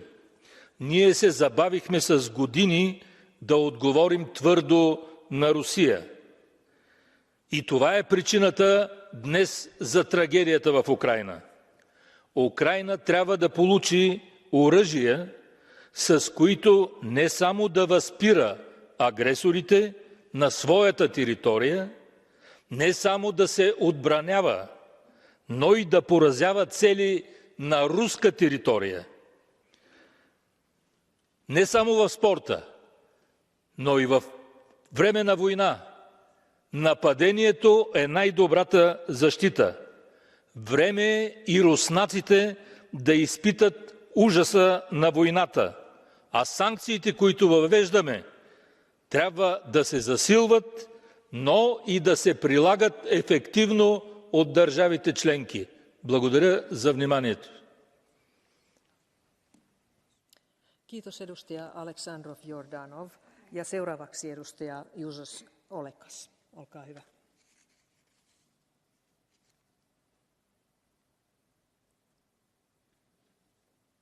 Gerbiama pirmininkė, gerbiamas komisijos nariai, gerbiama tarybos atstovė.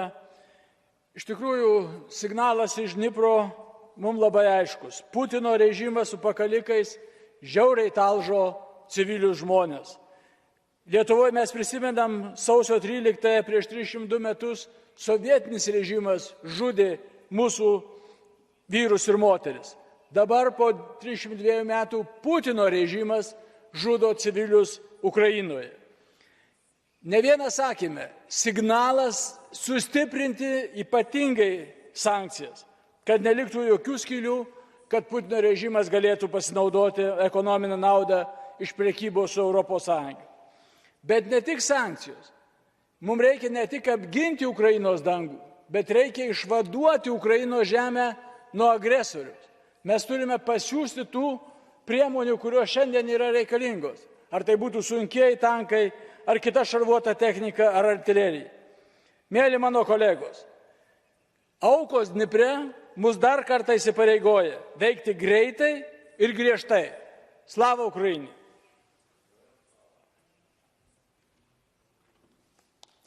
Kiitokset edustaja Olekas ja sitten edustaja Petra Saustrevicius, olkaa hyvä.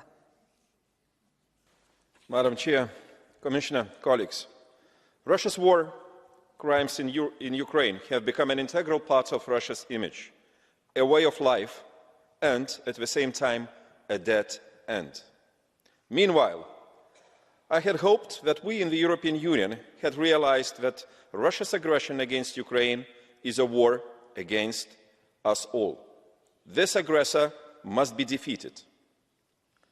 Therefore, when I hear the Austrian foreign minister calling for a sense of proportion once dealing with Russia, I invite him, Austrian minister, to wake up from the lethargy and look at the world with a sense of reality. People of Ukraine will not pardon our indecisiveness and ignorance. Let's act now. Let's deliver weapons as much as possible. Thank you. Kiitokset edustaja Auštrevičius ja sitten edustaja Juan Fernando López Aguilar. Olkaa hyvä. Madam President Hautala, comisario Reinders, efectivamente, un año desde la brutal guerra de agresión que llamamos la guerra de Putin contra Ucrania, que ha tenido consecuencias sísmicas sobre la vecindad europea en su conjunto, desde el punto de vista social y económico, desde el punto de vista energético, desde el punto de vista humanitario, pero también desde el punto de vista geoestratégico, que ha conducido a un ejercicio de unidad por el que Rusia ha sido castigada políticamente. Se dice poco que ha sido expulsada del Consejo de Europa. La primera vez que esto sucede en una organización internacional que tenía 47 Estados miembros y ahora tiene 46. Rusia fuera.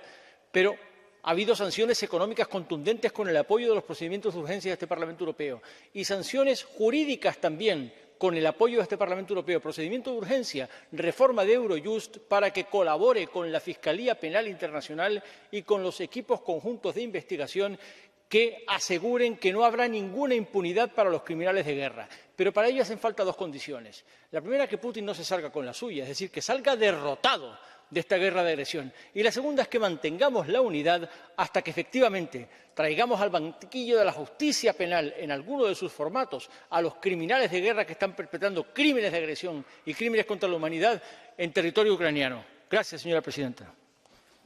Kiitokset edustaja López Aguilar ja sitten edustaja Billy Kelleher. Olkaa hyvä.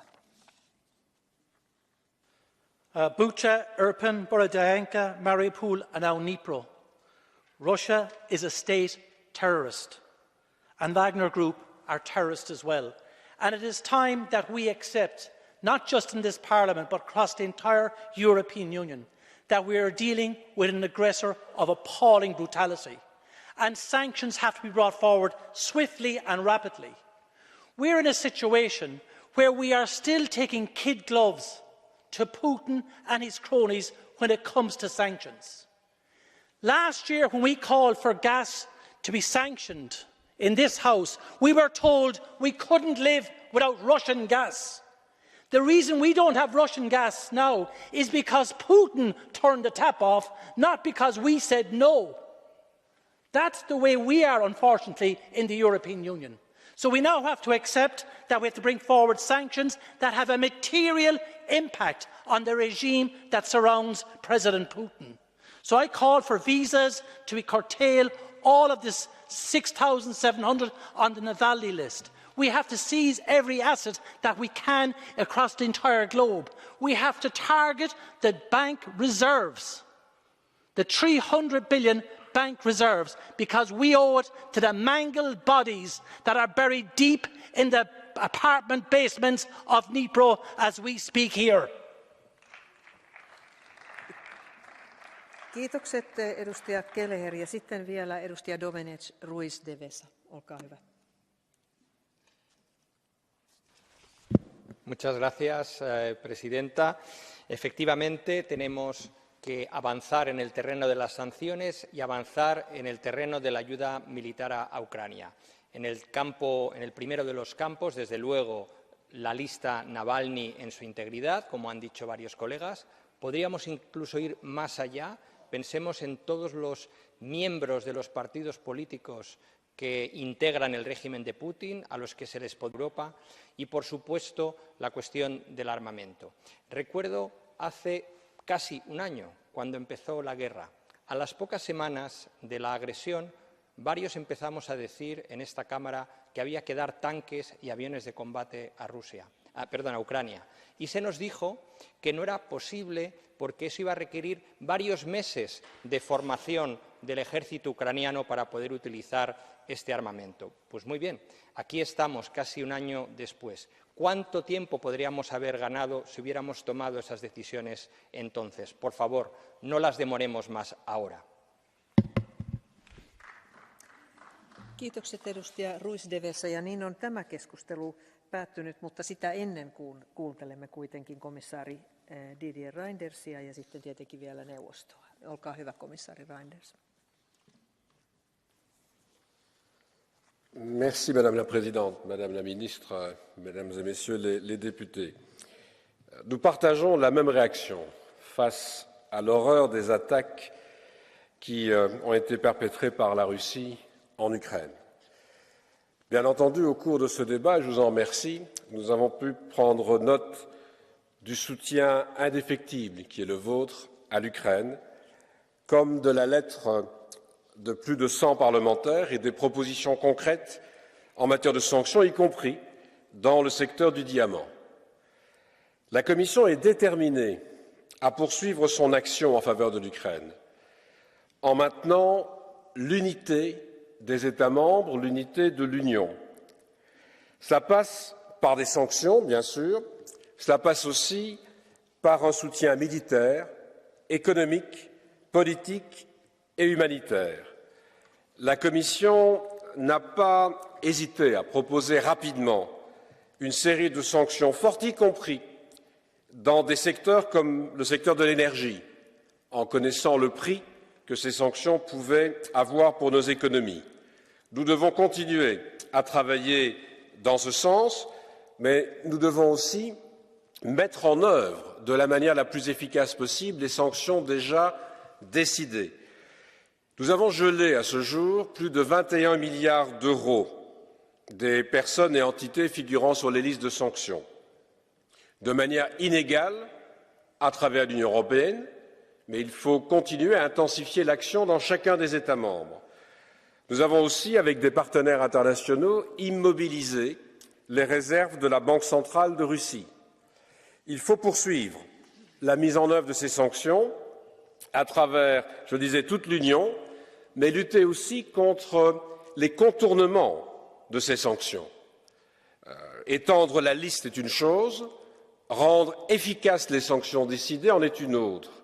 C'est la raison pour laquelle, d'ailleurs, nous avons déjà obtenu l'accord du Parlement et du Conseil pour étendre la liste des Eurocrimes à tout contournement ou tentative de contournement de toutes les sanctions européennes, ce qui nous permettrait d'obtenir des condamnations en justice et d'obtenir des confiscations, d'avoir plus simplement les gels comme ils ont été décidés jusqu'à présent. Nous poursuivrons aussi, je l'ai dit tout à l'heure, notre action pour lutter contre l'impunité. Nous avons travaillé avec les autorités ukrainiennes, avec la Cour pénale internationale, avec 14 États membres qui ont déjà lancé des enquêtes en fonction de leurs compétences universelles. Nous allons continuer, on en parlera tout à l'heure, Madame la Présidente, dans le cadre du débat sur la lutte contre l'impunité et les propositions de création de juridictions pour le crime d'agression. Je peux en tout cas vous assurer que toutes les propositions qui ont été formulées au cours de ce débat vont être prises en compte avec les États membres pour voir jusqu'où nous pouvons aller dans le cadre de l'unité de l'Union, je le rappelle, et aussi dans la concertation avec nos partenaires internationaux, qu'il s'agisse de confiscation d'avoirs, qu'il s'agisse de sanctions, qu'il s'agisse de soutien militaire. C'est une démarche qui a chaque fois lieu en commun avec les États membres, en commun aussi, je le répète, avec des partenaires internationaux. Je vous remercie en tout cas de votre soutien indéfectible à l'Ukraine face à cette agression de la Russie et face aux horreurs que l'on vient encore de vivre dans les dernières heures. Kiitos komission jäsenelle. Kiitos komissaari Reynders. Ja sitten kuuntelemme vielä neuvostoa. Ministeri Jessica Roosevelt-Niharuudet.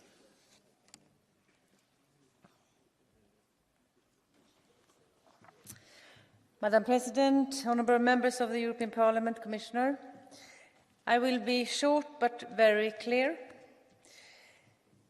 The Swedish presidency stands ready to facilitate further measures, economically, humanitarian, military. Nothing is off the table. And once again, I would like to praise the European Parliament for its support to Ukraine and the excellent cooperation with the Council and the Commission. And I would also like to thank Mr. Verhofstadt for your letter and for your engagement, and all of you members in the Parliament who have committed to this debate. And as President Metsola said this morning, we will stand with Ukraine for as long as it takes. Thank you for this debate. Tack, kiitos.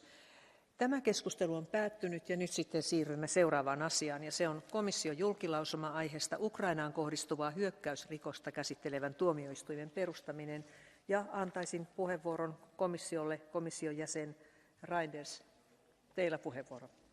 Tähän tärkeään asiaan on jo viitattu useamman kerran. Thank you, Madam President. Honourable members, I want to start with a word about the fact that since the beginning, of course, we tried to fight against impunity, and there are many discussions about different kinds of processes to fight impunity.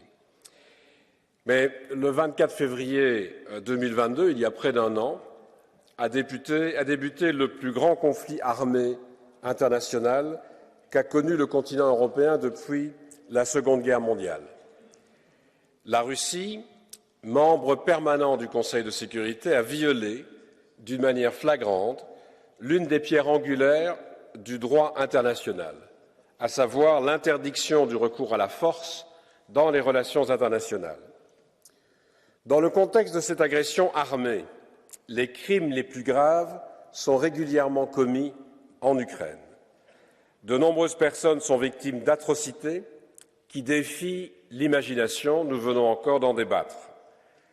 Le Parlement européen, dans sa résolution de mai de l'année dernière, a clairement exprimé sa plus vive indignation face à ces atrocités. Vous venez encore de le répéter.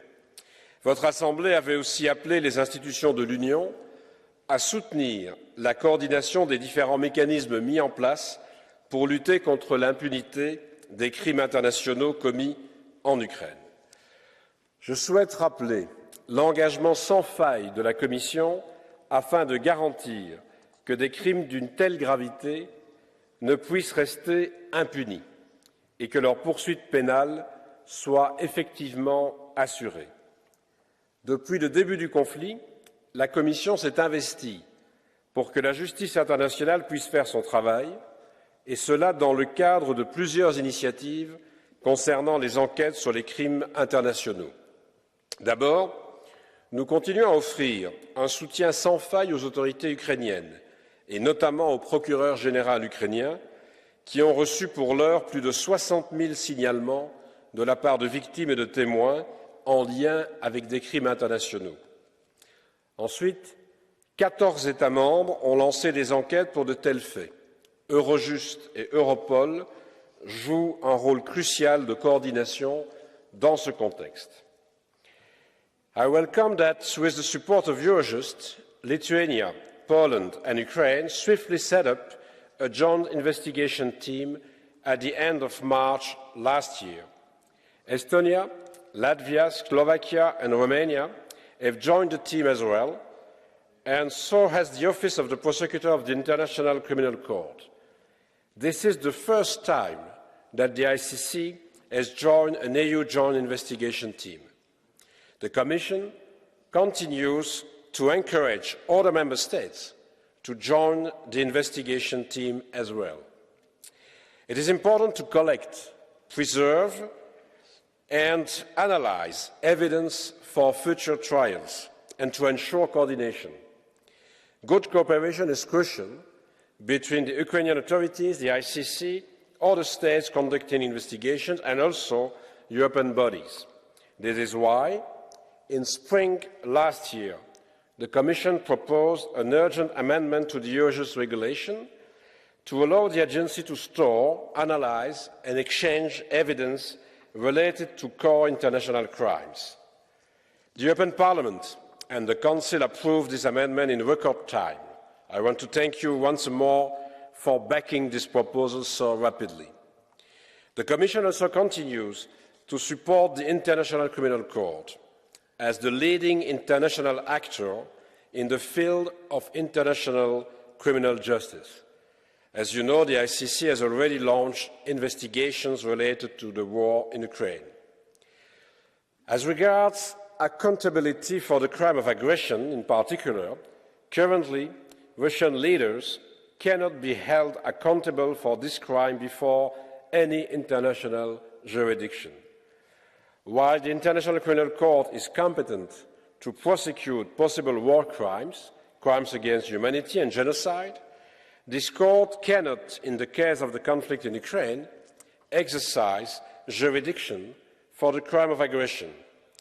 In any case, we continue to consider that Ukraine should ratify the Rome Statute. This would be an important signal for Ukraine and from Ukraine.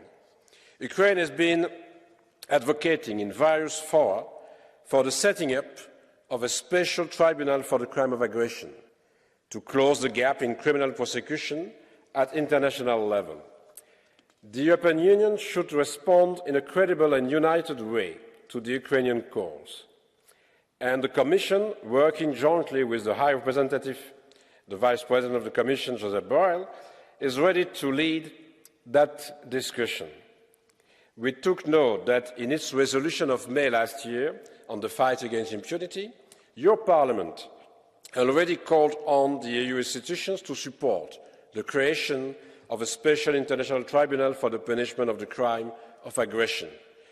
In its conclusion of October 22, the European Council invited the High Representative and the Commission to explore options so that full accountability for the atrocities committed in Ukraine can be ensured, including for the crime of aggression. The Commission, in close consultation with the High Representative, prepared an options paper that has been circulated to Member States at the end of November. This paper identifies possible avenues for establishing an accountability mechanism that may allow for the prosecution of the crime of aggression in Ukraine, discussions with the Member States and all international partners. The fact that the crime of aggression can, by definition, only be committed by the highest political and military leadership brings us to the issue of personal and functional immunities. A possible tribunal set up to prosecute the crime of aggression would need, under customary international law, to have a sufficiently international character to relinquish immunities in a legitimate way and to act on behalf of the international community. Before discussions on a special tribunal could possibly gather sufficient consensus and support at international level, an investigation mechanism could first be considered. The Commission is reflecting about the possible setting up of an international prosecution office to start investigations into the crime of aggression, with the view to preserving and storing evidence for possible future trials. Discussions are ongoing on the matter, in particular on legal and security issues, with several actors such as the Ukrainian authorities, Eurojust and the ICC. Of course, we'll try to continue in the next weeks to discuss about the best way to organize such an international prosecution office. It will be a first level in the way to fight against impunity in the case of the crime of aggression. But of course, I'm very open to listen to your remarks and proposals to see how it's possible to make some progress in such a discussion, to have a broad international support in the way to fight against the crime of aggression in the case of the Russian aggression in Ukraine. Thank you. Paljon kiitokset komissaari Reynders, ja nyt sitten annan puheenvuoron ryhmien edustajille. Edustaja Andrius Kubilius, olkaa hyvä. Dear colleagues, if we want peace, those who are destroying peace should be punished in a heavy way. Justice is needed not only for Ukrainians. Justice is needed for all of us. Justice is needed for peace. Such justice cannot be delayed. Since justice delayed is justice denied. There are three types of crimes during the war. War aggression as such, war crimes as in Bucha, and crimes against humanity as genocide. Crime of war aggression is called as mother of all the war crimes. It is a crime against peace, and it is a leadership crime, since only the leadership of the state is deciding to start war aggression. War crimes and crimes against humanity are investigated by ICC, but ICC has no direct mandate to investigate crime of war aggression. That is why we need special tribunal, not only for Putin, but also for Lukashenko, since he allowed territory of Belarus to be used for criminal Russian aggression. The way back to peace starts from establishment of special tribunal. At least, let's not be late with tribunal when still we are late with leopards. Kiitokset edustaja Kubilius ja sitten SND-ryhmän nimissä edustaja Juusos Olekas. Olkaa hyvä. Ačiū pirmininkė, gerbiamas komisarė, kolegos. Kaip rodo istorija, agresorius ir jo pagalbininkai vykdė karo nusikaltimus, sulaukia bausmės. Tai rodo po antrojo pasaulinio karo įvykęs Niurnbergo tribunolas, tiek po Jugoslavijos karo surengtas Miloševičiaus teismas Hagui. Šiuo metu visas pasaulis su pasibaisėjimu stebi Putino agresiją Ukrainoje, nuo Bučios iki Dnipro. Kremliaus pajėgos daro visus įmanomus nusikaltimus.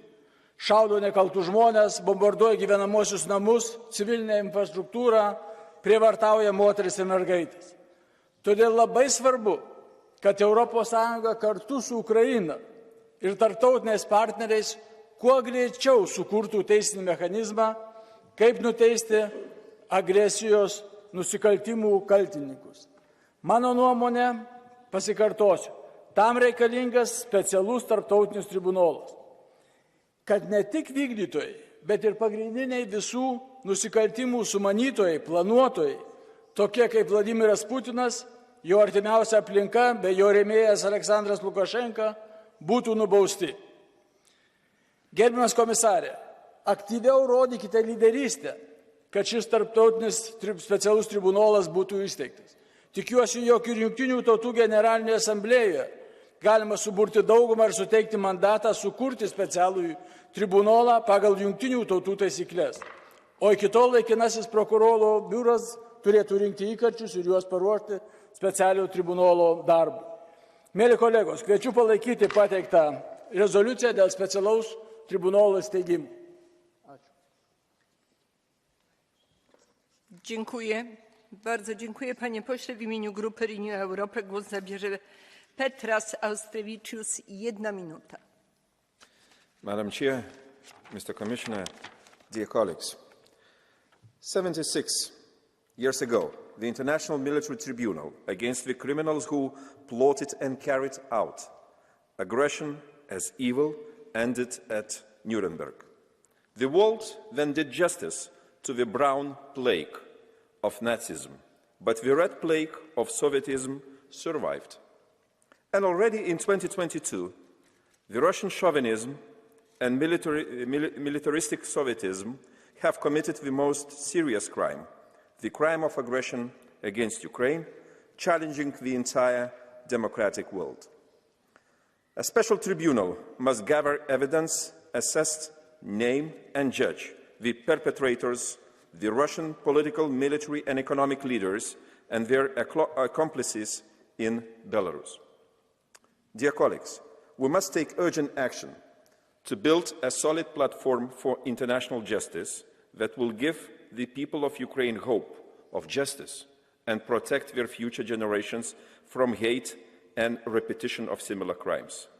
Justice today means stability tomorrow. Thank you. Dziękuję bardzo, panie pośle. W imieniu Grupy Zielonych Wolne Przymierze Europejskie głos zabierze pan poseł Siergiej Lagodiński. 1,5 minuty.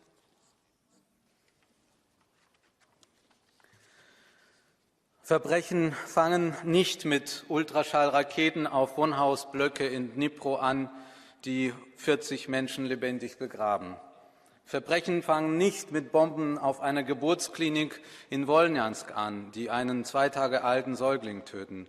Verbrechen fangen nicht an mit Toten in Bucha, nicht mit Folterkellern in Cherson, nicht mit Filtrationslagern in Donbass. Verbrechen haben mit dem Angriff der russischen Truppen auf die Ukraine angefangen. Erst 2014, dann 2022.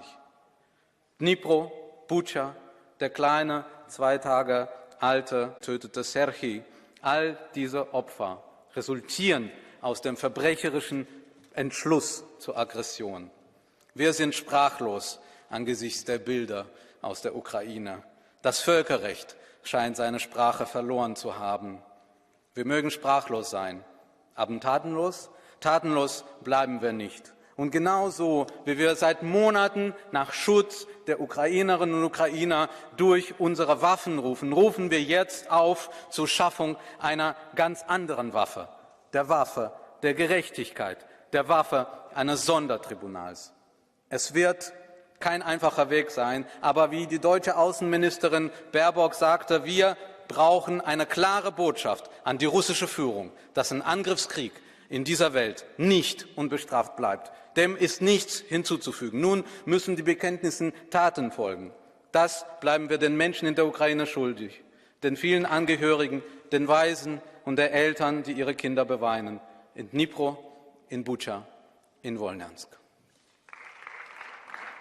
Bardzo dziękuję, panie pośle. W imieniu Grupy Tożsamość Demokracja głos zabierze pan poseł Bernhard Zimniok. 1 minuta. Frau Präsidentin! Die Einrichtung eines Tribunals, das den Angriffskrieg der Russen verurteilt und alle in der Ukraine begangenen Kriegsverbrechen und Verbrechen gegen die Menschlichkeit untersucht, ohne Rücksicht darauf, ob von Russen oder Ukrainern begangen, das begrüße ich ausdrücklich. Wir tun uns aber keinen Gefallen damit, diese Forderungen zum aktuellen Zeitpunkt einzubringen. Dabei nimmt man nicht nur den Ausgang des Krieges vorweg, was ich angesichts der aktuellen militärischen Entwicklung für mehr als optimistisch halte. Vor allem trägt es eine solche Forderung in der aktuellen Situation weiter zur Eskalation der Krise bei. Und so erschwert so eine friedliche und diplomatische Lösung des Krieges. Und das genau müsste unser aller Ziel sein, um dieses unnötige Blutvergießen zu beenden. Es wird immer behauptet, die EU stehe für Frieden. Werte Kollegen, jetzt liegt es an uns, das auch zu beweisen. Stellen wir diese Forderung des Krieges wieder einzubringen. Danke. Bardzo dziękuję, panie pośle. W imieniu Grupy Europejscy Konserwatyści i Reformatorzy głos zabierze pani poseł Anna Fotyga. 1 minuta, bardzo proszę. Dziękuję, pani przewodnicząca. Colleagues, we are firm and quite sure. First, arms and munition to deliver to Ukraine in order to enable this country full victory over the appalling aggressor Russian Federation. Simultaneously, we have to ensure bringing all perpetrators of crimes to justice. All crimes, war crimes, genocide, crime against humanity, but also crime of aggression. Since the outset, we call this invasion war of aggression, and today we present a joint comprehensive draft resolution proposing creation of a special tribunal to prosecute the crime of aggression and thus bringing decision makers, both political and military, to justice. Thank you. Bardzo dziękuję, pani poseł. W imieniu Grupy Lewicy w Parlamencie Europejskim GUE NGL głos zabierze Mikłales. 1 minuta. President, Commissioner. When Zelensky pushed for the special tribunal last December, he said that without justice, there can be no peace. The reality is that war is the greatest injustice suffered on this earth, and too many are working hard to prolong this one. Zelensky should be at the negotiating table, but instead tours the world selling his forever war. as Ukraine is destroyed and conscripted Ukrainians are killed by the tens of thousands. In the past 25 years, the imperialist powers have perpetrated wars of aggression against Yugoslavia, Afghanistan, Iraq, Syria and Yemen. They've killed millions of people and displaced millions more. Dropped toxic munitions. NATO members have never faced justice for these crimes. Of course, Russia should also be held to account for any crimes it commits, but the list is long. If we actually care about justice, we must stop the antagonism and hypocrisy and get down to the real work of peacemaking.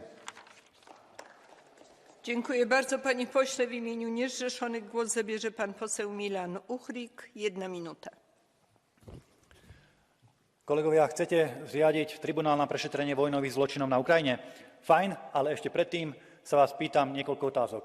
Kedy vznikne nejaký tribunál na prešetrenie vojnových zločinov Američanov v Iraku, Juhoslávii, Sýrii, Líbii alebo zločinov na Donbase? Kedy vznikne nejaký súd, ktorý prešetrí ten netransparentný nákup vakcín, ktorý realizovala priamo predsedníčka Európskej komisie Leynová? Kedy niekto prešetrí tie kolapsy a úmrtia, ktoré sa začínajú prejavovať po vakcínach a zlej vakcinačnej politike? Kedy budú potrestaní vinníci, ktorí podminovali európsky plynovod Nord Stream a odrezali tak Európu od plynu? Viete, vyzývať na zriadenie súdu bez záujmu o hľadanie pravdy a spravodlivosti je pokrytecké. A pokiaľ má vzniknúť len nejaký ďalší politický tribunál s dopredu napísanými rozhodnutiami, tak ďakujeme, o to nemáme záujem. Bardzo dziękuję, panie pośle. Głos zabierze pan poseł Michael Galler. 1 minuta. Dziękuję bardzo, pani Przewodnicząca. Kolleginnen und Kollegen, wir brauchen dieses Sondertribunal, um das Verbrechen des Angriffskrieges aburteilen zu können.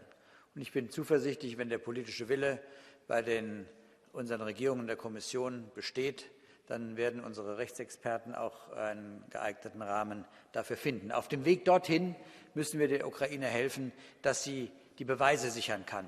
Das muss in breitem Maße umfänglich geschehen und es muss auch dafür gesorgt werden, dass das in rechtsstaatlicher Weise dann auch aufbereitet und aufgearbeitet wird. Ich denke, vielleicht kann man auch Anleihen nehmen an eine Institution, die wir in Deutschland während der DDR-Zeit hatten. Das war eine sogenannte zentrale Erfassungsstelle, die war in der Stadt Salzgitter. Menschen dann, wenn sie in den Westen kamen, Namen, Orte, Tatsachen registrieren lassen und nach der Wiedervereinigung sind dann die Leute auch, die da die Täter waren, wenn möglich war, abgeurteilt worden. In diese Richtung sollten wir auch gehen, alle Namen auch auf russischer Seite registrieren, die in diesem Aggressionskrieg verwickelt sind und auf diese Art dann auch Rechtsstaatlichkeit, das Recht dann zu gewisser Zeit auch zu seinem Recht zu verhelfen. Sorry. Dziękuję bardzo. Głos zabierze pan poseł Tonino Picula. 1 minuta. Thank you, Madam President, Mr. Commissioner. Dear colleagues, I wish to start by giving my full support to establishing a tribunal of crime of aggression in Ukraine. In this House, I have been calling for it since May. Last week's attacks on civilians in Dnipro are the most brutal reminder of why we needed to establish this court without delay. The ongoing investigation by the prosecutor of the ICC into the situation in Ukraine based on war crimes and crimes against humanity is by no means important, but we are also aware of its limitations. It would be crucial that this court has the explicit backing of the United Nations and its establishment is closely coordinated with Ukraine. As the EU, we have to work towards increasing consensus among international partners and organizations to make this possible. It must be imperative that all those responsible for war crimes are held accountable for their actions. Only complete justice can enable the true recovery of Ukraine. Dziękuję bardzo, panie pośle. Głos zabierze pan poseł Dragoš Tudorache. 1 minuta. Thank you, Madam Chair, dear Commissioner, dear colleagues. Accountability is the basis of a society, a mark of its evolution, and a fundamental brick in how international relations work. With his invasion in Ukraine, Putin broke all norms set by law or common sense, and as a result, committed in this war must be punished. And of course, we must work with and within the UN framework to prosecute these crimes. But Putin's Russia must also be held to account for its crime of aggression. And for that, we must work swiftly to set up a special tribunal and coordinate as much as feasible with the ICC. Setting up an interim prosecutorial office in Hague can be a good first step. Once again, if we let Russia and Putin get away with aggression without consequences, it means that we, as a society, have failed. We, as an international body, have failed. We, as citizens demanding respect for basic fundamental rights, have failed. We, as human beings understanding suffering, have failed. So let's do the right thing. Thank you. Bardzo dziękuję pani pośle. Głos zabierze pan poseł, wiceprzewodniczący Parlamentu Robert Zīle. Priekšsēdētājs kundze, komisāra kungs, uzdosim sev vienu jautājumu. Kāds izskatīsies miers un kāda izskatīsies Ukrainas uzvara, ja nebūs šī speciālā tribunāla? Un ja mēs šeit parlamentā vairākumā par šo speciālo tribunālu esam runājuši jau iepriekš, šķiet, ka pat arī augsts amatpersonas Eiropas rietumos arī sākuši to atbalstīt. Kāpēc šis tribunāls ir svarīgs? Rietumu sabiedrībām, rietumu demokrātijām. Ja nebūs šis tribunāls, tad kara beigās faktiski Eiropa, Amerika un citas rietumu demokrātijas saņems iesaldētu karu un nedrošību nākošiem soļiem un nespēju nodrošināt starptautisku sistēmu mieru uzturēšanai. Un otrs punkts. Īstenībā jau pašai Krievijai ir vajadzīgs šis speciālais tribunāls. Tas var izklausīties paradoksāli, bet bez šī tribunāla nenotiks sabiedrības naratīva, impēriskā naratīva izbeigšana vismaz nākošajās Krievijas jaunākajās paaudzēs. Un mēs dabūsim iesaldētu situāciju Krievijas agresīvai rīcībai arī nākotnē. Tas īstenībā ir vajadzīgs arī pašai Krievijai. Paldies. Dziękuję bardzo. Głos zabierze pan poseł Fabio Massimo Castaldo. Bardzo proszę, 1 minuta. Thank you, Madam Chair, dear Commissioner, dear colleagues. The Russian cruise missile attack in Dnipro on Saturday afternoon was described as a hell on earth by those who were alive and witnessed the aftermath. In mere seconds, a building was transformed into a pile of rubble, resulting in 40 deaths, 75 injuries, and many missing. My thoughts and solidarity go out to the survivors, their families, and the Ukrainian people. In light of these horrible and unforgivable crimes, it is even worse to consider the possibility that their responsible could go unpunished. The silver lining is that we already have the instrument to make so that this doesn't happen. We just have to update and fully use them. The golden path, I insist, would be to amend the Rome Statutes, aligning the ICC jurisdiction on the crime of aggression with that already in place on genocide, crimes against humanity and war crimes. If no agreement can be reached on this promptly, however, we should then push for the establishment of a special tribunal. The crucial point is to send a very clear message. There can and must be no impunity for the devastating consequences of this aggression, and those responsible must be prosecuted. We owe it to all innocent victims of these barbarian crimes. They will not go unheeded, not now, not ever. Thank you. Dziękuję bardzo. Głos zabierze pani poseł Rasa Junkiewicz-Jene, 1 minuta. Dear colleagues, this morning the Swedish Prime Minister said Ukrainian victory is existential for Europe and, honestly, existential for the whole world. More than agree. European Parliament will adopt the right and necessary resolution on a special tribunal for Kremlin crimes of aggression. But will there be enough courageous heads of states who will establish such a tribunal without delay? Let's hope yes. We have shown incredible unity, but every time the Russians hit the Ukrainian people's homes with horrific missiles, I feel guilty that we are not doing enough. We need to overcome our own fears and act with much more determination. Are we so weak that we cannot allocate enough weapons and resources and make the terrorists in the Kremlin to stop? No, we are not weak. Let's do everything we can. Dziękuję bardzo pani poseł. Głos zabierze pani poseł Marina Kaliurant, 1 minuta. Madam President, Commissioner, colleagues, from the 24th of February last year, we have witnessed war crimes committed in Ukraine, from Bucha to Irpin, from Borodyanka to Dnipro. President Zelensky has declared very clearly what is the victory and peace formula for Ukraine. It includes bringing all war criminals to accountability. And I underline, all war criminals. Those who are committing crimes on the ground, but also those who are hiding in Kremlin. And that is why we need this special tribunal. It will not bring back lost lives, and it will not make heartache disappear. But it will make crystal clear that committing war crimes, including crime of aggression, will never go unpunished. And I very much hope that the vast majority of the international community will join the initiative and support the establishment of the tribunal. Thank you. Bardzo dziękuję. Pani poseł, głos zabierze wiceprzewodnicząca Parlamentu Nicola Beer. 1 minuta. Bardzo proszę.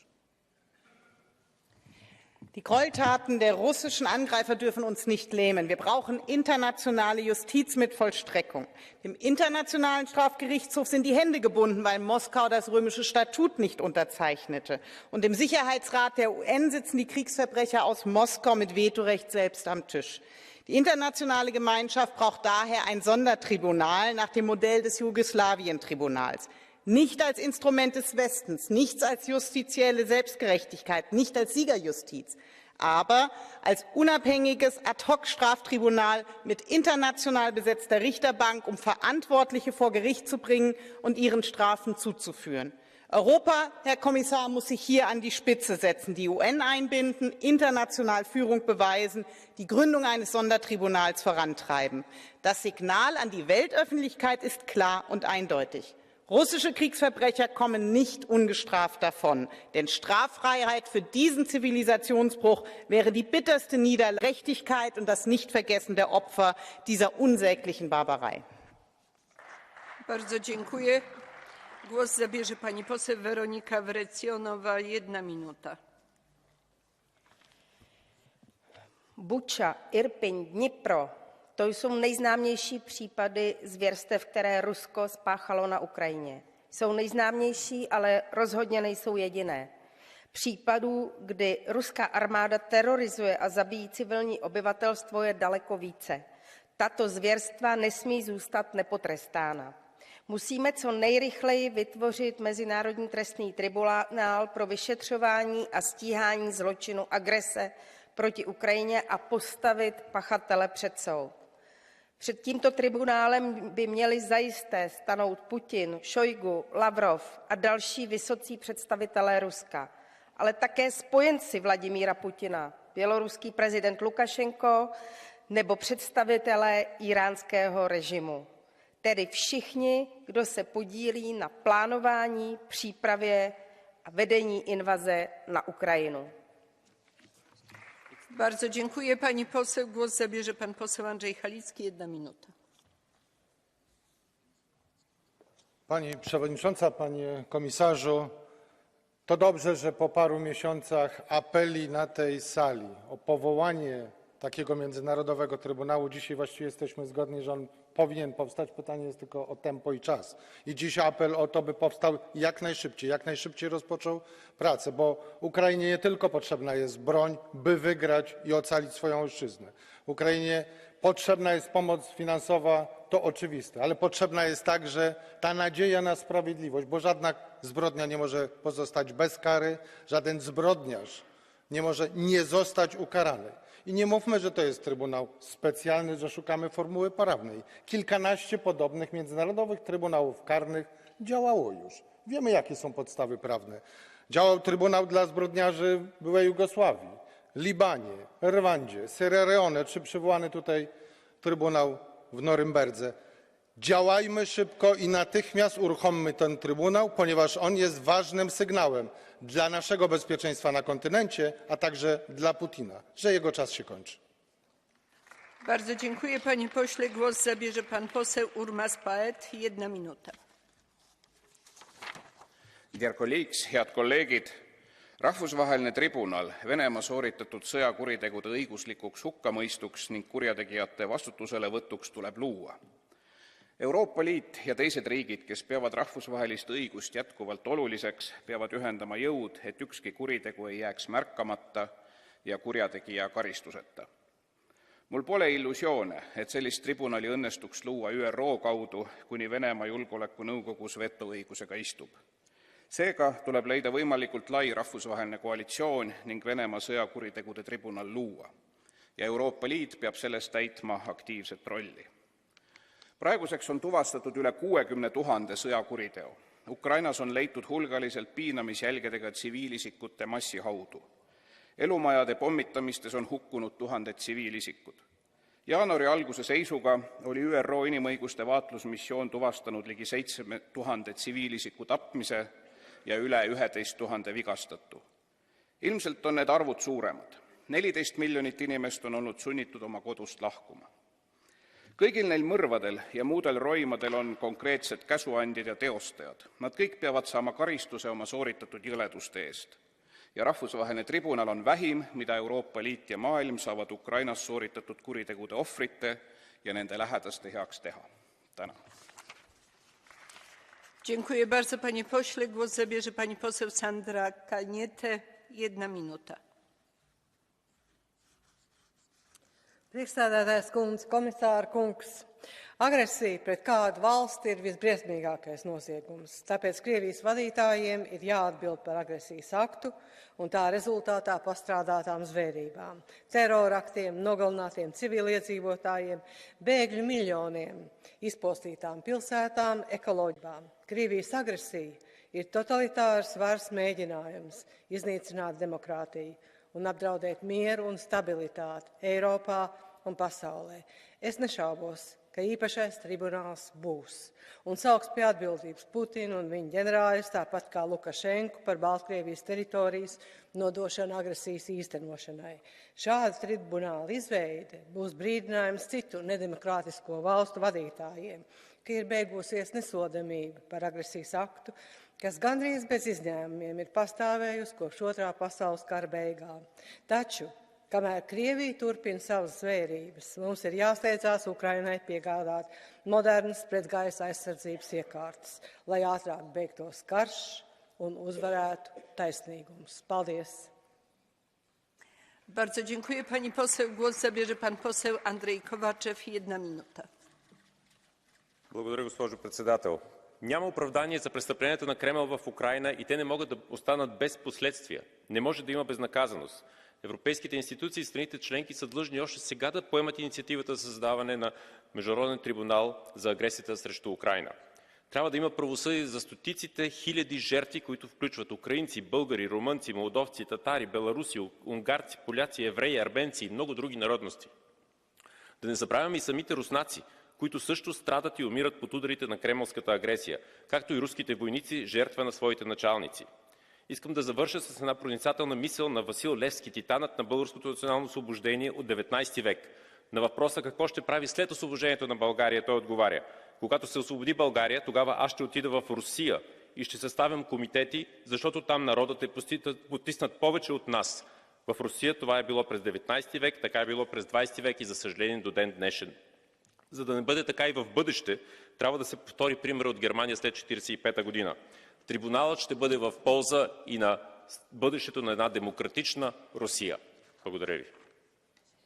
Dziękuję bardzo. Głos zabierze pan poseł Lukas Mandl. 1 minuta. Sehr geehrte Frau Präsidentin, Herr Kommissar, liebe Kolleginnen und Kollegen! Was wir heute diskutieren und beschließen werden in einer Resolution, ist der Plan, einen Sondergerichtshof einzurichten gegen die Verantwortlichen für den Angriffskrieg gegen die Ukraine. Es ist weniger als ein Jahr nach Beginn dieses Krieges, dass wir diesen Sondergerichtshof thematisieren, und es muss die Europäische Union sein, im weltweiten Vergleich, die diese Initiative startet, mit den Willigen, den Kräften guten Willens im Europarat möglicherweise, damit es wirklich sicher ist, dass die Verantwortlichen in Putin, Russland auch tatsächlich zur Verantwortung gezogen werden können. Und zwar wie? Rechtsstaatlich, weil es ist Rechtsstaat, was wir hier verteidigen. Es ist die Freiheit, die wir verteidigen. Und es ist wichtig für die Zukunft, dass es eine Ausjudizierung dessen gibt, was hier an Verbrechen begangen wurde und an Verbrechen begangen wird. Wir sind es den Opfern schuldig, Wir sind es zukünftigen Generationen schuldig und wir sind es denen schuldig, die leiden unter diesem Krieg und denen, die unter Regimen zu leiden haben, die so agieren, wie das Putin-Regime es heute tut, um in Zukunft derartiges auszuschließen. Dziękuję bardzo, panie pośle. Głos zabierze pani poseł Sunčana Glavak, 1 minuta. Hvala lijepa, gospođo predsjedavajuća. Kolegice i kolege, povijest nas je naučila da i u ratu trebamo poštivati određena pravila. Međutim, u Ukrajini dnevno svjedočimo kršenju pravila rata koji uzrokuje sve težu humanitarnu krizu na pragu Europe. Neovisno međunarodno istražno povjerenstvo u Ukrajini našlo je razumne razloge za zaključak da je počinjen niz ratnih zločina, kršenja ljudskih prava i međunarodnog humanitarnog prava. S obzirom na težinu utvrđenih prekršaja, a posebice na njihov kontinuitet, nedvojbeno je potrebno utvrditi odgovornost i sankcionirati počinitelje. Komisija UN-a dokumentirala je obrasce pogubljenja po kratkom postupku, nezakonita zatvaranja, mučenja, zlostavljanja, silovanja i drugog seksualnog nasilja počinjenog u područjima okupiranim od strane ruskih oružanih snaga u 4 regije na koje se usred tih dobi članovi obitelji, uključujući djecu, ponekad su prisiljeni svjedočiti zločinima. Kolegice i kolege, zato moramo naći okvir pravde, jer svaki zločin ima ime i prezime. Hvala lijepa. Bardzo dziękuję. Pani poseł, głos zabierze pan poseł Liudas Mažylis, 1 minuta. Dėkoju, pirmininkė. Perfrazuojant žinomus rašytojus, nusikaltimai būna panašus vienas į kitą ir privalo sulaukti bausmės. Ar jį įvykdė privatus teroristas ar tarptautinis veikėjas, jie panašus vienu ir tuo pačiu. Nusikaltėlis visada bijo. Agresyvaus Rusijos karo Ukrainoje pagrindinis bruožas - agresorius yra baikštus. Rusija bijo būti saistoma tarptautiniais susitarimais dėl sąžiningo ir bešališko teismo. Turbūt žino geriau už mus, į kokią žiaurumo bedugnę yra save įstūmusi. Tad siekdama įsisukti nuo atsakomybės nesaisto savęs tarptautinio baudžiamojo teismo Romos statutų, nėra jo ratifikavusi. Įžuliai demonstruoja nebaudžiamumą ir Jungtinių tautų saugumo taryboje. Taip Rusija atriša savo rankas barbariškiams, sunkiai protus suvokiamiems veiksmams. Tad ši rezoliucija yra būtina, ją mes pasiūsim svarbę žinę panašiai mąstantiems ir visiems geros valios žmonėms pasaulyje. Ir dėl Baltarusijos. Primename Batkai, kad placdarmo sudarimas teroro veiksmams taip pat yra teroras. Dėkoju.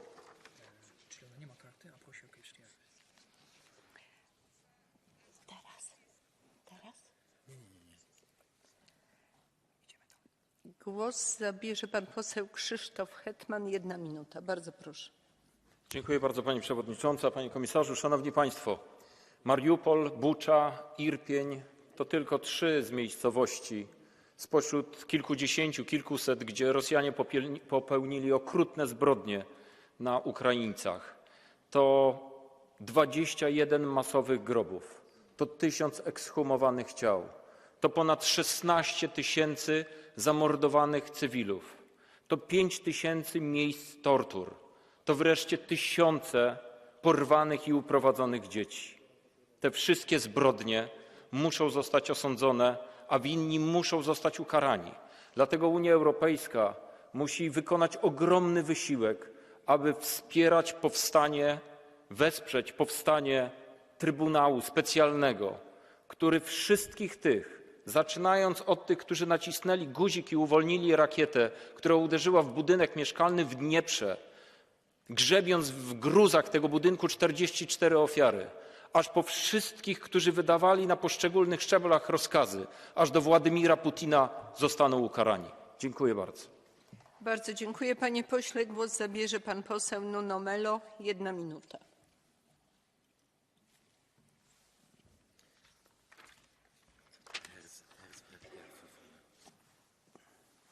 Senhor Comissário, colegas, quando seres humanos são executados com as mãos amarradas, gargantas cortadas e tiros na cabeça, cometem-se crimes de guerra.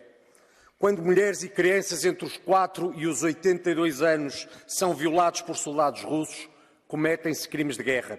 Quando edifícios civis, neles incluindo infantários, hospitais, prédios residenciais são bombardeados, matando-se indiscriminadamente civis, homens, mulheres, crianças e velhos, cometem-se crimes de guerra. Quando se utilizam bombas de fragmentação e outras armas proibidas em tratados internacionais, cometem-se crimes de guerra. Em pleno século XXI, a humanidade não tem de ser forçada a aceitar uma violência medieval e a conviver com o pior que julgávamos extinto com o fim da Segunda Guerra Mundial. A este propósito, ser ou não ser país membro do Tribunal Penal Internacional não pode ser razão para que não se faça a justiça que os mortos e os estropiados reclamam e a civilização exige. É isto que este Parlamento Europeu deve aqui deliberar. Bardzo dziękuję, panie pośle. Rozpoczynamy procedurę Catch the Eye. Mamy 7 zgłoszeń i 5 minut, ale dopuszczam wszystkie zgłoszone osoby do głosu. Jako pierwszą proszę o zabranie głosu panią. Thank you very much, dear Vice President. Dear colleagues, we have heard many solid arguments for the establishment of the special tribunal to prosecute the crimes of aggression against Ukraine perpetrated by the political and military leadership of the Russian Federation. One of these perpetrators is, without any doubt, the so-called Russian Children's Rights Commissioner, Ms. Belova. There are almost 14,000 confirmed cases of forced deportation of Ukrainian children, and this woman oversees the whole process. These actions further contribute to Putin's systematic attempts to eradicate the Ukrainian nation. Those crimes of aggression against Ukrainian children should be among many others to be investigated by the Special Tribunal. Let me quote the Nobel Peace Prize laureate and campaigner for creating a special international tribunal, Alexander Matviichuk, head of the Center of Civil Liberties. We have to prove that the rule of law does work and justice does exist, even if they are delayed. So I have a hope that we will move forward. Thank you. Dziękuję bardzo pani poseł. Głos zabierze pan poseł Aleksandrov Йорданов. Bardzo proszę. Благодаря, госпожо председател. Победата ще дойде със силата на оръжието, а справедливостта ще дойде със създаването на международен трибунал. Пред него трябва да застанат политиците, които са планирали и заповядали агресията срещу Украйна, както и военните, генерали, офицери, войници, които са осъществили конкретните престъпления на украинска територия. Те трябва да бъдат изправени пред този съд. А първият, който трябва да застане пред него, е Владимир Путин. Демократична воля, убеждението ни, че в съвременния свят престъпления като руските днес в Украйна не могат да останат ненаказани. Има ли воля, ще има и справедливост. Благодаря ви за вниманието. Dziękuję bardzo panie pośle. Głos zabierze pani poseł Miriam Lexman. Thank you, Chair. Dear colleagues, destruction of homes and cities, thousands killed, mass executions, rape or forced deportations, Russian war of aggression against Ukraine brings untold suffering every day. This evil is an attack on all basic moral and legal principles. As such, the leadership of the Russian Federation must one day face justice for crimes against aggression and crimes against peace. Justice must prevail, not least to bring a measure of justice to the victims, even if it cannot resurrect the lost loved ones. As Justice Robert Jackson told at the opening of the Nuremberg trials in 1945, we must never forget that the record on which we judge these defenders is the record on which history will judge upon us tomorrow. Thank you. Bardzo dziękuję pani poseł. Głos zabierze pan poseł Domenech Ruiz de Veza. 1 minuta.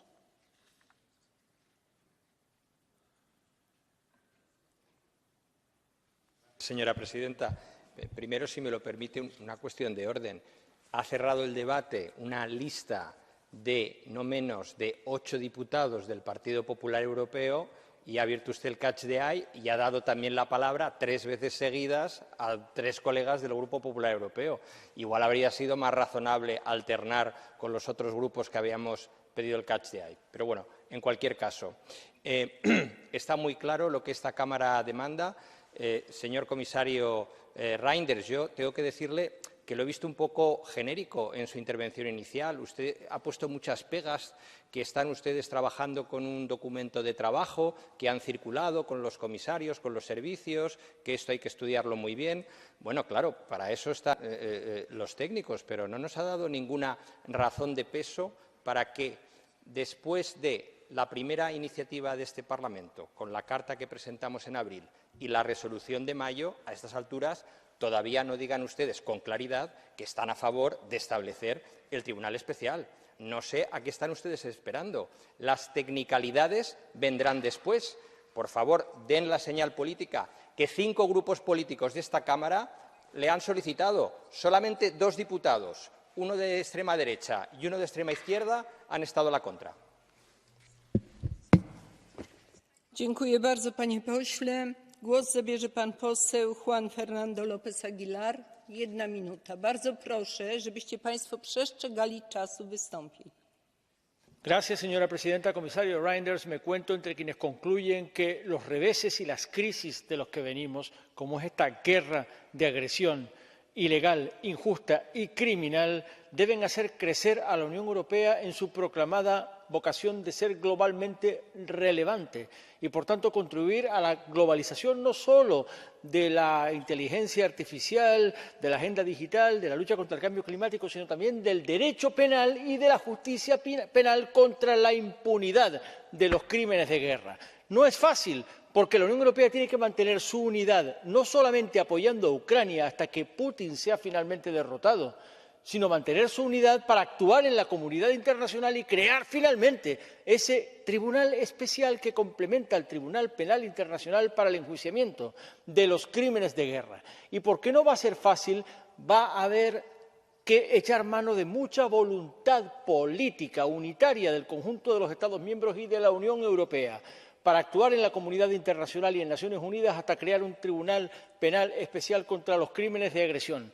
When there is a will, there is a way. Gracias, señora presidenta. Dziękuję, panie pośle. Głos zabierze pan poseł Billy Kelleher. Crimes against humanity, war crimes, crimes of aggression. Unfortunately, there's no shortage of those crimes in Ukraine as I speak here tonight.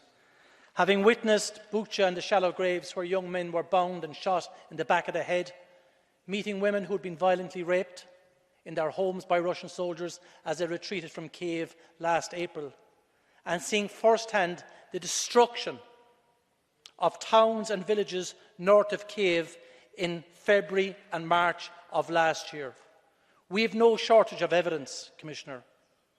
What we need now is will, the will to act. Not just the European Union. The European Union must show the lead.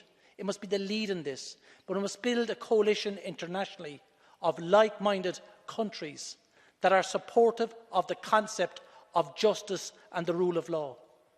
Putin is responsible for all the crimes in Ukraine. He is the man that sent the Russian troops to kill Ukrainians, to plunder Ukrainian towns, to rape Ukrainian women, and to destroy the lives of multiple communities across the entirety of the country. We must show leadership, and we must ask the world to follow us to ensure the rule of law is upheld and people are held accountable for the dastardly deeds and crimes in Ukraine. Dziękuję bardzo, panie pośle. Głos zabierze pani poseł Pierret Herzberger-Fofana.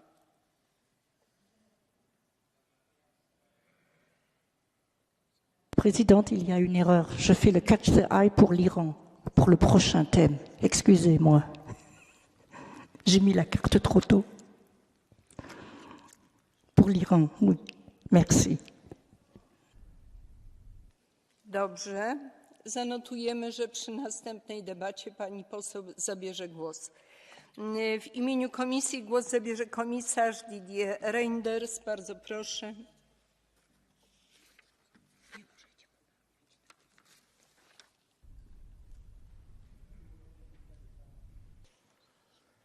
Merci Madame la Présidente. Mesdames et Messieurs les députés, je voudrais vous remercier à nouveau pour ce débat et pour votre soutien aux initiatives prises en faveur d'une justice internationale. Vous le savez, la Commission n'a de cesse de promouvoir le respect du droit international et la lutte contre l'impunité des responsables de crimes internationaux.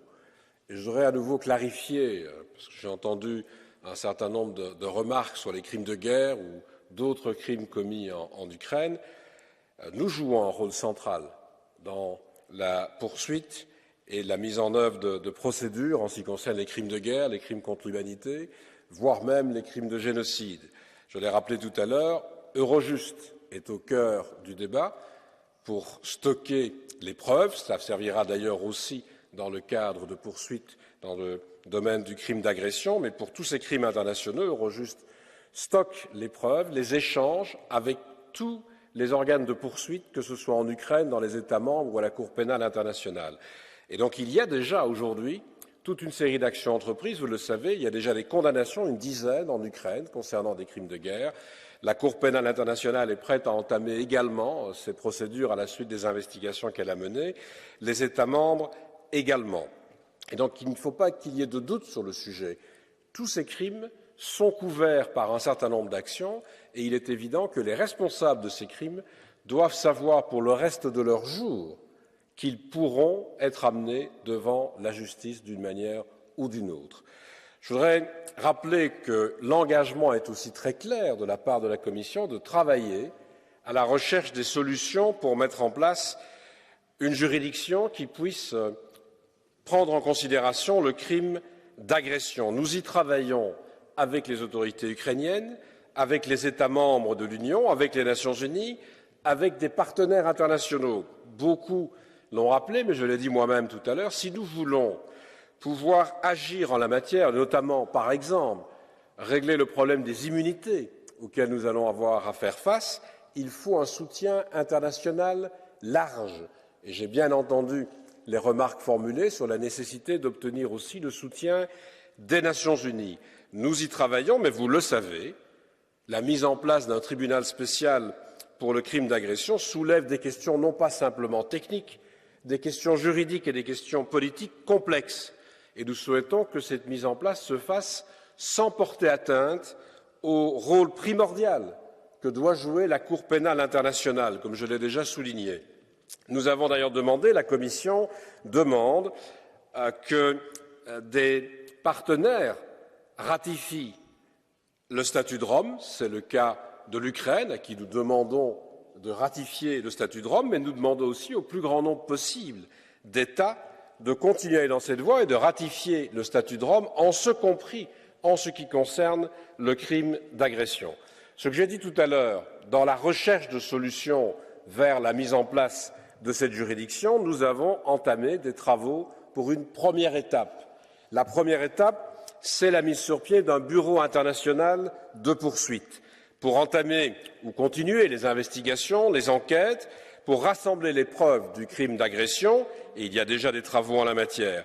Et cette mise en place d'un bureau international de poursuite, nous en discutons avec l'Ukraine, avec Eurojust, avec la Cour pénale internationale, avec les États membres. J'espère que nous pourrons progresser rapidement dans cette voie. La résolution de la Commission d'avancer dans la lutte contre l'impunité pour tous les types de crimes que je viens d'évoquer est très claire. Sur la plupart d'entre eux, crimes de guerre, crimes contre l'humanité, même crimes de génocide, nous disposons des outils. Pour ce qui concerne le crime d'agression, nous allons continuer le travail avec l'ensemble des partenaires que je viens de citer, mais nous allons surtout tenter de mettre en place la première étape, ce bureau de poursuite, ce bureau international de poursuite pour lequel nous sommes en discussion régulière depuis déjà quelque temps, c'est vrai, mais jour après jour, avec les autorités ukrainiennes, les États membres, la Cour pénale internationale et Eurojust. Merci encore en tout cas de votre soutien, mais faites bien la différence entre les crimes pour lesquels nous avons déjà la capacité de tenter d'amener des responsables en justice, et le crime d'agression, pour lesquels nous tentons de rassembler suffisamment d'acteurs pour aller dans la même direction. Je vous remercie. Bardzo dziękuję. Zamykam debatę. Głosowanie odbędzie się w porządku dzisiejszego naszych obrad. To oświadczenie wiceprzewodniczącego Komisji, Wysokiego Przedstawiciela Unii do spraw zagranicznych i polityki bezpieczeństwa, reakcja Unii na protesty i egzekucje w Iranie. Proszę o zabranie głosu w imieniu wiceprzewodniczącego Komisji, Wysokiego Przedstawiciela Unii do spraw zagranicznych i polityki bezpieczeństwa, pana komisarza Didier Reynders.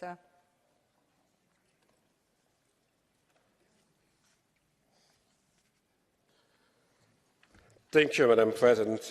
Honourable members, thank you for having added this debate to the agenda of the plenary. And like you said, I'm intervening today replacing the High Representative Borrell, who unfortunately could not be present for this debate. I cannot begin my intervention without condemning once again the execution of Alireza Akbari last Saturday. He was a British Iranian national, a citizen of Europe. The European Union and its member states were united in their response. The statement of High Representative Borrell on behalf of the European Union condemned the execution in the strongest terms and called on the Iranian authorities to pursue a consistent policy towards the abolition of capital punishment. The internal situation in Iran continues to be a source of great concern. The current uprisings reveal deep frustration. The key demands of the current protest are respect for fundamental human rights, dignity, and real change. However, the intensity of the protest seems to have decreased in the past weeks. This is probably also due to mass arrests and execution of protesters. The crackdown has now moved to the courtrooms, where harsh sentences, including death sentences, are used as a tool of repression. 4 protesters were executed, one of them publicly. Capital punishment is an unacceptable denial of human dignity and integrity, and we aim at its universal abolition. As part of a strong and coordinated reaction, the European Union and most member states summoned the respective Iranian ambassadors last week to strongly demand an end to this unacceptable course of action. People of Iran, as anywhere else, have the right to peaceful protest.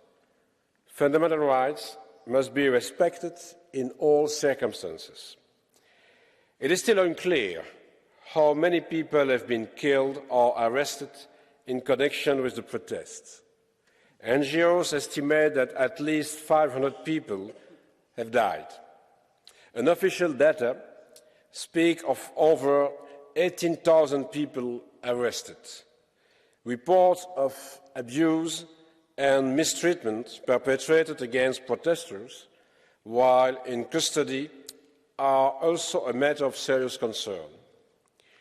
This debate is a timely opportunity to discuss the response of the European Union and its member states to the way the Iranian regime is handling these protests, as well as to reflect on the way forward. The declaration of High Representative Borrell of 25 September 2022, issued on behalf of the 27 member states, and the EP resolution of 6 October 2022 testifies to the quick reaction of the European Union and its member states to any attempt to crack down on fundamental rights and freedoms. Over the past 3 months, the Council added 60 individuals and 8 entities to the list of those subject to restrictive measures due to their role in the death of Mahsa Amini and the violent response to the ensuing demonstrations. And let me state clearly that this approach will continue as long as necessary, as outlined in the Council conclusions adopted last December. At the same time, we welcome the establishment of a fact-finding mechanism created by the UN Human Rights Council, as well as the appointment of its 3 experts. We now look forward to seeing the fact-finding mechanism at work, strengthening accountability for human rights violations across the world is at the core of our external policy approach. It is crucial that the European Union and its member states continue to send strong and clear messages to Iran, in line with what has been done so far. Iran will feature again on the agenda of the upcoming Foreign Affairs Council, and I assure you that all options for the European Union to respond to events in Iran remain on the table. I thank you, of course, for your attention, but I look forward to our debate and to receive your observations and proposals. Thank you. Bardzo dziękuję. W imieniu Grupy Europejskiej Partii Ludowej Chrześcijańscy Demokraci głos zabierze pan poseł Javier Zarzalejos, 2 minuty. Gracias, presidenta. Señor comisario, es evidente que la respuesta a las protestas y a las ejecuciones en Irán no puede ser una apelación rutinaria. Tiene que ser un acto firme y, al mismo tiempo, una estrategia sostenida en el tiempo y bien definida tanto desde el punto de vista político como desde el punto de vista jurídico. Lo que está sucediendo en Irán es el cruce entre una desmedida represión interna y una actividad de desestabilización por parte del régimen iraní que va más allá del ámbito regional. Irán es una gravísima amenaza a la paz y a la seguridad internacional. Vemos que carece de restricciones ni legales, ni políticas, ni morales a la hora de atacar a sus propios ciudadanos. Por tanto, tenemos que presentar una posición de máxima unidad en este Parlamento y a ello nos estamos esforzando en la resolución que debe cerrar este debate y un compromiso muy sólido. Tenemos que seguir expresando solidaridad y apoyo, pero necesitamos seguir avanzando. Por tanto, el régimen y sus dirigentes sepan que sus actos, estas inicuas ejecuciones, entre otros, tienen consecuencias, que hay culpables y que estas responsabilidades no se van a olvidar, sino que se van a exigir. Que la Guardia Revolucionaria, que es el verdadero sostén del régimen, debe ser incluida en la lista de organizaciones terroristas de la Unión Europea, que tiene que aumentar la efectividad en la aplicación de las sanciones, que debemos prestar apoyo a los iraníes dentro y fuera del país, haciendo posible la protección de exiliados y refugiados, de las minorías especialmente amenazadas, que tenemos que fortalecer las iniciativas diplomáticas y facilitar las comunicaciones y contactos que el régimen quiere suprimir bloqueando Internet. Y debemos expresar con toda fuerza nuestro compromiso para lograr la libertad y el regreso a salvo a casa de todos los ciudadanos europeos detenidos y sometidos a la arbitrariedad del régimen teocrático. Gracias. Bardzo dziękuję, panie pośle. W imieniu Grupy Postępowego Sojuszu Socjalistów i Demokratów w Parlamencie Europejskim głos zabierze pani poseł Evin Incher, 1 minuta. Colleagues, Commissioner, the words woman, life, freedom embodies liberty. Liberty for all people is achieved through real actions. Time is now to consign the brutal regime of Iran to the dustbin of history. Words of the international community are not enough anymore, though. Actions are crucial if we want to stop delaying the moment of freedom. EU must designate the IRGC as a terrorist organization. EU must sanction the leadership of the regime of the Islamic Republic of Iran, including their families. The words jinn, jian, azadi are 3 words that a couple of months ago one heard in Jina Mahsa Amini's birthplace, the Kurdistan region, but they are now echoed all over Iran. The women of Iran have had enough. The whole population have had enough of decades of oppression. Let us listen to their voices. Let us send a clear message to the mullahs. Mardum ra nakoshid. Zan, zandegi, azadi. Woman, life, freedom. Dziękuję pani poseł. W imieniu grupy Renew Europa głos zabierze pani poseł Frédérique Ries. 1 minuta. Je vous remercie, Madame la Présidente, Monsieur le Commissaire. Effectivement, et en français aussi, les femmes, la vie, la liberté. Et c'est ici à Strasbourg qu'a résonné hier le cri des femmes de Zanandar, de Zeydan et de Téhéran. 15 000 personnes à peu près, rassemblées, venues des 4 coins d'Europe, pour les femmes, pour l'Iran et contre les Pasdaran, ces gardiens de la révolution qui ne sont rien d'autre que le bras armé de la répression. Mohammad Karami, Seyed Hosseini, Ali Akbari ont été pendus cette semaine parce que derrière ces femmes, c'est tout un peuple qui se soulève et qui fait frémir le régime. La révolution, vous l'avez dit, Monsieur le Commissaire, marque le pas et exige de nous, aujourd'hui plus que jamais, une solidarité sans faille sur les sanctions, d'abord ciblées au plus haut niveau, le guide suprême, le président, les gardiens de la révolution que nous devons placer sur l'organisation terroriste. Et puis, il y a nos otages, 25 Européens, dont le Belge Olivier Van de Castel, emprisonné sans raison et condamné dans un simulacre de justice. Je conclus, Madame la Présidente. L'extrême difficulté ici, c'est d'être en même temps au rendez-vous des femmes et de l'histoire et à celui que nous fixent nos otages. Dans une Europe véritablement politique, c'est unis que les pays doivent négocier le poids de tous, ensemble, pour obtenir leur libération. Je vous remercie. Dziękuję bardzo pani poseł. W imieniu Grupy Zielonych Wolne Przymierze Europejskie głos zabierze pan poseł Ernest Urtasun. Thank you, Chair, Commissioner. 4 young men have been executed for their involvement in the peaceful protests in Iran following the death of Jina Mahsa Amini. All of them were subject to expedite trials that did not meet the minimum guarantees of fair trial and due process, and in some cases their families were only informed of their execution after it happened. Those are the first of another 26 protesters whom the Iranian authorities are currently seeking to impose the death penalty. The disproportionate crackdown on protesters in Iran has reached unprecedented levels of violence and disregard for human life. Hundreds of peaceful protesters have been killed by Iranian security forces and thousands more have been arrested. The Iranian regime should be held accountable for the killing of its own people.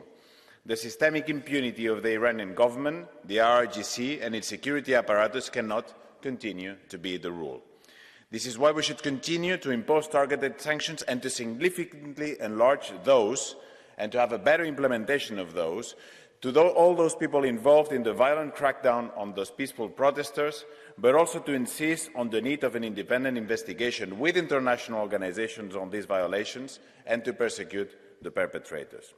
Tomorrow, I'm very happy that the Parliament will speak with one strong voice by approving a very strong text of solidarity with the people of Iran. The people of Iran deserve not only our solidarity and support, but also justice, respect and dignity. Thank you. Dziękuję bardzo panie pośle. W imieniu Grupy Tożsamość i Demokracja głos zabierze pani poseł Dominique Bildt. 1 minuta. Merci Madame la Présidente. À plus de 4000 kilomètres d'ici, la terreur et la peur veulent enterrer l'espoir né d'un élan de liberté. Malgré l'extrême dureté du régime, de nombreuses femmes circulent sans cette prison qu'est le voile, partout dans le pays. En prenant tous les risques, les manifestants ont décidé de montrer que l'Iran n'est pas seulement le résultat de la révolution islamique de 1979, mais aussi cette civilisation qui a su célébrer jadis autant de déesses que de dieux et qui n'a pas toujours claquemuré des femmes. Cet espoir immense de liberté, nous devons le soutenir, nous devons chasser l'hypocrisie qui règne trop souvent, pour ne pas dire en permanence, dans nos institutions. Honte sur ceux qui sont capables de se faire libérateurs des femmes en Iran, mais promoteurs du voile islamique en Europe. Honte sur ceux qui prônent l'émancipation là-bas, mais font le jeu de l'oppression ici. Honte sur ceux qui soutiennent la liberté des femmes iraniennes, mais laissent s'installer dans nos villes et nos quartiers la soumission des Françaises, des Belges, des Allemandes, des Hollandaises à la loi islamique. La longue civilisation dont nous héritons garantit l'égalité entre les hommes et les femmes et offre une liberté inégalée dans l'espace et dans le temps. L'heure est donc plus que jamais à la préservation de ce que nous sommes, à la prise de conscience de la chance inestimable que notre culture offre à nos concitoyens et nos concitoyennes et combien elle peut être fragile si elle n'est pas ardemment défendue. Je vous remercie. Dziękuję pani poseł. W imieniu Grupy Europejscy Konserwatyści i Reformatorzy głos zabierze pan poseł Herman Tertsch. 1,5 minuty. Presidente, Irán, eso ya está muy claro, Irán es uno de los peores enemigos de la libertad en el mundo. Lo es desde hace 40 años. Toda oposición ha sido acallada en sangre y violencia y sus años de existencia se cuentan por matanzas. Eso es así, como digo, desde hace mucho tiempo.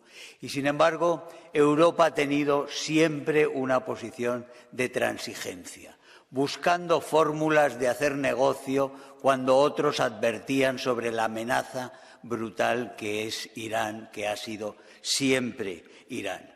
Irán en este momento tiene toda la región secuestrada, tiene Siria, tiene Hezbollah en el Líbano, tiene a medio Irak secuestrado y ocupado de facto. Y sigue en su expansión. Ayuda a Rusia en la guerra de agresión a Ucrania. Y se ha implicado enormemente en Latinoamérica, donde en Venezuela y en otros países participa en la minería ilegal, en el tráfico de drogas, en el lavado de dinero y en todo lo que es la red del Foro de Sao Paulo y del Grupo de Puebla, eso de que les gusta tan poco hablar a los socialistas y comunistas aquí, porque sabemos la relación que existe entre ellos y esos socios de Irán. Hay que ir ahora al castigo a Irán directo, no vale con nuevas visitas del señor Borrell, como eran los de la señora Mogherini, a Teherán después de las matanzas, poco después de las matanzas. Hay que ir a la ilegalización, a la lista de terroristas para todo lo que es la Guardia Revolucionaria, hay que exigir una investigación radical y, desde luego, acabar con esto que ha sido intentar buscar puentes, cortar de una vez la negociación de la JP-OAC. Gracias a todos. W imieniu Grupy Lewicy w Parlamencie Europejskim GUE-NGL głos zabierze pani poseł Cornelia Ernst. 1,5 Minuten. Als erstes verneige ich mich vor den Opfern, vor den Frauen, Männern und Kindern, die brutal getötet, hingerichtet wurden. Ein Regime, das sogar Kinder tötet, hat keine Daseinsberechtigung. Wir sind an der Seite der Angehörigen, der Familien, der Freunde, an der Seite der 18.000 Inhaftierten und ebenso derjenigen in der Ukraine, die Angehörige durch den Einsatz iranischer Drohnen verloren haben. Das Töten muss ein Ende haben. Es muss Schluss sein mit der Todesstrafe. Dazu brauchen wir klare Aussagen, auch hier im Parlament. Wir unterstützen jede Sanktion als Fraktion, jede Sanktion, die sich gezielt gegen die Akteure einer solchen menschenverachtenden Politik richtet.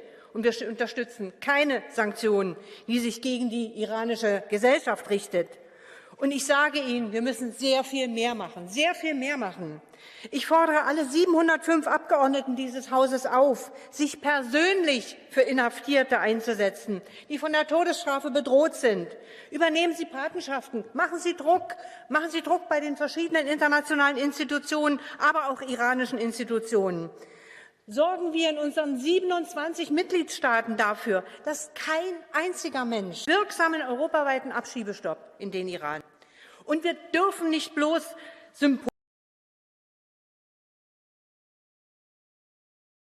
Zivilgesellschaft, Vernetzung im Widerstand, der Kampf um einen freien und demokratischen Iran braucht einen langen Atem, unsere Seele und unser Herz.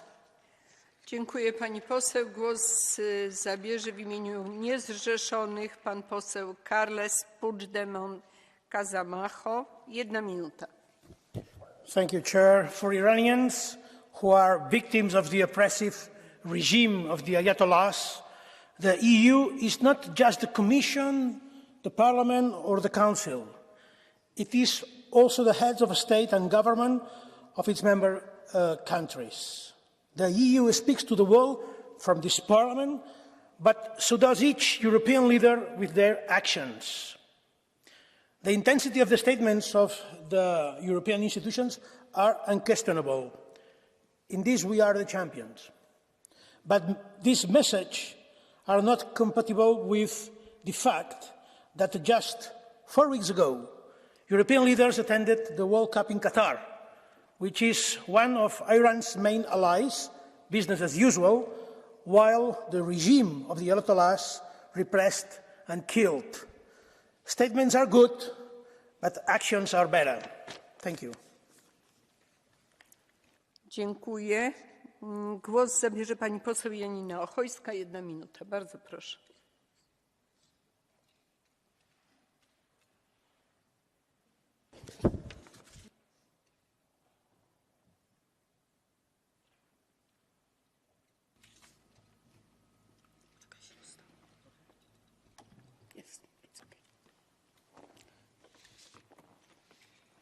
Dziękuję Pani Przewodnicząca, Panie Komisarzu.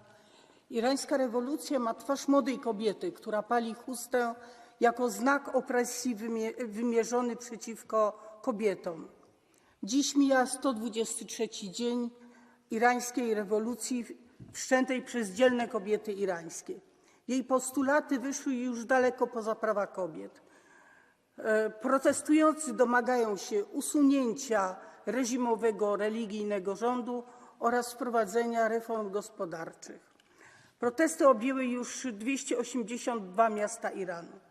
Chcę Państwu przedstawić 18-letniego Arsia Tagdastana, skazanego na karę śmierci, którego objęłam patronatem politycznym. Arsia został aresztowany wraz z grupą młodych ludzi we wrześniu 2022 roku podczas protestów antyreżimowych w Nouszach.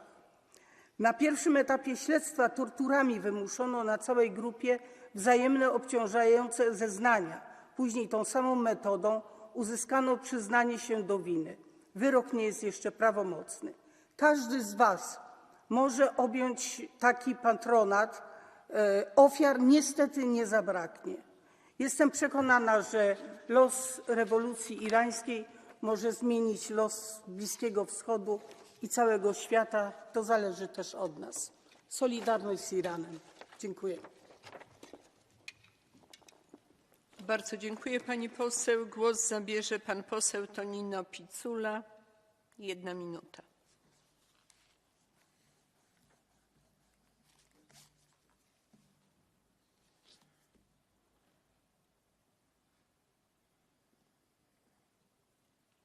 Thank you, Madam Chair. Dear colleagues, we must not stay silent on what is happening in Iran. People are dying, fighting for freedom, and the actions of the Iranian regime are twilight of humanity. Death, punishment, and torture are weaponized on people that are exercising their basic rights. The Iranian regime is brutal, cynical, and barbaric.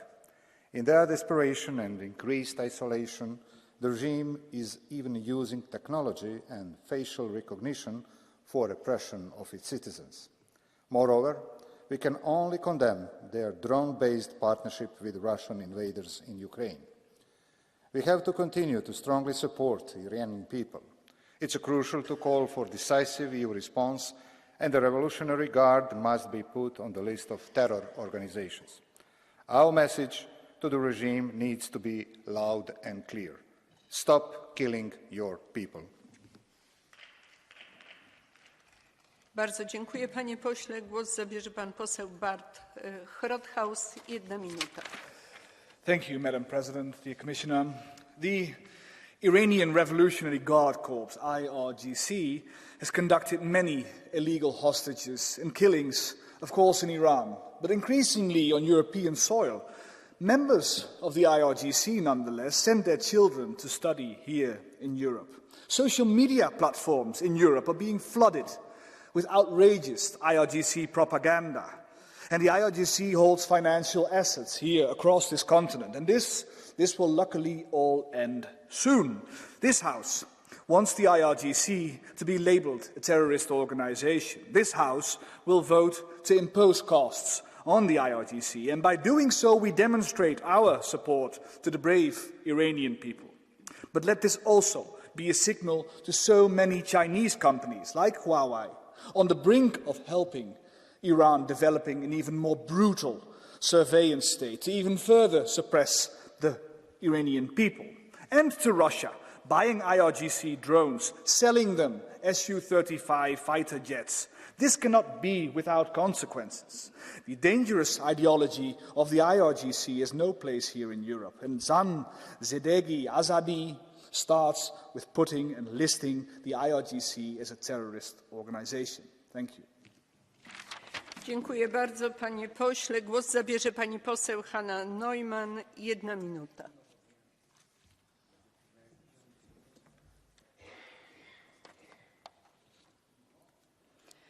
Yesterday, 12,000 people came to Strasbourg to demonstrate for a free Iran and against its brutal regime. And this regime is under pressure because people in Iran are even willing to die for a brighter future.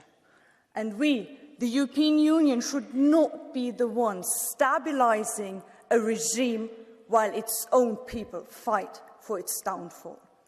So how can our High Representative on the one side denounce executions and at the same time meet the Iranian Minister of Foreign Affairs on the red carpet in Amman? How can he speak about reviving the JCPOA if the only thing that comes out of it is the international reputation and recognition that the regime urgently needs?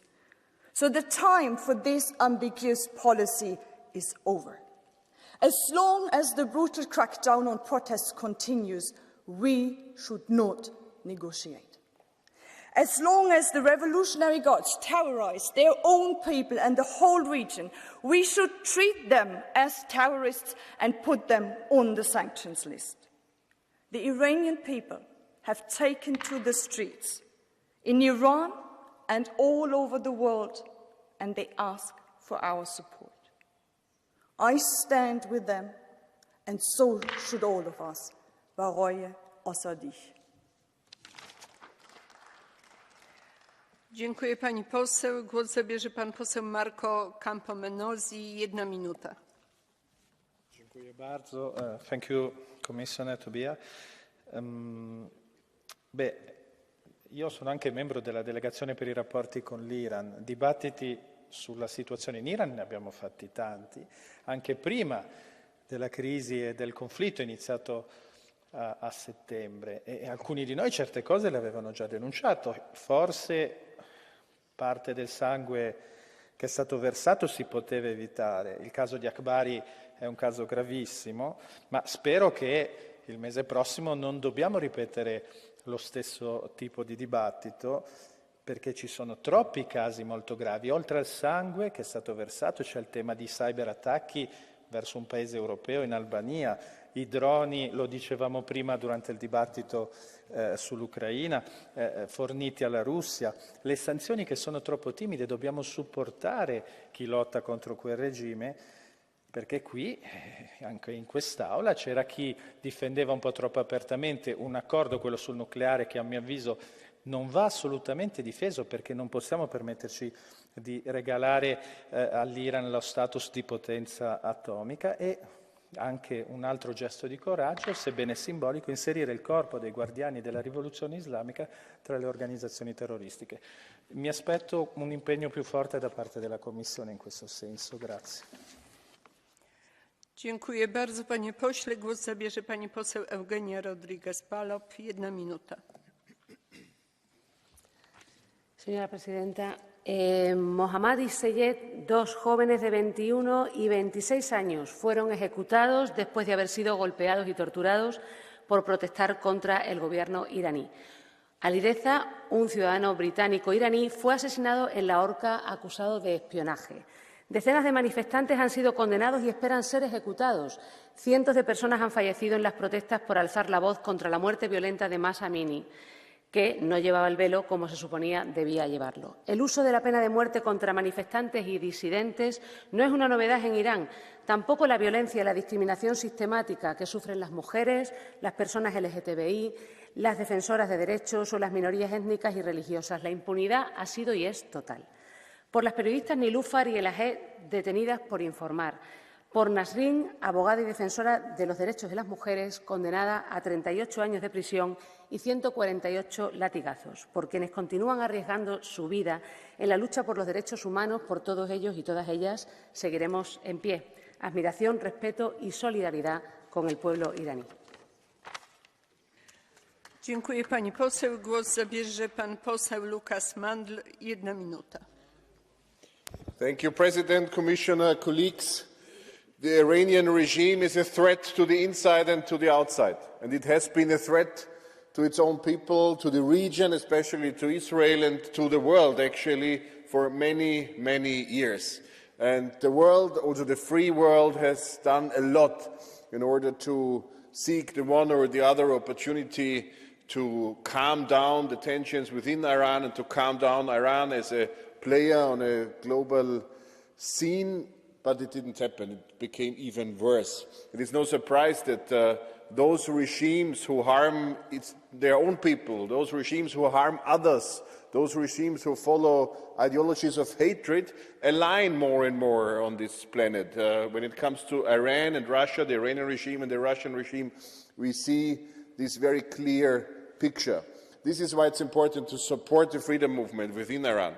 This is why it's important to strengthen the sanctions we have already in place towards the Iranian regime, because this regime is rotten, morally rotten. No matter what they present to the world or they try to present the world with, it's a morally rotten regime of criminals. Dziękuję bardzo, panie pośle. Głos zabierze pani poseł Isabel Santos. 1 minuta. A pena de morte é anacronismo cruel, desumano e degradante. A brutalidade com que o regime iraniano respondeu aos protestos pacíficos de homens, mulheres, jovens, que nas ruas clamam por liberdade, vida, democracia, não pode ser tolerada. O que está a acontecer no Irão, com a utilização da pena de morte e com condenações a esta pena como mecanismo de terror, tem que convocar uma inequívoca resposta da União Europeia. Impõe-se, por isso, um reforço das sanções adotadas, integrando um leque mais abrangente de atores destas brutalidades. E o apoio aos ativistas, jornalistas e a todos aqueles que neste momento necessitam da proteção internacional, bem como o reforço do apoio à sociedade civil por parte das diferentes representações diplomáticas. Pedimos que a Guarda Revolucionária Islâmica seja incluída na lista das organizações terroristas. Exigimos a libertação incondicional e o regresso dos europeus detidos no Irão. Parafraseando Vítor Hugo, digo eu também, morte à morte, viva a vida.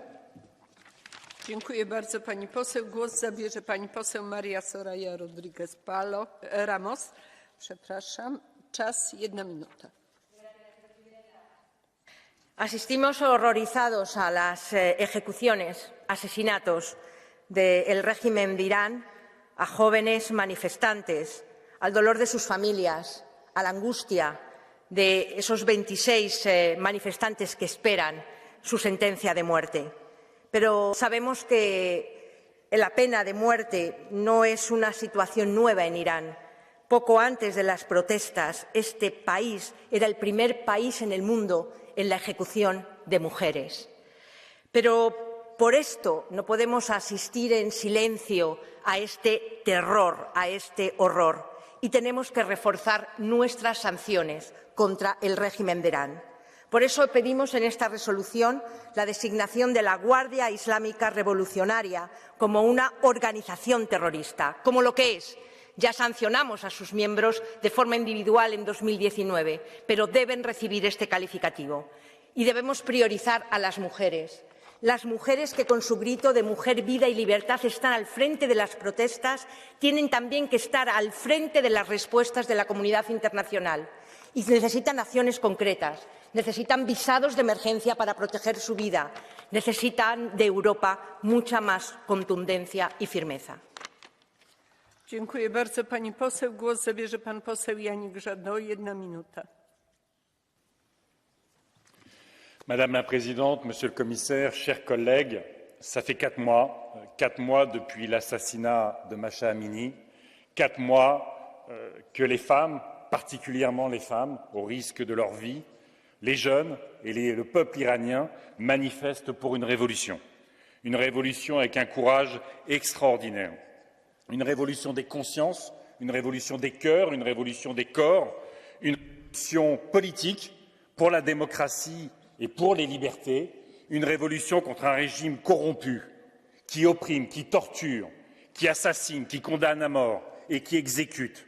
Une révolution contre un régime qui a peur des femmes, un régime qui a peur des hommes, un régime qui a peur des jeunes, un régime qui a peur des libertés et qui transforme ses peurs en terreur contre le peuple iranien. Il est temps, et c'est pour ça que dans la résolution, nous voulons défendre les forces de vie en Iran. Mais pour défendre les forces de vie en Iran, il nous faut sanctionner les milices de la mort. Et les milices de la mort, c'est le corps des gardiens de la révolution. C'est la branche la plus pourrie d'un régime corrompu. Alors que ce Parlement fait son boulot, il est temps que la Commission et que le Conseil fassent aussi son boulot pour sanctionner ce régime. Merci. Dziękuję bardzo, panie pośle. Głos zabierze pani poseł Malin Björk. 1 minuta. Thank you. Women, life, freedom. These protests that was started by Kurdish women have grown to a revolution. Women and men in Iran are showing extreme courage, and the protests have grown to an enormous mobilization. People are continuing to protest, risking their lives and freedoms for freedom. The regime has answered with only violence. Protesters are being jailed, tortured, and even executed. Death penalties are handed down and executions are carried out. It is a horrendous situation. Ethnic minorities are being persecuted, not least Kurdish minorities also, women, LGBTQI people. And yesterday there was a big demonstration here outside the European Parliament in Strasbourg. And people are asking us to do more, to stand by the protesters, to stand with all those that are brave enough to stand up against the regime. And we will continue to do all we can. We have to stop the executions. We have to achieve the abolishment of the death penalty. We have to stop deportations from our own member states back to Iran. We have to sanction those key actors who repress the population. We will have to continue to stand with the brave population as long as it takes. Thank you. Dziękuję bardzo pani poseł. Głos zabierze pan poseł Javi López. 1 minuta. Gracias, presidenta. El historial en materia de derechos humanos de Irán es atroz y desolador. Sabemos que en el país siempre ha habido una violación sistemática de los derechos fundamentales, ausencia de libertades, persecución de minorías, un uso sistemático de las detenciones arbitrarias, torturas, ejecuciones extrajudiciales. Pero ahora, más que nunca, queremos levantar la voz frente a la brutal respuesta del régimen iraní por las protestas que están llamando a la libertad en el país después del asesinato de la joven Mahsa Amini por la policía de la moral islámica. Pero la pregunta aquí es ¿qué hacemos nosotros? ¿Qué hacemos los europeos? ¿Cuál va a ser nuestra respuesta? Y queremos reclamar, uno, un cambio de la política exterior de la Unión Europea y de sus Estados frente a Irán.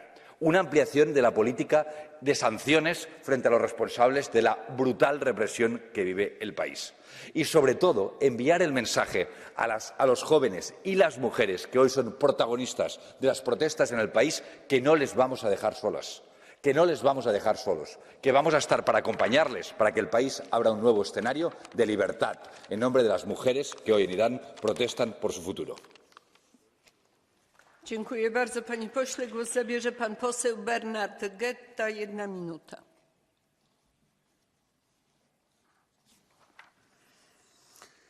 Mais pourquoi fait-il pendre tant de jeunes gens, pour faire peur, bien sûr, pour dissuader hommes et femmes, parents et enfants de descendre dans la rue, crier leur rejet de son régime, mais ce n'est pas tout.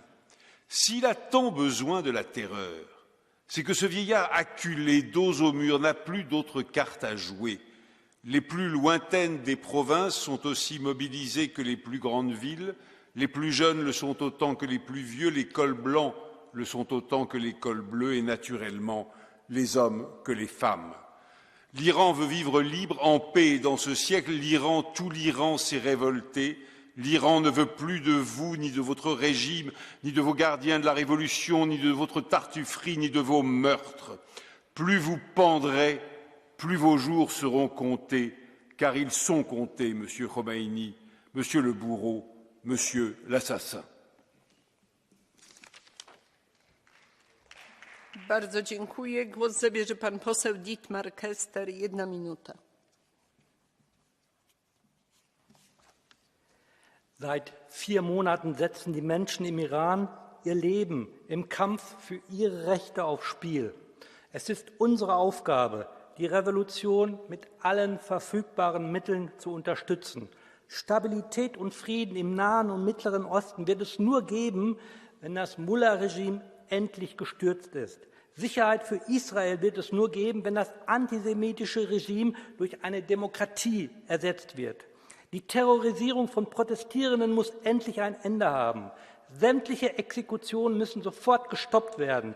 Die Revolutionsgarde muss auf die Terrorliste gesetzt werden und das JCPOA-Abkommen hat keine Zukunft. Für Jina, für Nika, für Fardin, für Amrin, für Majid Reza und Mohsen, für alle, die gefoltert, getötet, exekutiert werden. Stop killing your people.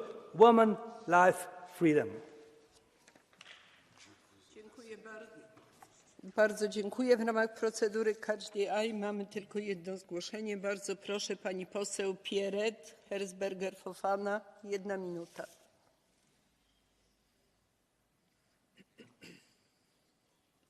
Merci Madame la Présidente. La révolte du peuple iranien est partie de l'assassinat de Jina Mahsa Amini par la police iranienne à cause d'une mèche de cheveux non voilés. Le peuple iranien réclame justice, il réclame liberté et il réclame l'égalité pour les femmes. Il veut vivre en un mot selon ses propres idéaux. Le gouvernement iranien a répondu par une violence démesurée, arrestation, peine de mort, jugement expéditif.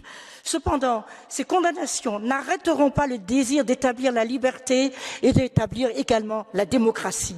Ces pendaisons arracheront certes les fils et les filles de l'Iran à l'affection de leurs parents, comme c'est le cas de Mohsen Shekari, de Majid Reza Rahnavard, de Mohamed Mehdi Karami, de Seyed Mohammad Hosseini, mais la victoire en est le prix.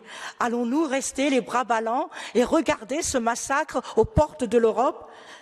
Nous réitérons notre solidarité et notre soutien indéfectible au peuple iranien. L'Union européenne doit renforcer les sanctions afin de sauver des vies humaines et surtout revoir sa politique d'asile afin que tous ceux qui fuient ce régime despotique puissent venir chez nous.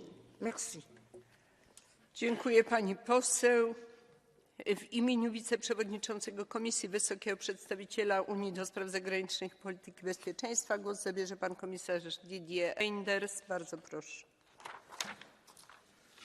Thank you, Madam President. Honourable members, the debate today testifies that we all share the same concerns regarding the human rights situation in Iran and shows our strong determination to react promptly to any attempt to crack down on fundamental rights and freedoms. The High Representative follows the Iran fight personally, and Iran is on the agenda at the next Foreign Affairs Council. The European Union and its member states will continue to speak up and act.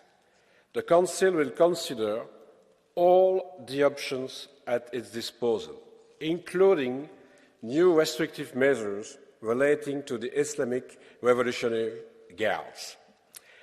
At the same time, as EU representatives, we will continue to use every opportunity in all direct exchanges with the Iranian authorities to convey our unequivocal stance on human rights and demand full respect for the fundamental rights of Iranian citizens. Concerning the detention of dual national and EU citizens in Iran, we work in close coordination with the member states involved. We are using every opportunity to express our firmest disapproval to the Iranian authorities towards the disturbing and unacceptable growing number of cases involving EU citizens arbitrarily detained. Vous avez mentionné la situation des citoyens belges Olivier Van de Castel. Nous sommes en contact avec les autorités belges qui ont la responsabilité consulaire dans cette situation et nous soutenons complètement les efforts consulaires mis en œuvre par chaque État membre placé dans une telle situation. At the same time, we are using every opportunity and every channel of communication with Iran to express our firmest disappointment towards the growing number of cases involving EU citizens. We'll continue to work to support the Iranian population and will try also to continue to support European citizens detained in Iran. Thank you again for your determination and for your support.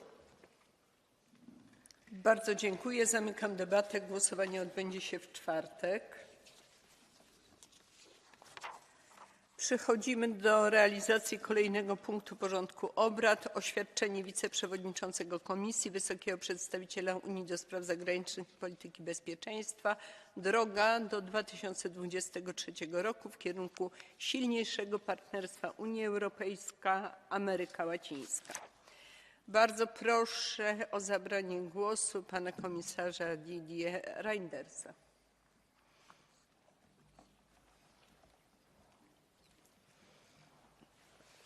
Thank you, Madam President. Dear members of the European Parliament, thank you for this debate, where I'm taking the floor again in replacement of the High Representative Vice President Borrell, who could not be present this evening. 2023 will be an important year for the EU's relations with Latin America and the Caribbean. The region is too often approached through the prism of crisis and upheavals. We are following closely developments in Brazil, Haiti, Peru, Bolivia, or Venezuela, among others. However, at this geopolitical juncture, we should have a broader strategic perspective for the region. This is the focus of this debate. The pandemic, geopolitical tensions, the war against Ukraine, and changes in the region reinforce the need for a qualitative leap in our relationship. On both sides of the Atlantic, we want to strengthen our autonomy. In economic terms, for instance, we all want to avoid excessive dependencies and diversify value chains. But autonomy does not mean isolation. We need cooperation and agreements with reliable economic and political partners to face the three challenges of the 21st century: climate change, the technological revolution, and social cohesion. My main message today is that in these turbulent and unpredictable times, Latin America and the EU need each other more than ever. We start from solid foundations. Latin America and the Caribbean is the region of the world with whom we have one of the densest networks of agreements, 27 out of 33 countries. The European Union is the third largest destination for the exports coming from the region and the first investor in the region. The European Union, together with its member states, is also the largest contributor of development aid. Let me also recall the nearly unanimous condemnation by the states of the region of Russia's aggression on Ukraine in the United Nations General Assembly. The Latin American and Caribbean countries and the EU countries together represent more than a third of the United Nations. We share values, culture, languages, deep political, economic and family ties, and we must look to our future together. That is why the European Union has proposed a new roadmap 2023. It is based on 4 lines of action in which you as parliamentarians also have an important role to play. First, stepping up the political dialogue. Last October, the first bi-regional ministerial meeting since 2018 took place in Buenos Aires, co-chaired by Josep Borrell. We agreed on a joint roadmap until the end of 2023, including the organisation of a bi-regional summit, the first since 2015. Euro-Lat Parliamentary Assembly is highlighted in the roadmap as a key line of action, advancing with the EU agreements with the region. After the recent conclusion of negotiations for the modernisation of the agreement with Chile, we must try to finalise the one with Mexico, ensure the full ratification of the agreement with Central America, complete the agreement with Mercosur, and move towards the signing of the post-Cotonou agreement with the Caribbean.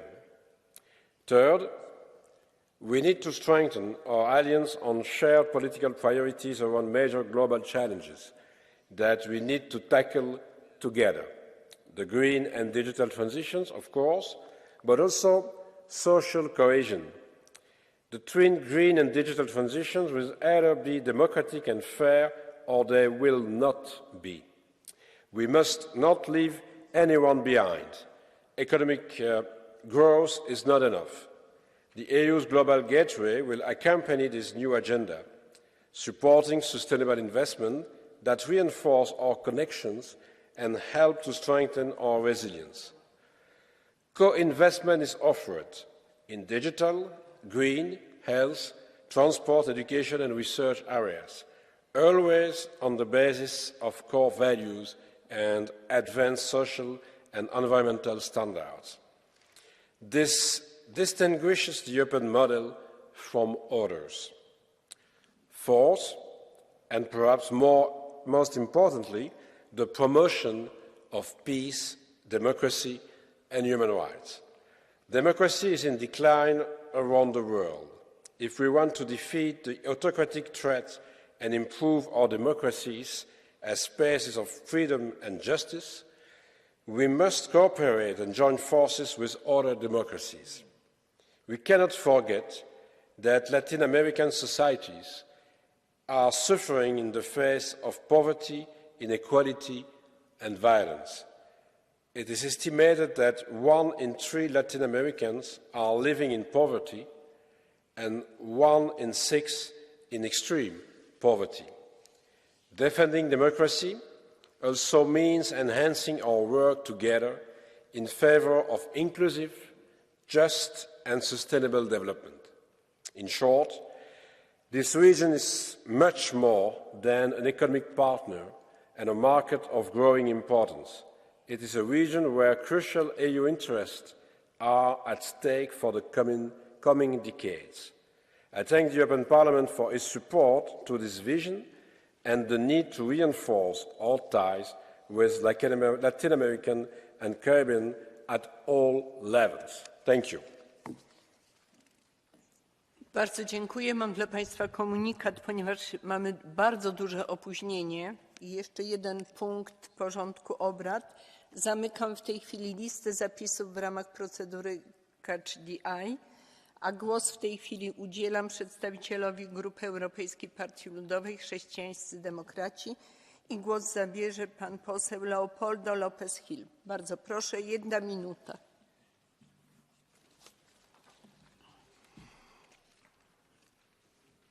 Claramente quiero congratular al alto representante por el renovado compromiso con que la Comisión Europea ha vuelto a poner a la región latinoamericana dentro de sus prioridades.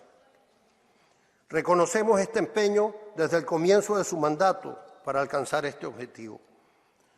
Como lo dijo el señor Borrell, Latinoamérica es mucho más que un socio económico y comercial. No hay región en el mundo con la que la Unión comparta tanto a nivel cultural o histórico. No hay que olvidar el legado para las Américas de parte del viejo continente, basando en sus valores de democracia y los derechos humanos, los pilares fundamentales de nuestra Unión. Es por ello que en la próxima cumbre de la Unión Europea y la CELAC, programada para este año, solicitamos redoblar el compromiso con esta región, donde las desigualdades sociales son caldo de cultivo para el aumento de los populismos y las autocracias, y poder contribuir para la estabilidad en base al respeto a la libertad, a la dignidad y al Estado de Derecho. Por eso le ofrecemos todo nuestro respaldo para lograrlo. Gracias. Dziękuję bardzo, panie pośle. W imieniu Grupy Postępowego Sojuszu Socjalistów i Demokratów w Parlamencie Europejskim głos zabierze pan poseł Javi López. 1 minuta. Presidenta, comisario, desde aquí, desde el Parlamento Europeo, celebramos la hoja de ruta 2023 del alto representante, como la expresión de la voluntad y la necesidad de reforzar y apostar por nuestras relaciones estratégicas con América Latina, porque compartimos valores, porque tenemos una enorme complementariedad y porque nos necesitamos también para proteger nuestra autonomía en el mundo y abordar los grandes retos globales. ¿Por qué son importantes las relaciones entre América Latina y Europa? Porque son necesarias para reconstruir el multilateralismo, para defender las democracias en el mundo como dos bloques democráticos, para asegurar un crecimiento justo en base a un comercio justo, para afrontar la crisis energética que hoy padece Europa, para afrontar la crisis alimentaria que hoy padece el mundo o para evitar un mundo bipolar. Para todo esto es necesario las relaciones entre la Unión Europea y América Latina. Por eso queremos que esta hoja de ruta se convierta en realidad, queremos usar la cumbre Unión Europea-CELAC para hablar de estas políticas y queremos completar los acuerdos de asociación que son necesarios con México, Chile y Mercosur en lo que queda de mandato europeo, porque el futuro del mundo también está en juego en estas relaciones. Dziękuję bardzo, panie pośle. W imieniu Grupy Renew Europe głos zabierze pan poseł Jordi Cañas. 1 minuta. Gracias, presidenta. Gracias, señor Reinders. A finales del año pasado, el señor Borrell impulsó la hoja de ruta hacia el 2023 para reforzar las relaciones de Europa y América Latina. Bien, ya estamos en el 2023. Bueno, ¿y ahora qué? ¿Qué tenemos que hacer? Bueno, pues hacer todo aquello que no hemos hecho en 3 años y medio. Y entonces tenemos prisa, porque solo nos queda un año. Y entonces, como tenemos prisa, nos queda un año y tenemos que hacer todo aquello que no hicimos. ¿Qué es lo prioritario? Ratificar el acuerdo Unión Europea-Mercosur. Repito, ratificar el acuerdo Unión Europea-Mercosur. Eso es clave y es nuestra principal obligación. Se han acabado las excusas. Han pasado las elecciones francesas, las elecciones alemanas, las elecciones brasileñas. Ya tenemos presidente francés, ya tenemos presidente brasileño, ya está Lula. ¿Cuál es el problema ahora? Pues que se lo crean. Porque esto el señor Borrell lo ha defendido siempre. ¿Lo defiende el conjunto de la Comisión? No lo sé. Sería conveniente de que lo hiciera. ¿Por qué? Porque el 2023 tiene que ser el año de América Latina. Y para ello debe ratificarse el acuerdo Unión Europea-Mercosur. Gracias, presidente. Gracias, señor Reinders. Dziękuję bardzo, panie pośle. W imieniu Grupy Zielonych Wolne Przymierze Europejskie głos zabierze pani poseł Tilly Metz. 1 minuta. Dear President, dear Commissioner, in Latin America, the rule of law is under attack. The democratic space is shrinking. Journalists and human rights defenders are threatened, and corruption is widespread.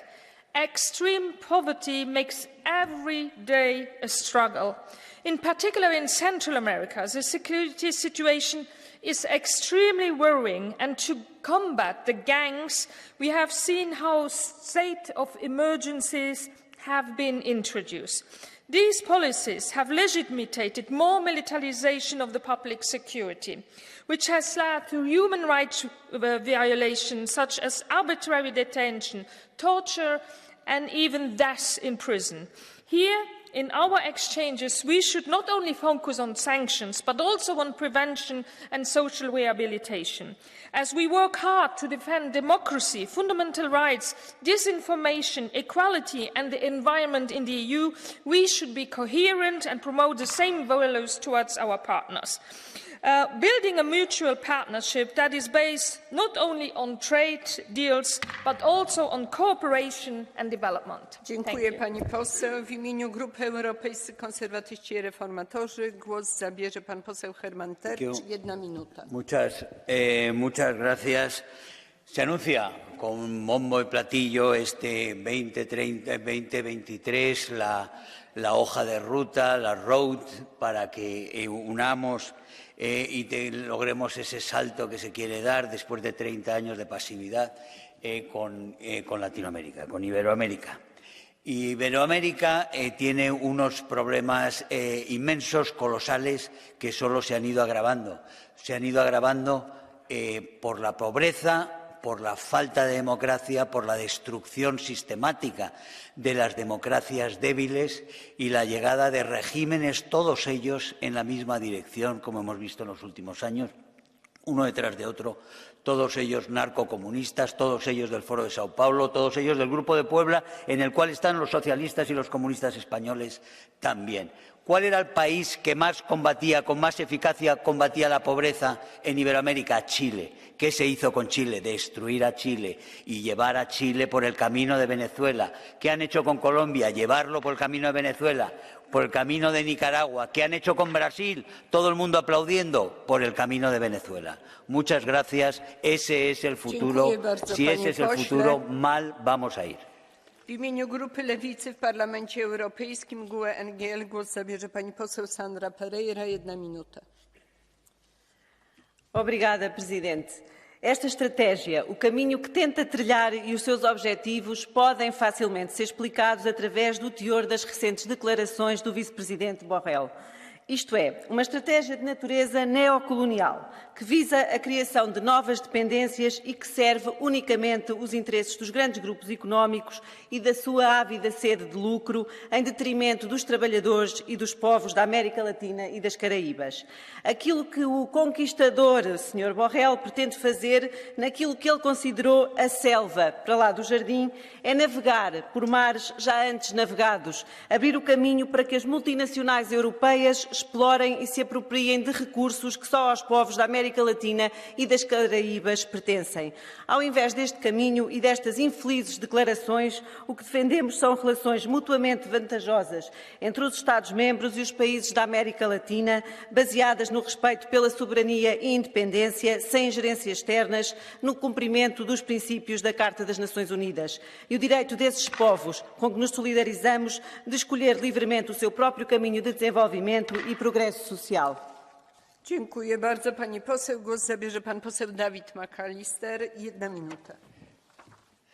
Madam President, Commissioner Reinders, ladies and gentlemen, I'm enjoying this midnight session. The relations between the European Union and Latin America are not just a priority for some European countries because of their traditional bilateral relations. This partnership is a priority for the entire European Union as a whole and strategically important to strengthen the international rules-based order. But, colleagues, actions speak, not words.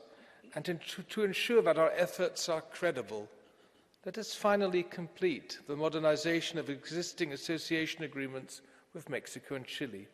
Let us finally sign the negotiated post-Cotonou agreement with the African, Caribbean and Pacific community.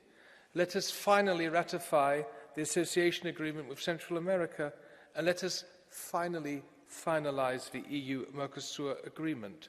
Trade plays an important role, yet these agreements are not just trade deals. These agreements are vehicles for a new and modernised agenda of cooperation. They are in the end a matter of credibility for our relationship and key to strengthening the European Union as a geopolitical actor. Colleagues, actions speak, not words. Thank you.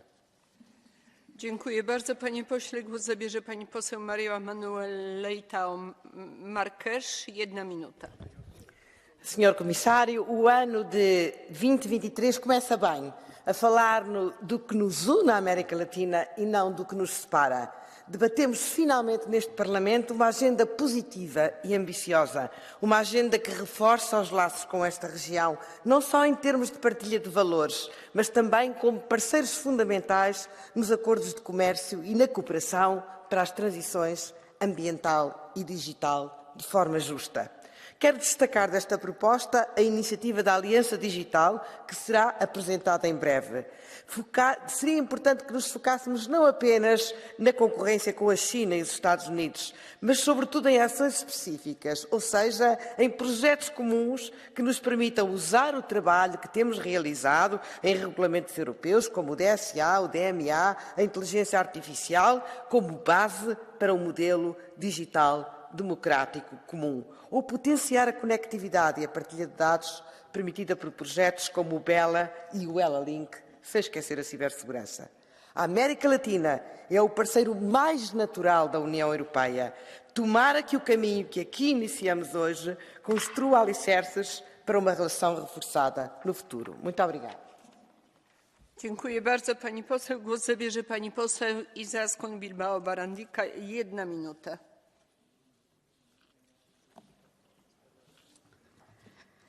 Las relaciones entre la Unión Europea y la región de América Latina y Caribe necesitan más atención.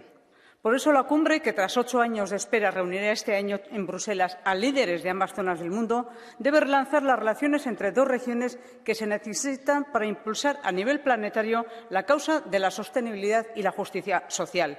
Los movimientos de nuestros competidores globales aconsejan que completemos acuerdos pendientes como el del Mercosur y abramos nuevos capítulos de cooperación con mecanismos como el Global Gateway en digitalización, energía, transportes y gobernanza. Progreso no es solo crecimiento, es justicia social. No hay desarrollo económico justo sin desarrollo social. Y en esta nueva etapa debemos trabajar juntos para crecer, erradicando la pobreza y la desigualdad. Esa es la mejor vía para fortalecer la democracia, para restar espacio a la polarización, al populismo y a las autocracias que nacen de él, para propiciar estándares avanzados de convivencia y libertades. Nuestro apoyo a todo proceso que apueste por estas condiciones de vida apuntala la paz, la estabilidad y el progreso del que nacen oportunidades para todos a ambos lados del Atlántico. Gracias. Dziękuję pani poseł. Głos zabierze pan poseł Jordi Solé. 1 minuta. Gracias, presidenta. Reforzar seriamente, sistemáticamente, la relación estratégica entre la Unión Europea y América Latina es necesario. Tanto más cuanto que hay una corriente de cambio político en América Latina que abre una oportunidad a más y mejor cooperación y en un momento en el que queda claro que nosotros, los europeos, necesitamos tener más socios fiables en el mundo. Esta relación se debe desarrollar en pie de igualdad y desde el respeto mutuo, con agendas que vayan más allá del comercio y las inversiones, que incluyan cuestiones fundamentales como la lucha contra el cambio climático y las desigualdades sociales, la defensa de los derechos humanos, el desarrollo compartido, la protección de la naturaleza y la biodiversidad, el feminismo, la defensa de las instituciones democráticas, la lucha contra el crimen organizado o el respeto a los pueblos originarios y a la libre determinación. Y, finalmente, esta relación reforzada debe ser también un incentivo hacia una mayor integración entre los pueblos de América Latina. Dziękuję bardzo, panie pośle. Głos zabierze pan poseł Gabriel Mato. 1 minuta. Gracias, presidenta. Comisario, 2023 tiene que ser el año de los acuerdos. La intensificación de las relaciones con América Latina debería plasmarse con la firma y ratificación de los acuerdos pendientes con Mercosur, un inciso para rechazar sin paliativos lo sucedido en Brasil, y con Chile y México. Cuente con nosotros, con el apoyo mayoritario de mi grupo. En un escenario internacional de incertidumbre y en el que actores como Rusia y China redoblan su presencia en Latinoamérica, no podemos permitirnos el lujo de perder aliados. Basta ya de desviaciones proteccionistas de algunos Estados miembros. Basta ya de frustrar los intentos de una mayor integración económica entre ambos bloques. Basta ya de excusas. Estamos hablando de oportunidades. Finalmente, no quiero olvidarme de un elemento fundamental. Espero que la próxima cumbre Unión Europea-CELAC preste especial atención a la protección de los derechos humanos y al fortalecimiento de la democracia y del Estado de Derecho en América Latina, y que en ningún caso sirva como un acto de blanqueamiento de regímenes autoritarios. Muchas gracias. Bardzo dziękuję, panie pośle. Głos zabierze pani poseł Inma Rodriguez Pinero. 1 minuta. Señora presidenta. Soy de las personas que siempre prefiere ver el vaso medio lleno y creo que hoy es una ocasión para ello, por considerar este debate no como el último del día, sino como el primero de mañana, el primero de un nuevo momento en la visión de las relaciones de la Unión Europea con Latinoamérica. No cabe duda que la Unión Europea necesita reforzar sus relaciones con América Latina y Caribe para fortalecer nuestro modelo de democracia basada en principios y valores, hoy más importante que nunca, como acabamos de ver en los acontecimientos de Brasil, para reforzar nuestras relaciones económicas y comerciales fundamentadas en un comercio justo, responsable, sostenible, protector de los derechos de las personas y, sin duda, para hacer frente a los grandes desafíos que hacemos hoy en día. La Unión Europea, para hacer frente a esos desafíos, necesita socios fiables y creíbles, y los socios latinoamericanos lo son. Debemos potenciar nuestras relaciones bilaterales con Chile y México y poder desarrollar una estrategia general en el continente apoyando los escasos procesos de integración, empezando sin duda alguna por Mercosur. Latinoamérica es un continente joven que busca su espacio y su voz propia. Juntos nuestras voces serán más fuertes. Gracias. Dziękuję pani poseł. Głos zabierze pan poseł Francisco José Milán Mon. 1 minuta. Señora presidenta. Señor comisario, coincido plenamente con usted en la importancia de América Latina para la Unión. Se refirió usted a los acuerdos de México y Chile. Tenemos que culminar su tramitación. No podemos perder ya más tiempo.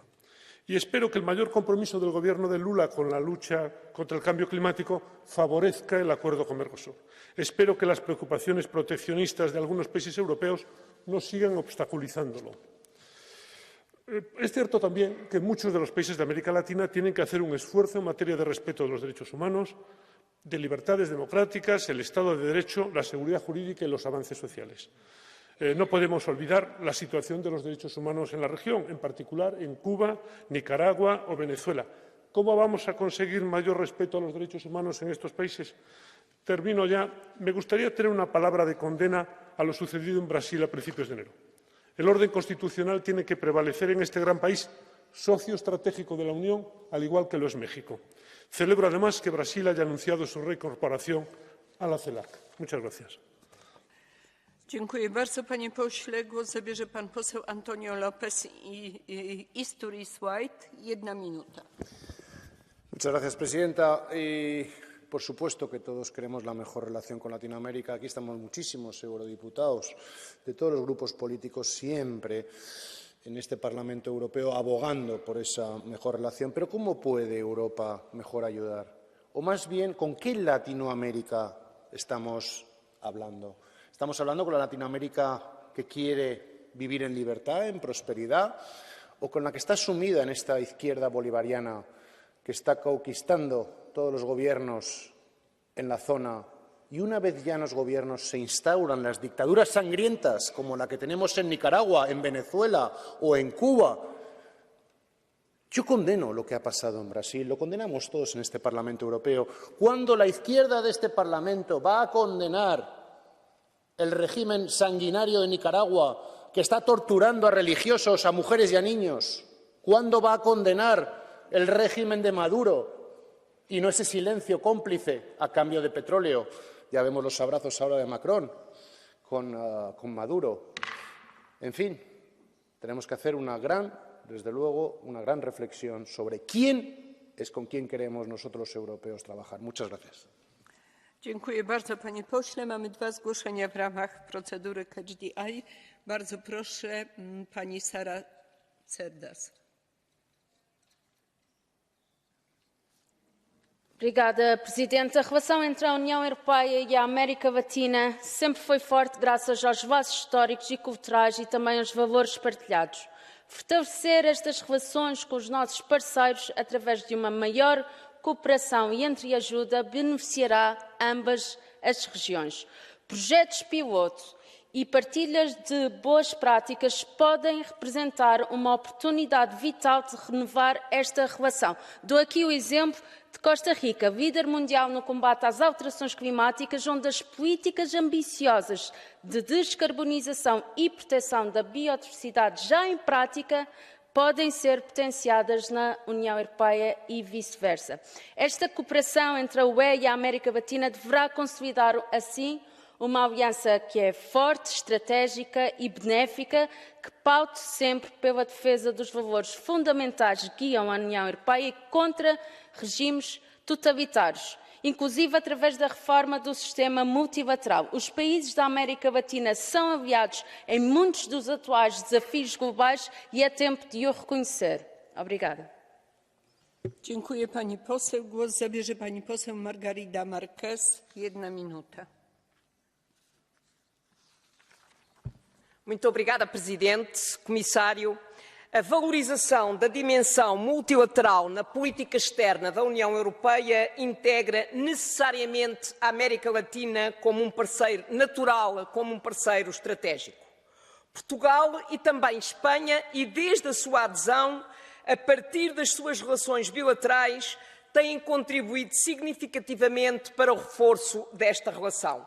Não posso deixar de lembrar que a primeira cimeira União Europeia-Brasil se realizou durante a presidência portuguesa do Conselho em 2007. Com o Presidente Lula, dispomos, entre outros, de 3 instrumentos-chave nesta relação. Os acordos UE-Chile, UE-México, UE-Mercosul. Temos hoje um contexto político favorável do lado lá do Atlântico. Partilhamos os mesmos valores. Não podemos desperdiçar esta oportunidade. Temos de fazer o necessário para a rápida finalização dos acordos, para que 2023 seja de facto o ano da América Latina. Muito obrigada. Bardzo dziękuję. W imieniu wiceprzewodniczącego Komisji Wysokiego Przedstawiciela Unii do Spraw Zagranicznych i Polityki Bezpieczeństwa głos zabierze pan komisarz Didier Reynders. Bardzo proszę.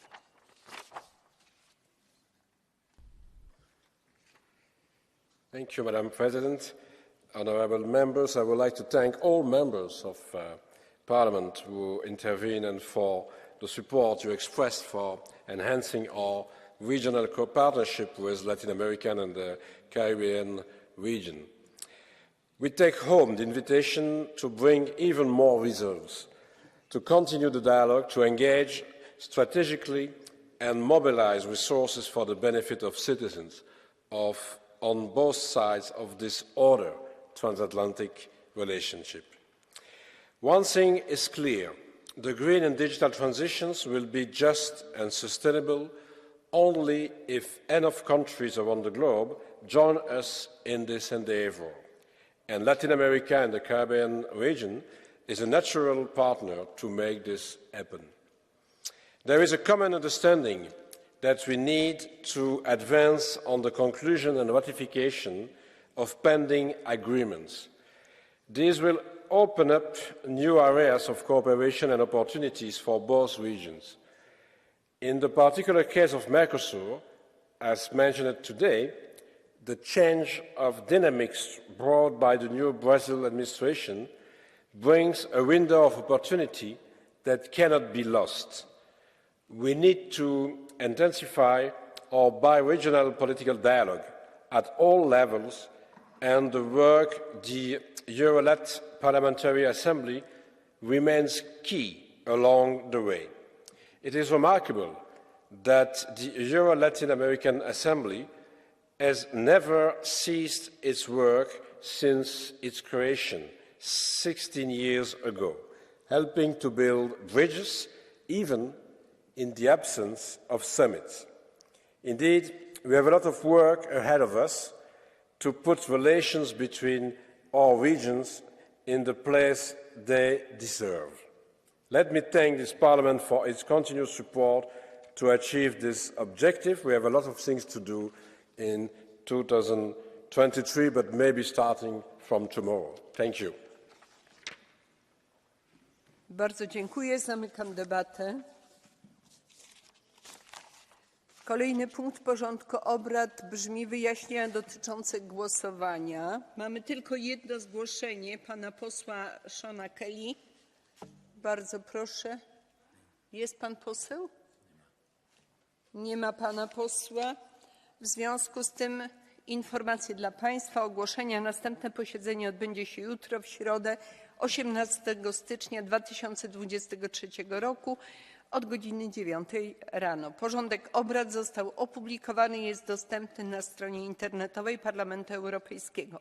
Protokół dzisiejszego posiedzenia zostanie przedłożony Parlamentowi do zatwierdzenia jutro po głosowaniu. Zamykam posiedzenie. Życzę państwu dobrej nocy.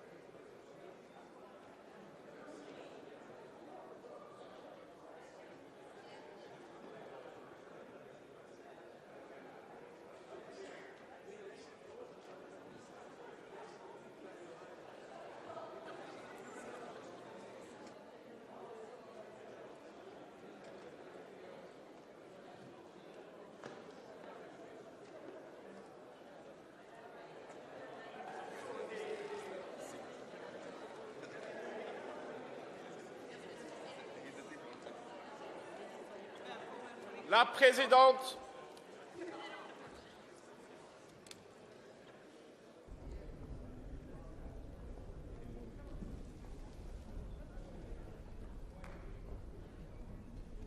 Good morning, dear colleagues. Sitting is open. Before we move to the main item of this morning, I would like to make an announcement based on the conclusions of the Advisory Committee dealing with harassment complaints between accredited parliamentary assistants and members of the European Parliament, and after taking into account the observations of the member concerned, I have decided to impose a penalty on Monica Silvana Gonzalez pursuant to Rule 10.6 and Rule 176 as a result of her behaviour towards her 3 accredited parliamentary assistants, which constituted psychological harassment. The penalty consists of, for the first assistant, loss of entitlement to the daily subsistence allowance for a period of 5 days and temporary suspension from participation in Parliament's activity for a period of 5 days. For the second assistant, loss of entitlement to the daily subsistence allowance for a period of 15 days and temporary suspension from participation in Parliament's activities for a period of 15 days. For the third assistant, a loss of entitlement to the daily subsistence allowance for a period of 10 days and a temporary suspension from participation in Parliament's activities for a period of 10 days. The member concerned has been notified of the decision yesterday and is entitled to lodge an internal appeal with the Bureau under Rule 177. The penalty would be suspended for the duration of any such appeal. We move now to the next item, which is Council and Commission statements, presentation of the programme of the activities of the Swedish presidency. Dear Prime Minister Kristersson, dear colleagues, on the 1st of January, we welcomed Sweden at the helm of the Council of the European Union. Today, it is a pleasure to have with us Prime Minister Ulf Kristersson to present the programme of activities of the Swedish presidency. Prime Minister, dear Ulf, welcome to the European Parliament. Questions on the economy.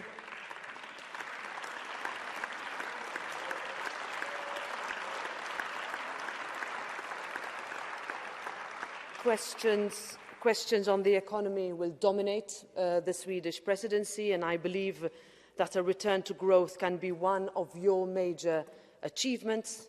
In order to boost the economy, you stand for an open, modern and competitive Europe. This is what the European Parliament stands for too. Growth will also come from reforming our energy market, and to make it future-proof, efforts must be made to reconcile energy security with the green transition. Sweden is already a front-runner in this area, which will prove essential when it comes to us wrapping up the Fit for 55 package. Last year, the European Parliament and the 5 rotating presidencies committed to working in partnership to find agreement on the migration and asylum package before the next European elections. Your presidency falls squarely in the middle of this legislature. The urgency to make progress on all the migration files is becoming very real here too. And yet, despite all these challenges, the biggest threat to Europe and our democracies is still and will continue to be Russia's illegal invasion and relentless bombardment of Ukraine. Sweden has been a great friend to Ukraine, and you have always been true promoters of human rights and democratic values. We must continue to stand by Ukraine. Prime Minister, dear Ulf, a month and a half ago, you welcomed me and my colleagues, the group leaders, in the beautiful capital of Stockholm. It is in this constructive spirit that the European Parliament will continue to work with the Swedish presidency on the many important initiatives on the table, and on behalf of this House, I look forward to working together with you and your colleagues, and I wish you all a very success for the upcoming 6 months. You have the floor.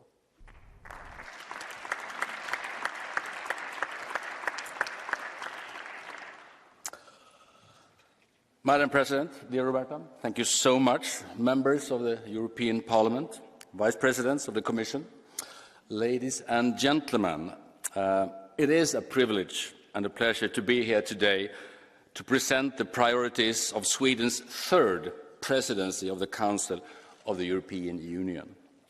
In short, our chief priorities aim to help make Europe greener, safer and freer. Greener, safer and freer. We have a lot to do together the coming 6 months. Times are, though, difficult. War is raging in Europe, a war that has led to countless of casualties, both soldiers and civilians, and to brutal atrocities, but also to an energy crisis and to an economic downturn. All this will make the coming months very challenging, most of all, of course, for all our Ukrainian friends. While we respond firmly to these emergencies, we must also move the EU's political and lawmaking agenda forward. So far, the European response to Russia's illegal invasion of Ukraine has been strong, united and decisive. In addition to 9 sanction packages, we have recently increased our common support to Ukraine with a further €18 billion in macro-financial assistance. Many individual countries provide Ukraine with important military equipment as well, and Ukraine and Moldova are now both candidate countries. Moreover, the Union is on the road to reducing our dependence on Russian fossil fuels. In the 70s, getting rid of fossils was mainly an economic matter. In the 80s and the 90s, it increasingly became a matter of fighting climate change. And now it has finally also become, obviously, a matter of geopolitics and security. Over the last few years, we have shown that in times of crisis, the EU really can come together and exercise international influence without losing sight of our long-term agenda. Vladimir Putin's regime underestimated not only Ukraine, but also the European Union.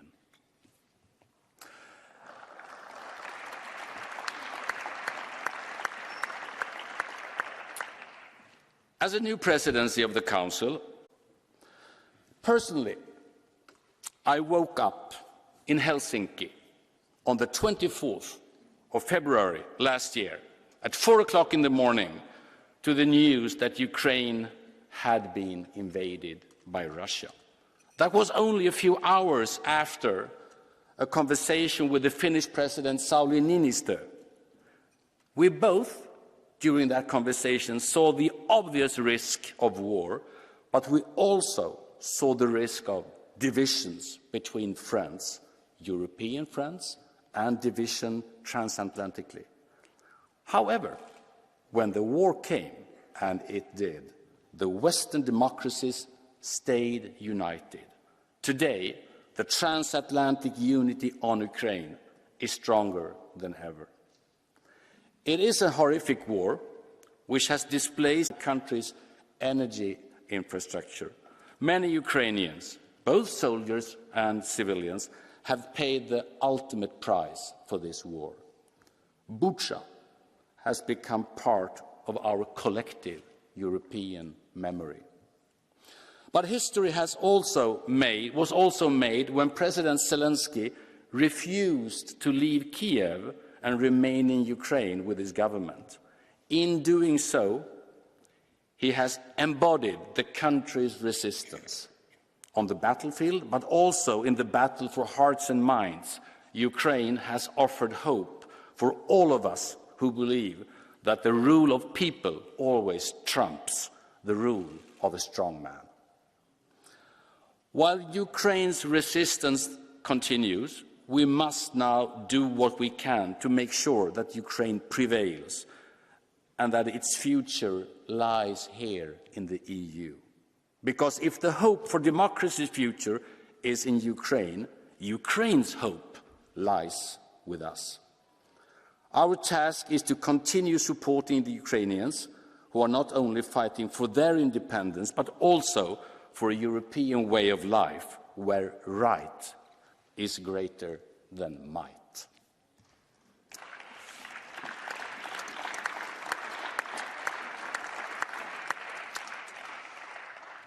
Our role as President of the Council means we have to ensure the EU's continued economic, political, humanitarian and military support to Ukraine.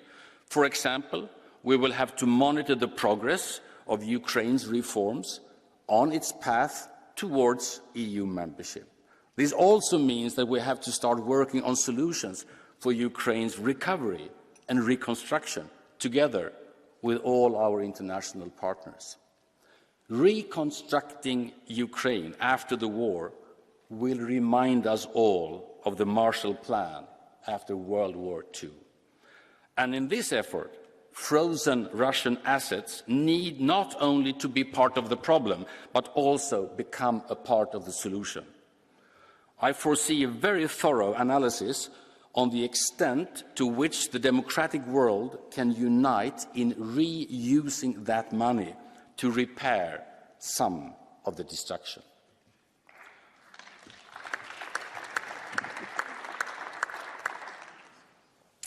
So our first priority as President of the Council will be work together with the European Parliament to promote Europe's security by supporting Ukraine and highlight the EU's geopolitical significance in an increasingly uncertain world. And when we build security, we must also look at other aspects that are close to our citizens. Free movement in the EU should not mean free movement of criminal activities, obviously. There is much room for stepping up our cooperation against organised crime. We must also continue our work towards a common and coherent migration policy, while at the same time managing the current situation with all tools already available to us. In times like these, the EU's role in providing security and stability across all these dimensions is crucial. Another area where the EU has a crucial role to play is in the green transition, a task that has only become more urgent in the light of the war in Ukraine. The plan to reduce emissions by 55% by 2030 is vital to reach CO2 neutrality by 2050 and live up to the goals set out in the Paris Agreement. In Sweden, we are proud of our own contributions to Europe's shift from fossil-dependent to fossil-free. On the recent trips to Sweden, we chose to show both the Conference of Presidents and the Commission how companies such as the battery maker Northvolt or the car manufacturer Volvo are creating new, innovative ways to reduce Europe's dependence on fossil fuels. These businesses, they want to go to work. They want to benefit from the great opportunities of the green transition, and they are asking us in politics, domestically and European, to provide frameworks for their work. And that is precisely what the EU has been doing. For example, through the decisions to prohibit the sale of new fossil fuel cars by 2035. Going forward, we must continue down this path. The Swedish presidency intends to do its part to strengthen the EU as a frontrunner in the green transition. We will continue the important ongoing work on the institutions and make a conclusion of Fit for 55 our priority. We count on the European Parliament and we look forward to work together on this. We also look forward to beginning the work of reforming the European electricity market design, since energy from the right sources and the right price is the foundation of the green transition. Third, the green transition touches on our long-term competitiveness. If European companies are to produce the energy and make the batteries, the electric cars and the fossil-free steel of the future, they all need good conditions to compete internationally. From the very beginning, the integration of our economies lay at the heart of the European project. By removing tariffs, red tape and other barriers, we have replaced power politics with a rule-based market and turned war between our own nations into things of the past. For the past 3 decades, the single market has fostered healthy competition and built strong economies and industries across our continent. Removing barriers for goods, services, capital and people have made our companies better, our countries more prosperous, and provided consumers with higher quality and better priced products.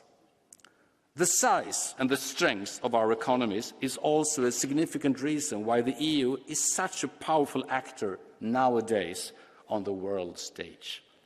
Thanks to the single market and thanks to a successful trade policy based on openness, with agreements and partnerships around the world, the EU is an economic giant.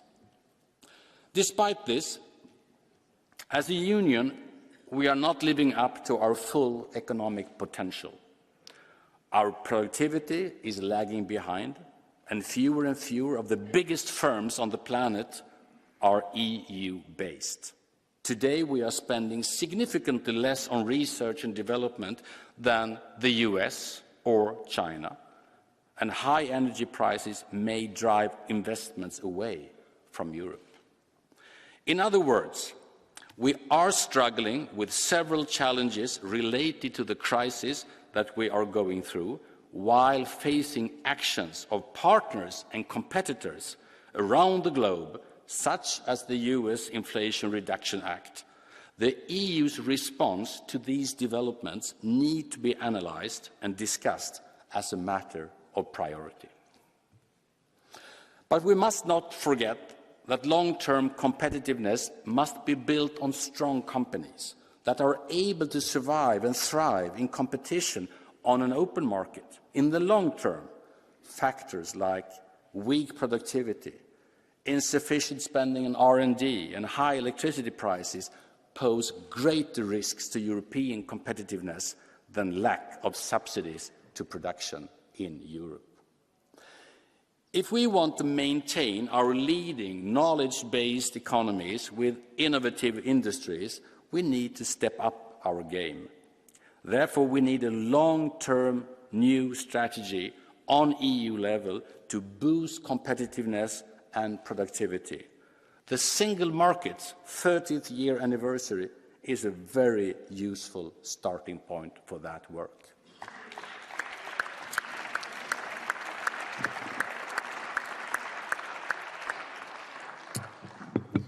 Last but not least, the fourth priority of the Swedish presidency will be to uphold the Union's common fundamental values.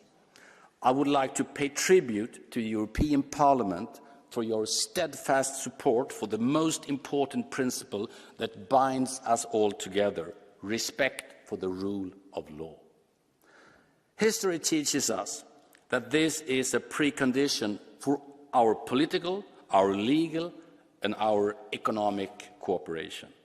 If we want citizens' rights to be protected everywhere across the Union and the single market to function properly, the rule of law has to be upheld in every country. Liberal democracy, the combination of popular sovereignty and individual rights, is also what separates the EU from other international institutions and makes more people in more countries want to join.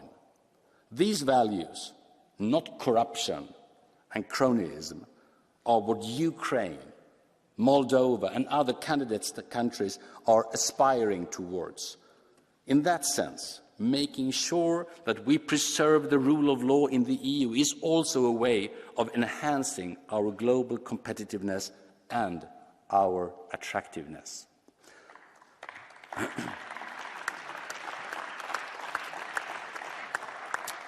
There are certainly formats and forums to engage with authoritarian states, but the EU is not one of them. This is and must remain a club of democracies. In the last few years, we have made significant progress to safeguard the rule of law in the EU. The conditionality mechanism has been an important new instrument to ensure that EU funds are not misused. Article 7 proceedings have been initiated, and the rule of law dialogues have shown that all member states, not just a few, have room for improvement as far as rule of law is concerned. During the Swedish presidency, this work will certainly continue. And in order to emphasize the importance of rule of law, we will also organize a symposium on this specific issue in Stockholm in May. When my Czech colleague Peter Fiala spoke to this Parliament in July last year, he paraphrased Ronald Reagan in saying that democracy is never more than one generation away from its demise. And I agree. If the last few years have taught us anything, it should be that no political institution can settle with past achievements. Democracy has to be defended and reinvented in both word and deed. Dear members of the European Parliament, 6 months is a very short time. Yet there is so much to do, since these months coincide with a truly unique moment in Europe's contemporary history.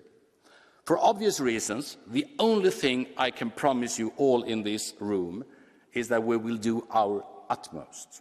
There is only so much that my government can control, and some things will no doubt catch us by surprise. They always tend to do. But I can assure you that Sweden will be a constructive and enthusiastic leader of the work in the Council and a cooperative partner that will search for compromises with all member states and all institutions in mind. Together, we will seek solutions to meet the challenges that I have outlined here today, to security, to climate, to competitiveness, to the rule of law, and more. And we will count on you, not just as a counterpart, but also as an ally. Thank you all for your attention. I now look forward to the debate. Thanks. Thank you very much.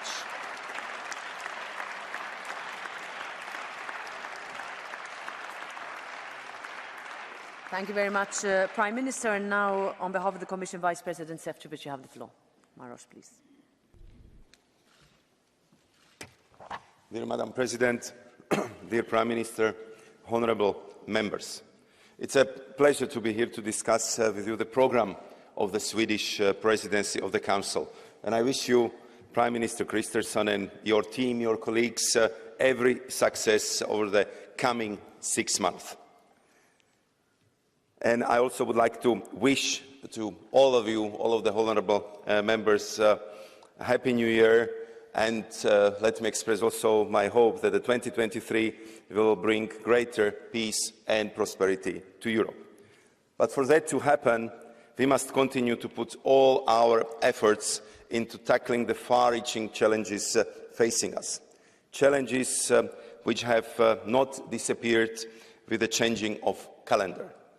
The Commission therefore welcomes and supports the Swedish Presidency's focus on its main priorities.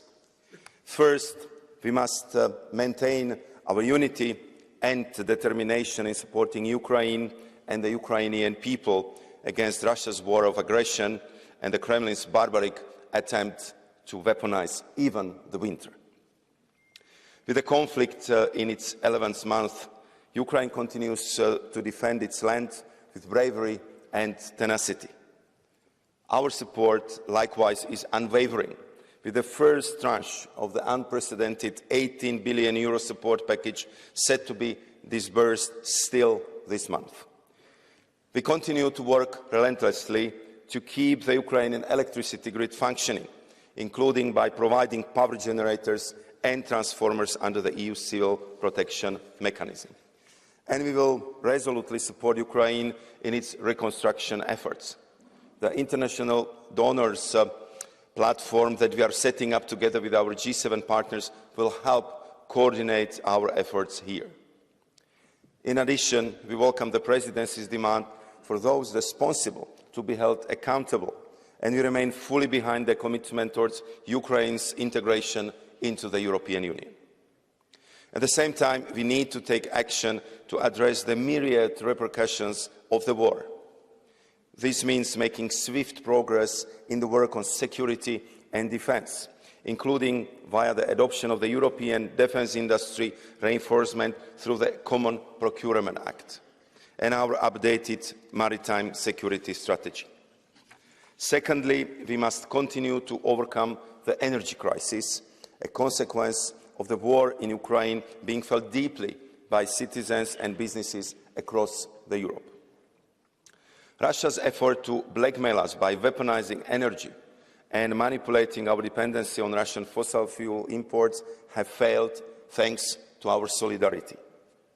We have reached 20% in gas savings and introduced a gas price cap, which, when matched with a warm winter, have led to our storage level being at 83%, very high for this time of the year, with gas prices now lower than they've been before the war. Thanks in no small part to our work to accelerate permitting procedures, we deployed twice as much renewable energy capacity as expected last year. But there is still much to be done. Work is ongoing to operationalise the EU energy platform to enable the joint purchase of gas, and I had the pleasure of chairing the first meeting of the steering board yesterday. In this effort, it is vital that we effectively leverage the EU's political and market weight. At the same time, we need to further scale up renewables, which are critical for our long-term energy independence as well as for the green transition. As President von der Leyen said last week, we should aim to double our renewable energy capacities this year again. This brings us to the third priority of the Swedish presidency, furthering our work to meet our climate ambitions. We look forward to the swift conclusions of the remaining trilogues for Fit for 55 package, the beating heart of the European Green Deal, and stand ready to assist the co-legislators as needed. We also count on the Swedish presidency to make as much progress as possible on other European Green Deal proposals, including the zero pollution package and the proposal on packaging and packaging waste. This, in turn, will help boost our competitiveness. In the framework of the 30th anniversary of the single market, a landmark we celebrated in this chamber yesterday, we therefore welcome the focus of the Swedish presidency on our union's economic competitiveness, a key part of its strength. We look forward to working with the presidency on a number of relevant measures, including the review of our economic governance framework and the implementation of our upcoming single market anniversary communication. Our economic relations with third countries are also important for our competitiveness, and we anticipate making progress on agreements with several key partners under the Swedish presidency. We also welcome efforts to reinvigorate the EU's economy through additional investments in the green transition under the REPowerEU. However, we must also consider how best to support Europe's thriving clean tech industry at a time where others around the world are taking measures which could negatively affect our competitiveness as well as reduce investments into Europe. For example, we are currently working with the US to reduce the negative side effects of its Inflation Reduction Act.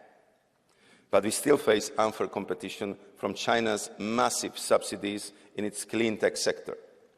In response, under the Swedish presidency, we will introduce measures including on strategic raw materials. We also need to update our state aid framework to better facilitate public investment. And finally, we are also pleased to see the Swedish presidency focus on migration. At a time when migratory flows are once again on increase, a robust framework for our migration and asylum system is vital. We already have many answers to the challenges we face in the Pact on Asylum and Migration, so we look forward to advancing on this issue in the coming 6 months.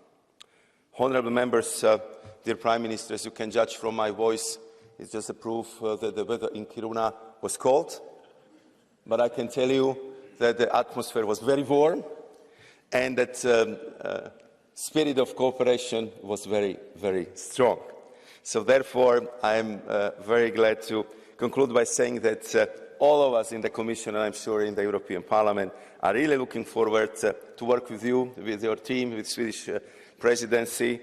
And I believe that in the spirit of European unity and solidarity, we will deliver for the people in Europe and for the European Union. So once again, thank you very much for the attention, and Prime Minister, all the best of luck for your presidency. Thank you. Thank you very much, Vice President. Thank you, Maros. I give the floor now to the leaders of the political groups, starting with the EPP Group, Manfred Weber.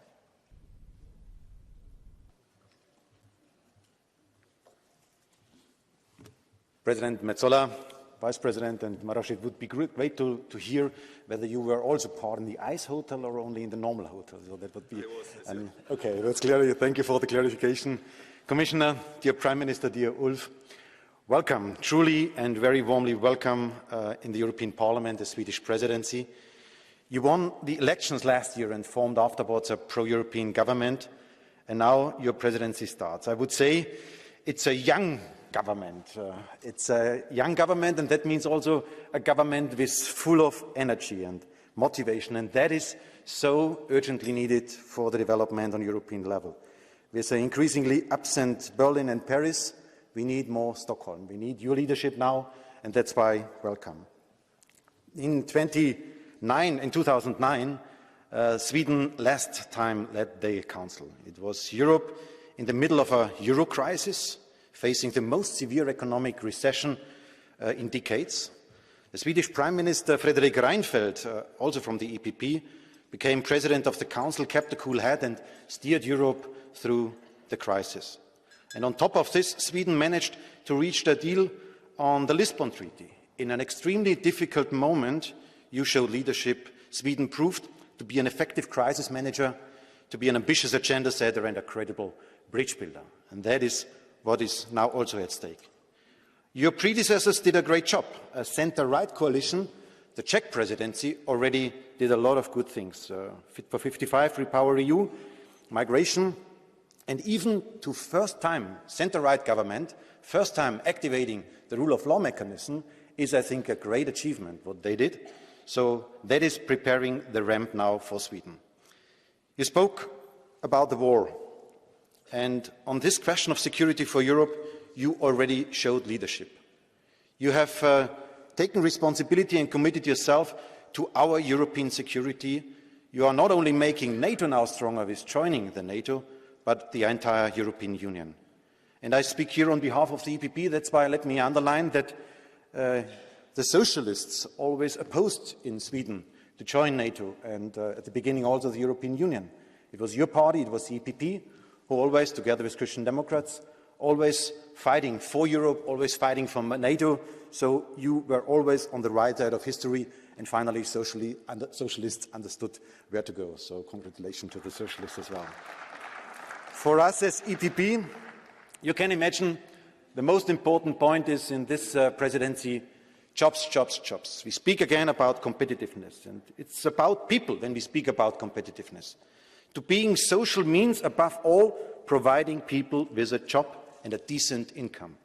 And that's why, again, thank you so much for this. Sweden is the best country to do so because you are a European champion of innovation, number 3 in the world with innovative frontrunners like Skype, Tetra Pak and Spotify. And on top of this, Sweden is the home of the Nobel Prize, so that's why innovation is, in a way, Swedish. We welcome this very much, and having the challenge in mind, you mentioned already some examples, I can say on artificial intelligence, American firms invest 6 times more than European firms, and the top 10 leading companies investing in quantum computing are in the US and in China, and not in Europe. And that's why we have to pick up this competition. But for us, this also means, Ulf, that we have to do it on European level, because the member states have not the capacity, the tools and the resources to do so. In addition to innovation, more has to be done. Yesterday we celebrated 30 years of single market, a great moment, but it's not finished, the work. About the telecom sector, we can do more. We have to answer the $430 billion IRA proposal from the Americans. Competition is good, and we like competition, but our competition law and legislation is outdated. We need a reform on this. The creation of global champions is so urgently needed, and I have to say that the resistance from Commissioner Vestager, for example, to allow the merger of Siemens and Alstom was a mistake. We need these kind of global champions to be competitive on global level. And finally, on this issue of jobs, we want to support you on your trade policy. We finally need to ratify CETA in all member states, and with the election of President Lula in Brazil, we have to sign now Mercosur. That's so needed for global level, but also for us as Europeans. We showed an ambitious approach on climate change in the last month. We did this together, and now we have to show the same ambitious approach for jobs creation. And finally, a second wish, very brief, migration. We have to continue on this. The Czechs did a good job. We have to help people in need, no doubt about this. We have to rescue people in the Mediterranean. We have to strengthen Frontex. We have to build up strong border protection against smugglers. And we have to show solidarity on European level. That is what we have to do. And let's use now the momentum to find a European solution on migration. The upcoming special meeting of the Council in February is a momentum to deliver. Dear Ulf, I'm convinced that the Swedish presidency will be a success. And dear Ulf, you can fully count on your EPP group to deliver. Good luck. Thank you very much, Manfred. Now I give the floor to the chair of the S&D Group, Irache García Pérez. Irache, you have the floor. Gracias, presidenta. Bienvenido al Parlamento, señor Christensen. El inicio de la presidencia sueca tiene lugar en un momento en que la Unión Europea atraviesa su impulso más importante desde las últimas décadas. Nadie pudo imaginar el salto en el proceso de integración con soluciones que han estado a la altura de las graves crisis sucedidas. Si 2022 pasará a la historia como el año que alumbró decisiones sin precedentes para combatir la guerra de precios, 2023 va a ser el año de las soluciones estructurales. Tiene que ser el año de las soluciones estructurales. El principal desafío de este nuevo año es el descontento social. Si la inflación sigue minando el poder adquisitivo, será necesario habilitar un instrumento financiero permanente para proteger a las empresas y a las familias más vulnerables. Ante los subsidios discriminatorios de Estados Unidos, debemos proponer una modificación de las ayudas de Estado de forma temporal para garantizar el rápido despliegue de las inversiones del plan de recuperación y evitar romper el mercado único en detrimento de los socios con menor capacidad fiscal. Pese a que la elevada inflación continúa dañando de forma directa a la población, la presidencia sueca no contiene un solo compromiso relativo al pilar social. Grave error, señor Christensen, porque de los objetivos de la Cumbre de Gotemburgo de 2017 son el único faro que puede guiarnos hacia una Europa social fuerte, justa y de oportunidades. La crisis de deuda de 2008, que la austeridad fue una solución fracasada, es un claro ejemplo. Ahora, la crisis energética será el fin del sistema marginalista. El mercado eléctrico actual, donde las renovables representan el 50% de la producción eléctrica, no sirve como modelo de futuro. Ha llegado el momento de adoptar una reforma integral del mercado eléctrico para limitar el impacto del gas en la factura de la luz.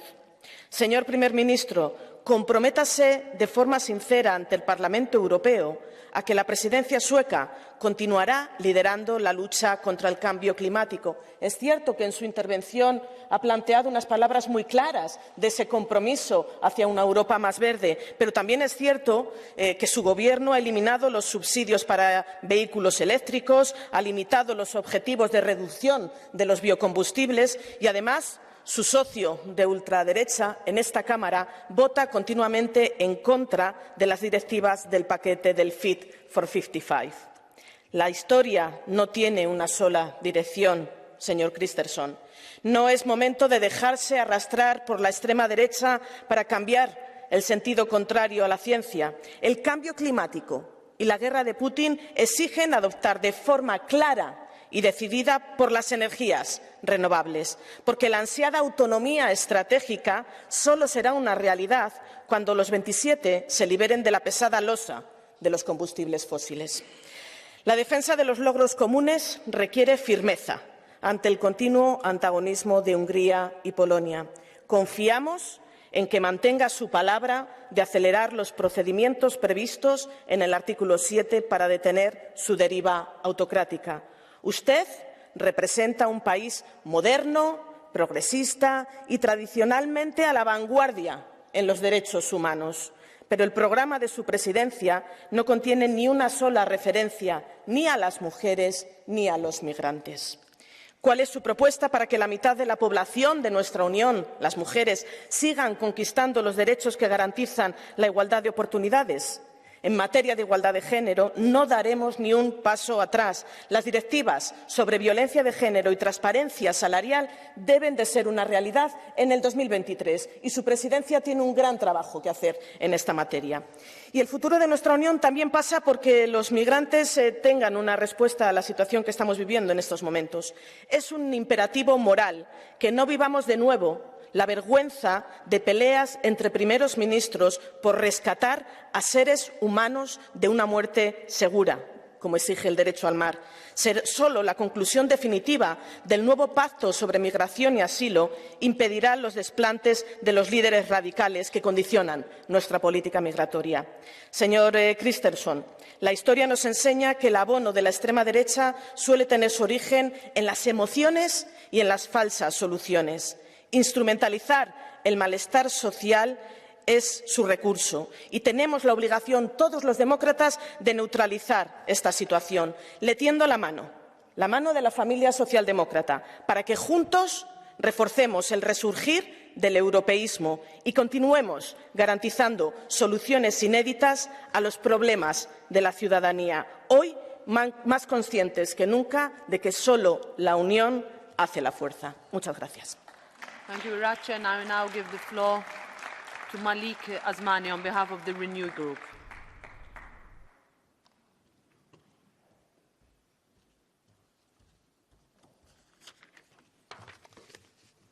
Madam President, dear Mr. Prime Minister, dear Mr. Šefčovič and dear Mrs. Johansson, and members, we can all agree the Swedish presidency comes at a crucial time for our Union. We see clearly that families are worried about the cost of living, high inflation, economic uncertainty. Renew Europe's message: we hear you. We hear you. The solutions do not only lie at the European level, but we have a duty to do everything we can to make people's lives easier. The best way to fight back is to focus on innovation, secure the green transition, and build a modern, European and open economy.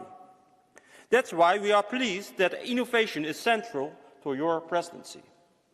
Renew Europe asks that you work to make progress on trade agreements. We won't grow Europe by retreating into ourselves. Please keep small, medium enterprises at the forefront of your mind, because we need to deepen our best asset, as you already mentioned, Europe's single market.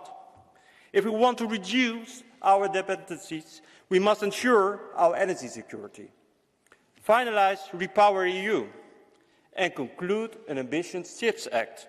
The EU must invest substantially in this crucial industry. Colleagues, this weekend we all saw the horrors of the Russian regime unleashed on civilians. The terrorism in Dnipro is a reminder of everything we are fighting against. Russia must be held accountable. We agree with your comments, Prime Minister. Ukraine's victory is essential. Let's have a coordinated European effort to ensure Ukraine has the means to defend itself. Elsewhere, we see a barbaric regime in Iran sending weapons to Russia and executing its own citizens. It's time for the EU to step up sanctions against Iran, sending a powerful signal. And on migration, colleagues, it's clear that citizens expect solutions. Stronger EU border controls, increased cooperation with third countries. Our citizens expect we are in control. Dear colleagues, an agreement on the asylum and migration package will be tough, but the rewards will be great. And we count on the Swedish presidency to achieve progress on the main files. Mr. Prime Minister, we wish you the best for your presidency. Trust that you have a partner in the Renew Europe group. In this year, before European elections, it's time to be bold and to deliver for citizens. And we look forward to a Swedish presidency with the innovation of Spotify and the efficiency of IKEA. Thank you very much. Thank you, Malik. Next, co-chair of the Green Group, Philippe Lamberts. Philippe. Mr. Prime Minister, welcome to the European Parliament. We, the Greens European Free Alliance, have absolutely no doubt that Sweden has the logistical and administrative capabilities to successfully conduct the work of the EU Council of Ministers for the coming 6 months. However, I need to be very frank with you. We have grave concerns regarding the direction which your government will choose to lead the coming legislative work. The three parties of your minority government have certainly proven, time and again, to be loyal and committed partners of the European project. After all, it was the moderates, the Christian Democrats and the Liberals who, together with the Centre Party, brought Sweden to the EU. That's fact. But unlike 30 years ago, your government is now being held hostage by the Swedish Democrats, an extreme right-wing, populist, Eurosceptic party that is actually the largest member of your coalition. And despite your claims to the contrary, your agreement with them gives them a direct say, not just on national, but also on EU policies. Asylum and migration is the most glaring example of that influence. Since 2015, the EU member states have been unable, I should say unwilling, to find common response to a challenge that is unlikely to fade away anytime soon. As a result, people have been dying at our borders in a blatant denial of the values on which the EU is built. And even before taking the helm of the Council, your government has already renounced any effort to solve this crisis. What is this, if not the influence, the direct influence, of your anti-migrant coalition partner? You may say that at least on climate, the Swedish Democrats, who deny the gravity of the challenge, did not dictate the agenda, and the priority given to the green energy transition is indeed welcome. But the other issues, crucial to the preservation of the planet as our common home, are completely absent from your roadmap.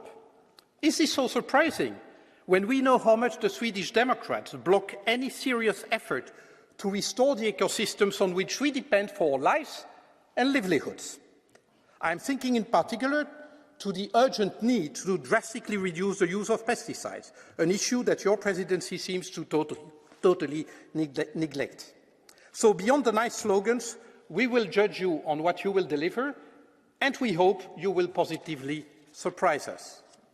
Mr. Prime Minister, when we met in Stockholm, I asked you why on earth you and your government partners chose to engage with a party that is rooted in nationalism and white supremacism.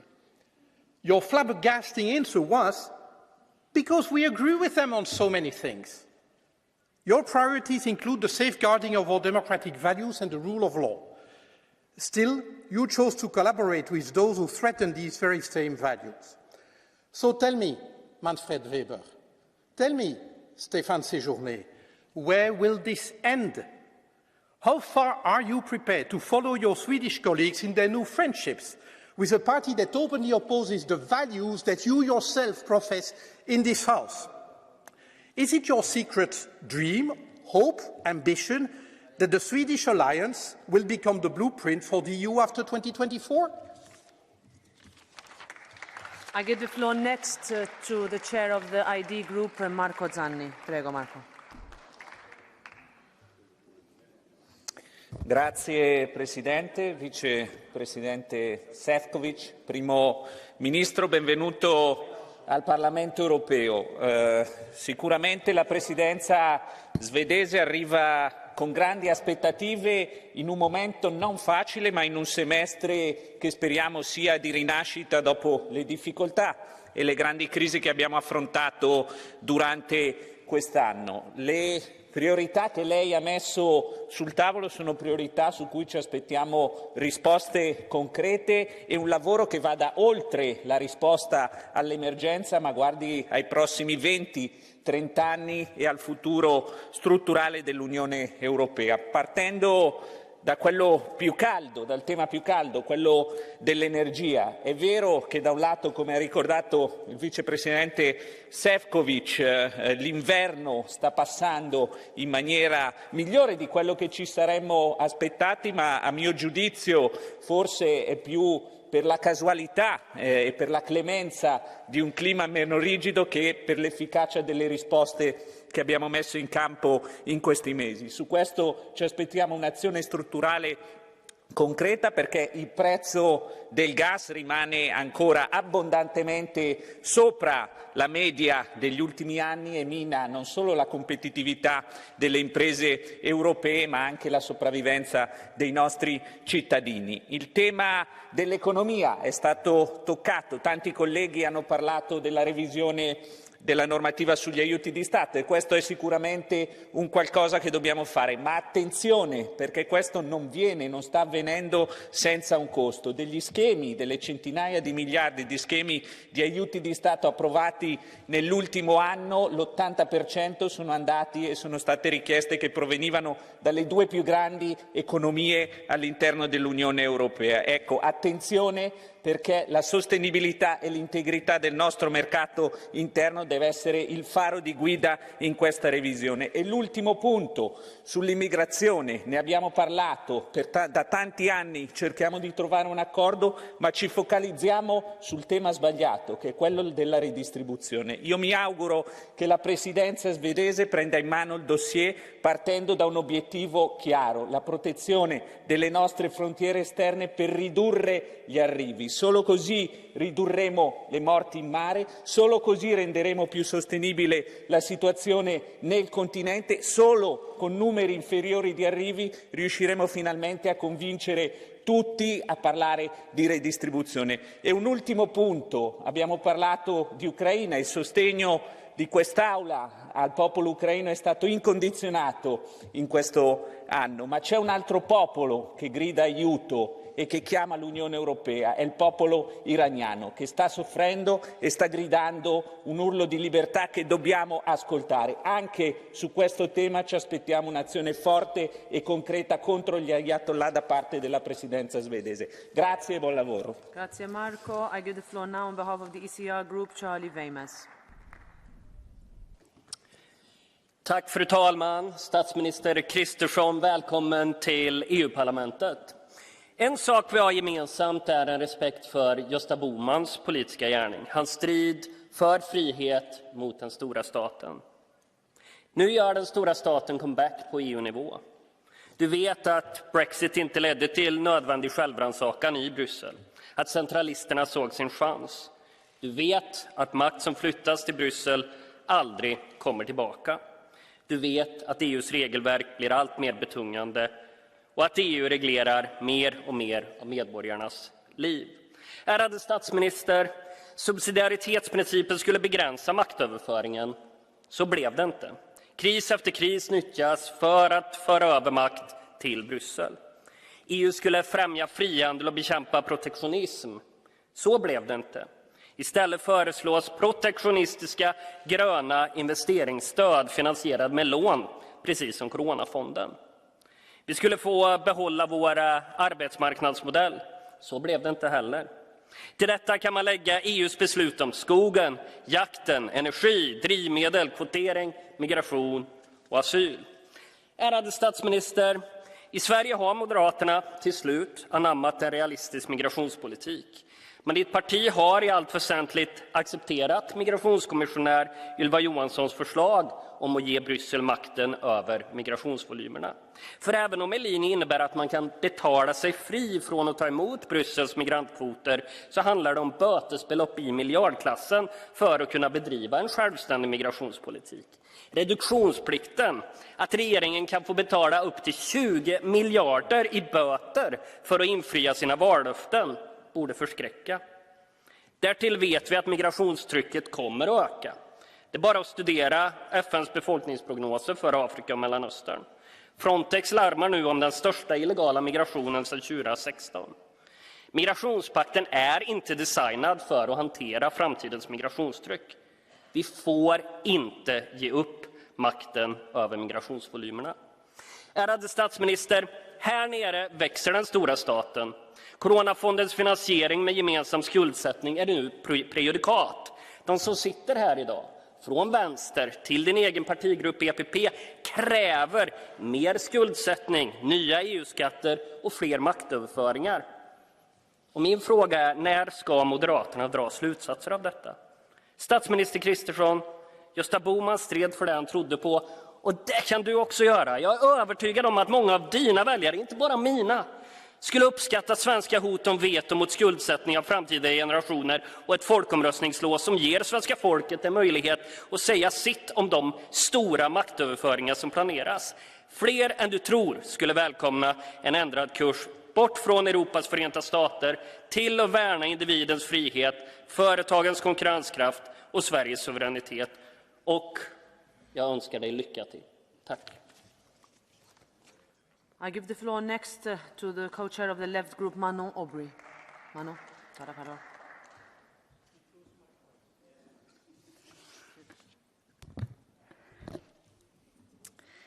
Chers collègues, la présidence suédoise qui débute illustre une tendance politique de fond qui doit toutes et tous nous alerter.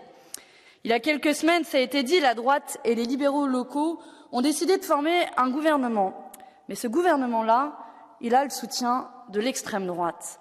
Une alliance tolérée par les groupes PPE de droite et Renew qui se traduit concrètement par une compromission programmatique totale. Haro sur les immigrés, rendu responsable de tous les maux, obsession anti-musulmans, déni climatique. Tout cela, on l'a entendu pas plus tard qu'il y a quelques minutes dans la bouche de mon collègue d'extrême droite. Le cordon sanitaire que nous maintenons encore à bout de bras dans cet hémicycle seront partout. L'extrême droite est banalisée, normalisée, et les origines néo-nazies des soi-disant démocrates suédois, qui au passage portent très mal leur nom, sont oubliées. Et ce cordon sanitaire, ici, il est brisé en Suède, mais pas seulement. En France aussi, quand Emmanuel Macron fait élire à l'Assemblée nationale des vice-présidents du Rassemblement national. En Italie, quand le post-fasciste Meloni prend la tête du pays grâce à la droite corrompue de Berlusconi. En Europe, quand vous, Monsieur Weber, jetez les bases d'un rapprochement entre votre groupe et celui des réactionnaires. Les tentatives de putsch de Trump ou Bolsonaro et la dérive autoritaire d'Orban le montrent pourtant clairement. On ne joue pas avec l'extrême droite, car quand elle prend le pouvoir, elle refuse toujours de le rendre démocratiquement. L'alliance des libéraux et de l'extrême droite, qui devient partout la norme, rejoue toujours le même scénario. D'un côté, la remise en cause de la démocratie et des droits fondamentaux, de l'autre, des politiques néolibérales qui saccagent l'État social. Et de ce point de vue-là, le programme de la présidence suédoise ne fait pas défaut.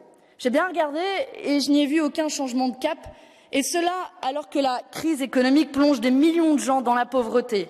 Seulement, encore une fois, le ronron de la doxa austéritaire.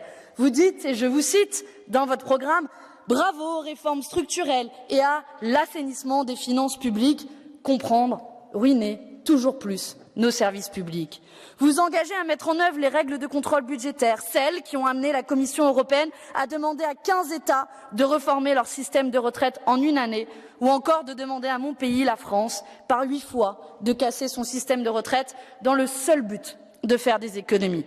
C'est écrit noir sur blanc, il faut limiter le coût des retraites, quitte à faire travailler les gens jusqu'à la mort ou la maladie.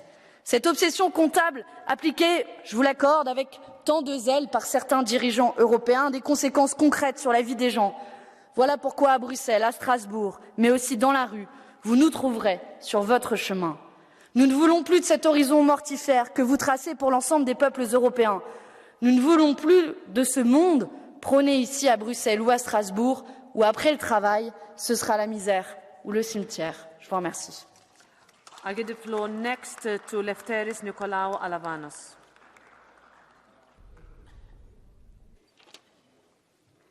Thank you, Madam President.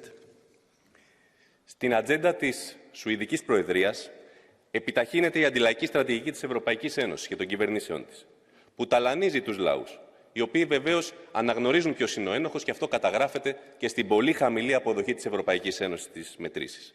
Προτεραιότητα είναι η κλιμάκωση του πολέμου στην Ουκρανία μεταξύ Ευρωατλαντισμού και Ρωσίας και με την ένταξη της Σουηδίας και της Φινλανδίας στο ΝΑΤΟ. Στόχος, η Ευρωπαϊκή Ένωση να παρεμβαίνει όπου γης, υλοποιώντας τις επιταγές της πολυποκάπηλης πολιτικής ασφάλειας και άμυνας, της στρατηγικής πυξίδας, παίρνοντας πρόσθετα μέτρα για τη συνέχεια της πολιτικής καταστολής της Ευρωπαϊκής Ένωσης. Η Σουηδία, χώρα πρωτοπόρος στην υλοποίηση της πράσινης μετάβασης, με ανανεώσιμες πηγές ενέργειας, πυρηνική ενέργεια, απεξαρτημένη από τη Ρωσία, τώρα αναγγέλει διακοπές ρεύματος για το λαό. Αποδεικνύεται ότι αυτή η στρατηγική οδηγεί τους λαούς να πληρώνουν βαρύ τίμημα για την εγγυημένη κερδοφορία των ομίλων. Στα πιεστικά προβλήματα των εργαζομένων, όπως είναι η ακρίβεια, ο πληθωρισμός, η μείωση του εισοδήματος, λύση δεν μπορεί να δώσει η Ευρωπαϊκή Ένωση που υπερασπίζεται τα μονοπόλια. Μόνο ο λαός μπορεί να σώσει το λαό, όταν συνειδητοποιήσει τη δύναμη που έχει στα χέρια του, διεκδικώντας τις σύγχρονες ανάγκες του, βαδίζοντας στον δρόμο της ανατροπής αυτού του συστήματος. Thank you, and that concludes the leaders of the political groups. I give you back the floor, Prime Minister, to react before we continue with the round of speakers.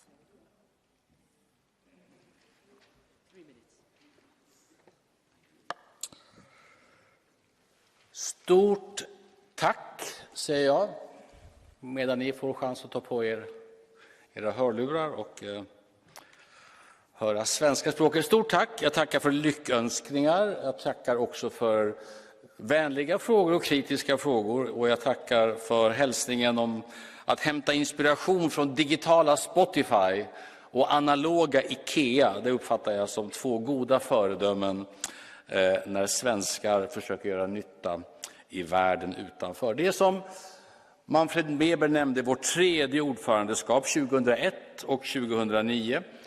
Olika tider, olika frågor, olika fördrag, väldigt olika förutsättningar. Men jag kan försäkra parlamentet att jag hämtar god inspiration både från dessa båda ordförandeskap och från båda de premiärministrar som ledde Sverige under den tiden.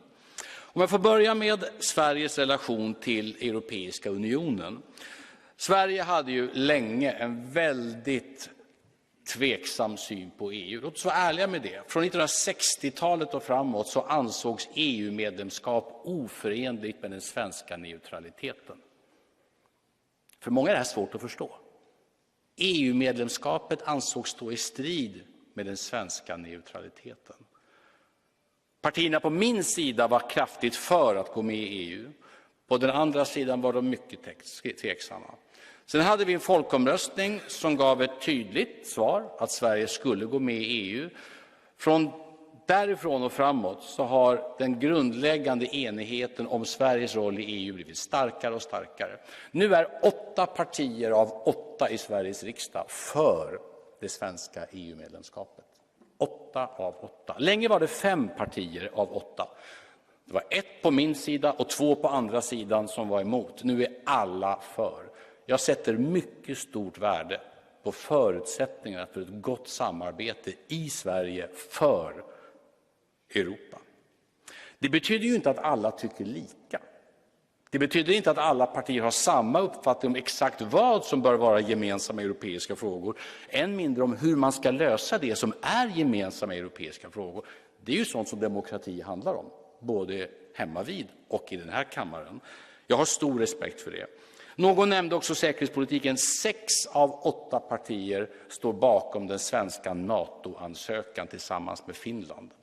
Bara Vänsterpartiet och Miljöpartiet är emot att Sverige byter säkerhetspolitisk kurs. Det är också en enorm styrka när vi nu är på väg in i NATO-samarbetet. Inrikespolitiskt, för att nämna det är 4 partier som har enats om att lösa riktigt stora problem i Sverige. Enats om ett paradigmskifte i svensk politik på ett antal områden som kräver mycket resolut handling. Vi pratar om att stoppa den organiserade grova brottsligheten som även ni har läst om. 1 skjutning om dagen, flera sprängningar varje vecka. Inget annat land i hela EU har haft motsvarande utveckling som Sverige. Det handlar om att minska invandringen till Sverige så vi har en chans att klara av integrationen av de 100-tusentals som har kommit till vårt land så vi kan förbli ett öppet, jämlikt land där många människor får lika goda chanser.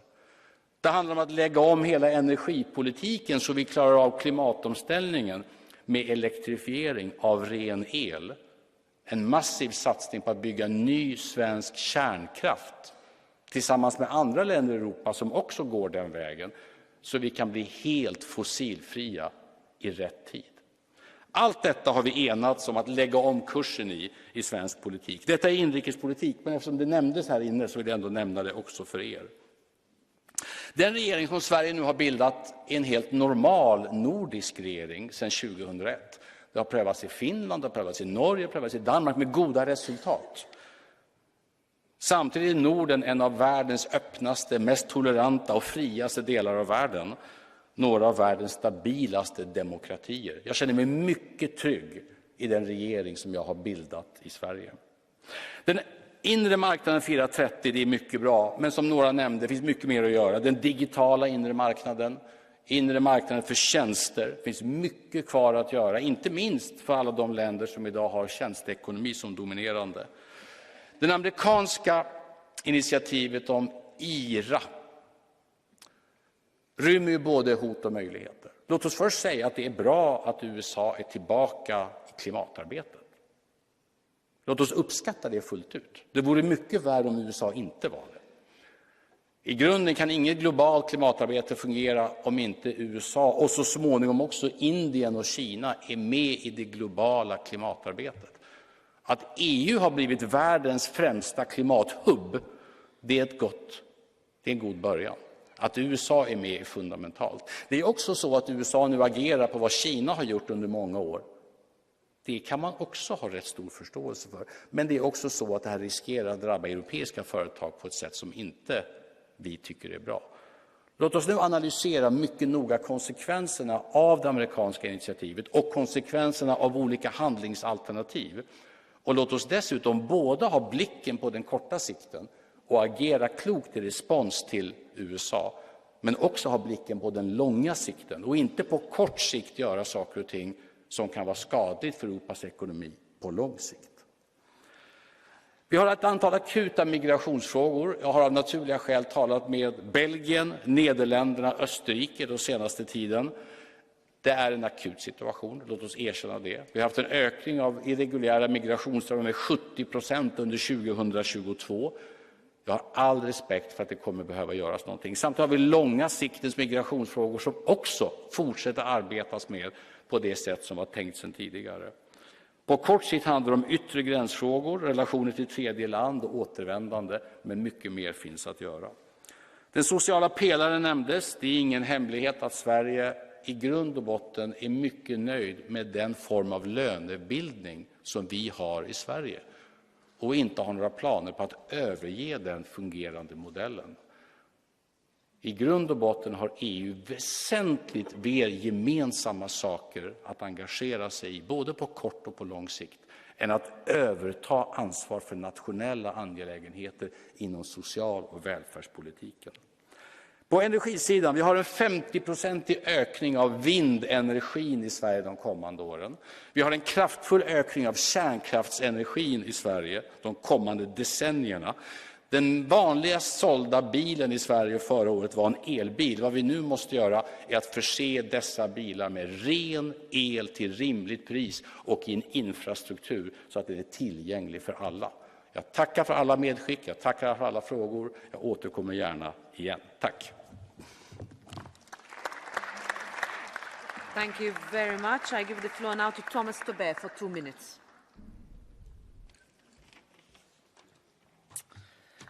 Tack, fru talman, Vice President, statsministern. Moderaterna har varit en drivande kraft för Europa i över 60 år. Och vi var, som statsministern sa, med och tog Sverige in i den Europeiska unionen.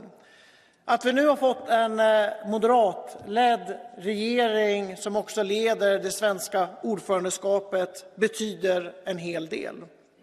Det kommer att innebära ett starkare och ökat stöd till Ukraina, ett helhjärtat fokus på EU:s konkurrenskraft, att det sista i klimatpaketet Fit for 55 ska levereras och att rättsstatens principer ska försvaras i hela EU. Men också att vi äntligen kan gå från låsningar till att också skapa en gemensam, fungerande och hållbar europeisk migrationspolitik. Jag vill vara tydlig med att Europaparlamentet har höga förväntningar på det svenska ordförandeskapet för att ni ska se till att rådet nu också kommer framåt. EU delar gemensam yttre gräns och de allra flesta inser att vi behöver samarbeta tillsammans om vi ska kunna klara av att få kontroll på invandringen, om vi vill minska den irreguljära migrationen, men också för att kunna ge skydd till dem som behöver det. Och det är inga enkla förhandlingar som väntar. Men vi har nu en unik möjlighet att också ta ansvar. Vi måste komma bort från en situation där människor dör på Medelhavet, där det är några få medlemsländer som får bära det stora ansvaret, där det är smugglare som avgör hur många som kommer till Europa och där vi ser en misstro mellan medlemsstater och ifrån medborgare. Så låt oss nu ta det svenska ordförandeskapet och gå från ord till handling. Varmt lycka till! Thank you, Thomas. Next is Hélène Fritzon for 2 minutes. Fru talman, kommissionen och statsminister Kristersson. Ja, det är alltid stora förväntningar på ett ordförandeskap. Och för mig som svensk är det alldeles särskilt när vi nu välkomnar det svenska ordförandeskapet. Men det är med blandade känslor som jag står här idag. Sverige är ju välkända internationellt för ett framgångsrikt arbete med klimat, med jämställdhet och med frågor som rör demokrati och rättsstaten. Men, och det måste sägas, idag leds Sverige av en högerkonservativ regering med stöd av ett större nationalistiskt högerextremt parti. Vilket innebär, också för EU-frågan, att det är Sverigedemokraterna som håller i taktpinnen. Så hur kommer detta att påverka vårt arbete? I ert tal, statsministern, så ger ni en bild av att den gröna omställningen är en fortsatt prioriterad fråga för Sverige. Men hemma i Sverige har ni uppenbart övergett klimatmålen. Och där säger Sverigedemokraterna att all politik inom ramen för EUs klimat ska förhandlas med dem innan det går vidare. Är det bara vackra ord eller ska Sverige fortsätta att leda klimatomställningen? I mer än ett årtionde har Sverige också toppat EUs jämställdhetsindex och drivit på för ett mer jämställt EU. Och statsministern inledde regeringens arbete med att skrota den framgångsrika feministiska utrikespolitiken. Och idag nämnde inte statsministern med ett ord ordet jämställdhet i sitt tal. Kommer man att jobba i ordförandeskapet för jämställdhet?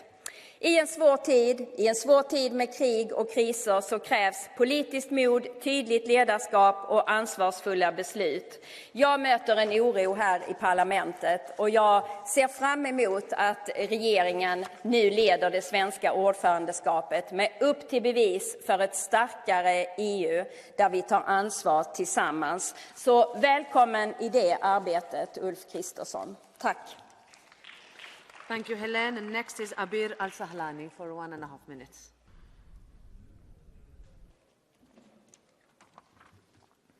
Fru talman, herr statsminister, kommissionen, ärade ledamöter. Sverige tar över ordförandeklubban i en turbulent tid. Kriget i Ukraina, global inflation som slår hårt mot hela EU, men samtidigt en viktig tid. Många våra medborgare i hela EU söker blickarna mot EU för lösningar som är svåra att hitta.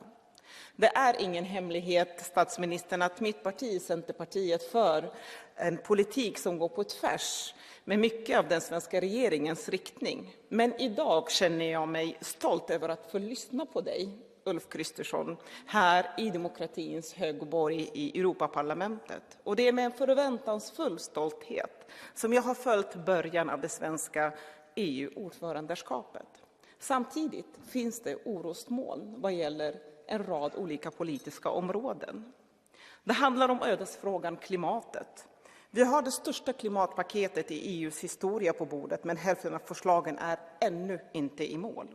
Samtidigt som regeringen på hemmaplan vacklar ska man nu försöka baxa igenom ett paket av lagstiftning i mål för att säkra klimatneutraliteten till 2050.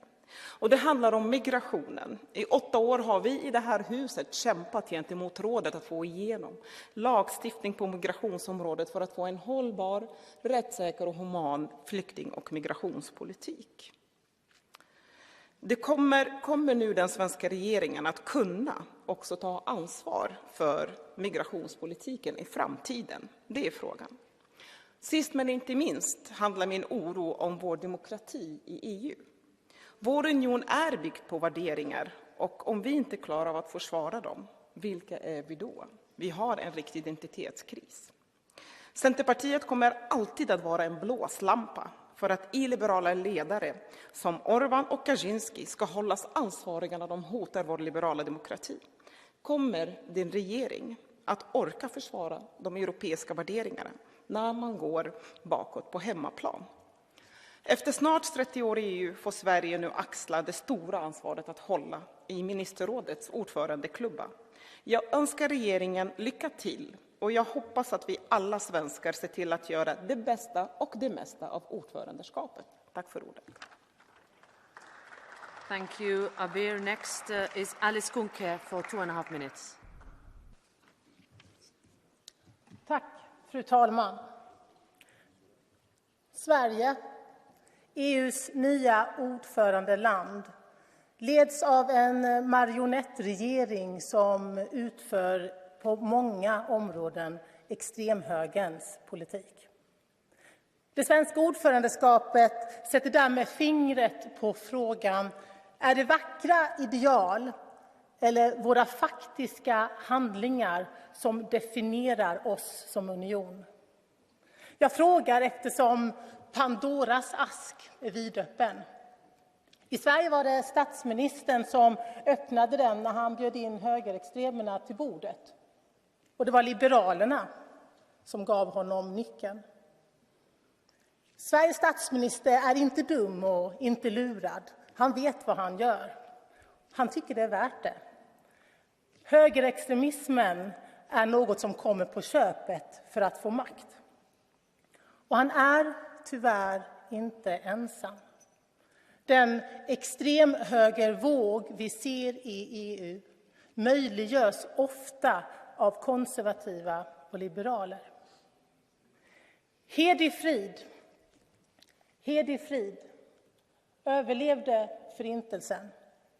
Hon påminde mig och många andra om att sandkorn läggs till sandkorn. Och innan man vet ordet av ligger det en hel sandhög framför en.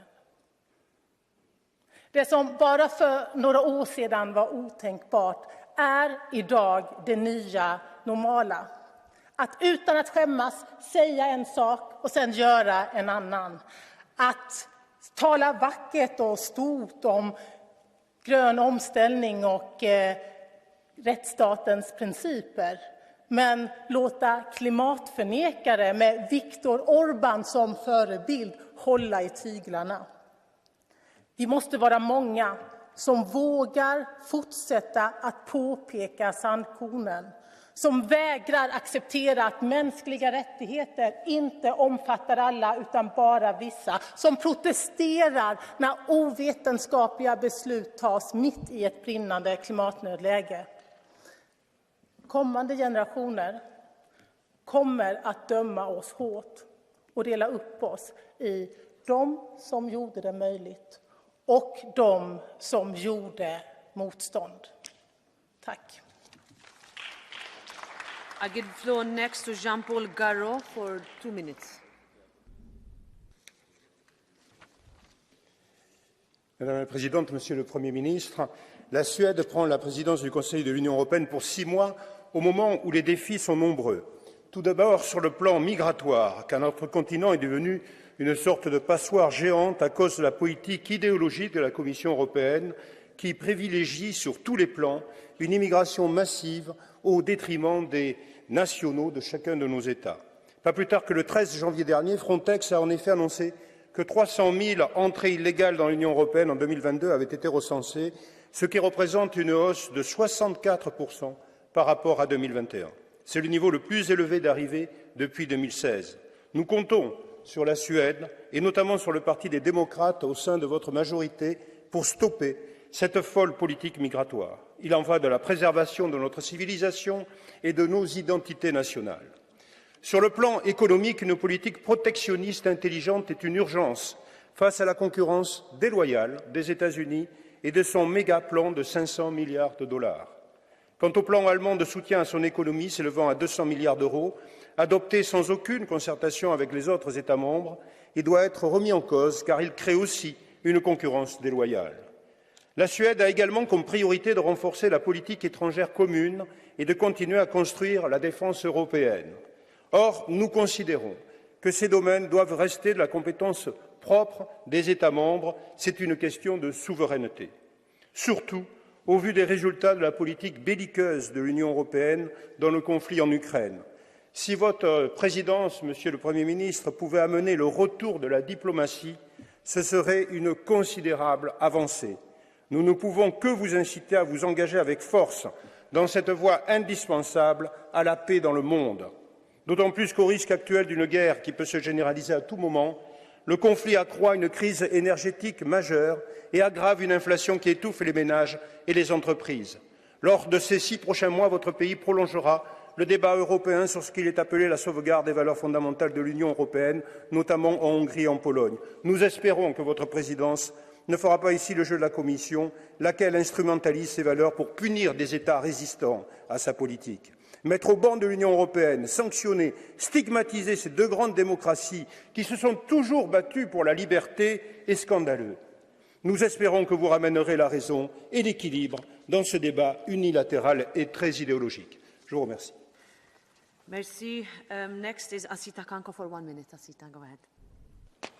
Thank you, Madam President. Mr. Prime Minister, I would like to congratulate you for your government. It's what the Swedish people want, and usually we call that democracy. I thought we needed to remind that after what we heard this morning. I also want to say that a new year usually comes with new resolutions and better decisions, but apparently not for the EU. Every year we face the same problems, and every year we make the same old mistakes. The same old mistakes like moralization, taboos, political correctness, and inaction. Of course, we get the same old results that nobody is waiting for. You know, it's like when there is someone in your life on whom you can never count, despite 1,000 promises and excuses. We are that person. I cannot blame the voters who want to break up with us sometimes, us, the EU. You would too, wouldn't you? If you are always disappointed and let down and forced to pay taxes for that treatment. So, Mr. Prime Minister, your country has faced serious crime and the consequences of failed integration. Your recent elections revealed how angry and worried the Swedish people are.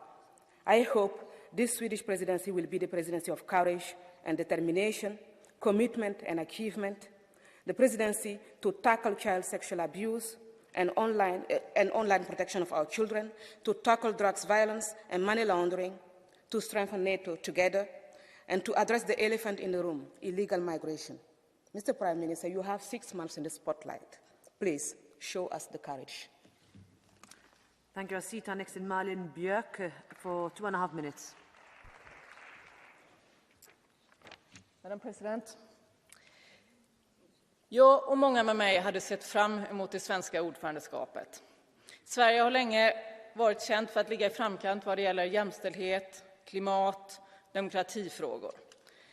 Men med den här högerkonservativa regeringen som lutar sig på ett högerextremt parti med rötter i nazismen så är det många med mig som har haft sina förväntningar grusade.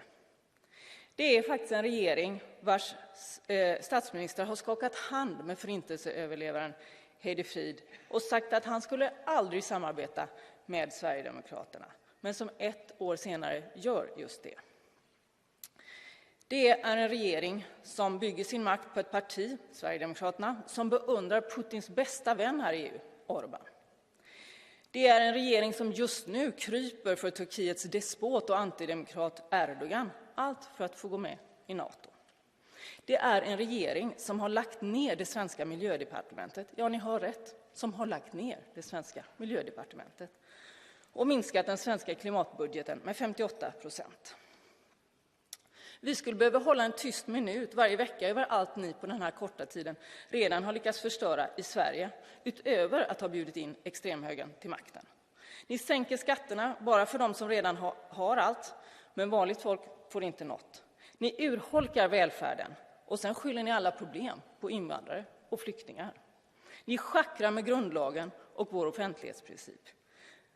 Detta är ett EU-ordförandeskap som inte har några ambitioner vad det gäller flyktingars, kvinnors eller hbtqi-personers rättigheter. Då sägs det att det här kommer vara ett ordförandeskap som kommer vara mer byråkratiskt, administrativt. Ja, vi kan ju alltid hoppas, men jag känner mig inte trygg när jag vet att många av mekanikerna som sitter där bakom, de är faktiskt rasister och demokratifientliga Sverigedemokrater. Så därför uppmanar jag alla kollegorna här i EU-parlamentet och i era utskott att hålla detta ordförandeskap ansvarigt. Att inte låta deras människo- och planetfientliga politik få genomslag på EU-nivå. Jag hoppas vi kommer vara många som står upp för human och solidarisk flyktingpolitik, en ambitiös klimatpolitik som kan leverera för framtida generationer, ett trovärdigt